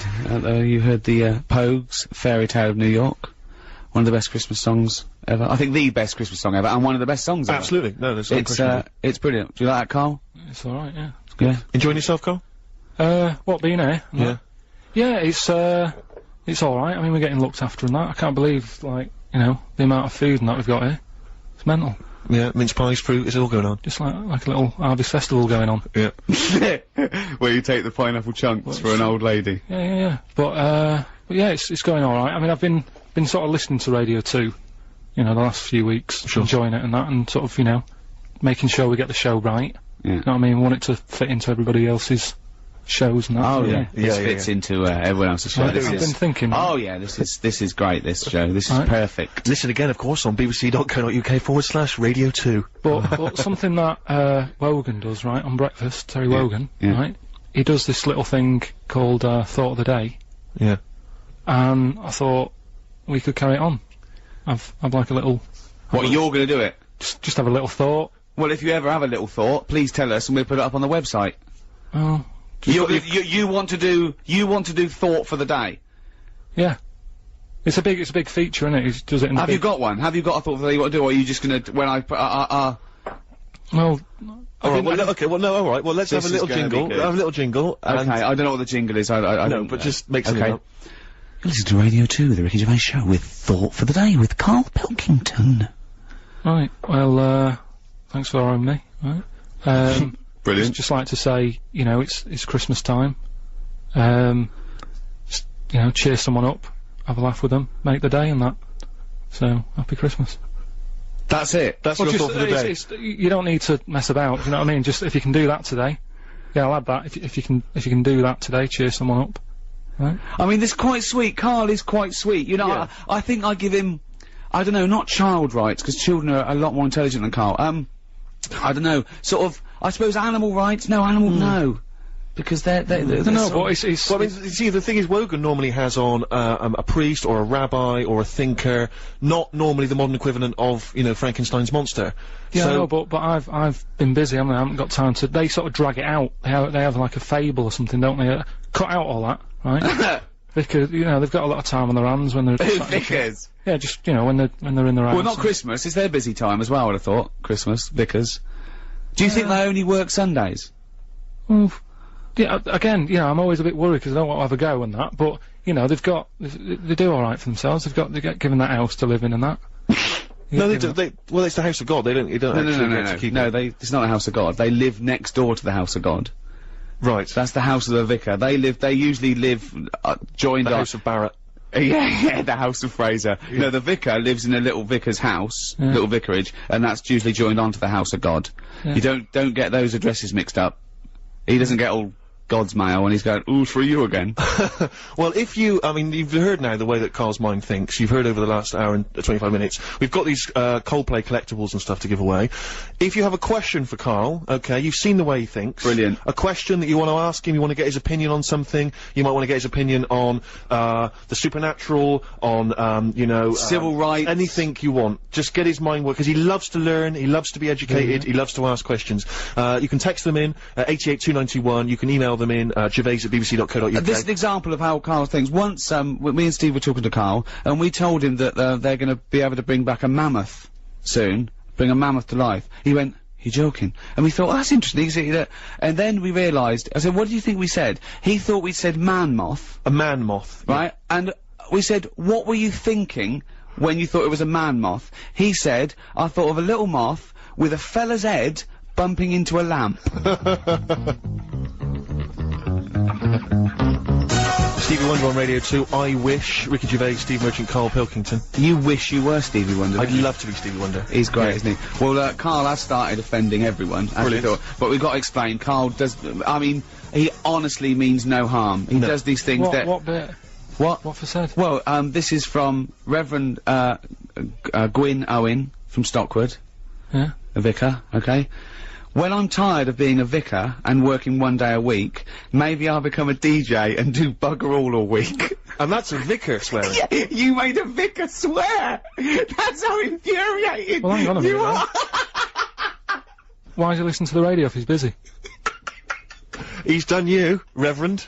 Oh dear! No, Anyway, if you have a thank question for for Carl, we're going to give away these Coldplay collectibles. If you have a question that you think will really pique his interest, really make his mind work, then you can get in touch with us, and the best question will win those Coldplay collectibles and a few other odds and ends we got knocking around. Gifts. Yeah. But did I ever tell you about giving. the gift? I think my father's favourite gift he ever received one Christmas. It was and I was so jealous of it because I was a kid and I thought this is How old this were is you? How old amazing. were you? Probably about 10. Right. And I thought this was dynamite. I was so jealous. It was a reversible jacket. What happened to them? Well, I know. I mean, they were all the rage for about 25 minutes, and it was but what was great about it is it seems to me with a reversible jacket, what you want is say checks on one side and just say plain blue on the other. So it completely looks like a completely different jacket. Yeah. Whereas this one, obviously a little bit cheaper, I'm not splashing out a huge amount.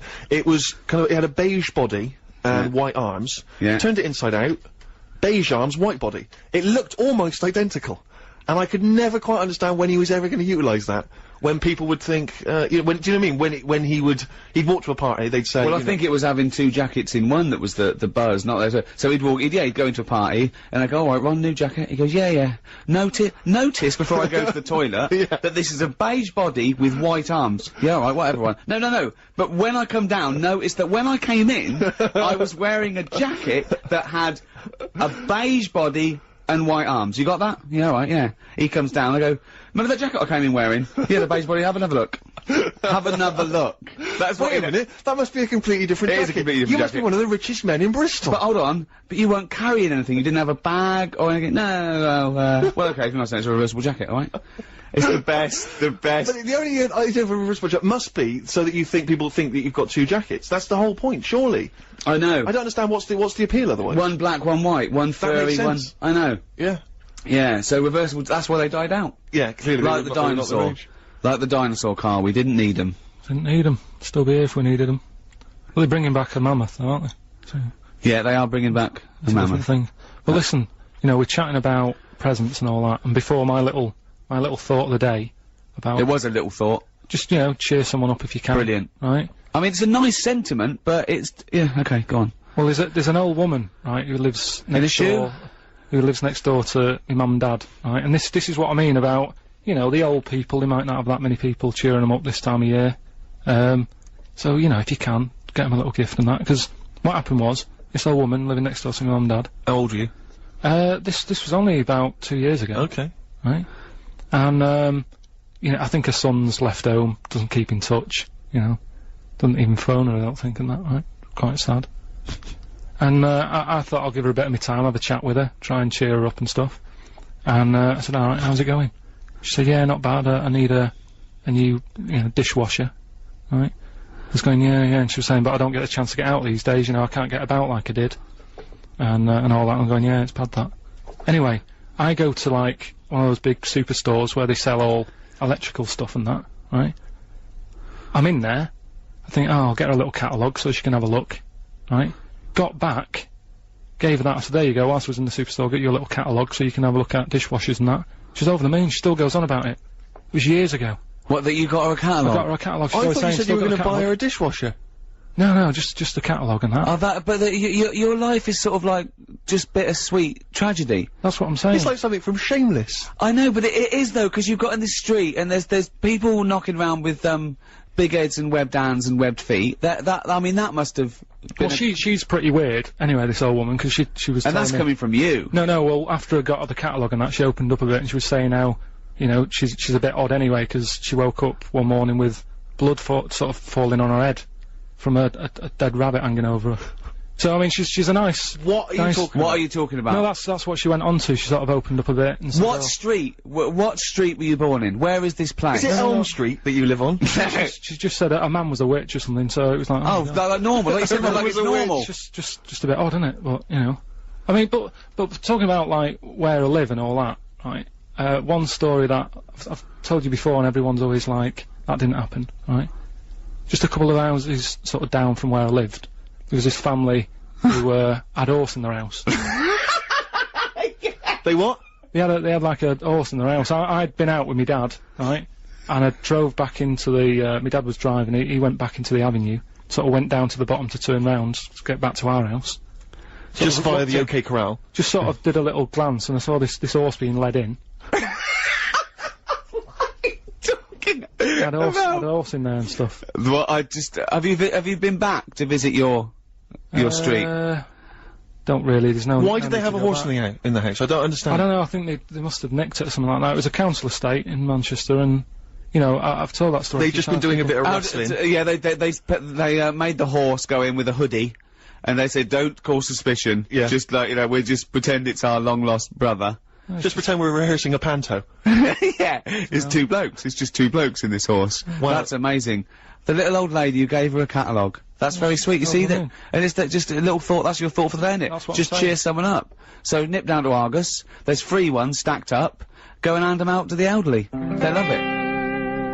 The Jayhawks on Radio 2, Bad Time, is it? I think it's called Bad Time. So we were so distracted by all the questions that come in for These Carl. are great. Thank you so much for emailing and texting. They're brilliant. Here's one from Reverend Rachel Harrison. I'm also a vicar, and I'm making mince pies. We know our demographic now. We got a load of vicars listening. Yeah, well, you know, they're good at spreading the word and that, aren't they? You know, tell people about the show and stuff. And also mincemeat, clearly. So, yeah, all vicars listening, spread the word. Tell them about Carl. And have a great time tomorrow. It's your special day. Although does Carl go against creationism or for it? I don't know. What do you mean? Would he have evolved or did something make it? All I'll say to would God have bothered to- is that Is that in God's image? I mean, that's surely the most blasphemous thing you could say. Bod made him in his image. I He's made in the image of Bod. Is he the one who sort of decided? Who? God. Are you talking about God or Bod? God and that. Okay. Is he the one who decided that, you know, we should move out of the water and walk on land? Did he decide that, or once he made the little egg, did he sort of go run free? I don't know where we are. I don't know what part of the. Could I just say, if there are any vicars out there, could Karl come and do a sermon one day? I mean, we do a big donation to your roof. But can Karl just talk to 5 minutes to a really sort of, like an upper middle class educated parish somewhere, and Karl just comes and talks for 10 minutes. The only time that a congregation anywhere has heckled the person doing it. Get off! Yeah, then they're chasing to the castle, carrying pickaxe handles. Torches. So we've got some questions for Karl? These are amazing questions. Okay. And just give your immediate response to them, Karl. Not too much thinking time. Okay. Right. What would happen if insects were bigger than us? Who's that from? Vicky of Milton Keynes, maybe. It ran out, so I don't think there is a place called Milto. It's from Vicky. Karl, what would happen if insects were bigger than us? She's going into the possible winner file there. Would David Attenborough still like his job? Do you know what I mean? Would he start worrying? Because I've got that point, just because, you know, insects and that, he's always messing about with them, but would he be that keen to, like, 8 foot? Is what I mean. If they look like me. Sure. Brilliant. Okay. Yeah. Look, this is a nice one. This is, from, Jason. Can Karl do something to prove you are on live and not recorded? I'm sure that will tax his little bald head to bursting point. What's his name? Jason. How can you prove that we're live on air? Come on, how could you prove that we're live on air? Happy Christmas Eve, Jason. No, we could have recorded this a week ago. Yeah, but then it wouldn't be Christmas Eve. No, but... Happy Christmas Eve, isn't it? No, but we'd have recorded Karl, it and think! Alright, it's nearly 11:45. Yeah, but we could have started with the clock knowing that we were going to record it as live. We could have done this last Wednesday. Alright. It's Radio 2, it's a nice day out there, sun's out. Well, that's a guess. And do you think... Oh, it is sunny. Yeah, it is sunny, yeah. Generally, but hold on, wait a minute. We're in London. Someone listening in Manchester, it might be raining. It probably is raining. Look, he can't work out how to make sure it's live. Look at him looking up in the sky. Look at him. His head is going to burst. There's a little bit of blood coming from his ear. How can we prove we're live? My mum's budgie died last night. Don't laugh about it. Don't laugh. It's only your mum that can confirm that. Yeah. No one knows whether your budgie died or not. Was he pictured holding a copy of today's paper? What are you talking about, Karl? I can't prove anything then. You're so right. Next question. Oh, that's amazing. Oh, God. Karl, where would you go, if you had a time machine? That's Bob from Manchester. Where would I go? I can go to any time. Yeah. And how long, once I get there... Oh, yeah. No, but I'm just saying, what am I doing? Am I staying in the little box and just looking out of a window? Or am I... Let's assume you can wander around. Okay, we'll do both. First of all, you're wandering round. I'm just and I've typed in the year. Oh, and to be honest, I'm not that good at history, so I don't know what happened when. So I'd be better off just sort of letting someone else have a go and asking them when they get back, just sort of... Karl, where would you go? What do you fancy? Just think. Would you like to see dinosaurs? Would you like to see the Roman Empire? Would you like to see the 1960s? Would you like to go back and see your nan as a kid? Shouldn't really mess with time though, should you? No, you're not. It's not actually going to happen. No one's actually invented one yet. What period of history are you interested in? Probably. I mean, I sort of like the 60s. But we still sort of, you know, we don't really... Next question. Unbelievable. Everyone's got an answer to that. Everyone wants to know where they can go back in time, well, except where would you go back in time to? I'd go back to religious times. I'd go back to the birth of Jesus, see what was going on. Really? Yeah. See how the frankincense and myrrh went down. There was this thing started, I saw it in the paper about 15 years ago. A guy put an advert in a local paper, I think it was in Sheffield, saying, I've been reincarnated. I was a cow, at the birth of Jesus. Is anyone else out there that was reincarnated? It was the birth of Jesus. Fella got in touch, said I was a cow too, and they started a society called Cattle for Christ. Just the two of them. I don't know where they held their annual general meetings. I mean, I wonder think if of that's still going. I don't know. But imagine if you were at the birth of Christ and they're going, oh, do you remember? It goes, yeah, but I couldn't quite see. There was just a bit of wood in it. I didn't really see that. I remember the men, they were arguing over spending. All I could see was your backside. I know, yeah. So, think of that, Carl. Okay, final question. Right, okay. Carl, if you could, travel back in time to ancient Rome and take one modern invention with you to set yourself up as a god king, what would it be? What would you take back? That's from Amy. Sorry, Arvy in London. Going back to Roman times. Yeah, so what would you take back to make sure that you were king? You know, would it be a weapon? Would it be, you know? Yeah, a weapon. It's pretty violent times, wasn't it? Yeah, I'll have a weapon if that's. Well, what though? Gun. Have a gun. Take that. And what would you do with it once you were there? Well, I'd probably. I mean, I don't like killing animals and that, but they used to use tigers a lot, so shoot one of them in the head. No, because there's no explanation why. No explanation for it. Just do it. I love him. Okay, look, we've got to give this. I think can Carl do something to prove you're alive? Yeah, you completely foxed him. There was nothing he could think of in his tiny little brain to prove that this is live. So, I think little Jason wins the Coldplay collectibles and, some other stuff. So, well done. He still can't prove it. He still can't prove it. Play a tune, then we'll have some, you could have just said, you could have just picked up today's paper and read the headline. Think! Monkey news after this.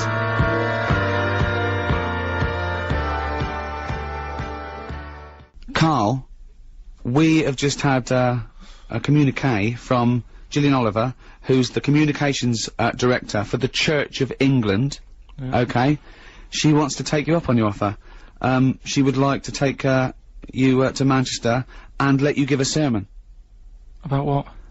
Well, don't you think that's she's in charge of the press and communications for the Church of England, and you've got to do this, Carl, for my sake.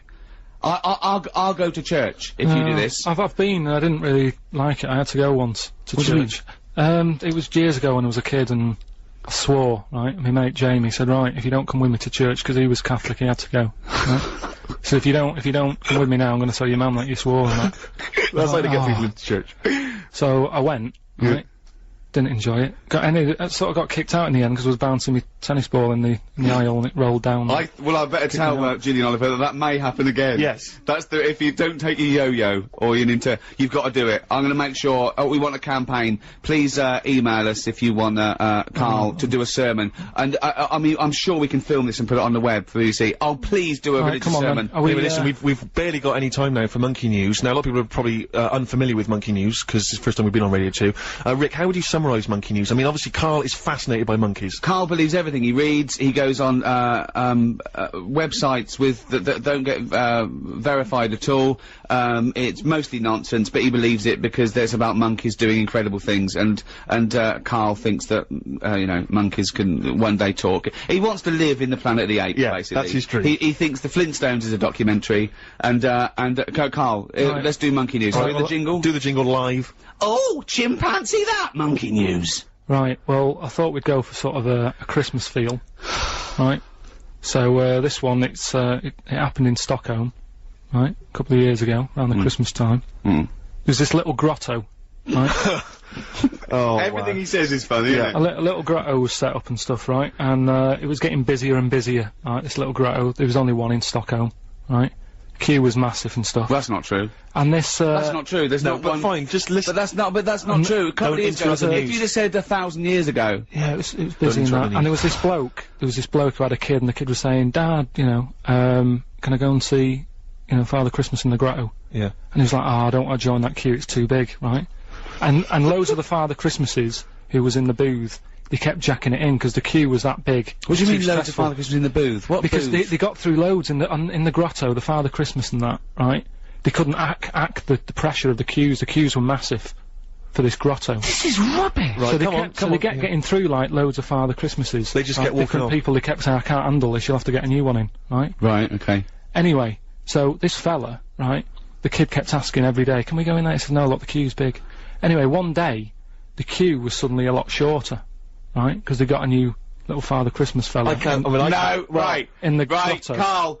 If this Father Christmas turns out to be about 3'6" and hairy, So anyway, right, so he's going, come on then, we'll join the queue, right? So he joins the queue, and he's you know, the queue's going down really fast, people are going in and out really quick, and he's going, how's he managing to do this, right? And he sort of looks through the curtain, he can just see a little slight thing, and he can see the bloke who's, like, dressed up as Father Christmas. He's handing him out with his hands and his feet and that, right? So they're going, no, look, if you don't... I'm going to die! Anyway, so... Please don't interrupt the news, Rick. I want to hear the news. No, just... So he's queuing up, right, and he's going, oh, he's good on him, you know, he's got a new method of handing out the presents and that. Whilst he's queuing there, there's a little fella selling, chestnuts. So he thinks, oh, I'll buy some of them, and, you know, something to munch on whilst I'm in the queue and stuff. Yeah. And, so anyway, he's queuing up, he's eating the chestnuts, comes to his turn, right? It's absolute rubbish. What are you on about? It's absolute rubbish. So cut a long story short, you reckon that they hired a chimp to hand out presents for Father Christmas? And so he brought the chestnuts in, and the monkey attacked him, and he went off, right? And he's going, why is it all going mad? And you're talking rubbish. There's a little fella that sat there with like a little beard on and that. Yeah, you're talking rubbish. You're talking rubbish. Well, it's not worth me carrying on then. No, it's not worth you carrying on, because again, it's absolute rubbish. That didn't happen. There's no way they'd hire a chimp, and there's no way people go, they'd notice, they'd see it was a chimp! Forget it. They'd say it was absolute rubbish. If you wanna, find out more about Karl, what's the website address, Karl? bbc.co.uk. And I've drawn a little picture that you can win of Karl, and it really sums him up. Alright. See you later then. Right. Next week, innit? So, Right. On Radio 2, I'm Ricky Gervais. With me, Stephen Merchant. Hello there, Happy New Year. Happy New Year indeed, and, across from us, the little fellow who presses the buttons, because, to be honest, we can't be bothered. Yep. Karl Pilkington. How would you describe Karl Pilkington for people who didn't hear the show last week? For who didn't hear the show, Karl is, and he won't want me saying this, because he won't fully understand it, one of the most stupid men I've ever met. Yes, that's absolutely right. He has a perfectly round head. Yeah. I mean, unbelievable. You can see pictures of him. Go to rickygervais.com. We've put up some, photographs, just snapshots, and honestly, his head looks like an egg. It's not an issue though, is it? What? We're on the radio.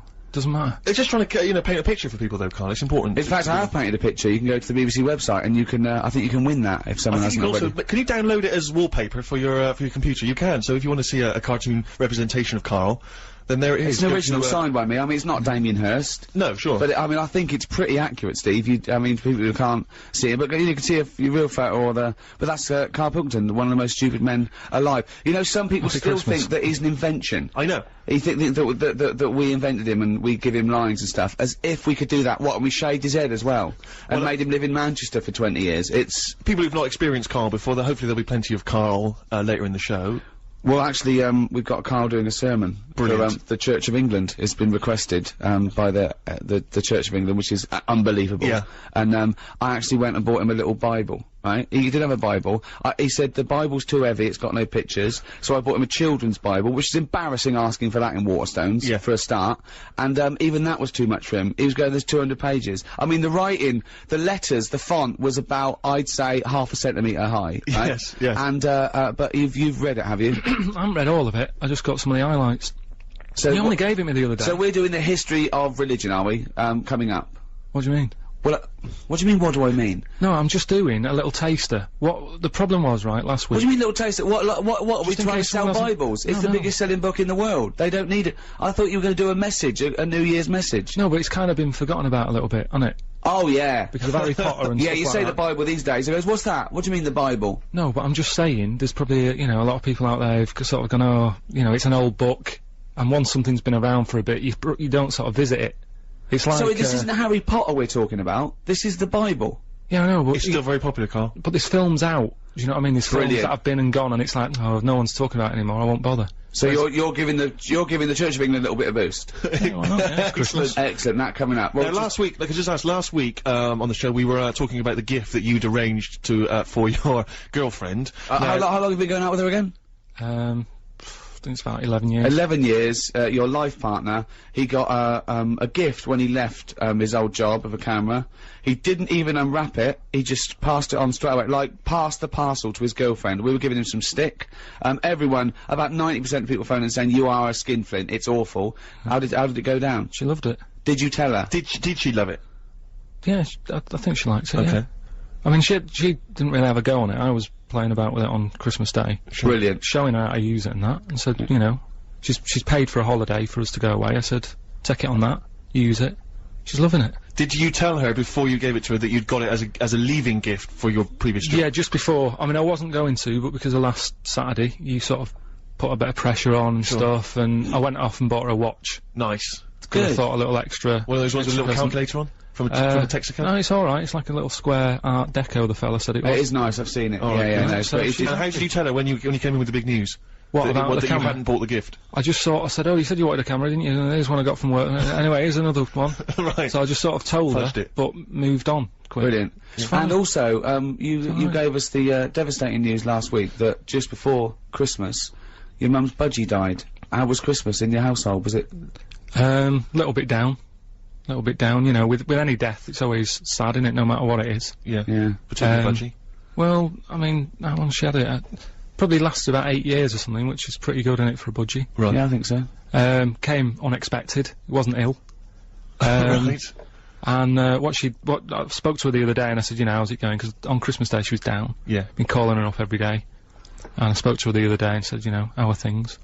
And she said, well, the other bird that's in the cage, she's got, some sort of parrot that's in the same cage as it. Right. It's been a bit down. Sure. It's missing its mate.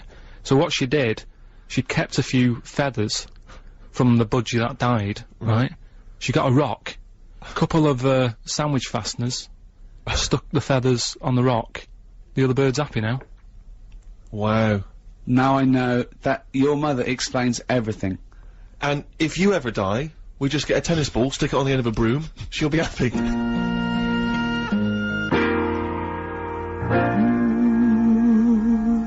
Handbags and Glad Rags by Rod Stewart. That would make a good theme tune. Brilliant. Wouldn't And then it would work really well, perhaps on a DVD. presumably that would still be available in the shops. Great for any, you know, New Year's vouchers you've got. You're listening to Ricky Gervais on Radio 2 with Steve Merchant and Karl Pilkington. So good Christmases, yeah, all round. Definitely for me. Had a great time, yeah. Carl? It's alright. How does it rate with, what did Suzanne get you? She got me, you see, you were having a go at me about giving her, a camera, right? Which Which know, was I given can to use. you, which was second hand. Essentially second hand. It doesn't really matter that bit. But it's a present that both of us could use, right? And you were making me feel bad about that. That's why I got her a watch, right? Which in a way I can use because I can say what time is it. Sure. But it's Chico time, isn't it? But the thing is, right? She got me she got me a little printer. Oh, yeah, that's good, yeah. Well, What, you mean a little fella who works in a print shop? Just a little printer to go with a computer and that. But for me, again, that's a present that, you know, we can all be using. You are so ungrateful. It's not that, it's just that, you know, when, it's good when you're a kid, isn't it? When you, Christmas is all about, like, your presents. What did you want when you were a kid? What's your best present you ever had? There's a few things. I mean, one that I always remember one Christmas, right? It was the year when computers first came out. Right.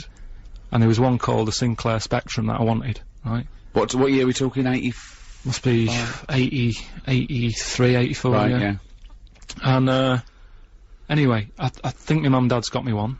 You know, it's under the tree in a big box. I'm thinking, yeah, that's about right. Yeah. About the size of a computer. Brilliant. Anyway, Christmas Day comes, you know, I couldn't sleep and all that, excited like you are as a kid. Yeah. Get up, open it. It's not the one I wanted, right? Really? It's not the Spectrum, it was a ZX81, Okay. right?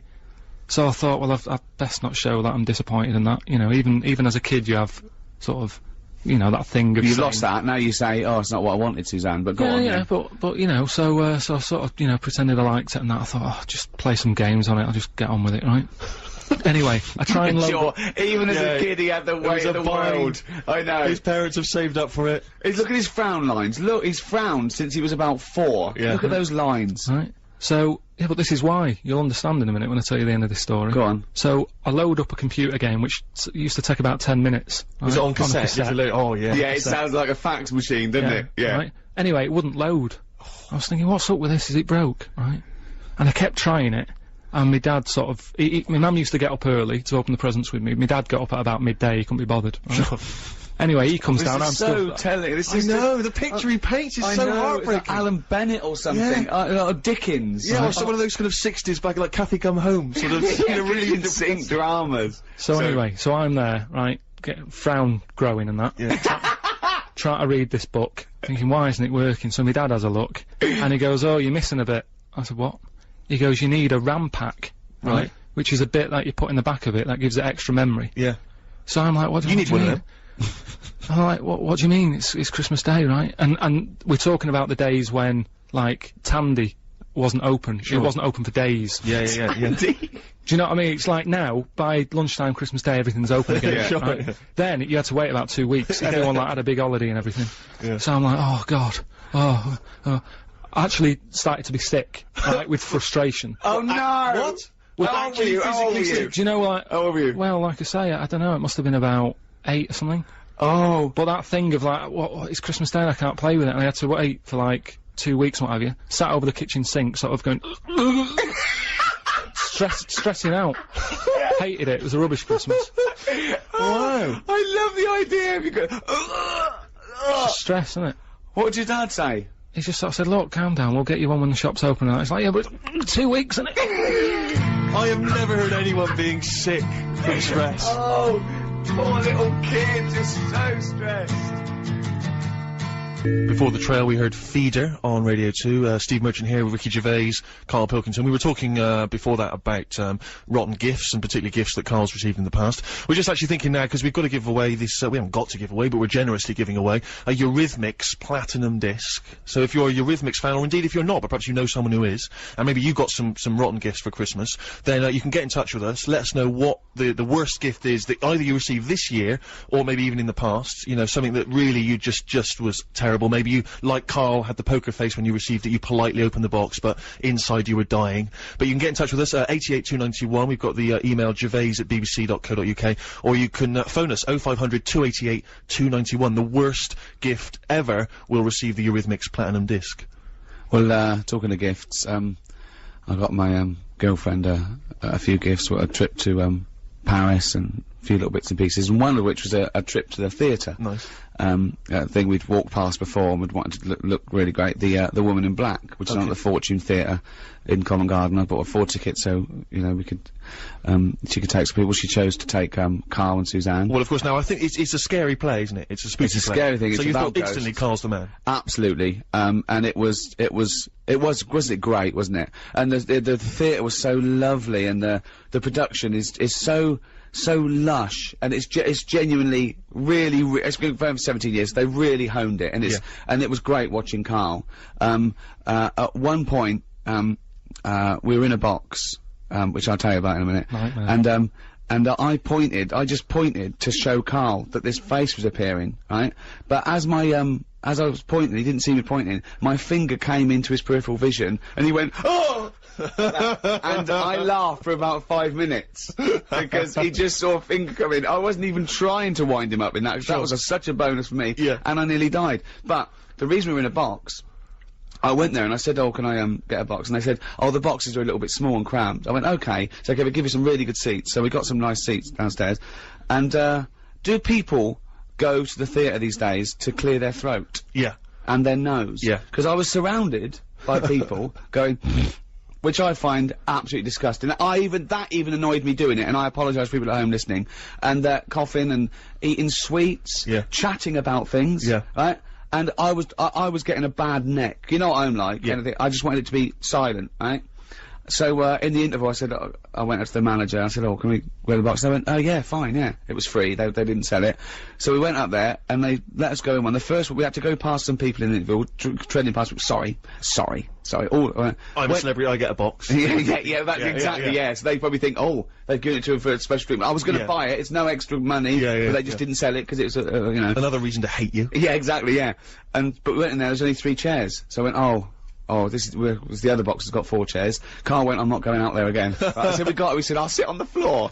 Imagine him sitting on the floor. Were you sat on the floor with your little head peeking over the edge of the box? No, this is it. So I went, oh, let's go. We went out, he was so embarrassed. Of course, everyone's going, oh, look. Walking past people again, went in the box. Everyone's looking at the box now. Yeah. Right?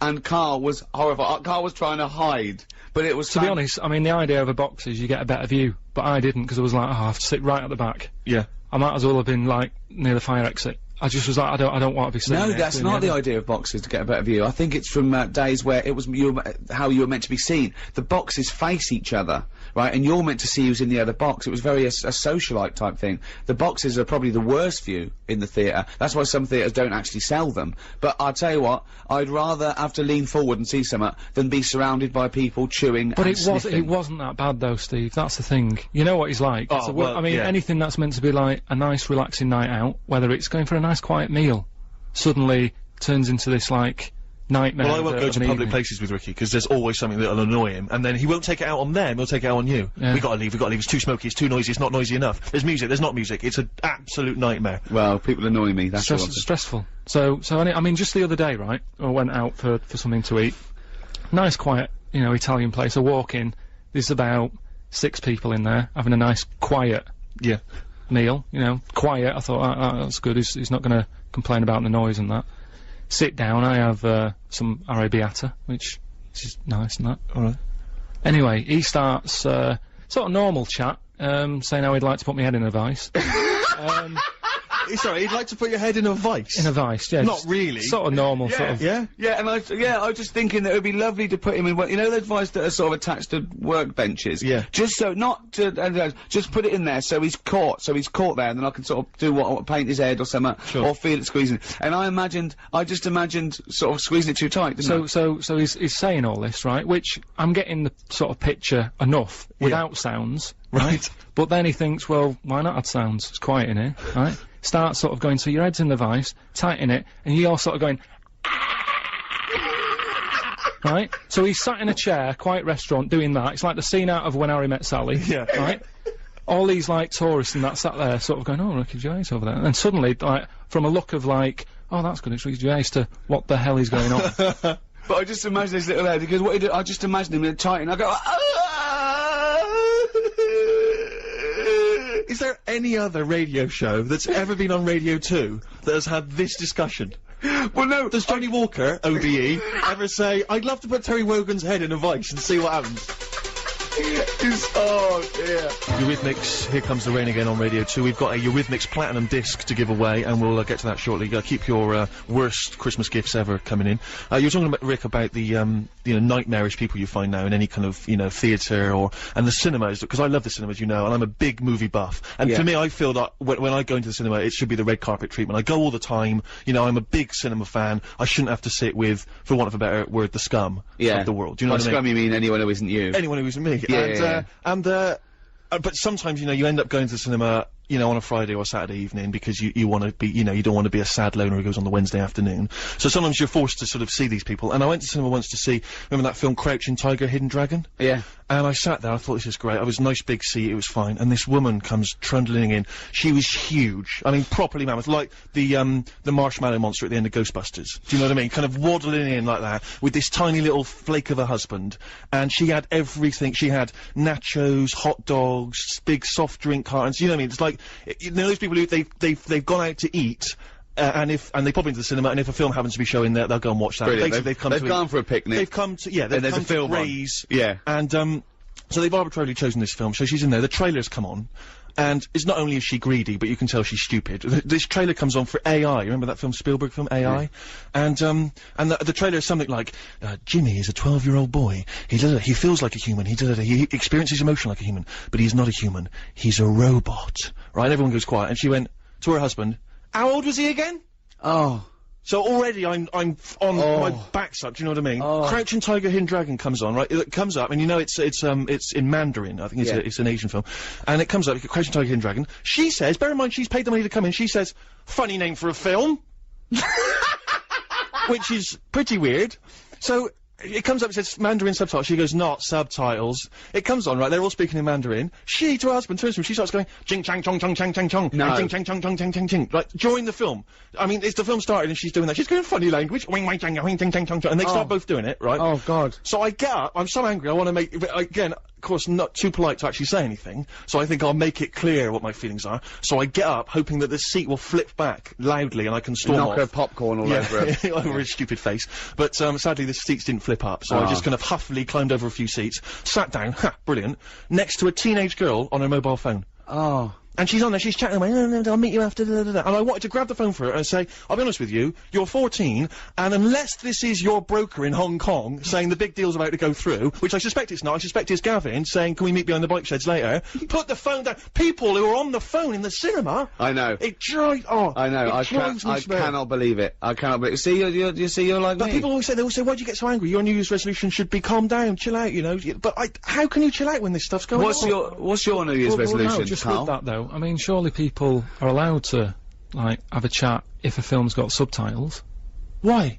Because you can read it, it doesn't matter about the noise. That is the most stupid thing I have ever heard in my life. No, I mean, that really is the most stupid thing I've ever... So go along with your iPod on. Yeah, take a ghetto blaster. Yeah, you could if you can multitask. I mean, that would do my head in, having music, and I don't know what to sort of concentrate on. But if you, it's only like reading a book when you're on a train, innit? You've got noise around you.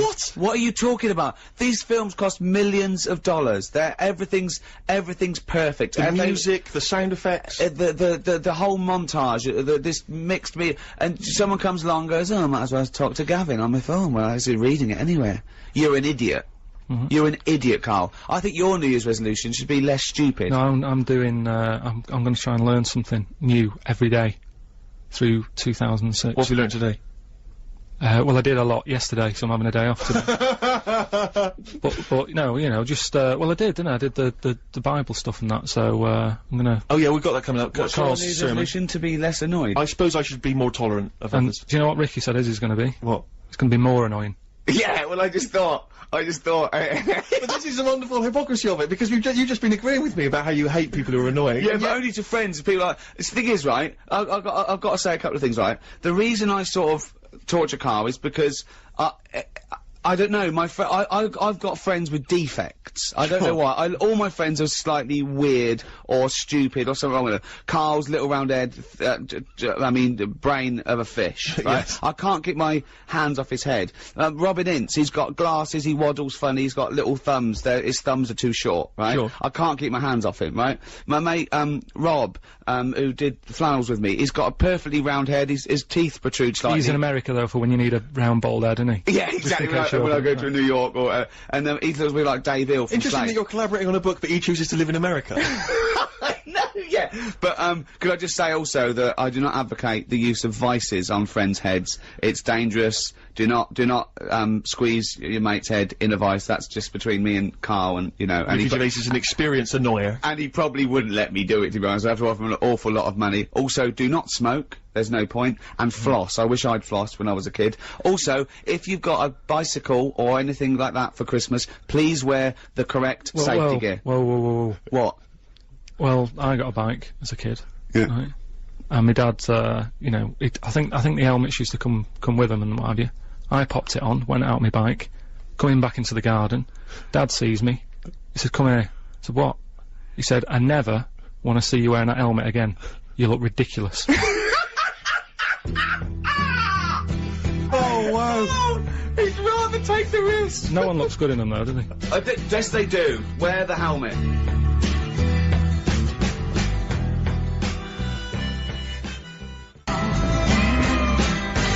Neil Young and Heart of Gold on BBC Radio 2 with me, Ricky Gervais, Steve Merchant, hello, and Karl Pilkington. Right.